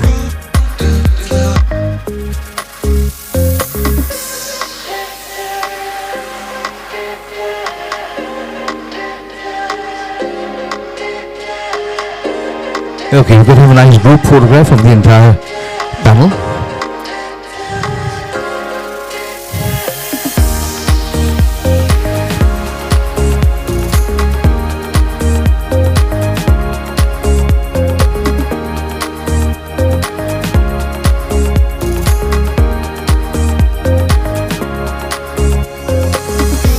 Thank you very much. A warm round of applause to each of them. And I'm wondering why I was confused with the names.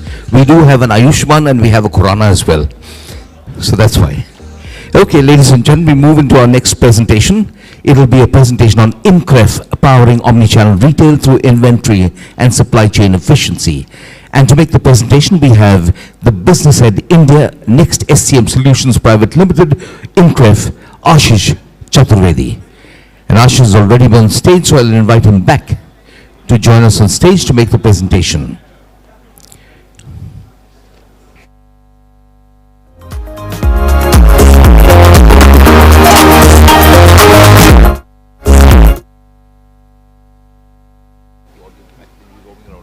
Okay, can we finish networking immediately outside the ballroom?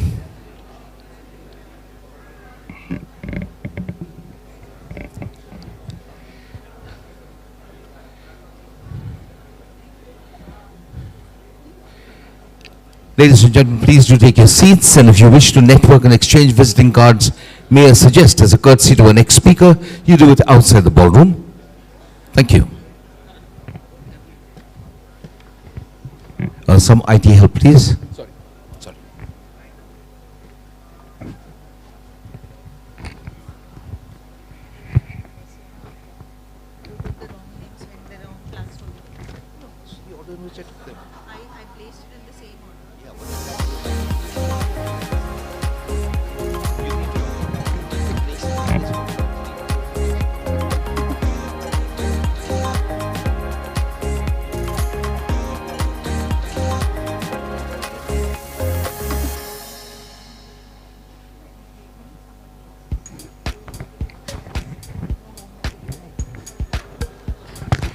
Okay, ladies and gentlemen, we request the speakers to kindly check whether they've got their own mementos.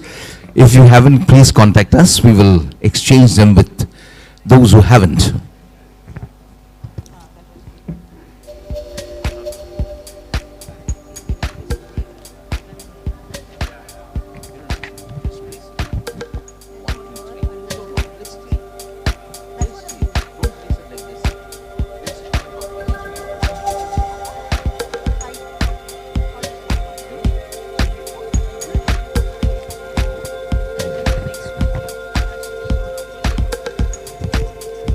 Okay, ladies and gentlemen, Mr. Ashish Chaturvedi begins his presentation.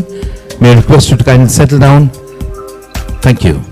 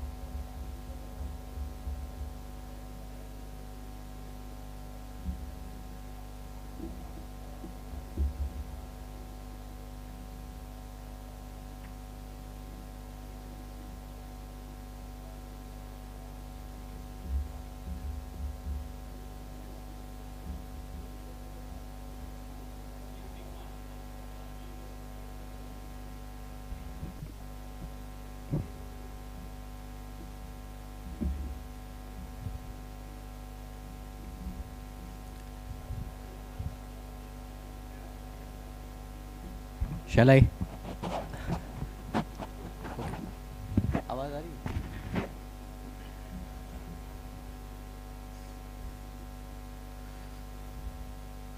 So, good evening, everyone. For the audience that's been kind enough to sit, I am Ashish and I represent Incref. So basically, Incref expands into incredible efficiency, right? That is what we are trying to bring into the lives of our retailers, the brands that we work with. A couple of them were sitting here with me as well during the panel, right? So one of the things that we discussed during the panel, and I'd like to quickly recap, I spoke about it essentially, was that brands and retailers will generate or have been generating data that is enough to go around this globe 200 times. What do we do with that data, right? So if you are an apparel or a fashion retailer, you would probably still be working on Excel sheets. You'd probably still having your planners, buyers do their work on Excel sheets. Incref essentially has two different kinds of product lines. One of our product lines is our workflow solutions. How do I go to the next slide?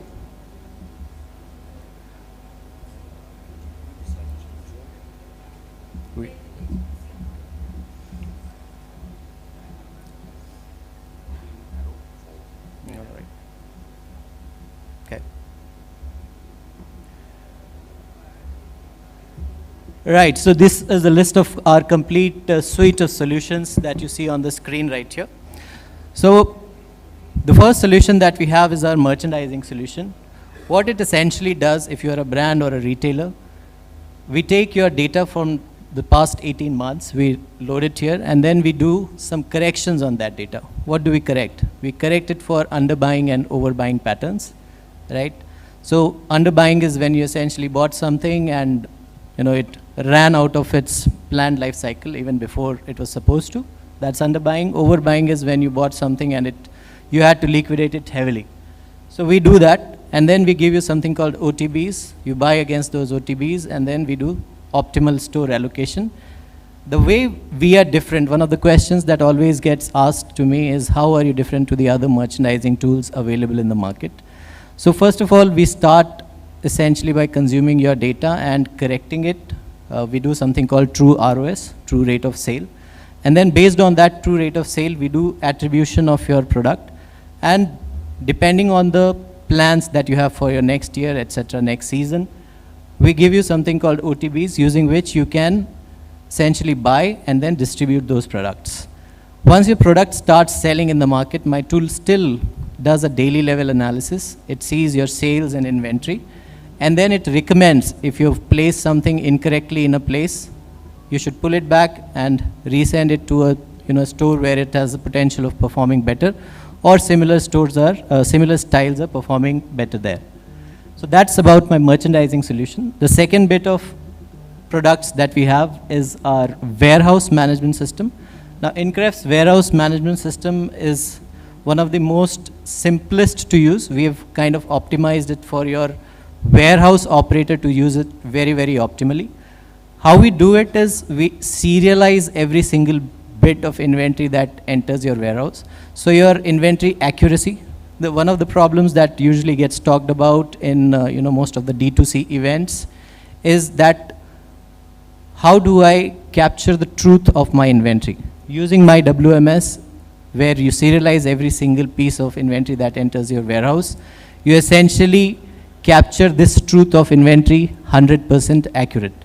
And then we have several other features like real-time inventory sync with all the marketplaces.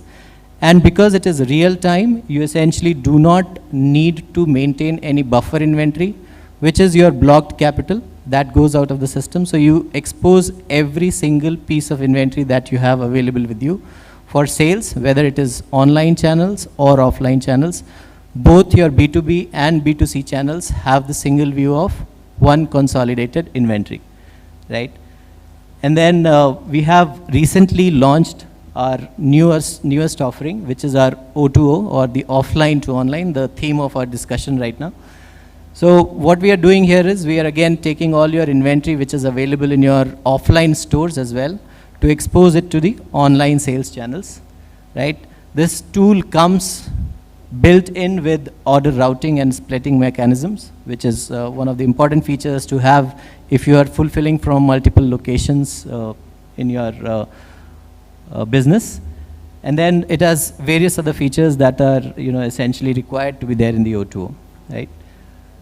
Next bit that we have is our B2B commerce platform. Now, through this particular solution, what we are trying to do, if you are a brand that has a distributor network, we are helping you to expose your entire inventory in the warehouse to these distributor networks as well, from where they can have a real-time view.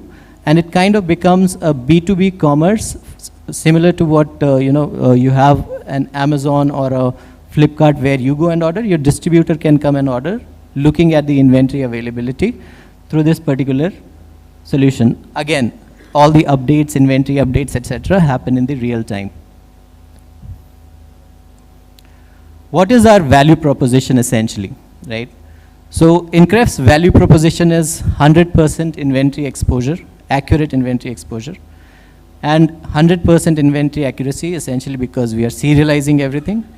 And then because our WMS is designed in such a way that even your picking, packing, all the processes get connected to the unique serial ID that you put on the product, the operational efficiencies also go as high as 100%. Apart from this workflow solution, what we also have is something called regional utilization, where we analyze your sales data and map it to the zip code level availability of products. And imagine if you purchased products for the next season, how do you go about intelligently allocating it to your various regional DCs? So we do that analysis and we give you recommendations, and one of our customers has recently been able to achieve 90% regional utilization using one of these tools, right?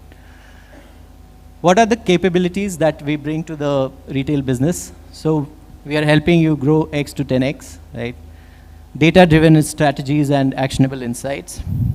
Our products are innovative and we provide you services such as warehousing, etc.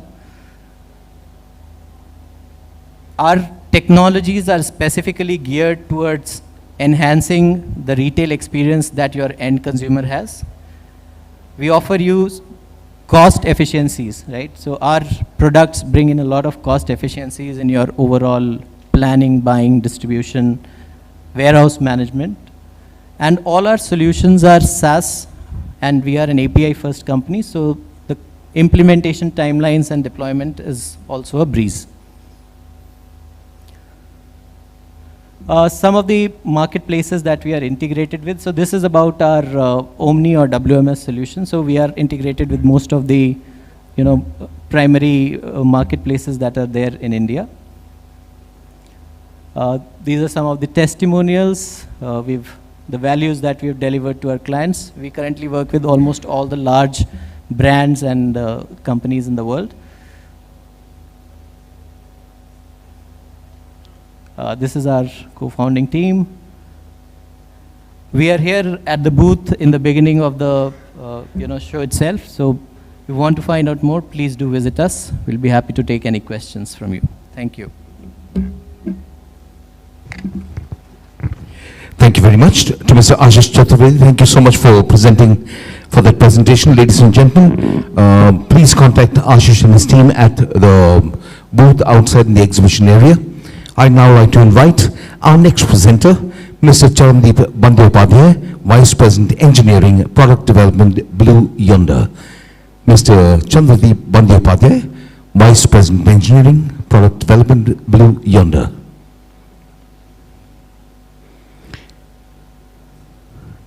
Do we have Mr.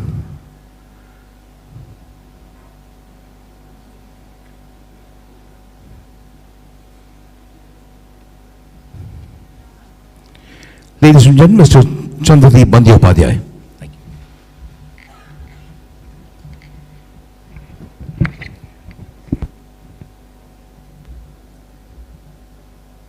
Hello, welcome everyone. Hello, am I audible? Hi, welcome everyone. So there was a great session some time back. We had a panel which talked about the face of retail in India. So I'm going to talk about the retail consumer, and I'll speak for around a few minutes. So it should be a quick and fast session. So we are all consumers, right? And as consumers, what we want is that as a retailer, you understand me and my needs. You know who I am, you understand me to the extent that I want you to know me, and then you work with me on that. And you focus on my convenience. A lot of us as consumers, have had the experience that sometimes you're focused on your operations. As a retailer, we are focused on how to make our operations efficient, how to make it easy for our associates. But the key is to make it easy for me as a consumer. And then the final thing is to make me feel special. Okay, so this is the essence of retail, right? That the reason I am there sometimes is to just fulfill a need, but sometimes it's also to fulfill my wants. And that is the essence of what a consumer wants to do. So if we as retailers or as enablers for retailers are able to take care of our consumers, a lot of other things fall into place. So given this, what should retailers focus on? So there is a way to achieve that. In the days when retail was very personalized, you could have shoppers working directly with consumers. That is not scalable anymore. So the focus is hyper-personalization. And what does that mean? It means that even though you want hundreds, thousands, millions of people coming into your stores, coming into your online sites, they still individually must feel that they are individuals doing that. You're not just one more click, one more footfall. You are somebody who's distinct as an individual coming in. So how do you achieve personalization at scale? And the answer for that is usually, is using all the data that we have and to be able to actually talk to the consumer as an individual. Some of it has data implications, some of it has privacy implications. But finally, if we can actually make them feel important, make them that their needs are being heard, people will often be willing to share that data in return for that extra service. The other one is digitization of stores. There was a lot of discussion in the panel about it as to how online and offline happens. Recently I had an experience. I walked into a store. I will not name this store, and I was explaining that, hey, on my phone I can see that you have this online. And in the store they could not check that on their own systems. And then this is the most amazing part of it. The store associate said, you do one thing. They spoke to me in Hindi and said, "Aap ek kaam kijiye, ye baju mein," and they mentioned another retailer who is a competitor of this, a big retailer, maybe a sponsor of this event as well. Unke store mein jaiye, unka na sab kuch dikhta hai. And then I was a bit surprised that actually this person who's speaking to me as a sales associate is actually talking to me as a consumer, that they find that experience better. So finally, digitization of stores where people can feel that they have walked into an extension of their online world is critical. And the final thing is ecosystem e-commerce, which is, it can't just be about making a sale. It has to be about knowing the consumer. It has to be about knowing, what they are doing, what are they using the products for. For example, I think there was somebody somebody from Puma over here on the panel before. So I had spent some time at Nike, and one of the interesting things that companies like Puma and Nike, which are actually feeding a lifestyle, want to do is, I just don't want to only know whether you are using what you are purchasing from me. I also want to be part of the experience after that.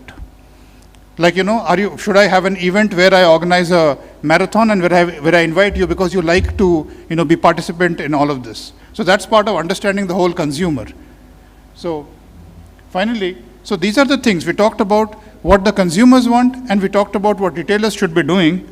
And I'll just give you an overview of how we as a company, how Blue Yonder as a company, helps to manage that entire ecosystem. So what we have found is, the only way to actually go to a consumer and actually work with them at scale is to have an end-to-end view of the data in the supply chain and to be able to process that data at scale. So one of the advantages that Blue Yonder has as a supply chain company is we have an end-to-end suite right from planning, from business planning, or from supply chain planning, right up to execution and commerce. So we can actually work across this whole ecosystem, and all of it is SaaS. And it also gives us an ability to channel that data to the service of the retailer. So if you're interested to know more, I'll not go into each of these and explain. If you want to know more, we are at booth 7 over here. Talk to us, and we'll be happy to talk to you. Thank you. Thank you very much, Mr. Chandradeep Bandyopadhyay. Could you please stay back on stage for a moment as I request Mr. Balaji, Managing Director, Naidu Hall, to kindly present you a memento, a token of appreciation and gratitude.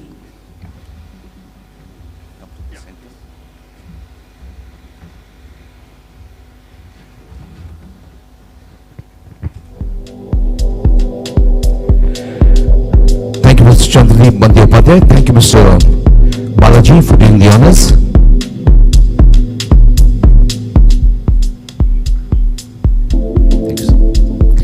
We now have a presentation on IoT, basis centralized monitoring to improve retail operation efficiency.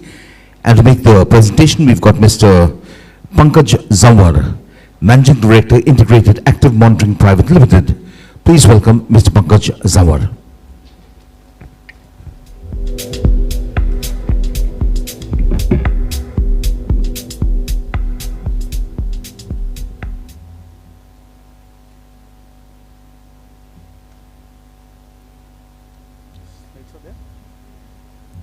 Hi. So I'm going to present the slides, right? I pressed.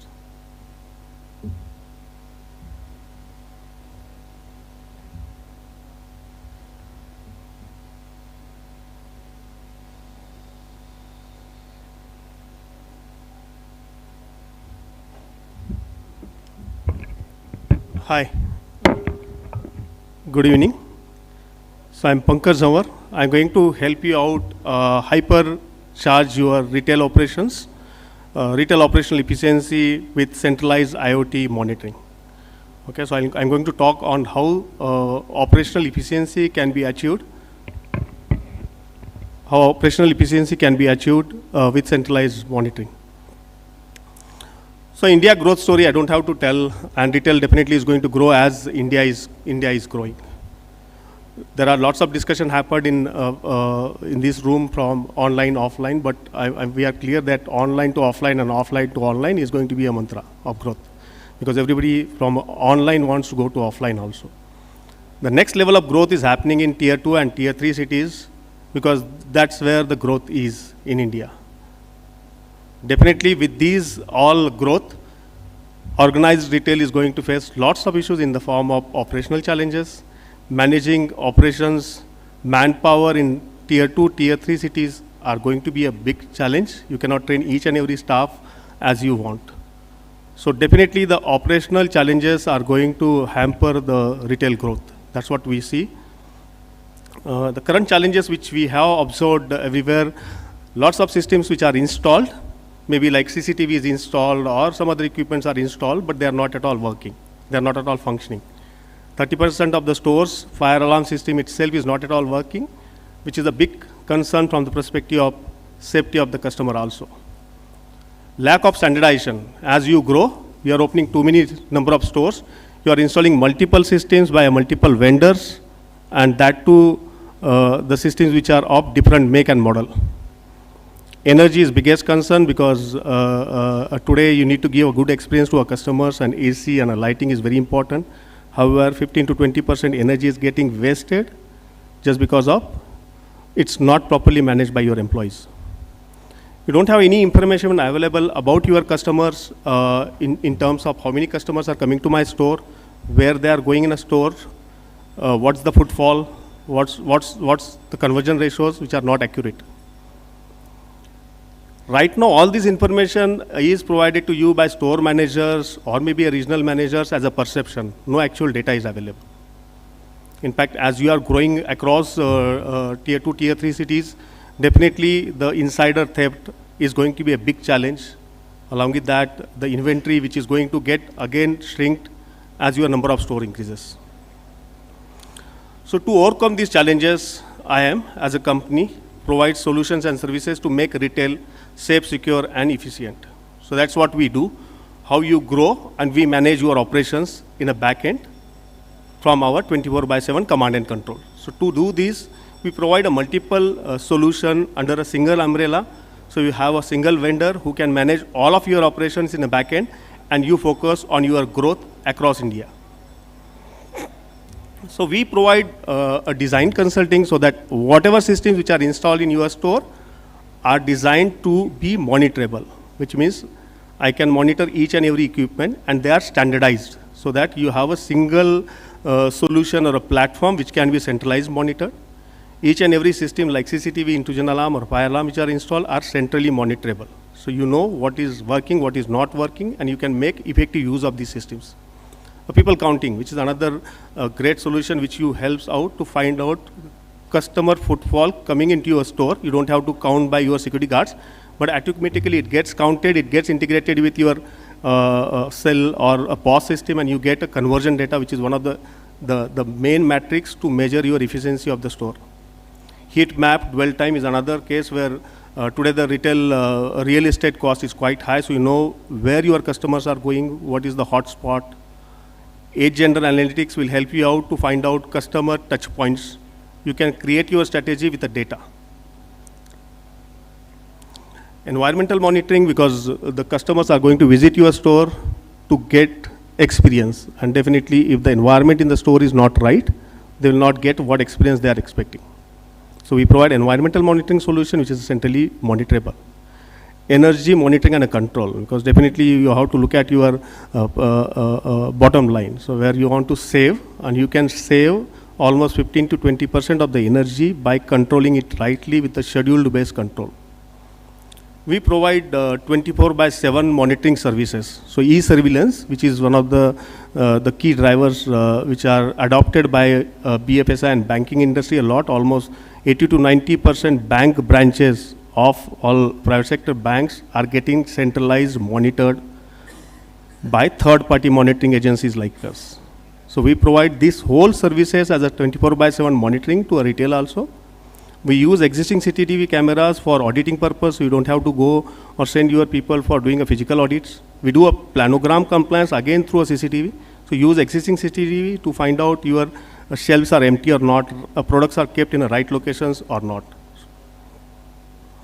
Data analytics, because you are going to get a huge amount of data. So how you will analyze? So we have got a specialized team which analyze your data, combine a multiple data together and share actionable reports which your management or a ground level people can use it. Equipment health monitoring, network health monitoring, or dashboarding, which is like we create a dashboard as a customer wants, which helps them out to see exact information at CEO level, at cluster level, or at a branch level. Our capabilities, so we are a pan-India company. We have deployment of more than 6,000 such equipments installed across retail stores, bank branches, quick service restaurants. So all these equipments are centrally monitored from our command and control or at the customer place. We have got our own facility where this monitoring team is sitting. We have a retail automation lab where all the products which we deploy are tested, verified, and then deployed at the customer place. We've got 120 team across India which helps all retailers or bank branch customers to maintain their systems and manage their operational efficiency. Definitely, we use the products from a good number of OEMs. So, few of the OEMs are from India, few of the OEMs are from Europe or US.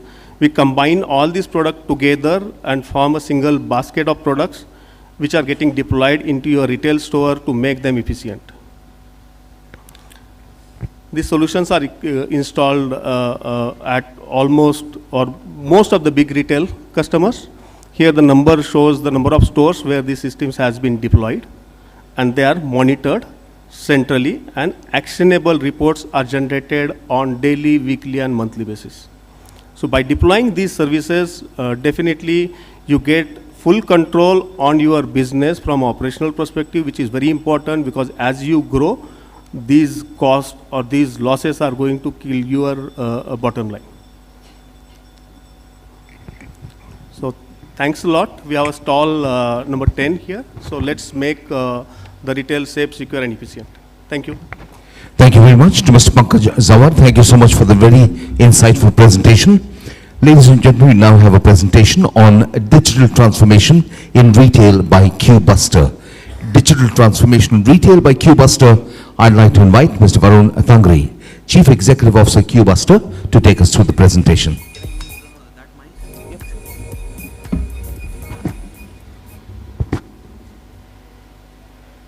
The blue mic, please.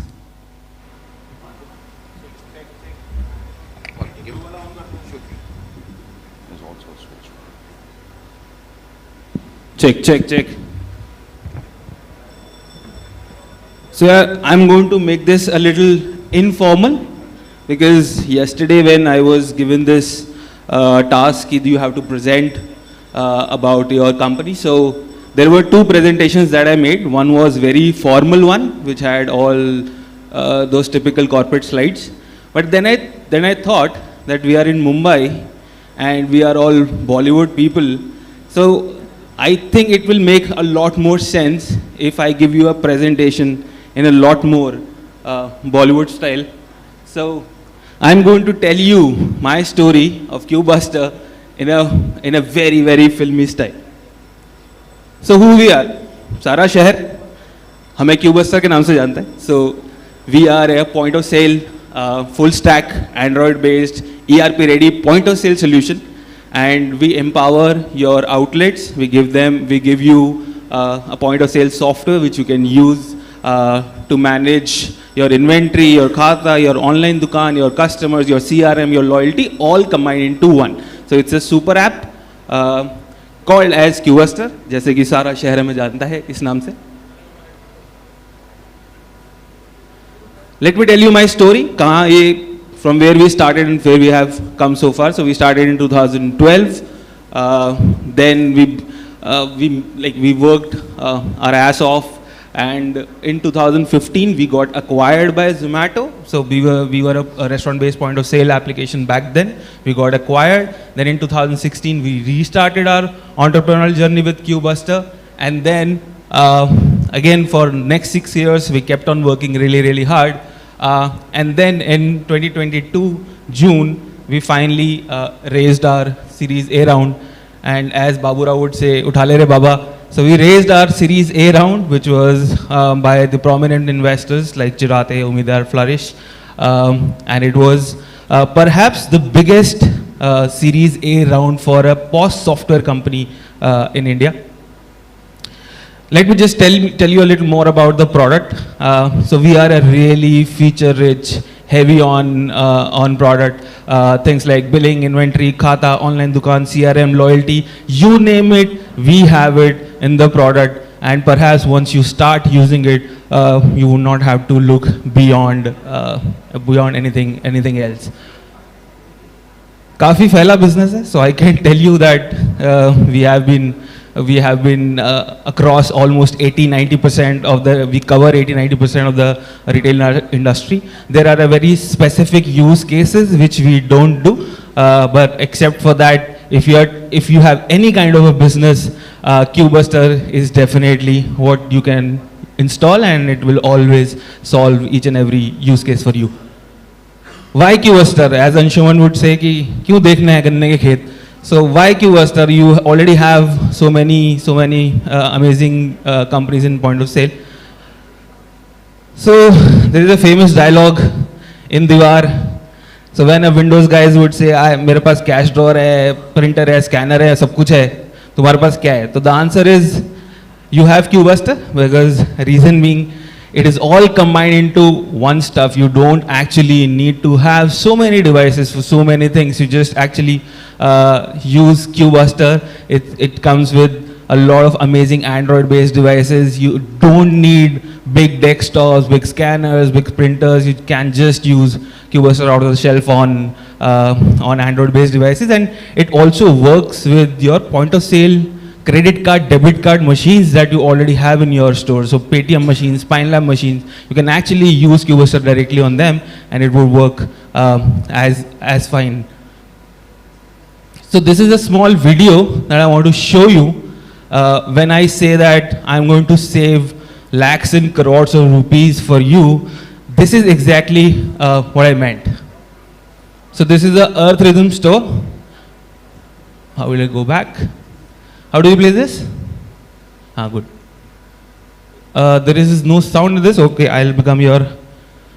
So this is a small store, and you actually need only this kind of a device to power your store. You don't need big fancy systems to run your inventory, your billing, your anything and everything that you need for your store. You just need this small device. And thankfully, there was another big D2C brand kiosk just right next to this. So I'm going to cover that as well. There is no sound in this. Store. So if you see this store, using a full desktop-based system, and see the retail space, so almost like 20% of the retail space is being used here. And here you can actually use this entire space for keeping more products. If I tell you a typical calculation, this kind of a kiosk would charge somewhere around 1.5 lakhs, 2 lakh rupees a month. And if you're spending 20% of that space, you're actually paying 30,000 rupees to 40,000 rupees just to keep that Windows-based machine there, which is not going to do anything beyond just giving customers bills or making inventory notations, not beyond that. So why do you actually need to pay lakhs of rupees from a single store just to keep a machine which is hardly of any use, right? You can save that space, you can put more products in that space and save a lot of money. And not just that, there are 5 points which I would like to highlight. The reason is the cost of hardware, the cost of software, the cost of the retail shelf space that is used to put these systems, the cost of training the guys who are going to use the system, and the e-waste that you're generating adds up to lakhs and lakhs and crores of rupees, which you can actually save by using Qbuster in your outlet.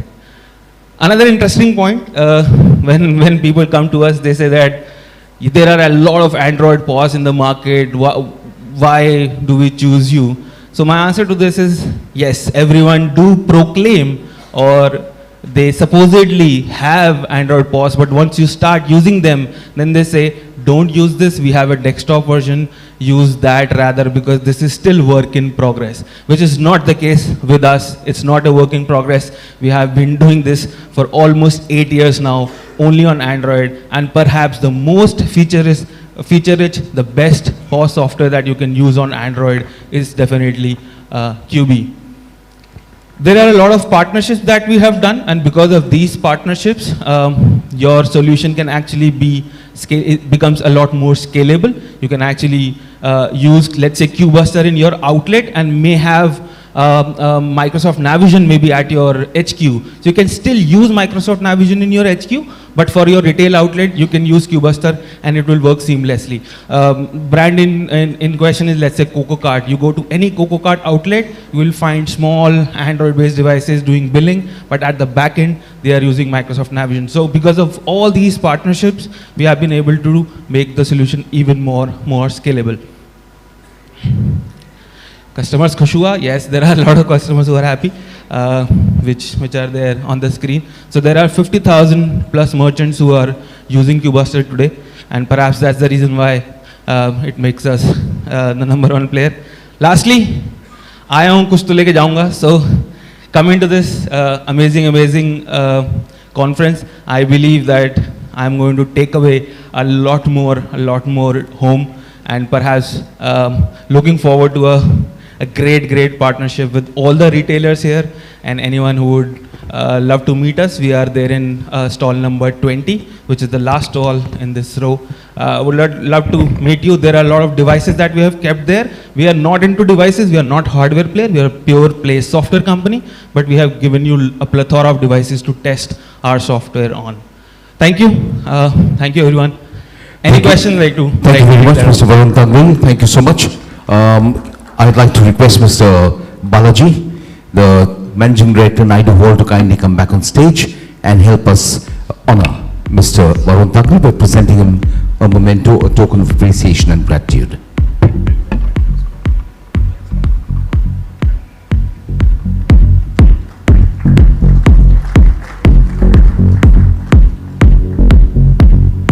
Thank you once again, Ms. Tangri. Thank you, Mr. Balaji, for doing the honors. Ladies and gentlemen, in true Bollywood style, since we are in the mood, let me tell you that was only a trailer. Picture will be baki hai. You'll have to visit the stall. Coming up right now, we've got Mr. Ashok Patel, Managing Director and Chief Executive Officer, iTech. And this is about RFID items and level RFID tagging. Please welcome Ashok Patel, Managing Director and CEO, iTech.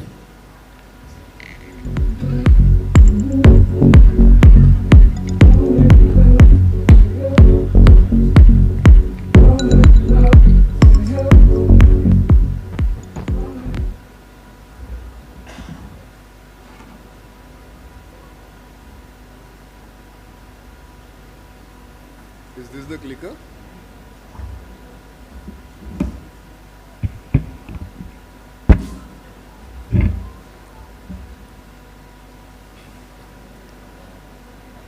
Can you make it to full screen?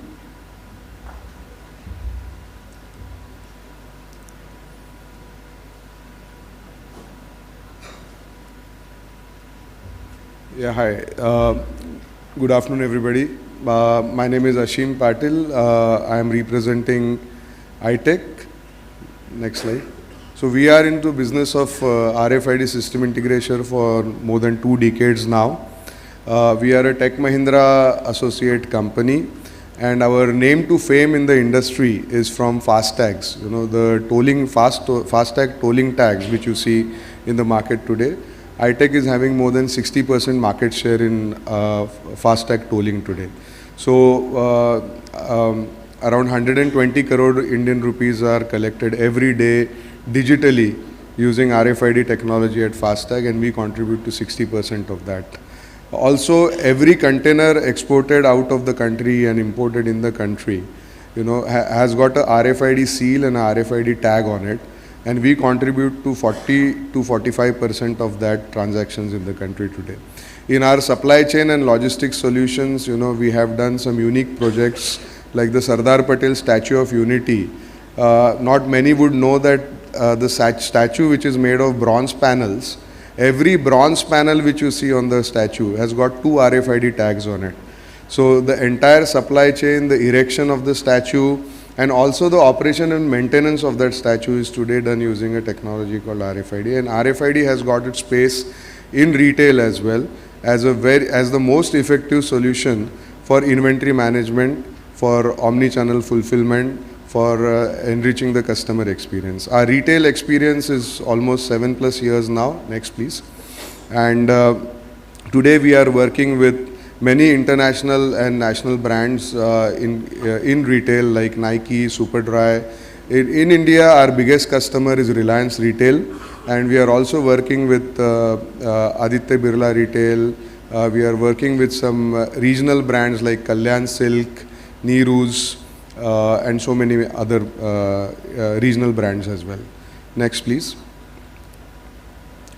In the RFID solution, you know, the big takeaway why especially in apparel and footwear, the investment at item level is happening is basically for these use cases. One is the physical inventory. Or typical store which has got maybe 10,000 to 15,000 items. If you have to take a physical inventory of the store by scanning each and every barcode, it will typically take days. But in RFID, we do it at a speed of 500 tags per minute. So for a 5,000 inventory, you can do the inventory in less than 5 to 10 minutes. And the accuracy benchmark for iTech today is 99.86% of inventory accuracy. So whatever you are doing annually or once in 6 months can be done daily now, or rather our customers are doing daily physical inventory. As a result of which, the omni-channel fulfillment is today working with zero safety stock, and you are having a much more greener technology on omni-channel because your fulfillment, which goes to typically it goes to a delivery center or a warehouse, is now going to the store level itself. The inbound outbound movements are done with smart conveyor belts and smart cabinets. We have a lot of analytics in and around RFID. One such analytic is a fitting room analytic, where we put an antenna on the ceiling of the fitting room and we create a report as in what attracts the eyeballs and what is the conversion analytic for it. So there might be a particular apparel which reaches the fitting room every time, but it never gets sold. So such kind of analytical data is what we deliver using our RFID solution. Next, please. Along with it, we have the replenishment, the upselling, cross-selling, the self-checkout system. So in self-checkout, we as iTech have the capability to convert any furniture into RFID furniture. So at your point of sale, if you have a desk or if you have a counter, you can come and see it in our stand. We can convert that counter into a self-checkout counter where your customers can come and keep all the apparels on it, and they can do the billing and they can do the payments and everything on their own. So this is what our customers are achieving. Our platform basically is having consists of, next please. Our platform consists of various modules. I would also like to bring to your notice is that we as a company, we are agnostic to tag form factor.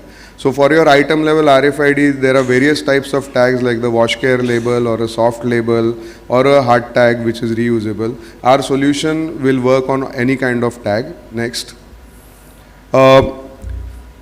Also, we help our customers to do the tag attachment and tag encoding at either of the three locations, either at the manufacturer or the distribution center or the retail store. So there are various options which our customers can pick and choose from. Option 1 is something which a Decathlon is using. Option 2 is something which a Zara is using today. Option 3 is being used by Reliance Retail and Pantaloon and so many other brands in the country today. So option 4 is done by Superdry and few other retailers like Nike and all. So this is how we engage with our customers, hold workshops with our customers and help them not only to select the right kind of tag for their requirement, but also the tag attachment and encoding. Next please. As I mentioned earlier, our platform consists of 5 modules. Our software platform is called Raftar. Raftar means speed, and the RF in Raftar stands for speed being achieved using radio frequency. So we have the encoding system, we have the automatic inventory system, we have the interactive system, the fast point of sale system, and of course the non-visible loss prevention system. In encoding, can you move next? In encoding, we can do the encoding using various methods, the write method, the scan method, the print method. We also have smart tunnels and smart shells, which can be used for bulk encoding. Next. The scanning is basically for the inventory movement. Can you just play the video for iTech scan? So this is scan. So this is how our inventory is being taken today. So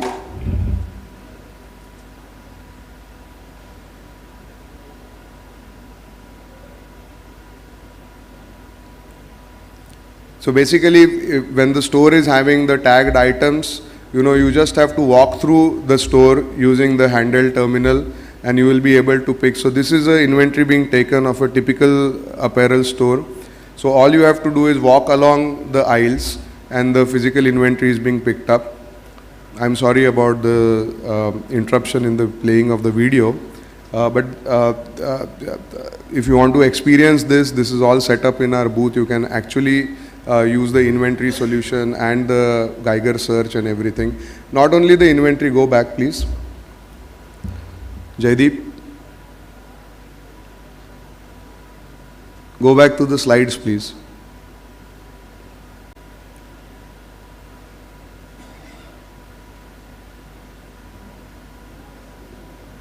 Yeah. So not only the inventory but also the search, for omni-channel fulfillment. Just stay on the slide. The search on the omni-channel can also be used in, like an Apple AirTag. You have the same experience with the handheld device where you can actually go and search for a particular product which is tagged using RFID. The movement, like the store to store movement or the DC to store movement. Can you play the video for the movement? So the movements are typically done using smart tunnels and smart cabinets. Some of them are kept at our stand. So this is a typical DC setup. So when an inward is happening, so this particular handling unit has got 22 pieces in it, and you have to do an inward in the DC, you just have to pass through it, pass through the tunnel. So you don't have to open the box and scan each and every item individually. This is how the inbound and outbound movements within the stores and from the stores are happening. Go to the slides, please. Jaideep, go to the slides. Yeah.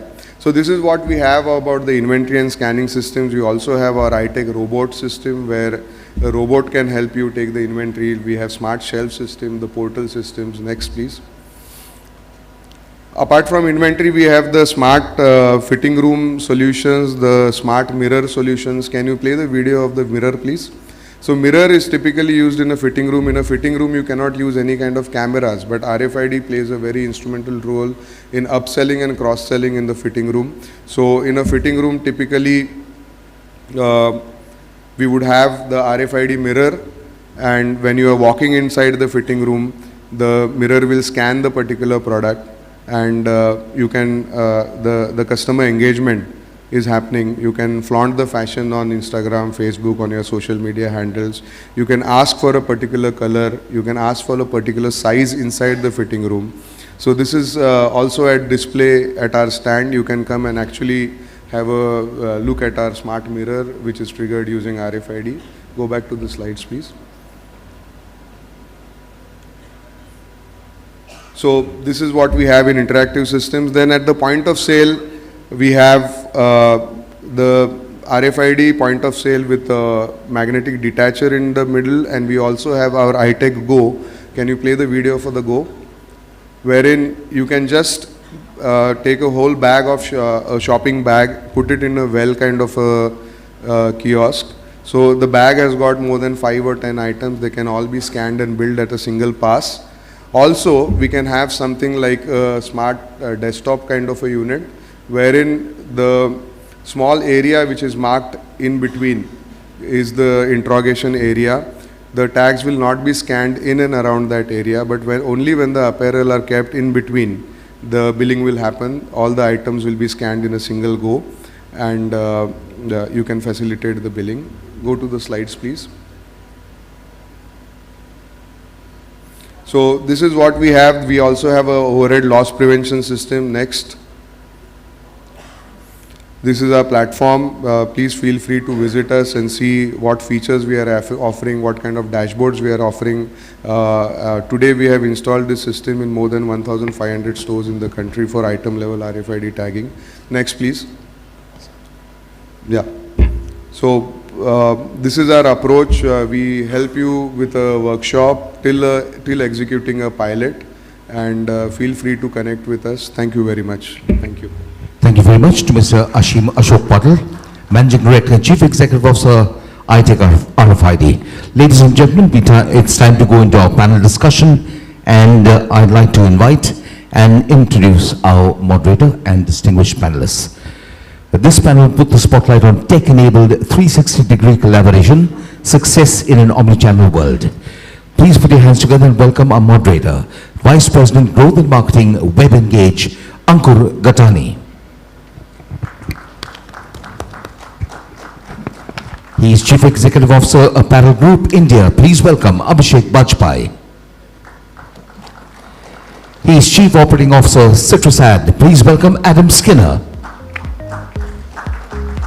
Chief Executive Officer, Limash Retail. Let's make some noise for Amit Datta. Let's hear it for Head of Sales Express Business Ecom Express, Ankur Singhal. She is Consultant Strategic Advisory and Adoption Services, Zebra Technologies. A warm welcome to Archana Paralkar. I'd like to welcome back on stage MD and CEO iTech RFID, Ashok Patel.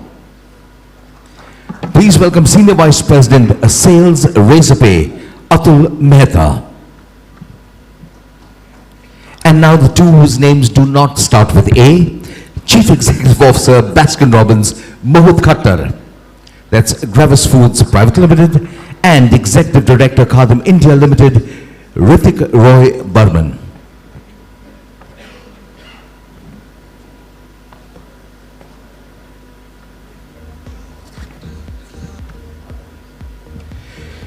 Okay, ladies and gentlemen, please put your hands together once again warmly and collectively welcome our panel on stage as I hand over to Mr. Ankur Gatani, Vice President Growth and Marketing, Web Engage, our moderator.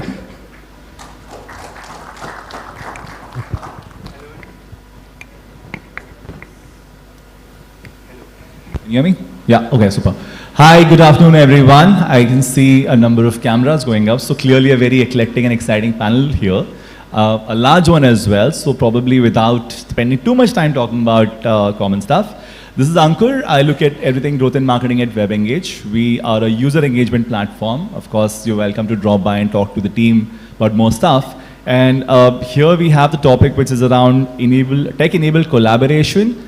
You know, omni-channel world is a reality. I think whoever wasn't paying attention to this subject was forced to do that during the COVID period. Most of us have had seen a meaningful transformation of the share of business coming from the online ecosystem. But it's not just the consumer angle, there's also a lot of technology adoption. We just saw the presentation from the Mahindra team around how they've really transformed inventory management, for instance. That was a topic I would catch on.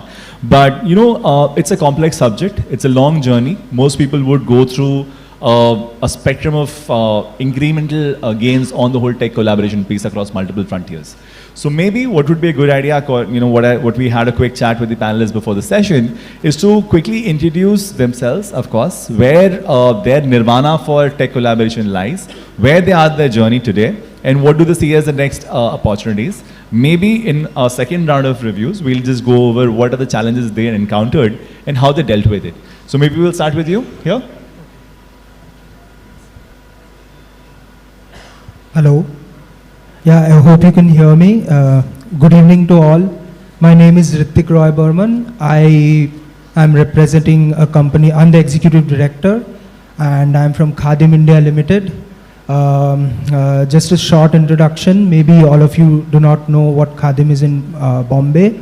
So Khadim's is the second largest footwear retailer in terms of number of stores presence in the country.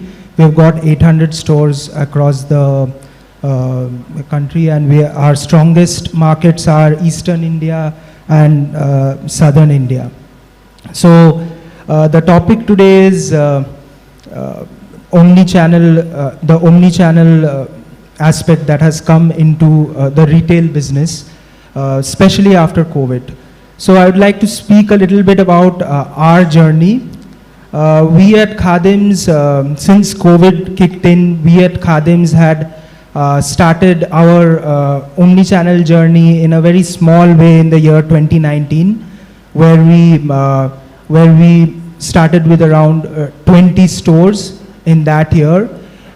In the beginning, it was a lot of there was a lot of challenges, as you know, doing omni comes with its own challenges, where you have to train the store managers to ship the goods, pack the goods, take the returns. It did take its time, but slowly from a very top-down approach, what we did is we set up individual targets for each of our stores for omni sales on a per day basis, and we began to incentivize our store managers and our customer care executives. And over this last 2 years, we are happy that now we are live in almost 300 stores of ours through this omni-channel model of business, and we are doing about 10% of our sales are coming from this.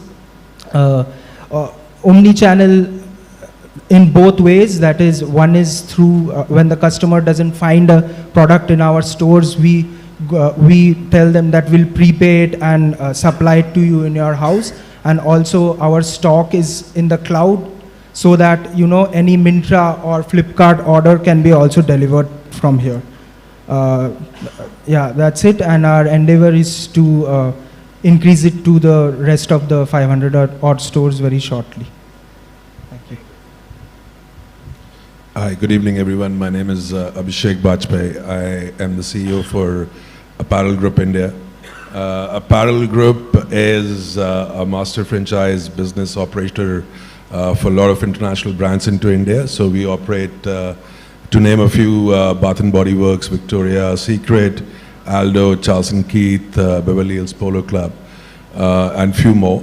So currently we are, for majority of our brands, online and offline, and servicing online through majority of our retail store network that we have. As a company, we were store first, and just before COVID in 2019, we sort of majorly went into the e-commerce side. And today a substantial part of our revenue comes from e-commerce. And I think what is core from both the channels perspective is the consumer experience, and that's where we want to focus on as we go forward. Thank you.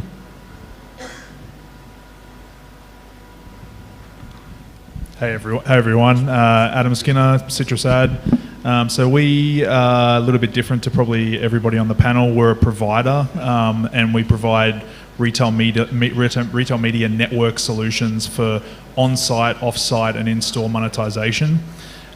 So we obviously saw, as some of the other panelists and some of the other sessions have said, you know, prior to COVID, there was a lot of investment in brick and mortar stores. And during COVID, what occurred was this habitual change from you know, brick and mortar shopping to literally online shopping, and so we you know, there's a lot of challenges that retailers have, particularly around how do they actually monetize some of their on-site assets.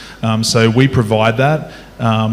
We provide a solution that sits between the brand and the retailer, and ultimately allows the retailer to monetize both their on-site, off-site, and in-store assets, all in one single unified platform. What we saw post-pandemic, okay, is rather interesting, because you would have seen a habitual change move from, you know, in-store to online, but what we're actually seeing is now it's actually complementary. So it's a full, true omni-channel experience. People are starting online, and then they're actually completing their sale, you know, offline in a store, or they're competing with a loyalty card in store. So this true omni-channel experience is, I suppose, changing the way that people are shopping.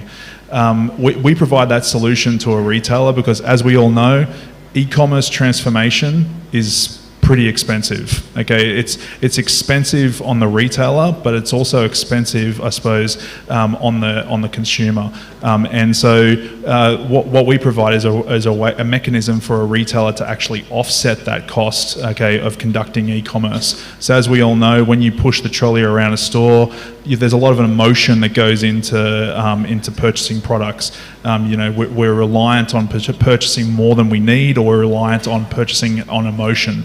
And so when you convert all of that into an online sense, you're actually inhibiting the total cost of the basket.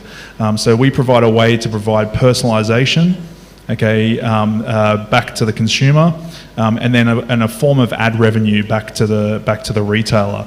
But the brand is actually benefiting from getting their eyes on a page as well. So just to summarise, we're seeing the connection between on-site, off-site, and in-store, and post-pandemic we haven't seen it go back to pre-pandemic levels, which is great. Hi, good evening everyone. I am Atul Mehta. I am the Senior Vice President at Razorpay. Razorpay, we are the leading money movement provider for online till now, and we acquired EasyTap, and now we are the leading money movement provider across all channels, be it card present, card not present, means basically where you swipe the card or you enter the card number, whatever it is.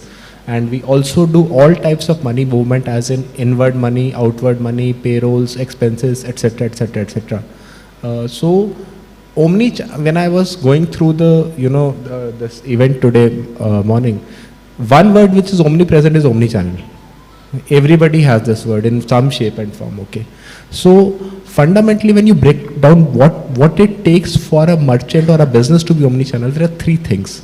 One, you need to have an online and offline presence both. If you have an offline store, you need to have some online website or an app, or vice versa, first. Second, you need to have order management and inventory tagged. For example, if I buy this blazer online and want to return or exchange it offline, you should have the inventory tagging. Third is the payments and the money movement should be crystallized. So at Razorpay plus EasyTap, we do provide solutions for the first and the third part. We will help you set up online presence if you do not have one. Offline store, of course, you need to open yourself.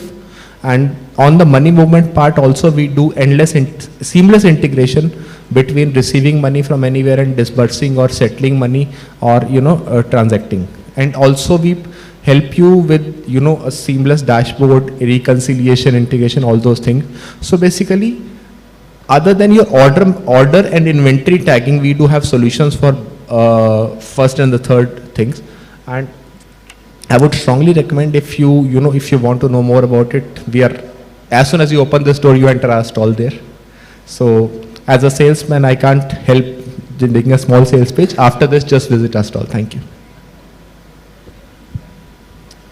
Hi, so my name is Amit Datta. I represent Lamash here. Lamash is a grocery and gourmet store. For us, the differentiators in terms of our value proposition was largely variety and experience. 95% plus merchandise at Lamash sells at MRP, which is quite unlike any other grocery store that you might have heard of. What really happens is that if you're focusing on variety and experience, purely from an offline standpoint, life was easier pre-COVID. You had to ensure that the experience and variety was there.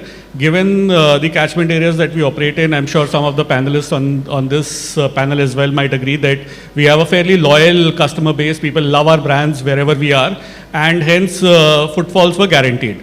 Now, post-COVID, obviously things turned upside down in terms of customers wanting to buy digitally. So we've taken a three-pronged approach as far as our current omni-channel journey is concerned.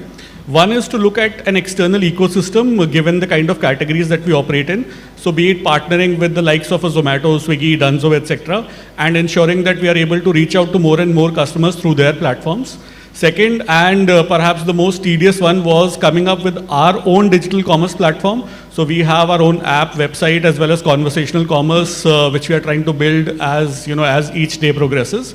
Third, and perhaps the most important one for us as an organization, and for me as somebody leading that organization, was to ensure that digital becomes a way of life in the organization that I lead. So how do we actually leverage digital in our offline stores as well and get that advantage or additional experience to the consumer was something significantly important. Just as a simple example, how can we educate the consumer more and more about the products? Because earlier pre-COVID, it would have been done by some of the promoters telling you about the product. But post-COVID, many people are not really keen on having that physical interaction, and hence you put up those information on digital screens or tabs and educate more and more consumers about the product. There could also be QR codes which are there which complete the consumer journey as far as knowing more and more about the product is concerned. The second part of the question was largely about the nirvana state that everyone would be looking at. Now, from that perspective, I do have strong points wherein I genuinely believe that the grocery industry, and we've obviously seen the rise of quick commerce players or e-com players in the recent past. But my genuine belief is that the industry has taken a fairly myopic view as far as omni-channel is concerned. And this is primarily driven by fulfillment. So people are just trying to ensure that they are beating each other down in terms of the pace at which the delivery is happening, as well as the pricing. However, the consumer does not really buy like that, right? Let me give you a simple example that if you want to buy fruits and vegetables, right? As simple a category as that, you have a need state in mind, right? So if you have to buy a banana or an avocado as an example, you know what is it that you're going to prepare out of it. So whether you need it raw, you need it ripe, or you need it overripe, right? But no online player is even capturing that demand. In an offline play, at least you are going in with that need in your mind. You are ensuring that you are picking up something which is right for it by your touch and feel. But no online player has actually gone ahead and captured the need state as to what is it that you would really want. Even if they were to capture it today, they will need to build a backend wherein they are also able to map the product to your need state and then deliver it to you. That would be the complete omni-channel experience for an online consumer, because without going to the store, they are getting the product for the need state that they have, right? Similarly, for an offline consumer, if you walk into a store, you want to do a price comparison because that's something that you would want to do online when you're shopping, right? Can you do that price comparison, and is there any player who's offering that price comparison to you for all the categories that you're evaluating? So eventually what can happen is that you evaluate the product, you have your touch and feel there, and you make up your mind, but you go back and procure that product online.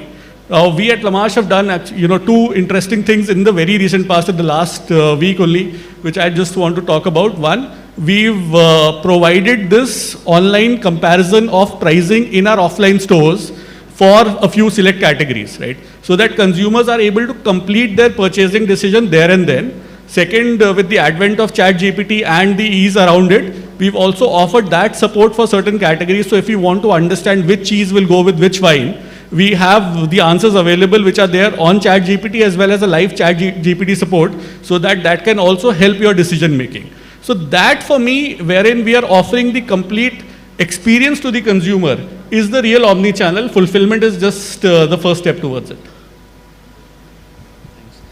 Hi everyone, good evening. This is Ankur Singhal. I am head of sales with Ecom Express. We are one of the largest logistics service provider today in the country, dedicated to B2C as an industry. So we do not do any other formats, but just B2C with highest coverage across the country. 27,000 plus pin codes is what we do. Now coming to the topic, I think what is important for us, and all of us are aware what happened during COVID. One of the industries which was still up and running during COVID was logistics, right? People were actually relying upon us.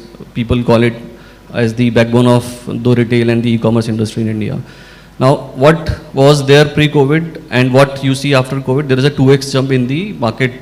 We were doing about 3.5% as B2C retail in India versus what we see now is about 5.5%. In terms of numbers, the industry today does about 80 lakh shipments to 1 crore shipments a day, and that's the size of the industry. Now, for us as the service providers, what it takes for us to ensure that the same experience that you're providing to a customer in India is also provided to a customer who is sitting in a tier 3, tier 4 city is the most important thing.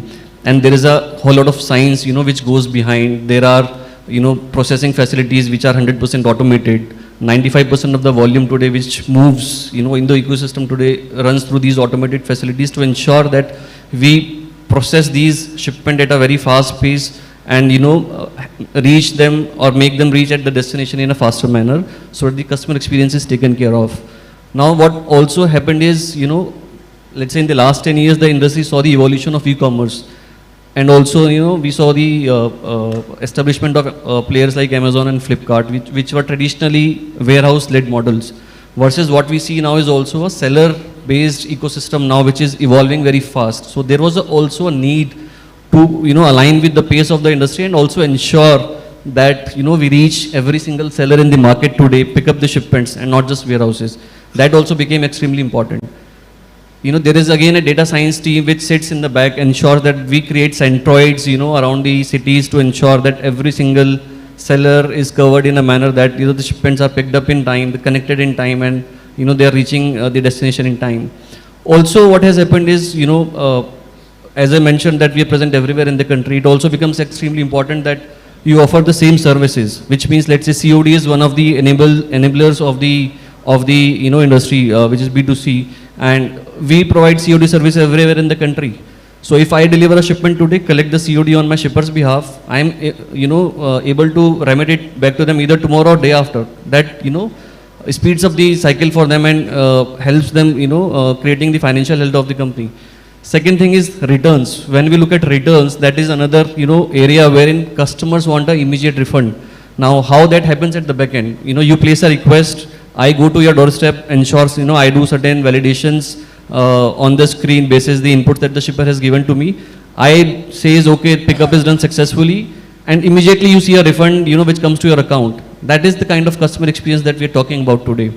And as we grow further, and move more towards the real Bharat is where we see more of these challenges coming in. And as organizations, as service providers, we are working on a lot of things which will ensure that, these things and the demands and everything else is taken care of. So, thank you. So, good evening, everyone. I'm Archana. I work as consultant with Zebra's strategic advisory practice. Zebra is into enterprise asset intelligence technology. We help customer create, visualize, and implement the whole digital transformation in data capture space, right? So the way I would want to answer this question is in two ways. First, dwell into what this 360-degree view is all about, and then help you understand how Zebra is prepping up for that. So when I look at the traditional retail, it's very linear, right? You create a product, it used to be passed on to a warehouse, then a store, and store was the place where customer would go buy the product and even return the product. And return was a challenge, as you said. So coming to this 360-degree view, the customer has come into the center, right? Customer is the epicenter, and each party is around it as an ecosystem, and this ecosystem needs to be built up. Right? Now the customer today is you and me, and we are demanding, right? We have our own profile, we have our own choices, we have our own conveniences, we have our own fulfillment thinking, right? There is a price sensitivity, as he said. Each of this requirement is an opportunity, and these opportunities can be enabled by technology, right? It can help connect dots. Now, when you're getting this 360-degree view for your customer, you cannot leave behind your staff associate, because he or she is a pivotal link between the retailer and the customer. If your customer is aware, your staff associate be much more aware to handle the customer and make that informed decision, right? So this whole digitized product journey that we are hearing needs to be made available to your staff associate as well. All that I mean is there needs to be a visibility of asset, people, inventory across the value chain, and that information needs to be made available to right person at right time, so that you're either selling a product or an experience to your customer, right? Why am I saying this, right? We are a technology company, but we definitely think technology is an enabler, and we always start with business outcomes. So we have defined this whole futuristic modern store framework where we will always start with outcomes. What do you want to achieve, right? And that outcome could be empower my associate, optimize my inventory, and accordingly, then we get into a customer engagement to identify what they really want and then give them that roadmap. I would highly ask you to go visit our store. It's just next step, and we would like to take you through this journey. Thank you. Good afternoon, everybody. So, my name is Ashim Patil. I represent iTech RFID. So, omni-channel fulfillment and increasing the rate of omni-channel fulfillment has been one of the key drivers for investment in item level RFID, especially in the apparel and footwear business format. So what we achieve basically is the physical inventory accuracy to the extent of 99% plus. If we have to draw an analogy, we are what blockchain is to the digital world, we are to the physical world and to the physical products. We track the source, we reconcile the destination. So in Omni-channel, our customers who have already walked on this journey, the way they are getting benefited by RFID is on three aspects. One is basically the safety stock. There's zero safety stock requirement which our customers have adopted. Second is the picking time. Because of our Geiger and directional search, the picking time, which was typically few hours, is in most of the cases it is less than a minute or so. And the third is few of our customers are drawing and building an analytic on how RFID omni-channel fulfillment is getting them the carbon credit. So I'll draw you an example here. If I am at a pin code in South Mumbai and I want a white shirt, the white shirt is in a store at South Mumbai. The old conventional algorithm, it was most likely that the order is sent to a delivery center somewhere in Bhiwandi, because you had to fulfill the order and you are not sure whether the physical size and the color and everything is available in that store. With RFID, now the order goes to that particular store, which is just a mile away from the customer. So the carbon footprint has reduced drastically and the customers have started building an analytics around it. So just drawing an analogy. So these are three key takeaways why there's an investment happening to enrich the omni-channel experience using RFID. Thank you. Hi, good evening everybody. My name is Mohit Khattar. I am the CEO of Gravis Foods. For those of you who may not know, Gravis Foods is the master franchise operator for the brand Baskin Robbins. At Baskin Robbins, we currently run about 850 odd stores across India and the SAARC region. And we are available in about 225 odd cities. As far as building the entire omni-channel business for our brand is concerned, we started the journey somewhere in 2017, so that's about 5 or 6 years ago, pretty much pre-COVID. And however, the way we approached it was to ensure that our products were available online. Rather than building our own omni-channel play, we prefer to go through the aggregator route. So it was both aggregators, e-commerce platforms, etc. When I say aggregators, I'm talking about the likes of Swiggy, Zomato, etc. As well as the e-commerce platforms, which includes players like Big Basket, or today you have Instamart and Zepto and Dunzo and so on and so forth. And pretty much later in the game, we started our own omni-channel play. Today, our omni-channel play is across 10 cities and maybe about 200, 250 odd stores is where we have our own omni-channel play. How does this do? It does pretty well. Today, a third of our business comes through online customers, not necessarily through our own omni-channel play, but essentially through online consumers, people who are willing to purchase the product online.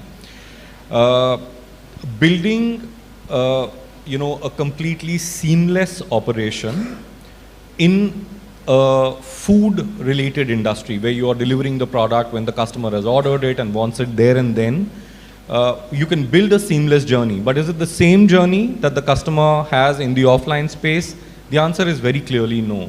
I mean, for those of you who possibly visit ice cream parlors, you would know that you possibly never get into an ice cream parlor and you never get out without really trying 2 or 3 flavors. Does that happen in the online space? Can it happen in the online space? I'm not so sure. It doesn't. Maybe, our valuable tech partners here can possibly, suggest solutions.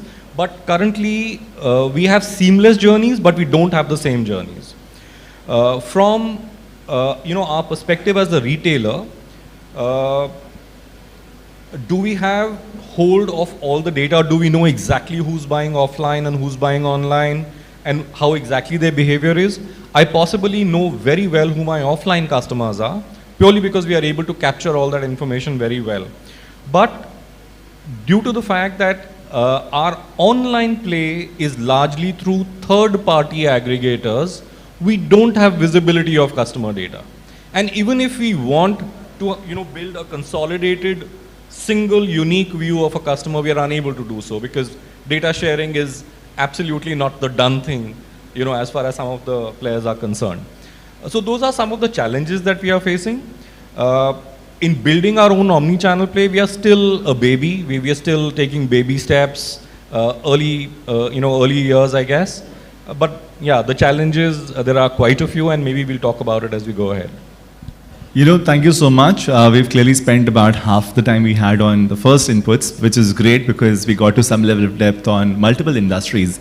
So, while this was going and I was trying to take my notes, some interesting ideas came from Amit on how they've actually done some innovative stuff on top of the standard technologies that are available.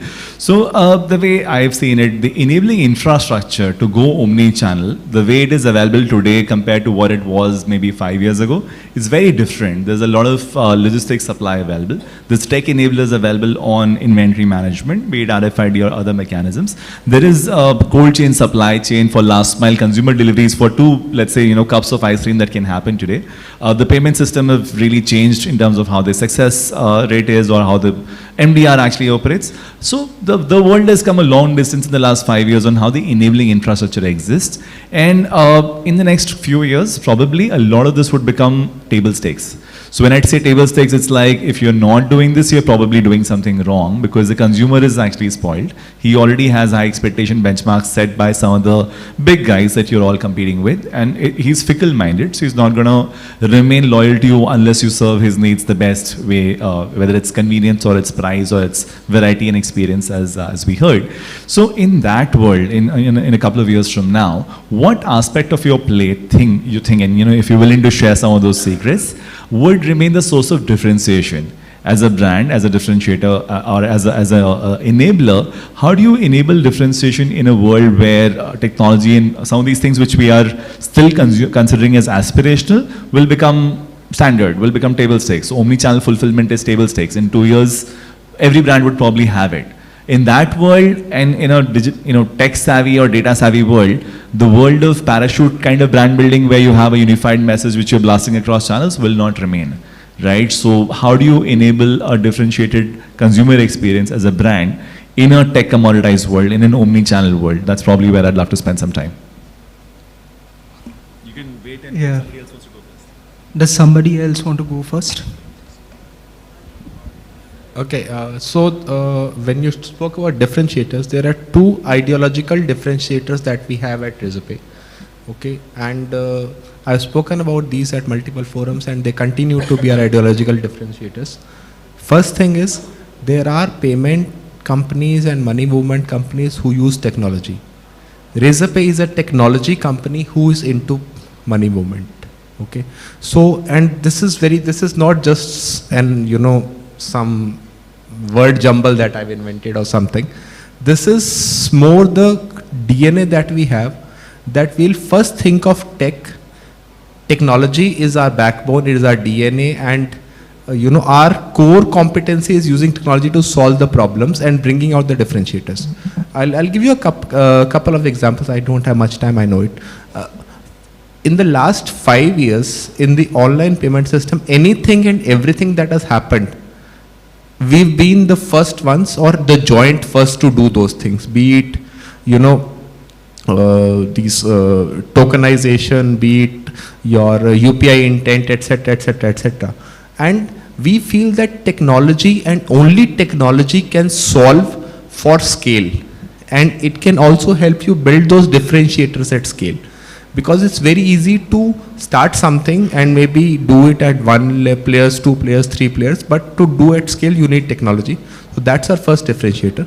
Second differentiator that we always feel is that whenever I'm asked who is your biggest competition, is it someone like say a PayU or a BillDesk or a Paytm? So our clear answer is no, they are not our competition, they are our friends.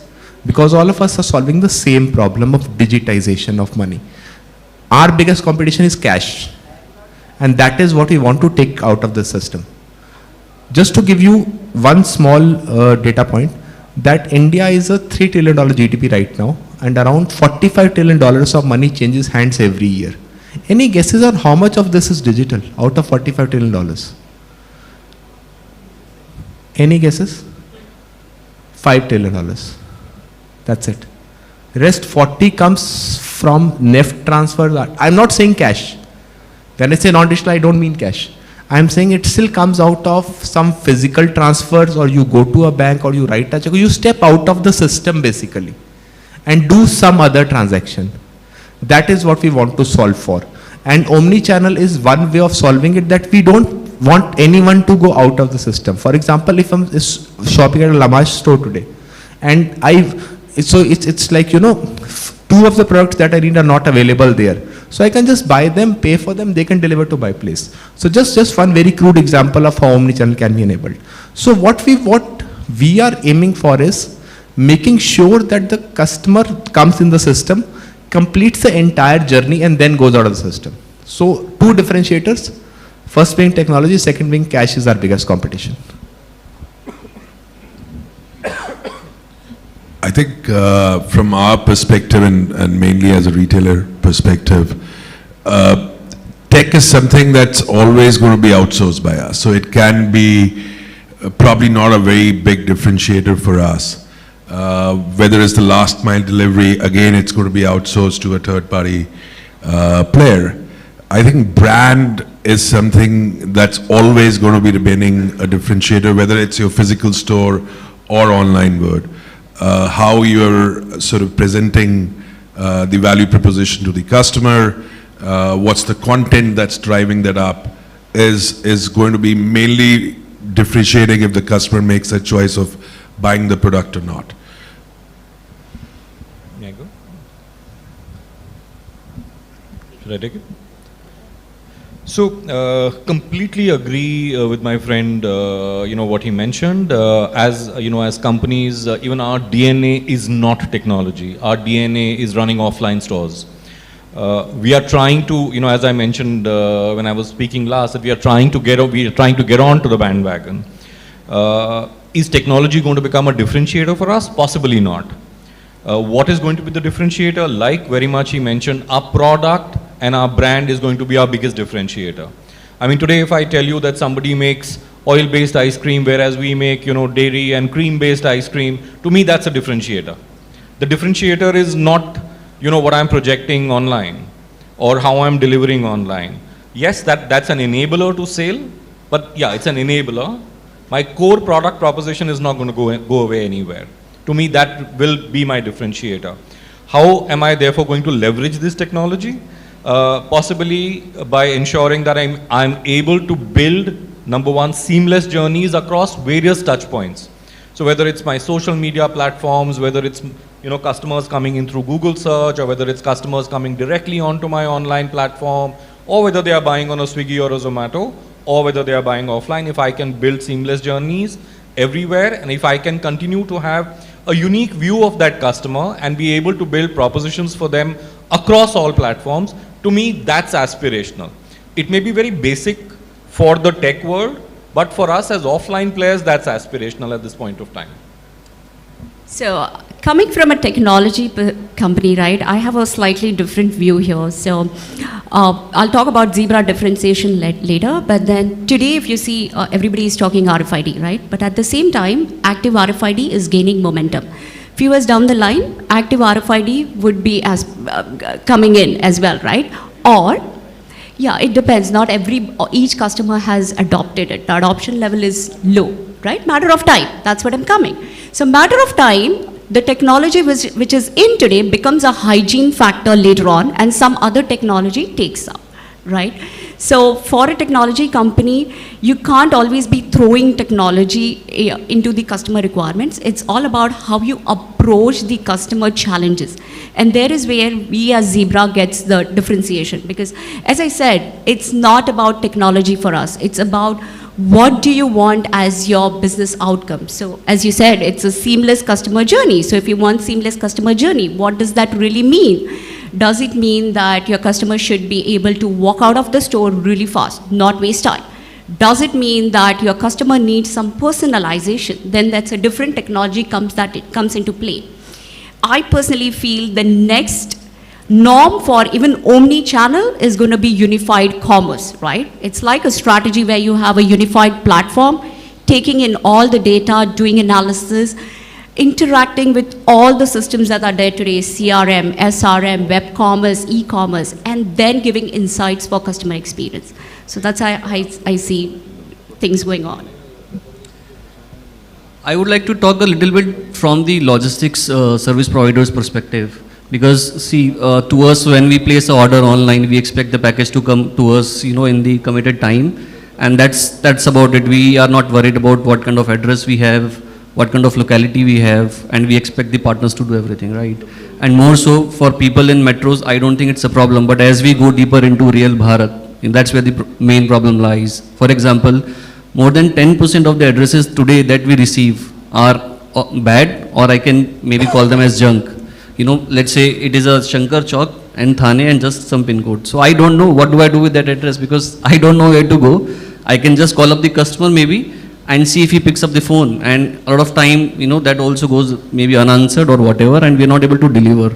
Now to solve these kind of problems, what we're doing, through the data science, we're trying to create a solution. We have a database of millions of shipments that we have with us, basis the historical deliveries. We're trying to work out with the customers and through the in-house tech to see if there is a customer wherein, let's say I've delivered minimum X number of times at a certain geocode, I will block it in the system. I wouldn't let my delivery guy on ground to update an incorrect address or address not available or address not found, these kind of things.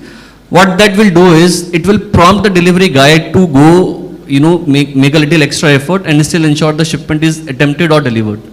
Number one. Number two is, let's say, we're talking about scenarios wherein you mentioned that can we offer customers some services wherein they want to do try and buy.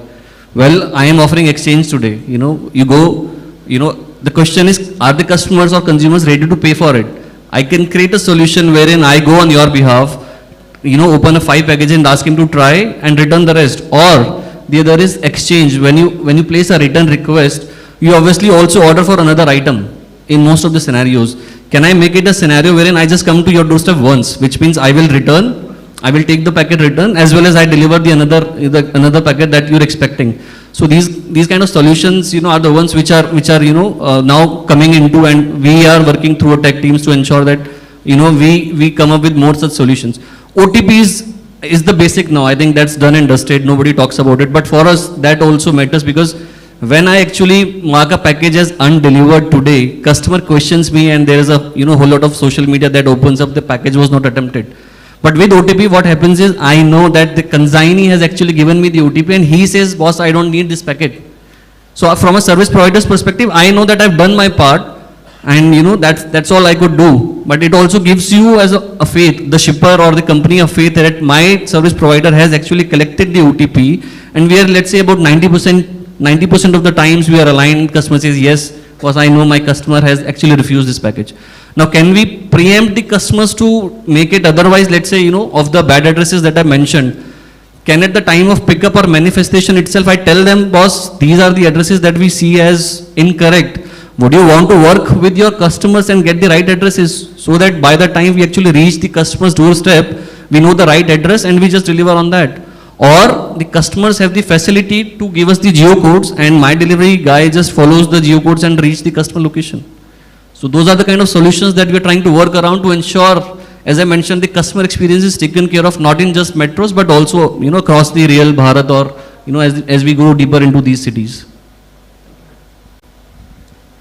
Sure, I think from a differentiation standpoint, I'd like to just simplify it to 3 basic axes, right? The first is the organizational mindset. I genuinely believe that we should stop solving for the channel problem and start looking at the customer problem. What is it that the customer really needs? We'd have to accept the fact, as offline players earlier, that now the customer is shopping both online and offline. What are the problems that he's facing in both the channels, and how can we solve them? The answer can come either from offline or online or a mix of the two, but let's just solve that, right?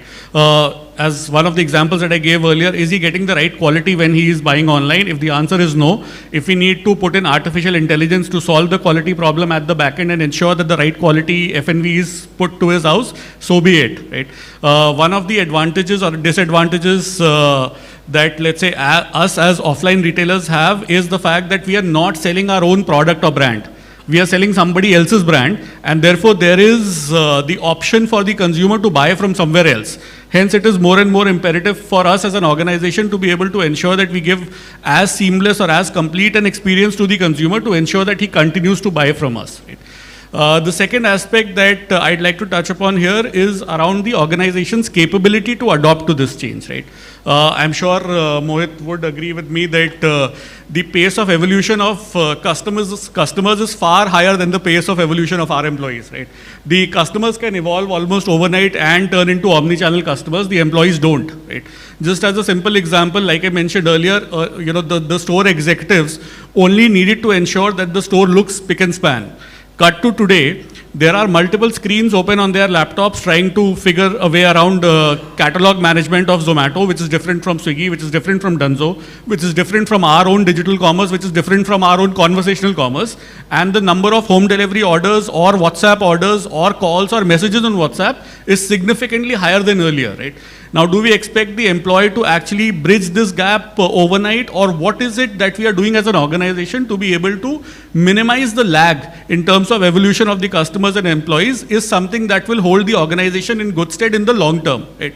One simple example that we've done at La Marche is that we've transformed our audits into digital audits now, right?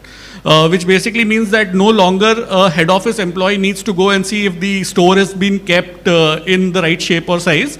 It's simply the fact that there is an app. There are certain questions. The answers have to be in the form of images. Those images as a control cannot be uploaded from the gallery, and then there is a start and end time for the audit. So at any point in time, all the HODs of my team have on their phone the look and feel of the stores for all the key elements at that particular instant in time. We are now trying to move it to the next step wherein the CCTV cameras as an example can be used for this audit so that it's more and more real time, right? Thirdly, again, as offline players, we will never ever get into the stage wherein we'll invest into our own tech teams, and hence the tech partners become important. I genuinely believe that, Indians are emotional people. We are always happy to, forgive an error by a human. So store execs have their life easier to that extent. But a technical glitch is something that we are not okay to let go of, or we'll not forget that in a hurry. So just choose your tech partners wisely would be my last advice.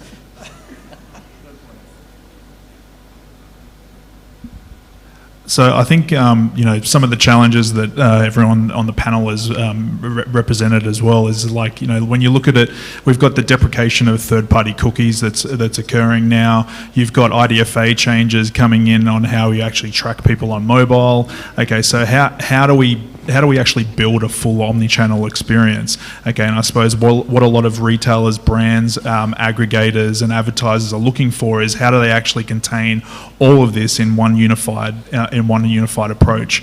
So the right message at the right time, delivered on the right platform to the right person.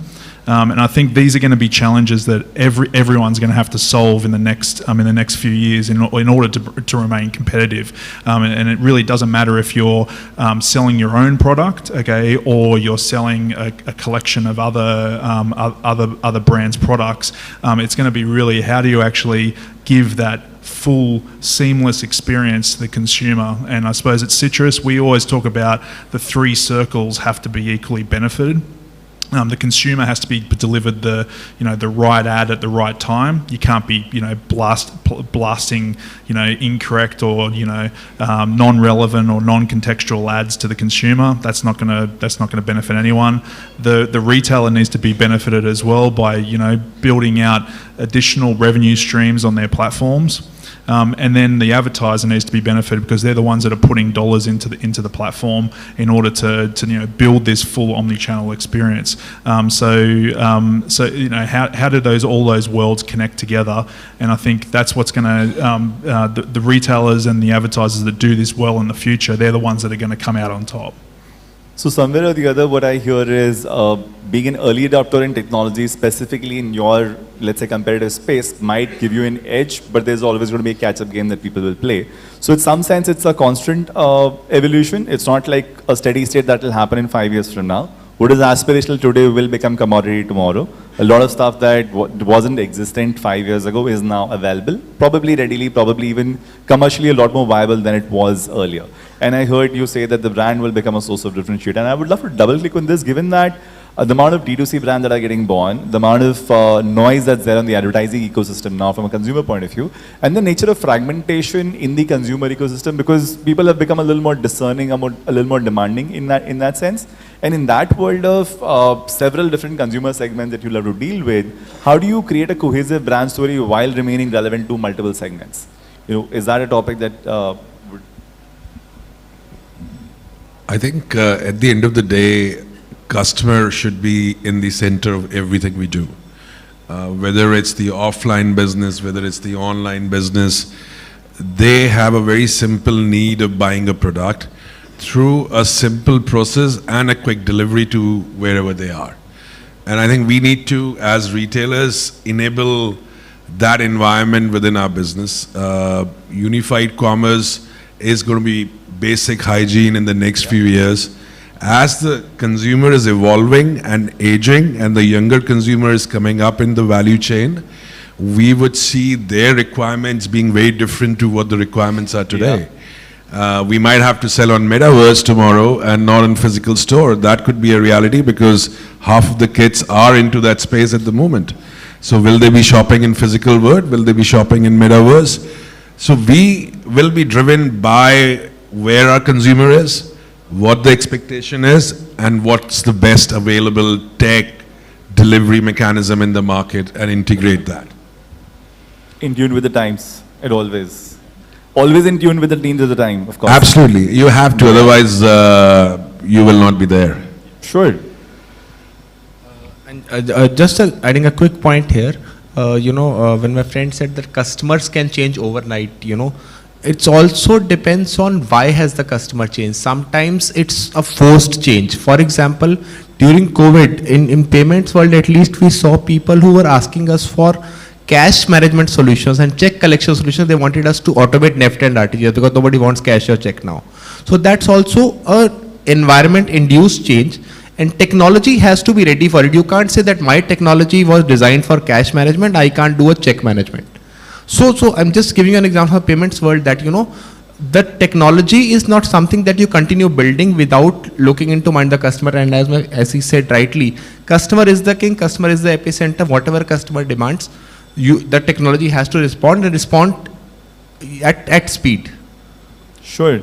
We have the last 9 or 10 minutes left of the conversation. So what I would love to do is make it a little lighter, but also informative. So all of you have been individual consumers to a variety of brands, India and internationally. What I would love to do is for you to think back for a moment, talk about the best omni-channel experience, the aha moment that you've had as a consumer. And obviously, all of you now have the chops to kind of get your journey in that direction, right? So, if you can pick examples from your own experiences with brands, India or international as a consumer, what was the aha moment you had? Oh, dude, these guys are doing something very cool, right? So, anybody who wants to take a stab at this? There's no aha moment as such, but like what we were just discussing, that omni-channel is going to become like salt in the table. So a few months back, I went to shop at one of the big ethnic clothes brands in our country. So a family walked in from Dhanbad in that store, and I think they had come for a wedding shopping, so they didn't get the stuff that they were looking for. And instead of the salesman asking them, should I omni it to you or should I parcel it to you, the customer themselves went and asked to the salesman that, ghar bhej dijiye na. Matlab, every day you cannot come from Dhanbad to a bigger city. So, I think we should all, I know it's challenging omni, but adaptation to these, a few years back, even since we have a lot of stores in tier 3 and 4 markets, few years back, customers were not willing to give their phone numbers. They were like, kya kar lega mera phone number se? So, but now, if we see these customers are coming and showing, because everyone is using the customer relationship management thing to issue coupons and all, they are coming and showing, bhaiya mera discount de dijiye. So, the similar thing might happen with Omni. So even if it's painful, we need to sow the seeds. Yeah. I think we, in Dubai, we just opened a concept, the first phygital store in Dubai for our multi-brand e-commerce platform called Sixth Street. And I think if anybody is visiting, I would highly recommend them to actually go and just experience that. Because they have sort of brought down the e-commerce word to a physical space. And so the front end is completely digital, but you still have fitting rooms, you just choose. So I think the way they have structured out the whole service mechanism is really, really cool. And I think that's something that we'll see more and more happening. At the moment, the physical brands are going into the e-com space. I think there is going to be a reverse order too. Interesting, sure. Anybody else, more examples? Archana, you had something to say. I'm going to give, this is an Indian grocery store out here in BKC. So they have deployed this shop as you go solution, right? You enter the shop, pick a device, give your mobile number, go do your shopping, do your checkout, and you're out. You don't really need any assistance in there. So I think that's a solution that's gaining traction. Indians are adopting it. But if you look at the Europe market, they're going a level further. It's like a smart trolley. So you have a digital screen on your trolley, and you take that along your shopping experience. It's not fully there, but people are trying that out. I think that's really going to be something cool. You're sitting right next to Ashim. Ashim, do you see that happening in India yet? I'm assuming you're offering that solution already. She is mentioning about a store in India. Okay. Yeah, so that's your power? Is that? This is something similar we have done at other brands, but definitely I would like to add something that my number one choice or experience is Sixth Street. Okay, sir, sure. And we all, my colleagues, we are a big fan of it. We have visited it. We have been shown around in the store by your colleagues in Dubai. It will be much better with the use of RFID though. That is what we are proposing. But it is number one. And number two is if you can visit a brand called White Crow. White Crow is a bookstore in the GeoWorld city. They are using technology. They are our customer as well. And it's a bookstore and a coffee shop, and just the ease at which they can go and quickly search for a book of your choice of author, and similar kind of books and similar kind of genres and all. It's a great experience. I think that is number two for me. White Crow. Sure. So White Crow is one more brand to experience with. Atul? So my truest and earliest omnichannel experience was actually not omnichannel. It was because of relationship-driven omnichannel, I'll say. This is Baskin-Robbins stores at a mall in Amritsar. Okay, so we went there, had ice cream, and I love dark chocolate. So he ran out of that, and I was like, यार ये pack भी करवाना था. तो he's like, address लिख जाओ, शाम तक घर आ जाएगी. मैं कहा शाम को IPL मैच, उससे पहले आ जानी चाहिए. 7 o'clock match starts, 6:30 I have the ice cream at my doorstep, man. That was the real delight moment, and thanks to that person there at the Baskins, I don't remember his name, from 5 years ago. So he was not maybe educated in omnichannel or something, but this was pure relationship driven omnichannel. He said, "Sir, आप घर जाइए, ice cream पहुंच जाएगी आपके घर." Yep, customer journey being at the center of it. It's about the customer journey. It's about managing customer expectations. Yeah. So you're not necessarily about exactly. It's not technology. It's your folks have been doing it all the way. So I think that's kind of where what Ritik said was whether you want it or not, whether you like it or not. Customers even 5 years ago wanted ice cream delivered at home. I was at a medical lab today morning, and they were probably going to take 20 minutes to get me the printout of the report. I said, just email it to me. I mean, that's normal, right? You would not wait to receive something which is physical. Most retail stores are probably issuing bills which are on WhatsApp now. They don't want to give physical bills out. It's a waste of paper. The customer also is okay to give his phone number because they know that they're going to be a part of a system, their entire transaction history will get tracked, and they'll probably get some benefits out of it. So that world has changed, and a lot of retailers are sitting on a large pile of customer data in terms of transaction behavior, in terms of loyalty points they've accrued across different kind of points of sale they've interfaced at. So yeah, all very interesting. Maybe we have room for an audience question. I'm happy to have more experiences of Omni play that you saw in action and you were excited about, maybe.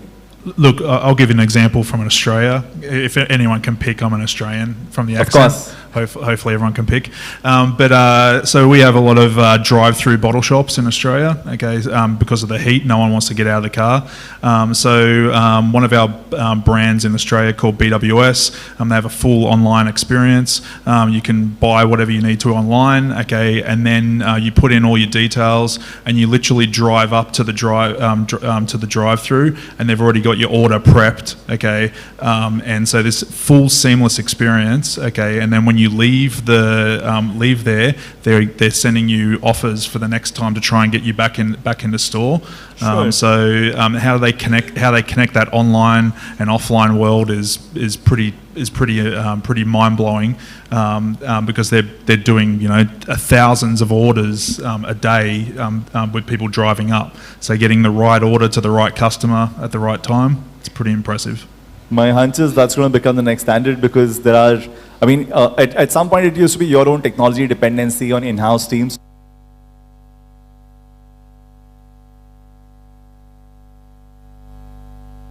Mahindra, iTech, you have made it easily accessible to a large number of companies without having to deploy their own tech efforts. But at the same time, I think the adoption rates would be different. Ankur, you had something to add?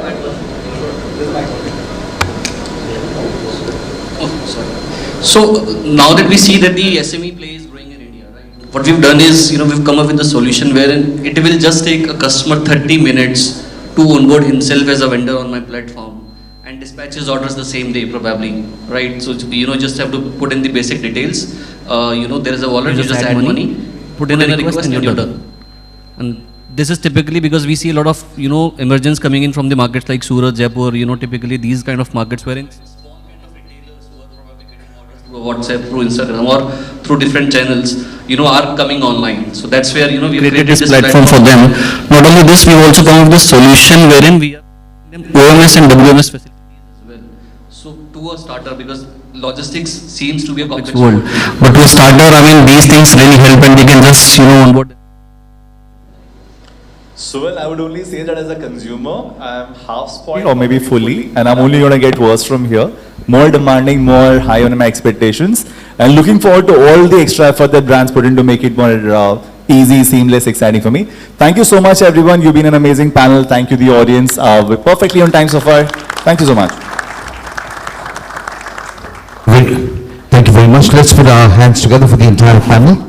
As I request Dr. Hitesh Bhatt, Director of Marketing and Communication, Retail Association of India, and Editorial Director of Storai, to kindly present each of our panelists a memento.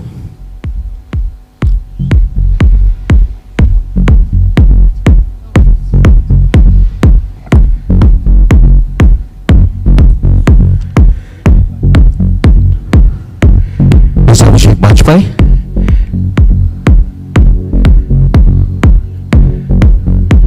Mr. Adam Skinner,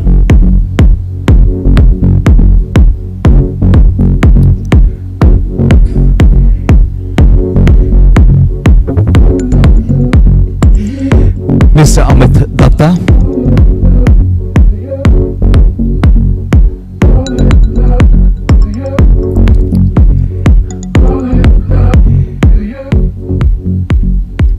Mr. Ankur Singhal,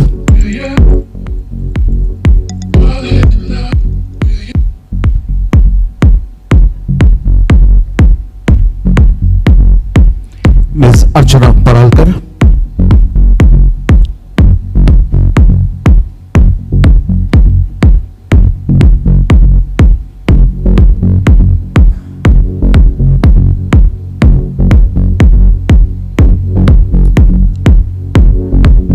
Mr. Ashok Patel,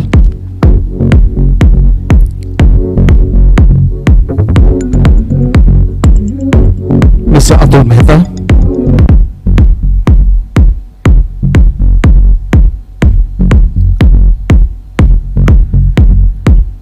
Mr.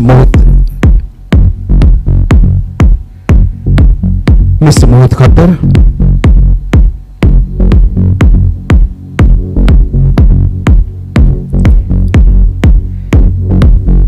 Mr. Ritik Roy Burman,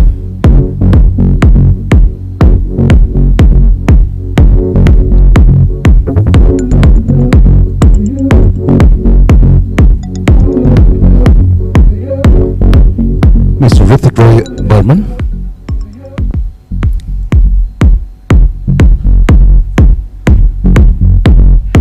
and to our most erudite moderator, Ankur Gathani.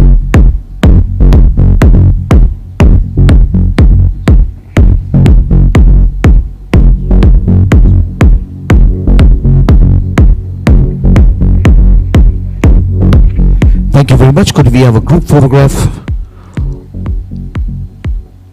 of all these distinguished experts on stage?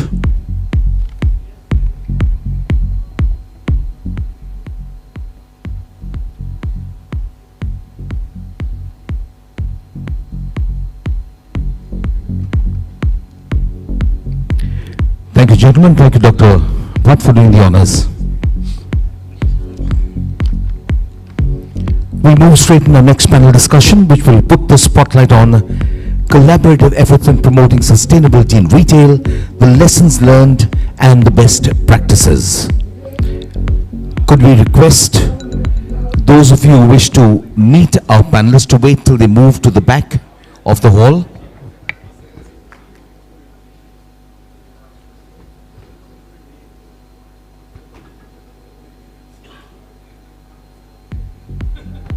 Okay, ladies and gentlemen, I'm going to invite the panel on stage. Please do give them a warm round of applause as I invite each of them.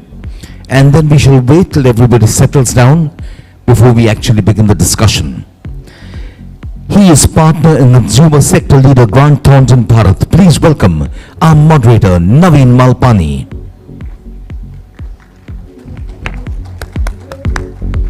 Come on, can we have a round of applause and welcome each of our panelists on stage. She is General Counsel, Restaurant Brands Asia Limited for Burger King. Please welcome Bhavika Dave. He is Head Technical Medical Limited. Please welcome Dr. Prabodh Halde. Dr. Prabodh Halde.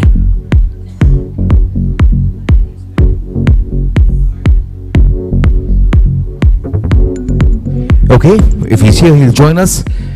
He is Senior Vice President and Head Legal at Spencer's Retail Limited. Please welcome Mr. G.R. Srikanth.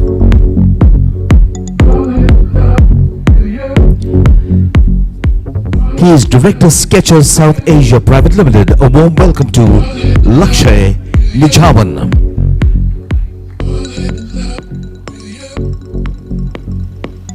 He is Director New Business Ventures and Chief Executive Officer Phantom Solutions Bosch STS. Please welcome Manan Chandra.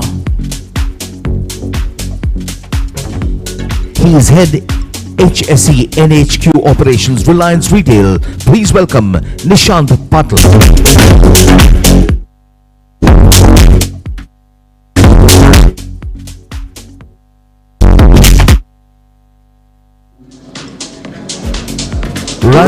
Rajeshwari Shukla.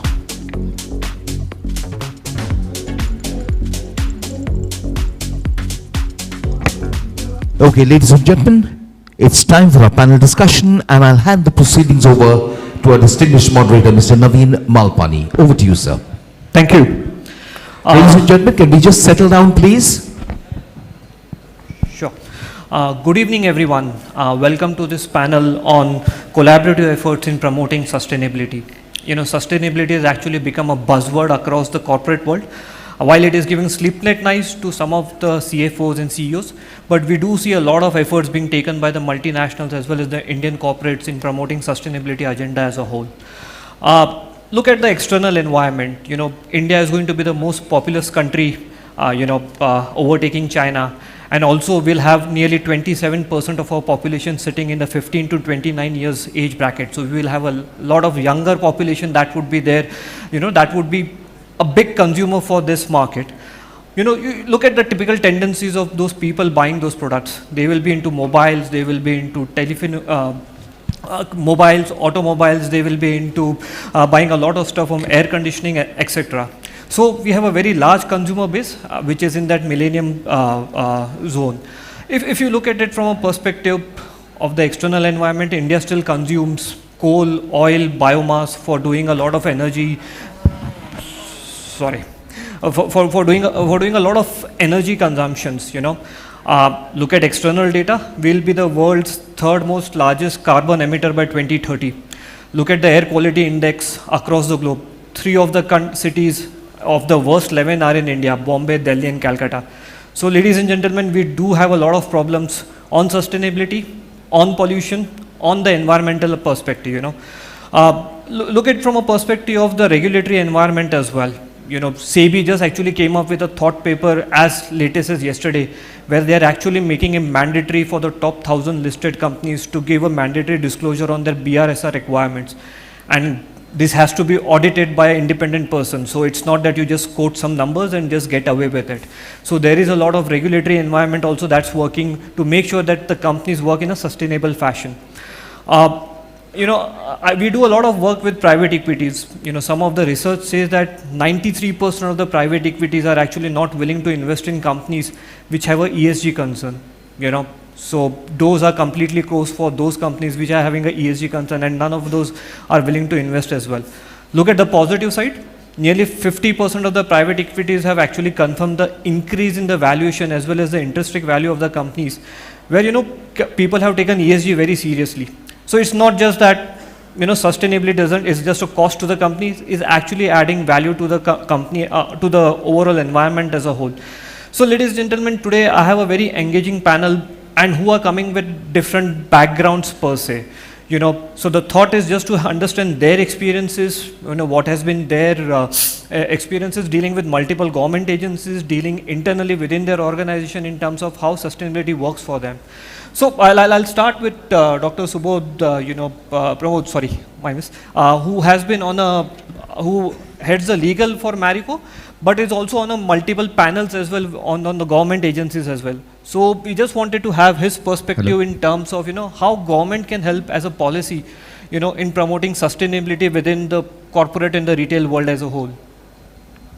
Thank you, Naveen, for the setting a tone of today's panel discussion. And to my right and to my left, there are the stars of the industry for sustainability and the business. So as far as the government is concerned, and just a small correction, I am a regulatory head, not legal. So it is a legally wrong to say I am a legal. I am a regulatory head, but it's a fine line between regulatory and legal. As far as the government is concerned, if you see not only India, entire world is talking about sustainability today, and that is a buzzword. And not because of any of the regulatory compliances, but because of, as you rightly said, the entire investor community is talking about. And our corporate words are not concerned about only government, but they are more concerned about what investor community is talking about. It could be anything, that carbon, it could be sustainability and the report on the sustainability. Bottom line, top line, and now the third is sustainability. Many of the corporates have actually now publishing sustainability report as an independent report, and the board is giving importance as equal as the bottom line and top line. Both the line are of no use if sustainability is not being met. As far as the government is concerned, if you see, and all my panelists will agree, in last 5 years, the way we are moving towards digitalization, most of the sustainable efforts are being considered. Government is very, very concerned about sustainability and promoting the sustainable way of doing the business in Indian way.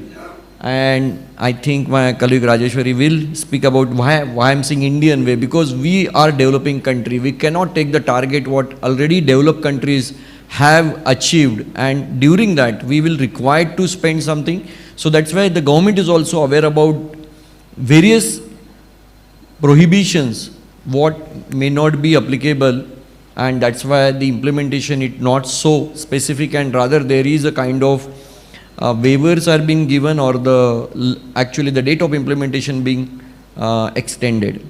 There are 2-3 areas which are concerned, as all my actually the retailers. One is a multi-layered plastic is a concern, and government is very, very keen of banning it and stopping it, and there are the talks, but there is no solution as on today. What could be the practical solution? And one more thing on the plastic, everybody talked about plastic, but concern is not a plastic. Concern is about actually collecting the plastic and putting into the proper format, not blocking the gutters and the environment. I think that is so every government, state or central, is talking about various sustainable ecosystem language and particular nuances to your business.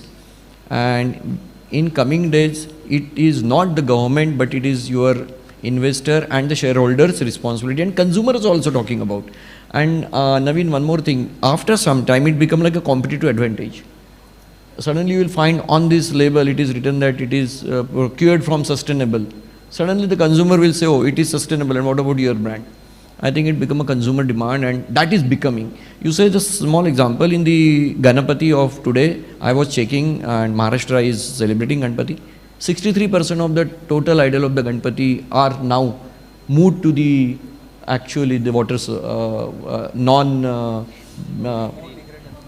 degradable. So 63, 50%, more than 70%, which was 2 years back, it was only 25%. So these are the things, and Holi is coming close, and we will be now celebrating again. So yes, government is engaging, government is partnering, and many of you are a part of the various committee, and RAI is putting our efforts, and we want to comply. I will be getting a chance to speak, but I just want to say sustainability is not about an external sustainability, it's about making a business profitable is also sustainability. And that is more important. अगर business रहेगा तो sustainability रहेगी boss. अगर bottom line रहेगी तो sustainability रहेगी. So we have to balance out between the practicality and the sustainability. Thank you. Sure. Thanks, bro. Just moving on to Rajeshwari in terms of, you have a background from Raymond's, and now sustainable fashion, green fashion are the new buzzwords, but practically we see a difficulty in terms of implementing those because of the cost of the product that's involved in that front. Also, just wanted to have your views also, it's not just that externally people can manage sustainability. There's a lot of internal coordination that has to be done within multiple departments from a driving a sustainability agenda perspective. So just wanted to have your independent views from a fashion industry perspective, how you can drive a sustainability agenda in that industry as well. Thank you, Naveen, for the question there. Well, fashion industry is one industry which kind of changes with the blink of the eye. Every day, every nuance you'll find that something or the other is changing, and therefore the consumption patterns are very fast, and therefore the element of removing and discarding fashion elements are also more there. So one is the manufacturing side of the pollution or the sustainable formats that we need to develop. The other is also the consumer patterns, because of which constantly there is some form or the other that is kind of adding to the pressure on the planet and otherwise. 2-3 elements that I would want to highlight from a sustainable perspective. One thing is to say it is a pure environment perspective. Well, India has moved and is also kind of elaborating from the perspective of the ESG format, which is economic, social and governance. So sustainability is not just the environment perspective, but it is also all these 3 pillars. And as rightly said by my colleague here, that it should also make economic sense. When we say economic sense, it has to be stakeholder, business partner relationship that has to be taken care of. When we talk about stakeholder, it has to be both internal and external. When we talk about external, and to talk of some of those numbers will start definitely from the procurement pillar as well. So where my raw material is coming in, is it in the most sustainable format? What are the elements that we can kind of keep in mind? So all those verticals have to also be kept in mind. The other is the social element of it. One such example, if I can give you from Raymond perspective, and it's been in the legacy as well, is taking together the team that is working with you to make your product sustainable and your business sustainable. And therefore, the workers, improving their livelihoods. One of the biggest examples is that all our workmen in factories are permanent employees. We engage with them, we upskill them. We also have recently had our add-on with the Northeastern ASSOCHAM, through ASSOCHAM as well. A lot of skilled people whom we kind of upskill and take it to a different level. On the question of product sustainability, we have a very robust R&D pipeline, if I may say so, and because it is a segment or an industry which is both structured and unorganized and organized, therefore there's a mix of both. Raymond, because it has been a leader in this segment, has come in from a very, very long time, so therefore we take pride in saying that we have a very robust R&D format as well. Now when we say R&D format, we have products which have been already launched, which are like Sustainova kind of products, which have sustainable disposal as well. There are products which are stain proof, because of which when you wash, the consumption of water that needs to be used to clean it is lesser. Therefore, we save on the water parameter. We have biocrystal kind of formats where we concentrate on the well-being of each livelihood. People who are using those products, their body temperatures are maintained, the infrared rays are kind of given in such a manner that they are able to have a very healthy heartbeat and also have a very sustainable way of living. So governance is one part of it. So addressing it to the retail segment, the stores that we have, the kind of merchandising that we use, the endeavor is to also not only do it from the perspective of India being leveraged as a location, but also local MSMEs being encouraged to give us those kind of raw materials in the most possible manner. The other element is that our factories and all, solar energy is kind of the talk of the town, and it's been there for a very, very long time. But how at different stores, at our factory and manufacturing level, we kind of use it, and we ensure that our carbon footprint is also reduced, are some of those initiatives that we've been kind of doing it in the sustainable environment. So within fashion, despite it is still an unorganized sector, evolving to be a more organized sector, but responsible players like us, like Raymond and many other who are more organized, are taking some very concrete steps towards that. Thanks. Coming back to you, Nishant, Reliance Retail is one of the fastest growing retail chain in the world. You operate more than 15,000 stores across India. You do have a lot of opportunities in terms of making your stores sustainable as well. And for that, you cannot drive that agenda individually. You do need a lot of help from the real estate owners in terms of what are the processes and what are the things that they can make to make your product, your stores more sustainable.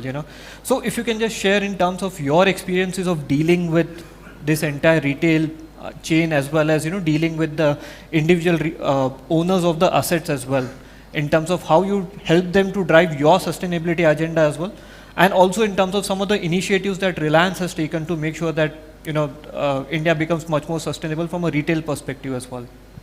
Yeah. First of all, thank you very much for calling me for this session. So you rightly said, now we are every corner of India. So at present we are running more than 15,000 stores across India. But if you look at our stores or the variety of stores, so we are having stores from 2,000 square foot to 60,000 square foot area. So, and if I to talk about property, so we have rented properties, we have our own properties, we have some stores in mall properties, our own malls or other malls, and we have also stores at a roadside that we call as a standalone stores. So it will be difficult to have uniform sustainability program for all the stores. So you rightly said, real estate plays a very important role in this case. So whenever we will be having stores in the malls, okay, now if that mall management have their sustainability program, so we try to align our sustainability program with their. If not, then we try to implement whatever initiatives we have been decided centrally within our stores. For own properties, yes, we have a total overall control. We have dedicated EPC design team, and with the help of the expertise, we inculcate whatever initiatives we require, what the parameters set by the organization for the sustainability initiatives. We incorporate those things in the design stage only. And for rented properties, again, it is a challenge. However, whenever we get the proposal for the rented property, leadership just forward the proposal to the HSC and sustainability team. We do the risk assessment as well as aspect impact assessment to understand the gray area, to understand the scope of improvement. And we again consult with our design team to incorporate the recommendations to implement maximum possible initiatives decided by the organization for their particular property. Some initiatives are there, like for example, there is initiative for energy conservation. Okay, so it can be implemented across all the stores with some modifications. So we are recommending the maximum use of daylight in all our facilities, whether either it is a warehouses or stores. Then now at present, we have taken one drive that replacement of traditional lights with the LED lights. And believe me, it gave us very good results in area of energy conservation as well as cost saving parameters. So it is very good, so we succeed for that. Now, whenever we will get the proposal for the new stores opening, at that time we ensure that that particular store must have the LED lights. Again, wherever possible for the big properties, warehouses and stores which have more than 40,000 area, we are replacing air conditioning system with the HVLS fans. HVLS means high volume, low speed fans. And it is also effective tool to increase decrease the carbon footprint.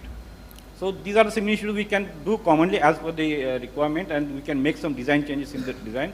Other than this, infrastructure initiatives, which where real estate initiatives, real estate involvement is not required, like plastic reduction in plastic waste, or biodiversity, use of biodegradable materials, packing material, then promotion of organic foods. These are initiatives we can conduct at everywhere, whether it is a rented property or owned property. So these are some initiatives we are already taking, and again, it is an innovation or the R&D part where we are trying to inculcate most of the things related to sustainability in our properties. Sure. Thank you, Sean. So, Bhavika, coming to you from your experience of a QSR industry, it is estimated that nearly 1/4 of the greenhouse emissions are actually caused by the global food systems. And reducing the greenhouse emissions is actually very critical from a sustainability perspective. So just wanted to have your independent perspective in terms of, what are the practices which are actually followed by a QSR industry, which can help in potentially reducing the greenhouse emissions as well as ethical sourcing of raw materials as well. Hello, good evening everyone. Thank you, Naveen. Just to begin with and to answer your, the question, I would like to first set a little context and adding to what my co-panelist, mentioned about sustainability. The good part is that since morning that I've been attending some of these sessions, what I've realized is sustainability has now been a part of most of the businesses, and the good part is there is good amount of awareness. Coming to the implementation part, I think the first most important thing is being in a fast moving retail industry. I think things are changing day in, day out. The touch point that the retail industry has is with many stakeholders. Let's take an example of my QSR, that is quick service restaurants. We are called quick service because we really need to act fast when we prepare our food, and which actually means that when we are selling our products or selling our food, it's sold at a very fast speed. Per minute, I would say there are multiple orders, and hence it is very important that whatever we kind of give back to the society has to be in a particular format. Now, coming to three most important pillars that my brand and my sector would follow is, we believe one is food is one of the most important pillar for us. It's a very sensitive issue. We believe that the food that we serve has to be good quality. Second is, and I will kind of give an example to kind of tell you that when I say good quality and when I say real ingredients, what do I mean? The second pillar that we follow is basically the planet, which basically means the sourcing, which you were just talking about. It means how are we partnering or collaborating with our vendors? How do we ensure that the raw material that we procure, which means the oil which we use for cooking, and which is the palm oil, and I'll kind of give an example there as well.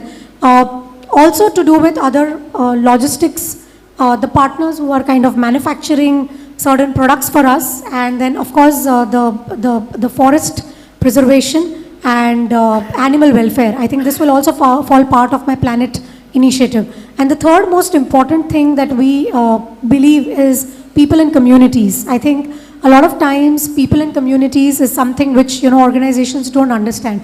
I completely agree with what Rajeshwari mentioned about how building a community and skill development is so important. So at Burger King also and at QSR sector, we see a lot of skill development that is done. There is a lot of culture diversity. I think the word that we generally use is bringing in a diverse, inclusive culture for brands to operate and people to grow. Coming back, so these are the three most important pillars for us. A lot of people don't know about this. If I have to speak about the first pillar, that is food. All our food products today, okay, and that's the commitment that we have given is free of synthetic colors and artificial flavors. Sustainability also means what you are giving back to the society has to be in a clean form.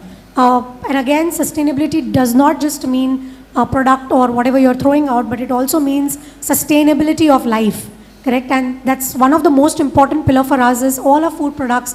We're trying to make food also without preservatives. So I think that's the commitment that the brand has given, thinking that we want to go that path of making food which is no synthetic color, no artificial flavors, and no and no preservatives, which again means that we need to go back to our source. So it's very important for us to collaborate with the brands or the suppliers that we work with daily. Now coming to the planet piece, and as I said, we believe in ensuring that the source that we procure our resources from has to be clean. One of the very sensitive topic is the palm oil. We all know that it's very sensitive to deforestation, and there are multiple examples of how do we bring sustainability in this side of procurement. And as a brand, there's a commitment to kind of purchase this oil from suppliers and vendors who are registered with the Roundtable Sustainable Palm Oil organizations which are certified. Again, talking about the planet, there is an initiative which as a brand we take is how do we logistically supply our food. One of the initiative was to electrify all our fleet vehicles, where we are going to get food to the people at large.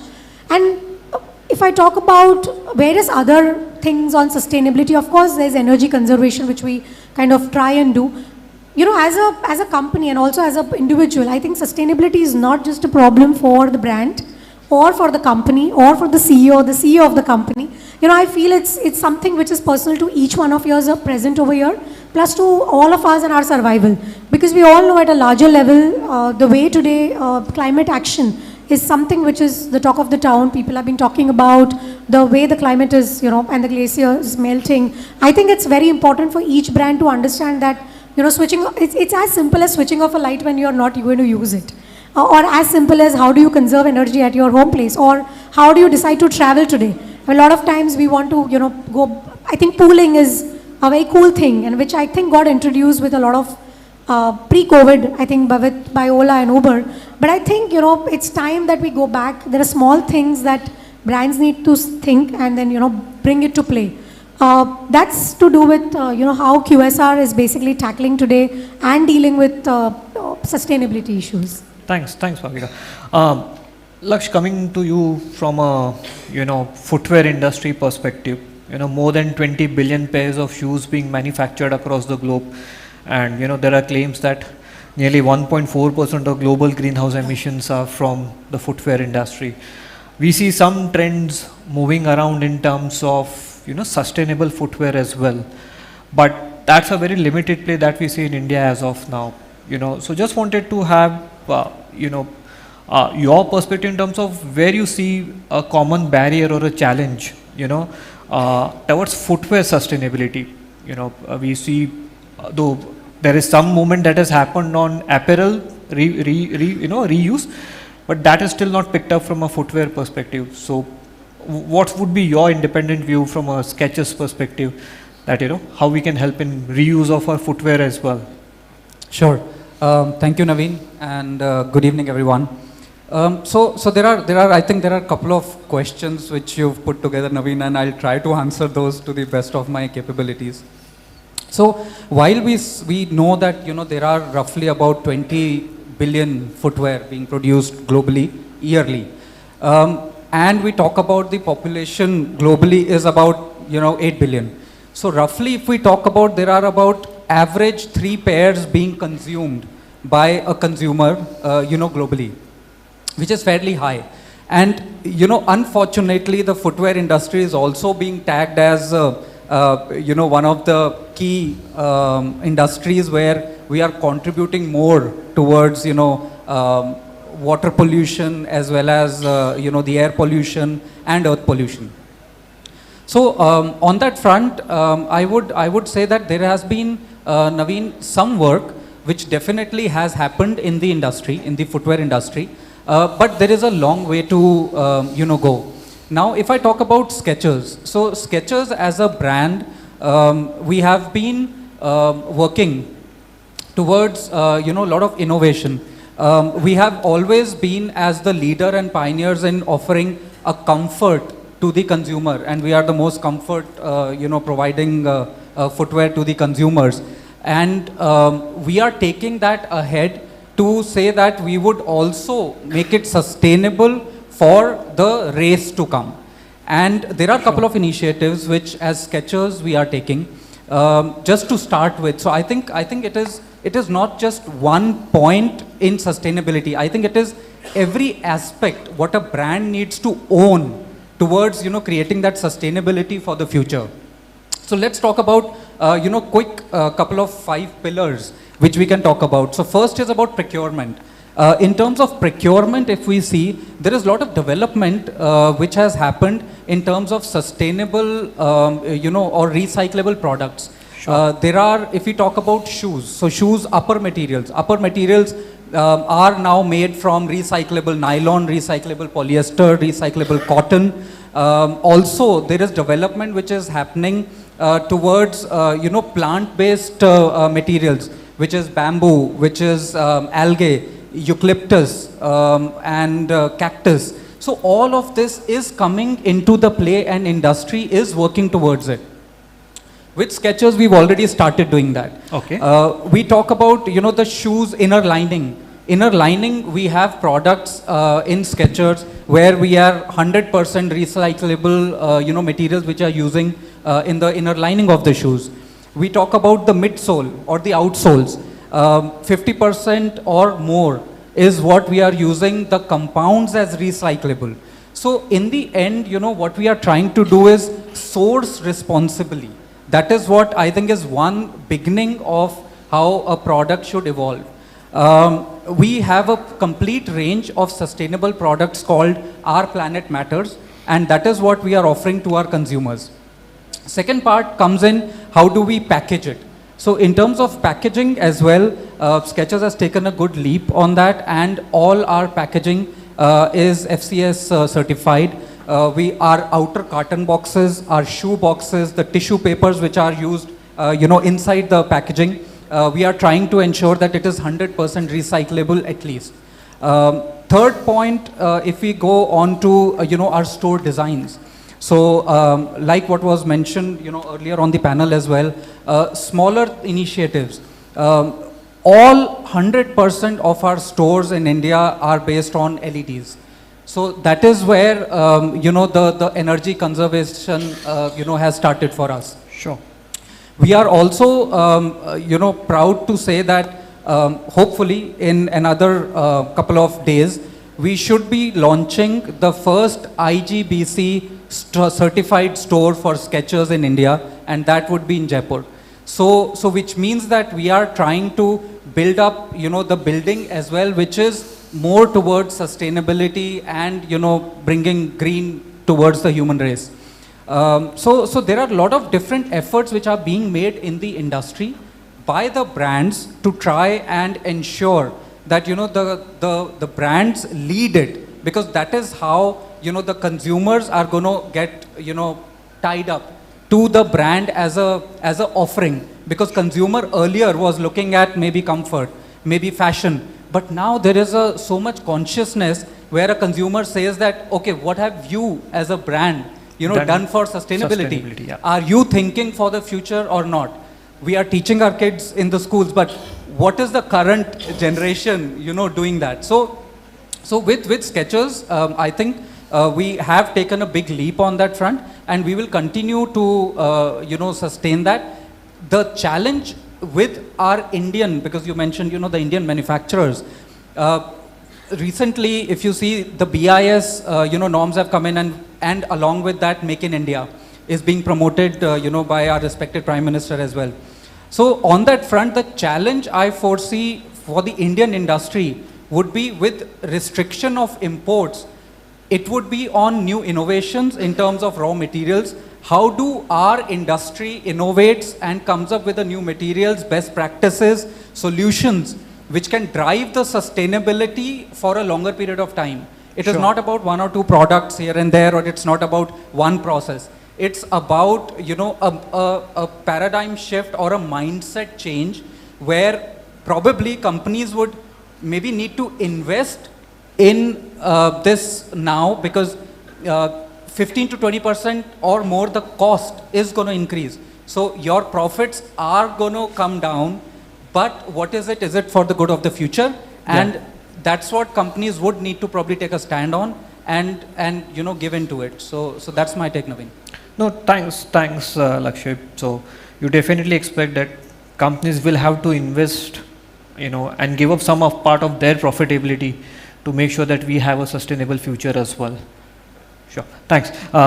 Coming to you, Srikanth, more from a Spencer's perspective, you know, you have multiple outlets, you have multiple brands within you, and you know, you have been driving a sustainable agenda across the company as a whole. You know, how are you dealing with your external vendors, you know, something which is not within your control? You know, how do we drive a sustainable agenda with the vendors which you're dealing with, you know? And is there some specific incentives that you pay to them from a sustainability perspective? Yeah, thanks Naveen, and good evening everyone. Luckily we embrace this as a one of core value, our group core value. We are part of a large group where we have more than 2,500 megawatt thermal based generation stations, and we have around 300 megawatt renewable sources under solar and hydel. So we realized this long back, and considering this, one of our core value is sustainability along with other values. So with this experience, 8-9 years ago, then we discussed that how we can make use, harness the synergy what we are having with our group experience. So what we realized that we identify certain properties, and wherever we have a facility, we went and installed solar plants. Luckily, we got 50% subsidy from the central government. At that time, 40% was subsidy, and under some scheme they have given another 10% subsidy. At that time, per 100 kilowatt, it used to cost around 1 crore. And today, after 6 years, every day we are generating around 500 units. It's half megawatt. We are generating, and we are saving an annual. It's roughly into 10 into 12 into 30 into 12. This is the amount we are generating. If in terms of coal, every day we are saving around 1 ton of coal. To generate this solar power, they need to have a thermal. They need to burn this coal of 1 ton. So this is we have installed, and we found that this is successful. So wherever our new property is coming, then inbuilt we are making a facility. We are making a capex plans to install this. This is the one area where we adopted. And second thing, like everyone said, that EMS, energy management services, being in food and grocery, our major power generation is under refrigeration. So we realized that how we need to control this, because irrespective of the store open or closed, 365 days you need to run your refrigeration.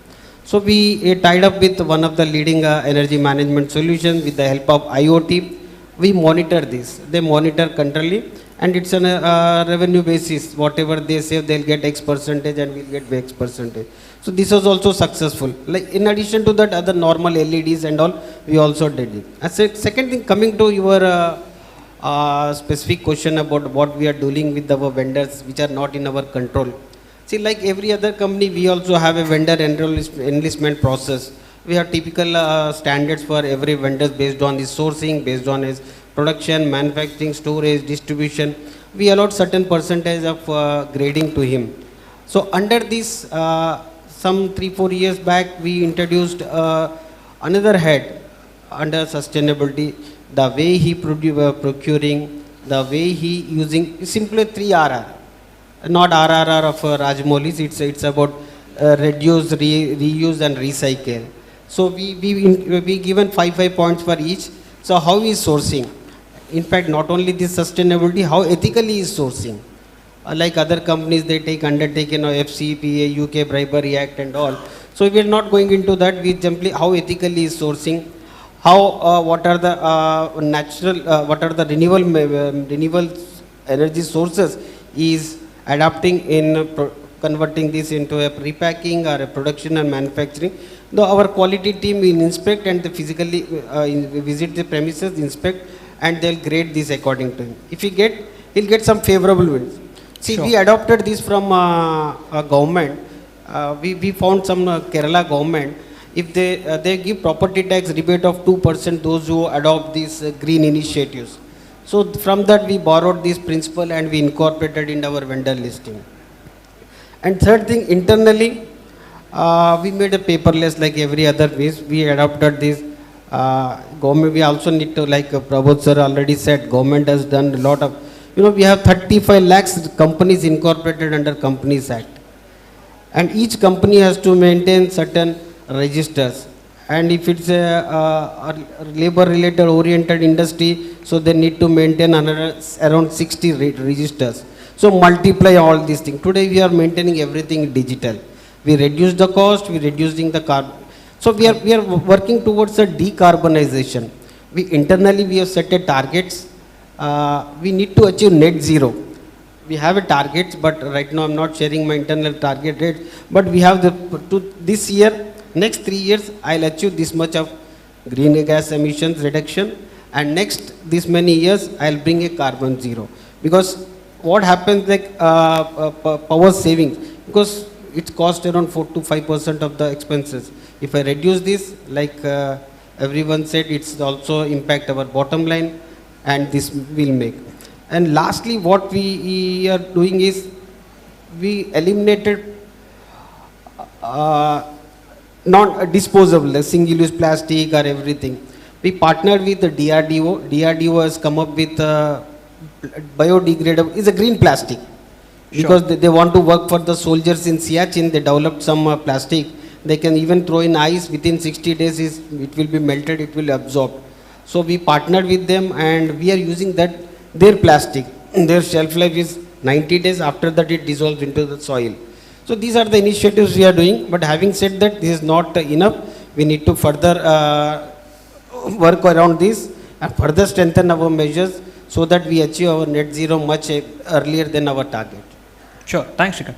So I think we heard a lot from players in the sector. Manan, coming to you in the last was a different strategy because you are not from the sector, but you can support a sector a lot from a technology perspective.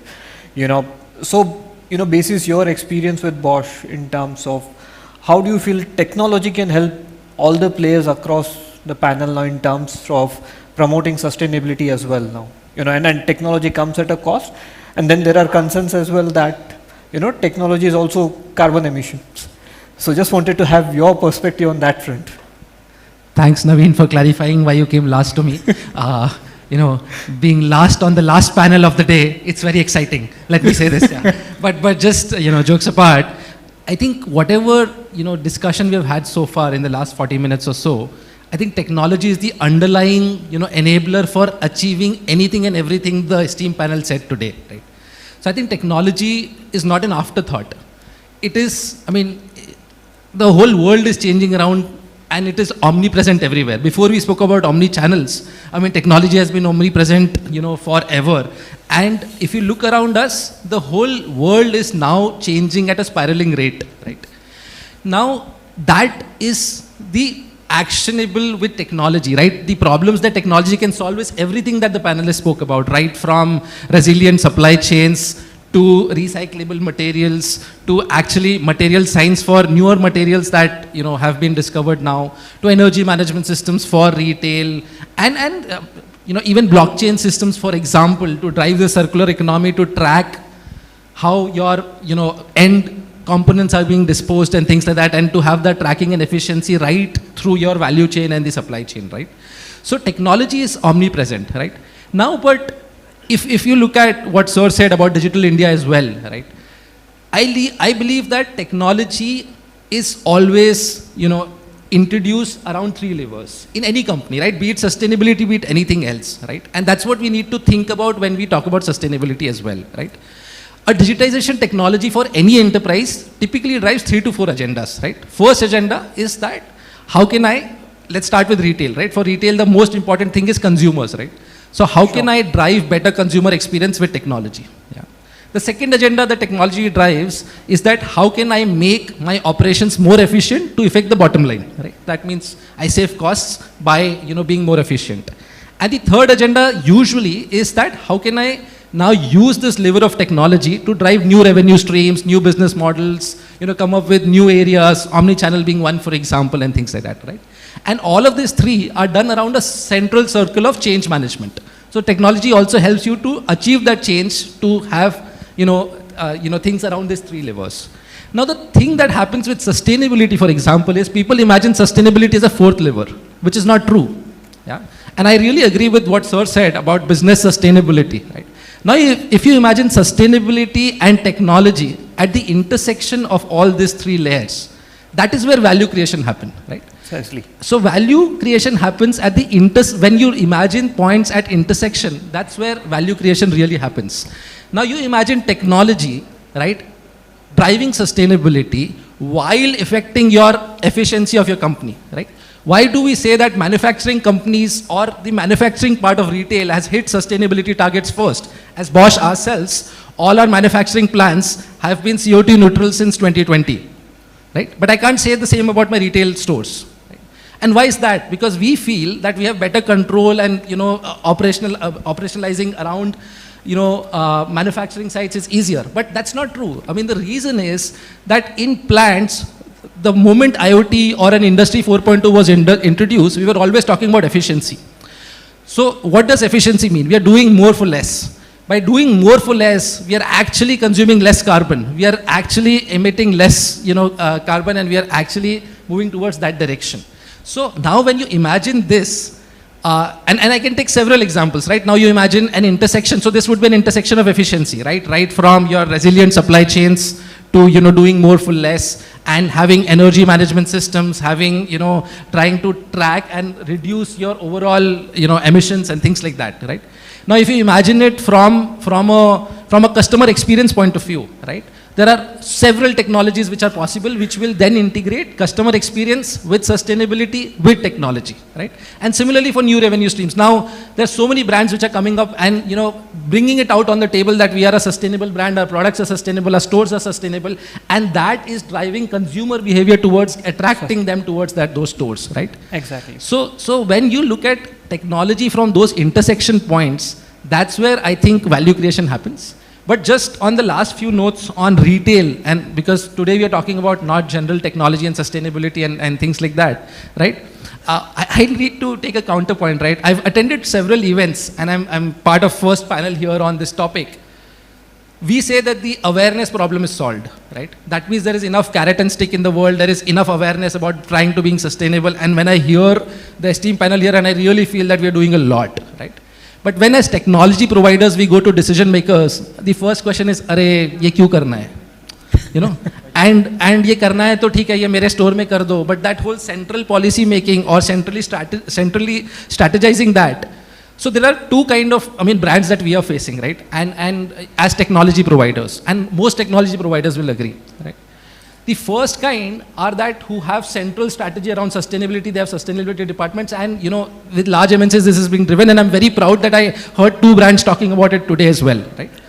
But the problem that we are faced with some of them, not necessarily all of them, but with some of them, is that while there are great strategies, the operationalizing of that strategy is always a challenge. Because in retail there's an added challenge of franchisee model, COCO model, COFU model, and all of that, and how much control can you really have? While in manufacturing and supply chains you have full control as such. Yeah? So operationalizing becomes a challenging part. The second element that we have faced is there are a lot of operation managers who are thinking of sustainability at their localized sites, but no collaboration in the team. Across the company as a whole. So how can we drive this collaborative initiative, and that's coming to your topic of the panel as well. How can we collaborate at this intersection points and drive value through fit for purpose technologies for retail, right? Just last example, for example, we spoke about energy management solutions and energy, efficient solutions for retail, and people trying to get into pay per save model. You save and then you get paid and things like that. Now when large brands like all of the brands here imagine this problem from their manufacturing to their warehousing to their retail, there are a lot of effective solutions possible where ROI is very quick, right? When you imagine it only from, hey, how much energy saving would be there from this, then the ROI becomes questionable. But when you look at, will it drive transparency? Today companies are driving two separate technologies, one for reporting, one for energy savings. Can't the energy saving become part of your transparency journey and then start the reporting journey, and you look at the roadmap which is possible by implementing such technologies? I know decision making is not simple, and that's the journey that we all have to live to. But I just think that, having that larger picture and the collaborative mindset to drive change at these intersection points will really, drive us on that accelerated path towards, embracing these goals and implementing and really seeing value, so that this question goes away that, hey, where's the ROI? I hate this question, to be honest, yeah. But that's the thought process that, at least as a technology provider, I have. Yeah. Thanks, Manan. Sure, you had some closing. Just last point, after having so much of GAN or so much of knowledge, and then people are actually sitting for sustainable drinking also after this, so 7:30. So I have a question, like we talk about sustainability and corporate responsibility, but personal sustainable responsibility, everybody's need to be. I just want to, because those who are above 40, I don't want to ask the age, but those who are above 40. For us, wearing the elder brother or sister's dress or shoes is a very common thing. How many of you wore the dress of your, all of, yes? Yeah. But there are few things which we can start doing, smart way, sustainable way. How many are you on the DigiLocker?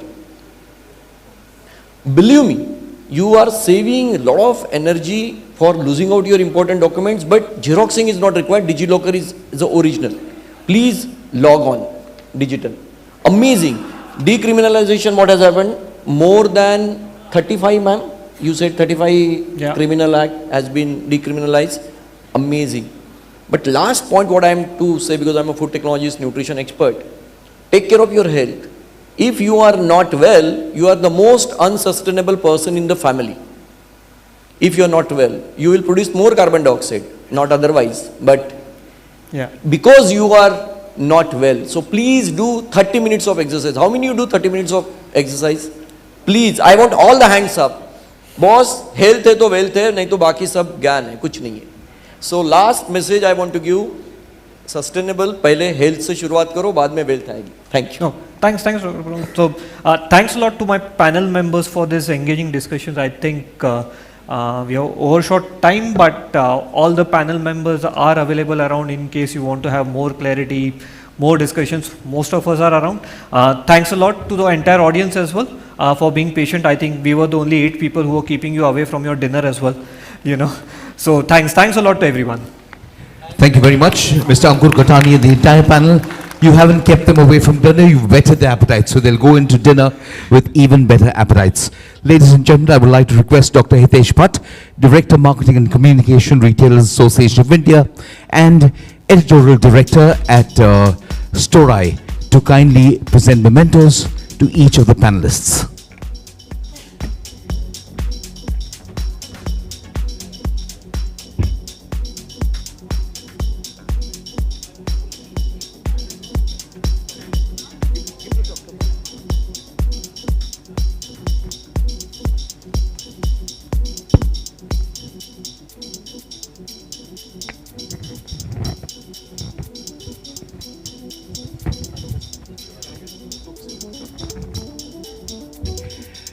To Mr. Abhishek Bajpai. Okay, sir. Oh, I'm sorry, sir. I've got the wrong list. Bhavna Dave, Dr. Prabodh Halde.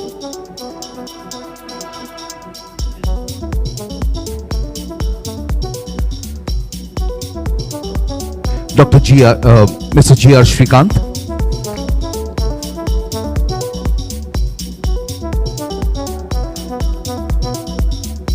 Lakshay Nijavan.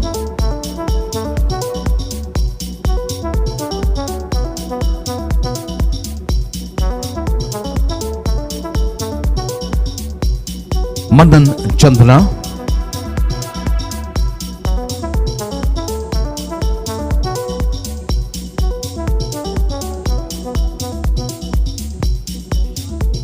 Nishant Patel.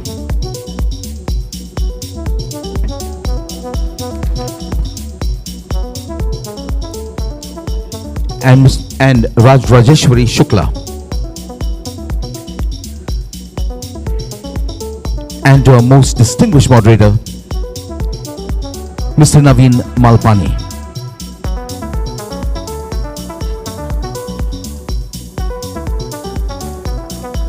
So behind you, sir.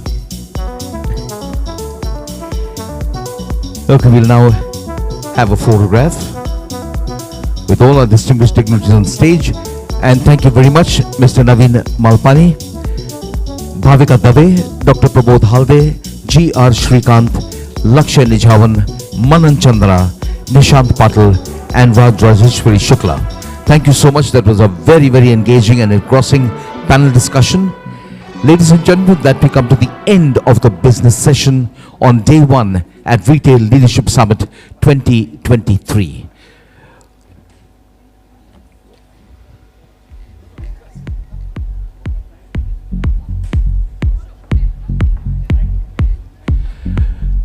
We begin at 10 a.m.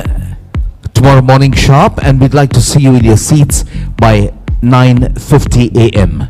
For those of you who have invitations, we'll see you later in the evening right here for the India Retail Champion and the Retail Startup Awards and a networking evening. Thank you very much. Good evening. God bless.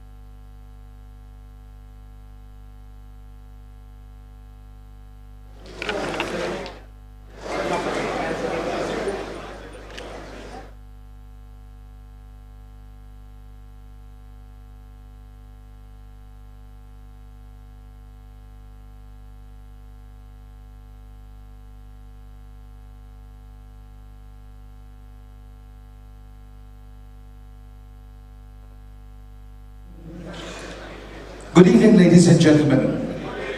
Can I have a little more energy out there? Can we raise a cheer? Come on, a lot of noise, whatever you want to do. If you want to whistle, please whistle. If you want to clap, clap. If you want to boo, please boo. Can I have some energy? Okay, we're going to be warming up very shortly. Ladies and gentlemen, good evening and welcome to the evening of awards and accolades, rewards and recognitions. A celebration of innovation and excellence of performance that raises the bar, an accomplishment that scales new milestones, new horizons. Welcome to India's Retail Champions and the Retail Startup Awards 2023. I'm Hugo D'Souza and with me is my very charming co-host Shalaka Apte. Yes, Hugo, it's going to be a wonderful evening full of excitement and enthusiasm. And of course, after the awards, we can expect an evening, a very spirited and entertaining evening. Absolutely. You've got something fabulous lined up for you. Before it gets too spirited, we'll finish the awards. Okay, ladies and gentlemen, let's begin with India's Retail Champions. Brought to you by Retailers Association of India. Retail is at an interesting juncture in India, with new brands and formats entering the market, and the old ones reinventing themselves. Consumption is on the rise, driven by entrepreneurs and an increase in per capita income.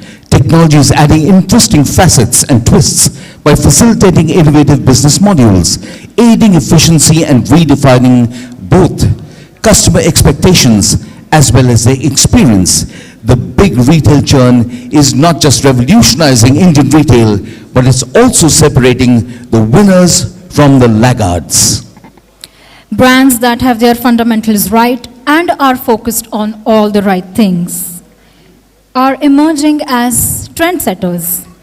The India's Retail Champions have been instituted to shine the spotlight on these stars of retail who have shone bright despite all odds. Absolutely, Shalaka, it is a recognition of their efforts, their hard work, their commitment, the salute to their indomitable spirit despite the odds and despite the challenges of the times.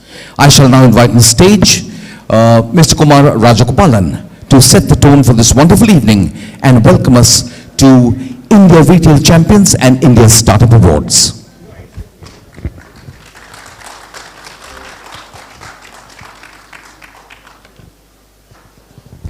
Good evening. Make some noise. So thank you for being here. This was an award that was instituted about 5 years ago in order to recognize champions in retail. I know this is not an easy job. There are some good days, some not so good days, never a boring day in retail. Having said that, champions, and when they win an award, get egged to do better. So this is our humble, let's say, offering for champions in this industry.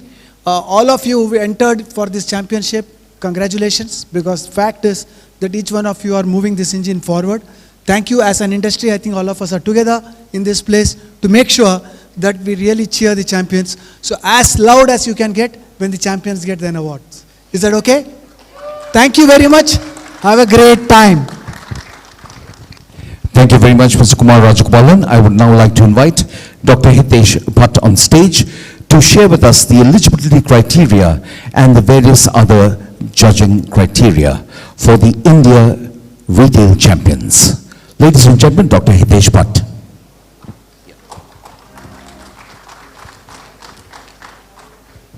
Good evening, everyone. Can you hear me? Okay. So, first come first, let's start with the categories. This is the 6th edition of India Retail Champions Awards. And this year the categories are apparel and lifestyle, beauty and wellness, consumer durables and IT, department stores, emerging retailer of the year, food and general retail large format over 5,000 square feet, food and general retail small format below 5,000 square feet, footwear, home decor, home improvement, jewelry, restaurant and QSR, and specialty retail. I remember when we started the India Retail Champions Awards, we were having close to 8 or 10 odd categories. But today we have gone up to, I think, 13 odd categories. Next, we will go to the award process. Okay, now how the award process is, a panel of eminent personalities from the industry formed the jury who thoroughly evaluated the entries shortlisted by a reputed agency to select the winners. Eligibility criteria, the company should be registered under Indian law. Any other criteria as decided by the awards jury will be final, and decision of RAI jury regarding terms and conditions, eligibility and selection will be deemed final. And then let's go to the last thing, that is the judging parameters. All the entries were judged on the following parameters: business economics, current financial health, financial growth in the last year, innovativeness, how innovative the brand has been in the past year, last few years. Then we have got growth and expansion, presence in market both offline and online based on the number of outlets, and presence on other channels. Other channels means all the other offline, online, and likewise. Adaptability, how well has the brand been able to adapt to the needs of the omni-channel customers, changing market conditions based on years of existence and achievements over the years. And the last is the brand impact. Familiarity, popularity of the brand, overall brand perception of the retail brand in the market based on brand familiarity and awards and achievements. These were the judging parameters, and the grand jury were Mr. Anuj Puri and Mr. Abhik Singhi from BCG. So with this, I would hand over this to Hugo and Anuj Kejriwal. I'm so sorry, Anuj Kejriwal. Yes, thanks. All the best to the winners, and congratulations in advance. Thank you very much, Dr. Hitesh Bhatt, for sharing with us those criteria for judging. Ladies and gentlemen, after hearing Dr. Hitesh Bhatt, I know that these are the blue ribbon of awards for retail championships. So please be really, really appreciative, loud, and cheer our winners home, because they've come through a very, very stringent judging process. Thank you once again to our judges, Mr. Anuj Kejriwal, Chief Executive Officer and Managing Director of Anarock, and Mr. Abhik Singhi, Senior Partner and Managing Director, Asia Pacific, Leader, Consumer and Retail Practice, BCG. Ladies and gentlemen, we begin with our first category. And let me tell you, our jury is sometimes presented 2, 3, 4, and sometimes even 5 awards in a category, because the competition has been so tough and the standard of excellence has been. So let me tell you right away that there may be 5 awards in the category, 4, 3. Every award is of equal stature. There's no first, second, third. If you're a winner, you are a winner, even if there are 5 in a category. So, having said that, ladies and gentlemen, let's begin with the category Apparel and Lifestyle. Ladies and gentlemen, India Retail Champion in Apparel and Lifestyle is High Design. Workout Music Source. I'd like to invite our presenters, Mr. B.S. Nagesh, founder, Train, Trust for Retailers and Retail Associates of India.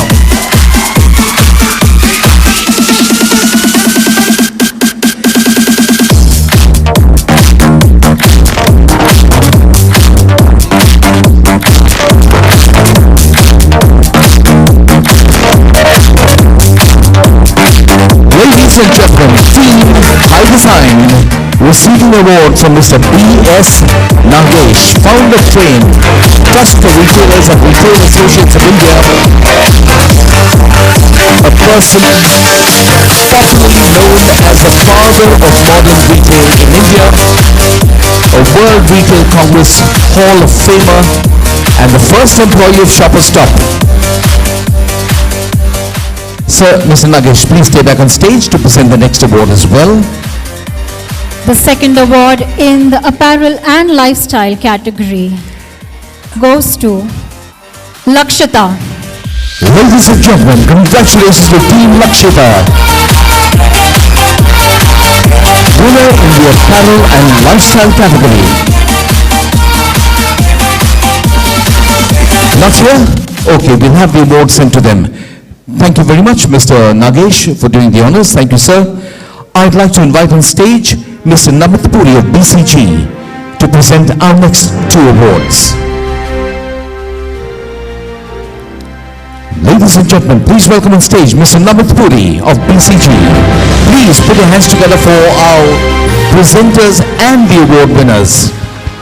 Ladies and gentlemen, India Retail Champion, Apparel and Lifestyle, Killer Jeans.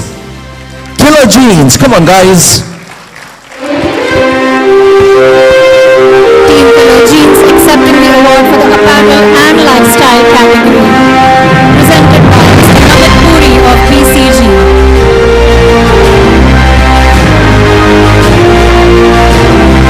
Congratulations, Killer Jeans.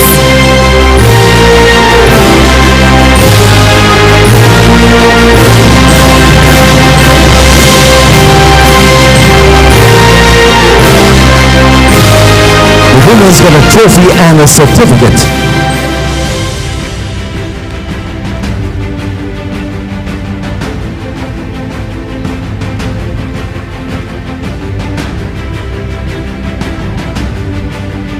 Okay, Mr. Puri is going to present our next award. This is also for the apparel and lifestyle category. And this award goes to Team Manyavar. Manyavar, the winner of the India Retail Champions Apparel and Lifestyle Award. Is Team Manyavar here? No, okay, we'll have the awards sent to them. Thank you very much, Mr. Namit Puri, for doing the honors. I would now like to invite on stage Mr. Biju Kurian, Chairman, Retailers Association of India, to present our next two awards.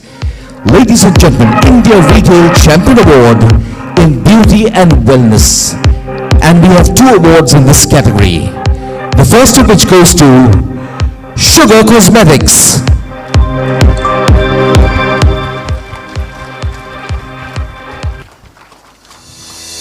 Sugar Cosmetics, come on.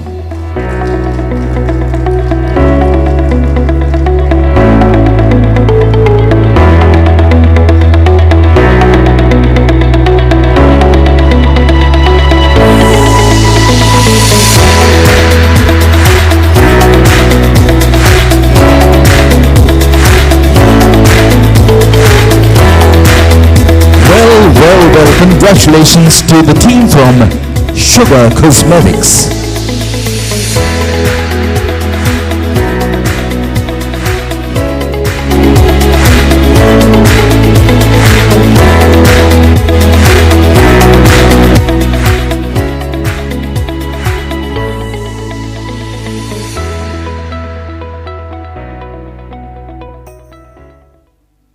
This category, the second of the two awards.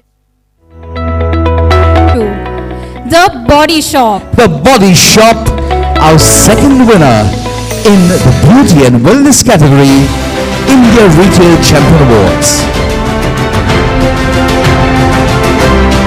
Congratulations, Team Body Shop.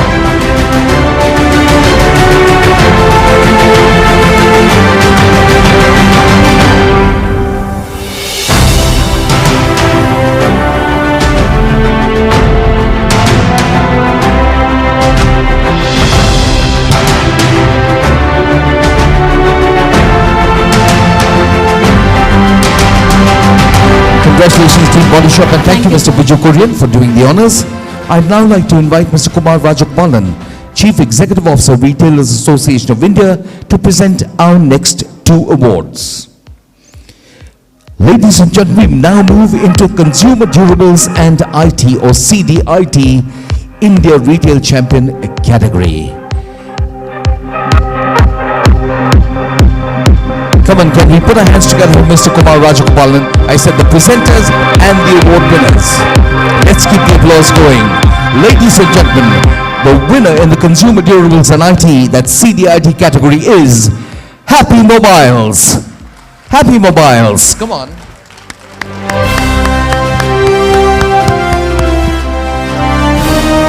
Okay, Happy Mobiles is not here. So we'll move on to our next award. Moving on to the department store category. And this award goes to Shopper Stop Limited. Shopper Stop Limited, the winner in the department store category.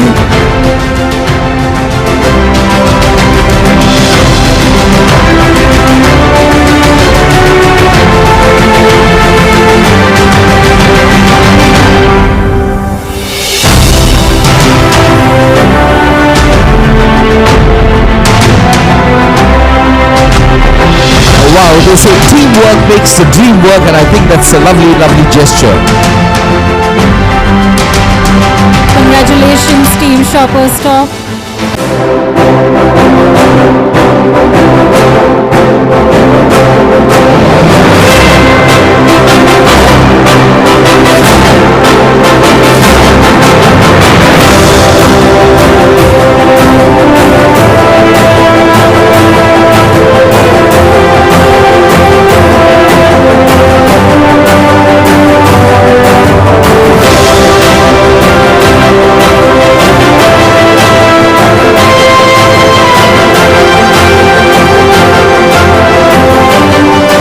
Congratulations to Team Shopper Stop. And thank you, Mr. Kumar Rajagopalan, for doing the honors. I'd like to invite on stage Dr. Hitesh Bhatt, Director Marketing and Communications, Retailers Associate of India, and Editorial Director of Storai, to present our next 3 awards. Ladies and gentlemen, we now get into the India Retail Champion Awards for Emerging Retailer of the Year. Retailers who have been innovative and disruptive over the last 5 years. And we have no fewer than 5 awards in this category. Ladies and gentlemen, the first of these 5 goes to Tasva. Come on, I know Tasva is here.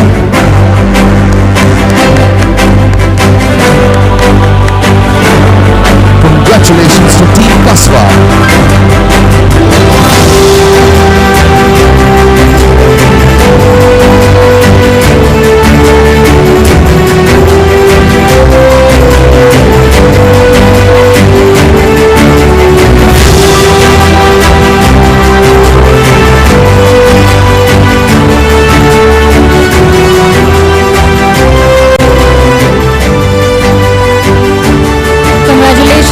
Tasva.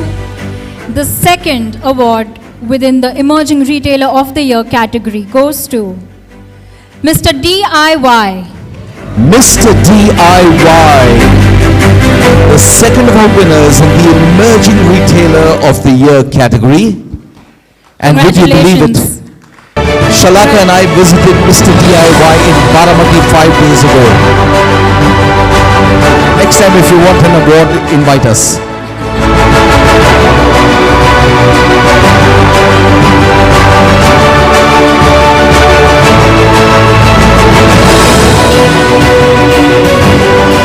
Congratulations, Team DIY. And ladies and gentlemen, we move on to our next winner in this category, Emerging Retailer of the Year, and the award goes to Nykaa.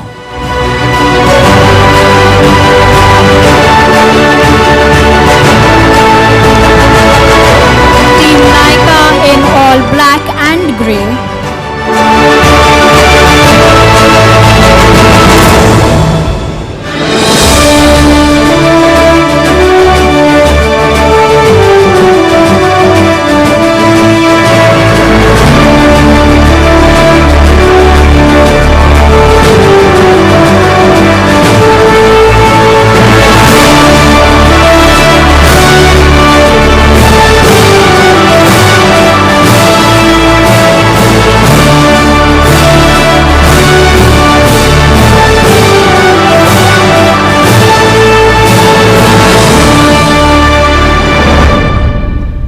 And Team Nika there epitomizing what TEAM stands for. Together, everyone achieves more. Workout music source.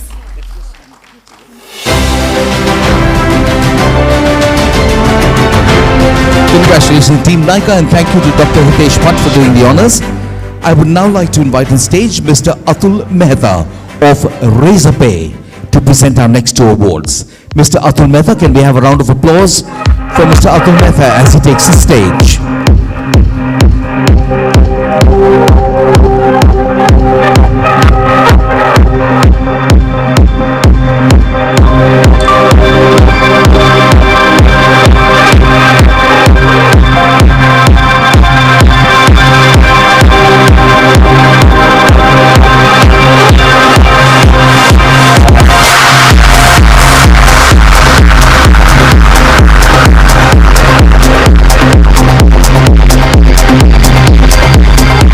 And now, the fourth of the 5 awards in the Emerging Retailer of the Year category goes to Gargi. Gargi, the winner of our next award in the Emerging Retailer of the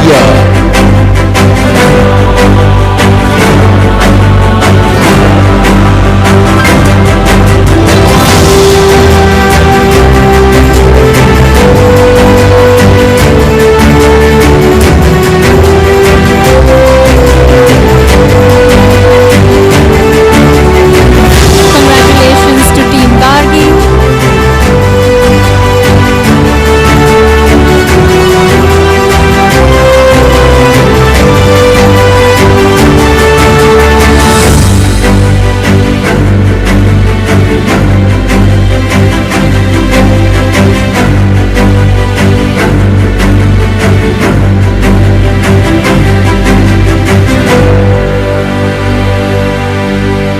And ladies and gentlemen, the last of our awards, our 5th award in the Emerging Retailer of the Year category for innovation and disruption in the last 5 years, goes to Decathlon.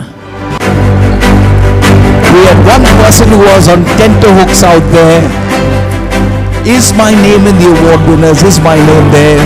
Yes, it is. Decathlon, that has revolutionized the sports, retail in sports and sportswear.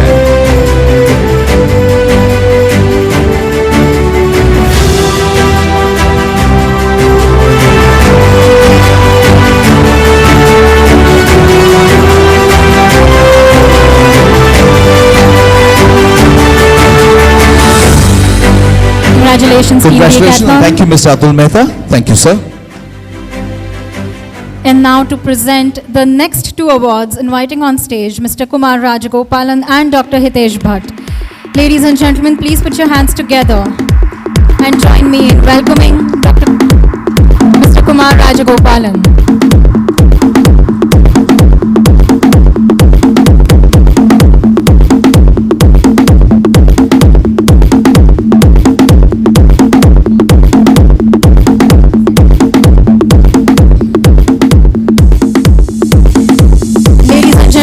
Now move on to the food and general retail large format category.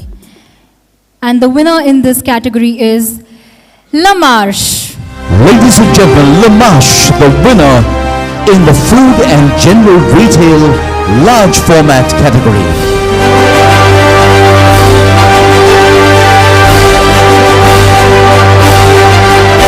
Congratulations, Team La Marche.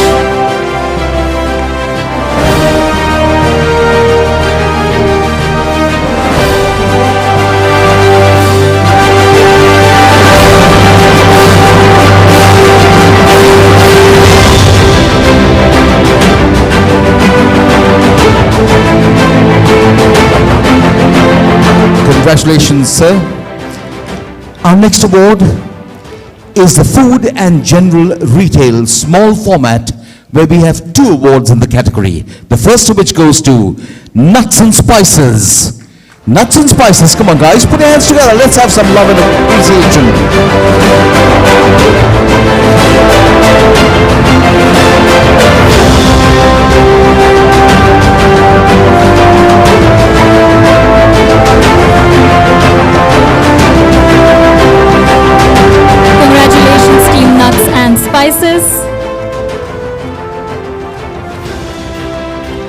Well, one of them is spices.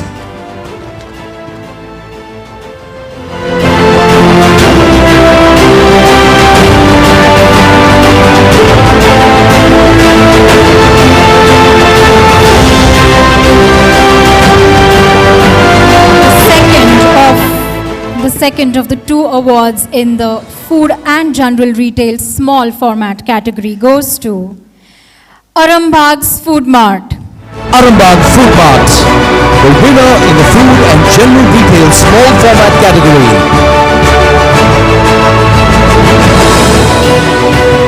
Congratulations, team Arambag Food Mart.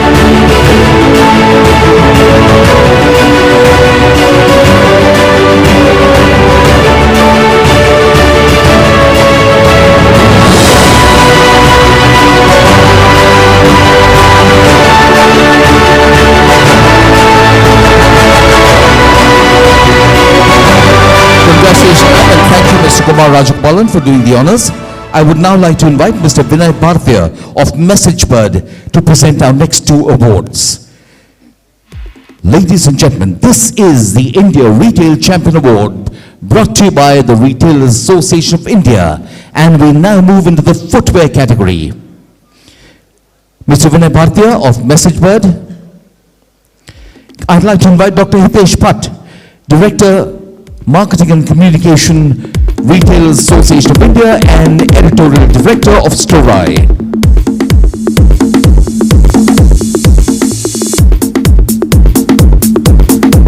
Ladies and gentlemen, India Retail Champion Footwear. We've got two winners in the category, the first of which goes to Sri Leathers. Sri Leathers from Kolkata.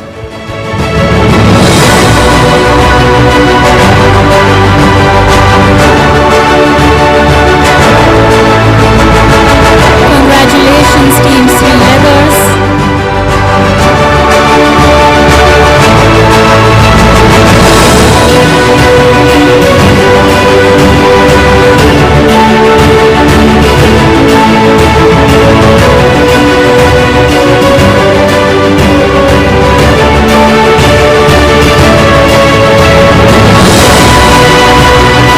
Well done and congratulations, sir. Dr. Bhatt, I request you to please stay back. Dr. Bhatt, one more award, sir. One more award, sir. And the second award in this category. We have Mr. Vinay Bharti of MessageBird. Could you kindly join us on stage, sir?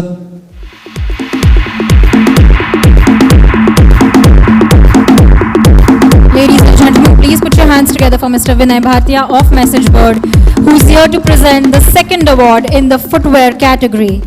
And the India Retail Champion Award in the footwear category goes to Metro Brands Limited. Congratulations, Team Metro Brands.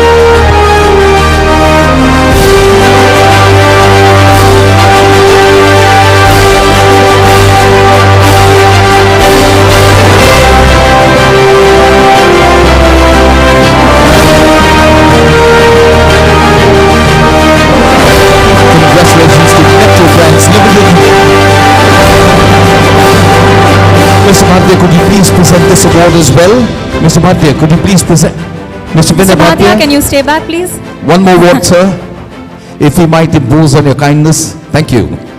Ladies and gentlemen, India Retail Champion. We move into the home decor and home improvement category. And the first of our two awards goes to India Circus by Krishna Mehta, a Godrej venture. India Circus by Krishna Mehta, a Godrej venture.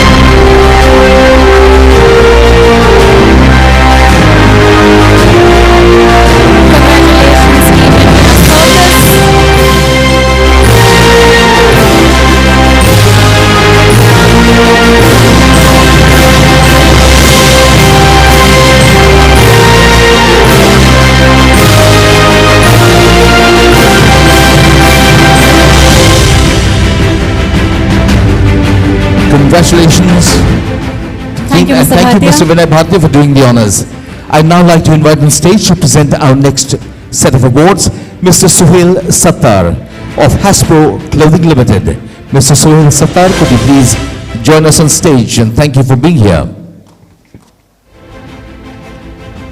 Ladies and gentlemen, we keep with the home decor and home improvement category, and the second of our two winners is Prestige Exclusive. Prestige Exclusive, the winner of our second award in home decor and home improvement. Well done, sir.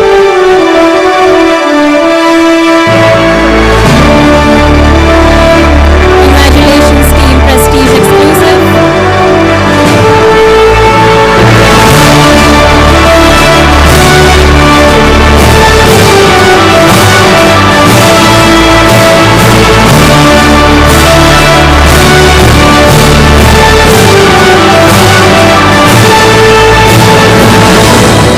Congratulations to Prestige Exclusive team.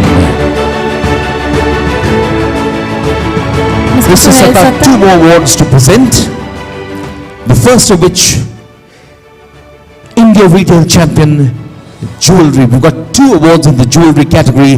The first of which goes to Vaibhav Jewelers. Vaibhav Jewelers.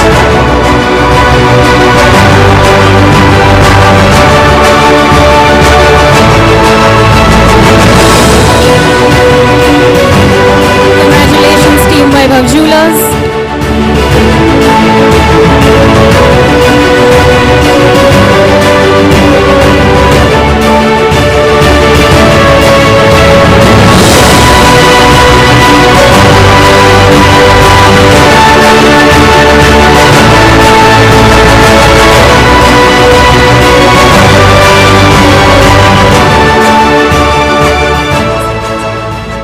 And the second winner within the India Retail Champion Award Jewelry category is Swarovski. Swarovski, the winner of the jewelry category, India Retail Champion. Swarovski, and congratulations.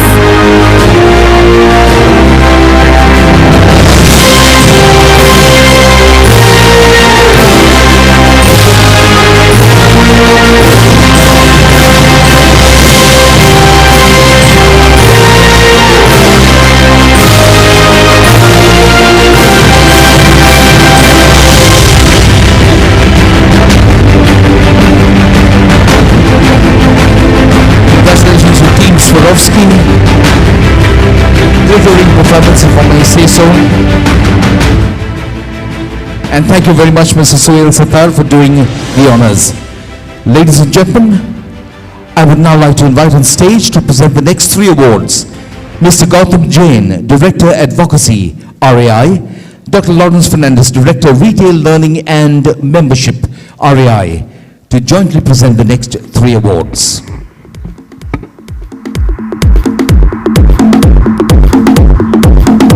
Ladies and gentlemen, please give our presenters a loud round, a warm round of applause. Thank you.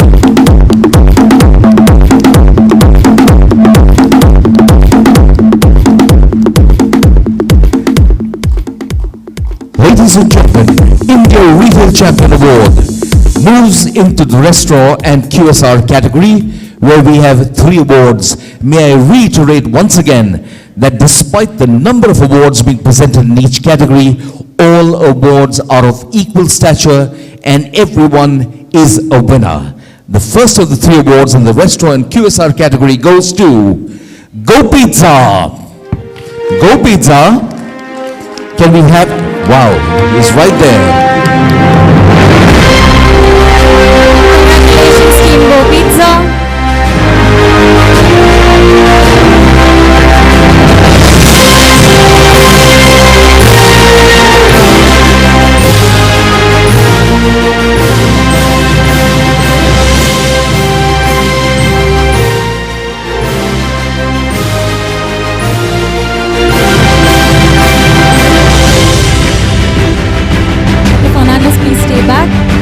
Next award, staying within the restaurant and QSR category.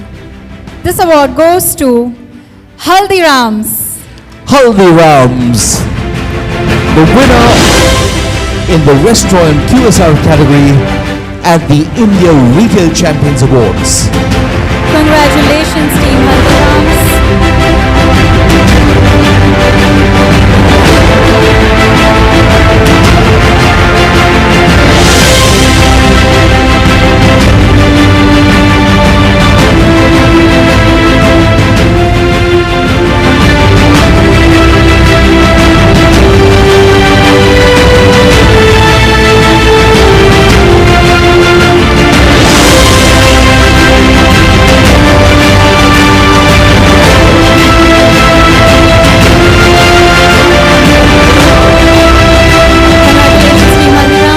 Congratulations, Team Haldiram's. Mr. Fernandez and Mr. Jain, could you please give one more award, just one more award. Ladies and gentlemen, the India Retail Champion, again in the restaurant QSR category, is Paradise Biryani.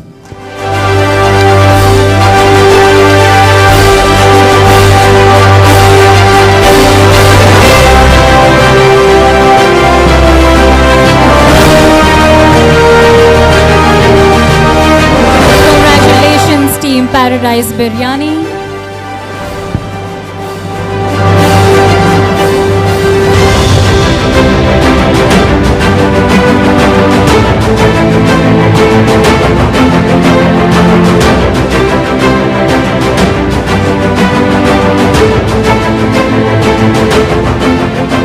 Congratulations to Team Paradise Biryani, and thank you very much, Mr. Dr. Lawrence Fernandez and Mr. Gautam Jain. Ladies and gentlemen, the last category has really created hunger pangs.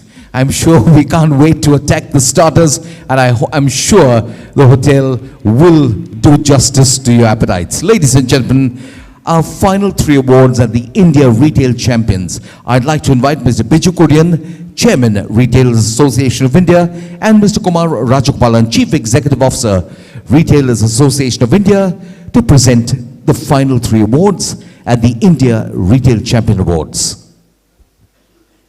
Ladies and gentlemen, can we have a round of applause, please? Make some noise.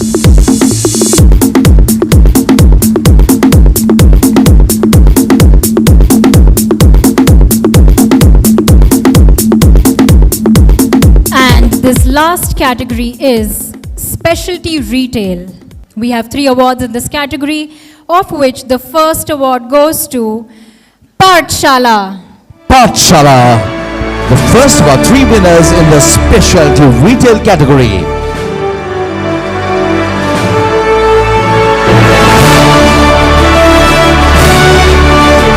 Pathshala joining us on stage.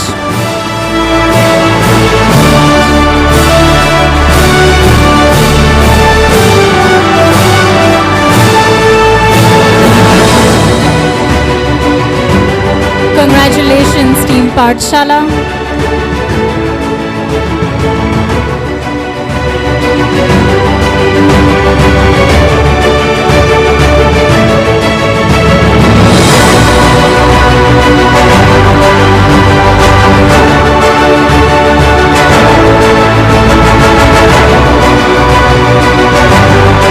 Still with the specialty sector, specialty retail sector and category, our next winner, Presto and Cobbler by Presto.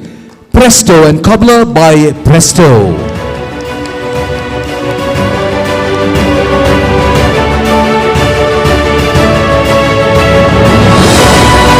Welcome and congratulations, Presto and Cobbler by Presto.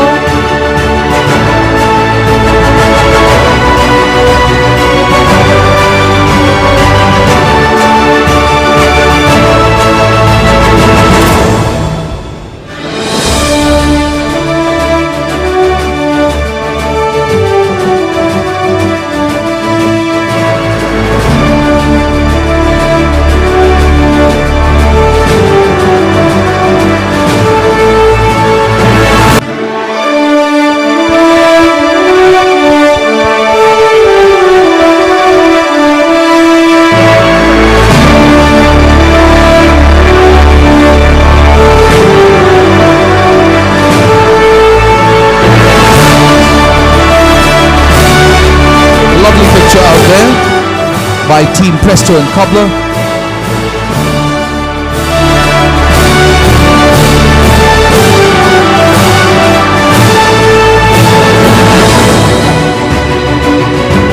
Congratulations to the team. And now, ladies and gentlemen, the last India Retail Champion Award, staying within the specialty retail category. And the winner is Great Eastern Trading Company. Great Eastern Trading Company, the winner in the specialty retail category.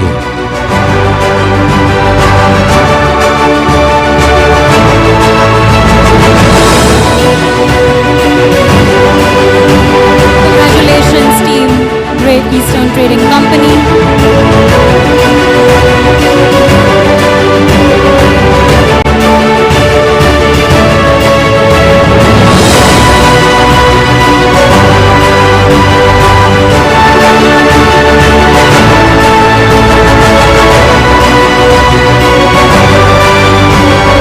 Congratulations to the Great Eastern Trading Company.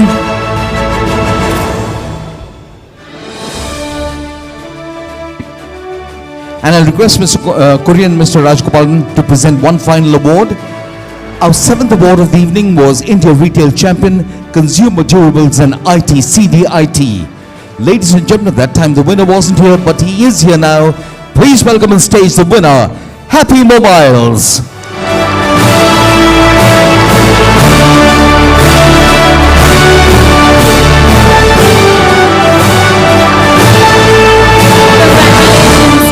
Mobiles.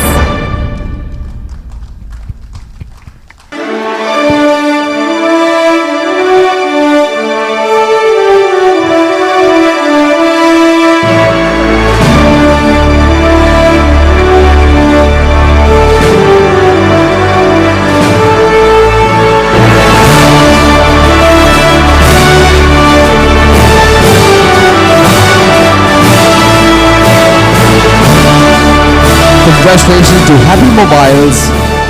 Thank you very much, Mr. Kurian, Mr. Rajagopalan. We'll call you up in a short while to present the Retail Startup Awards. Ladies and gentlemen, let's go directly to the Retail Startup Awards. The Retailers Association of India, RAI, is the unified voice of retailers in India, and it is happy to present the Retail Startup Awards 2023. Retail Startup Awards have been instituted to celebrate the spirit of entrepreneurship. It's a recognition of the indomitable spirit that drives entrepreneurs to convert their dreams into reality and their ideas into business. With their out-of-the-box solutions, their innovative solutions, startups are changing not just the world of business, but also our lifestyles. The awards, therefore, are an acknowledgement of their contribution and a salute to the spirit that makes it possible. Today, the awards are considered a beacon that inspire new entrepreneurs to dream, dare, and innovate. Ladies and gentlemen, we shortlisted 8 brands from the many, many applications received.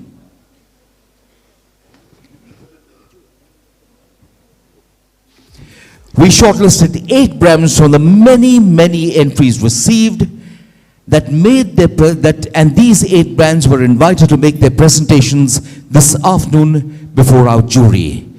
We are grateful to our jury who evaluated all these 8 presentations and spent a considerable time in doing so. Thank you very much to Mr. Suhail Sattar, Director Basics, Hasbro Clothing Private Limited. Can we have a round of applause? Thank you so much, sir. And to Mr. K. Radhakrishnan, Chief Executive Officer, Starquick from the Tata Group. The top 8 brands that qualified are 100% Nourishment Private Limited, Coffee Codes India Private Limited, Itanalia Creative and Merchandising Private Limited or Edamama, and Gabs Printmart Private Limited, My Paperclip. Skandanchi Retail Private Limited, The Silk Road, Women's India Personal Care Private Limited, and Yellow Dwelling Private Limited. And ladies and gentlemen, it is now time to go straight and announce the awards. And I'd like to invite on stage our presenters. The members of our jury, Mr. Suhail Sattar, Director, Basics, Hasbro Clothing Private Limited. Sir, could you please come up on stage? Our second jury member, Mr. K. Radhakrishnan, Chief Executive Officer, Starkwick Tata Group. And Mr. Biju Kurian, Chairman, Retailers Association of India.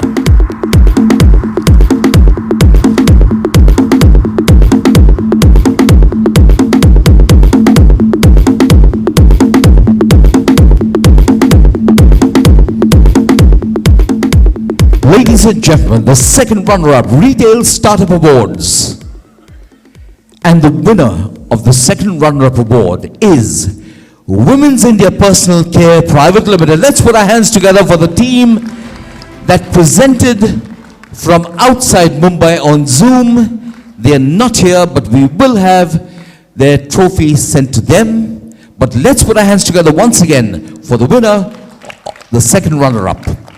Ladies and gentlemen, the first runner-up, Retail Startup Awards. The first runner-up, the Retail Startup Awards, is the Silk Road Shobhitam. The Silk Road Shobhitam. These winners also presented on Zoom from the United States of America. And we will have, at considerable expense, have their trophies sent to them. But ladies and gentlemen, we do have the winners here with us today. And the winner, Retail Startup Awards, is, we'll do this together, okay? Ready to go? Anybody, any guesses? Any of the 8 teams or 6 teams that are here, any ideas? Ladies and gentlemen, the winner of the Retail Startup Awards is Yellow Dwelling Private Limited. Yellow Dwelling Private Limited. There we have the team there. Let's put our hands together very loudly for the winner, Yellow Dwelling Private Limited.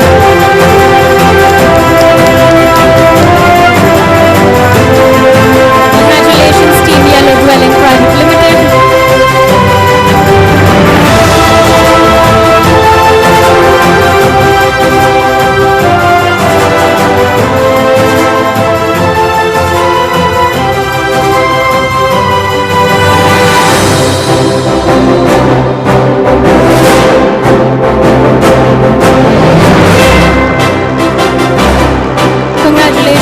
Our winners, Yellow Dwelling Private Limited.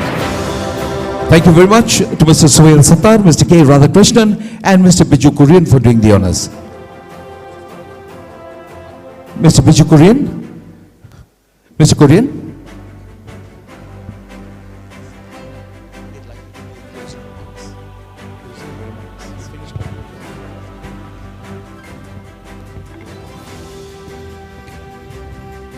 So thank you very much, Hugo, for comparing this evening. Thank you for all the award winners. As Kumar mentioned in the beginning, there is a lot that happens, but only a few get recognized. Certainly those who have not been recognized don't need to be disheartened by the fact that they have not been recognized. There is work that they are doing, and I think the fact that you've reached this space amongst many others who've participated in these, I wouldn't call it a competition, but I would certainly say these opportunities to be able to showcase your skills. And that is where I think all of you all require a great applause. So let me ask everybody to applaud those who participated but did not become winners.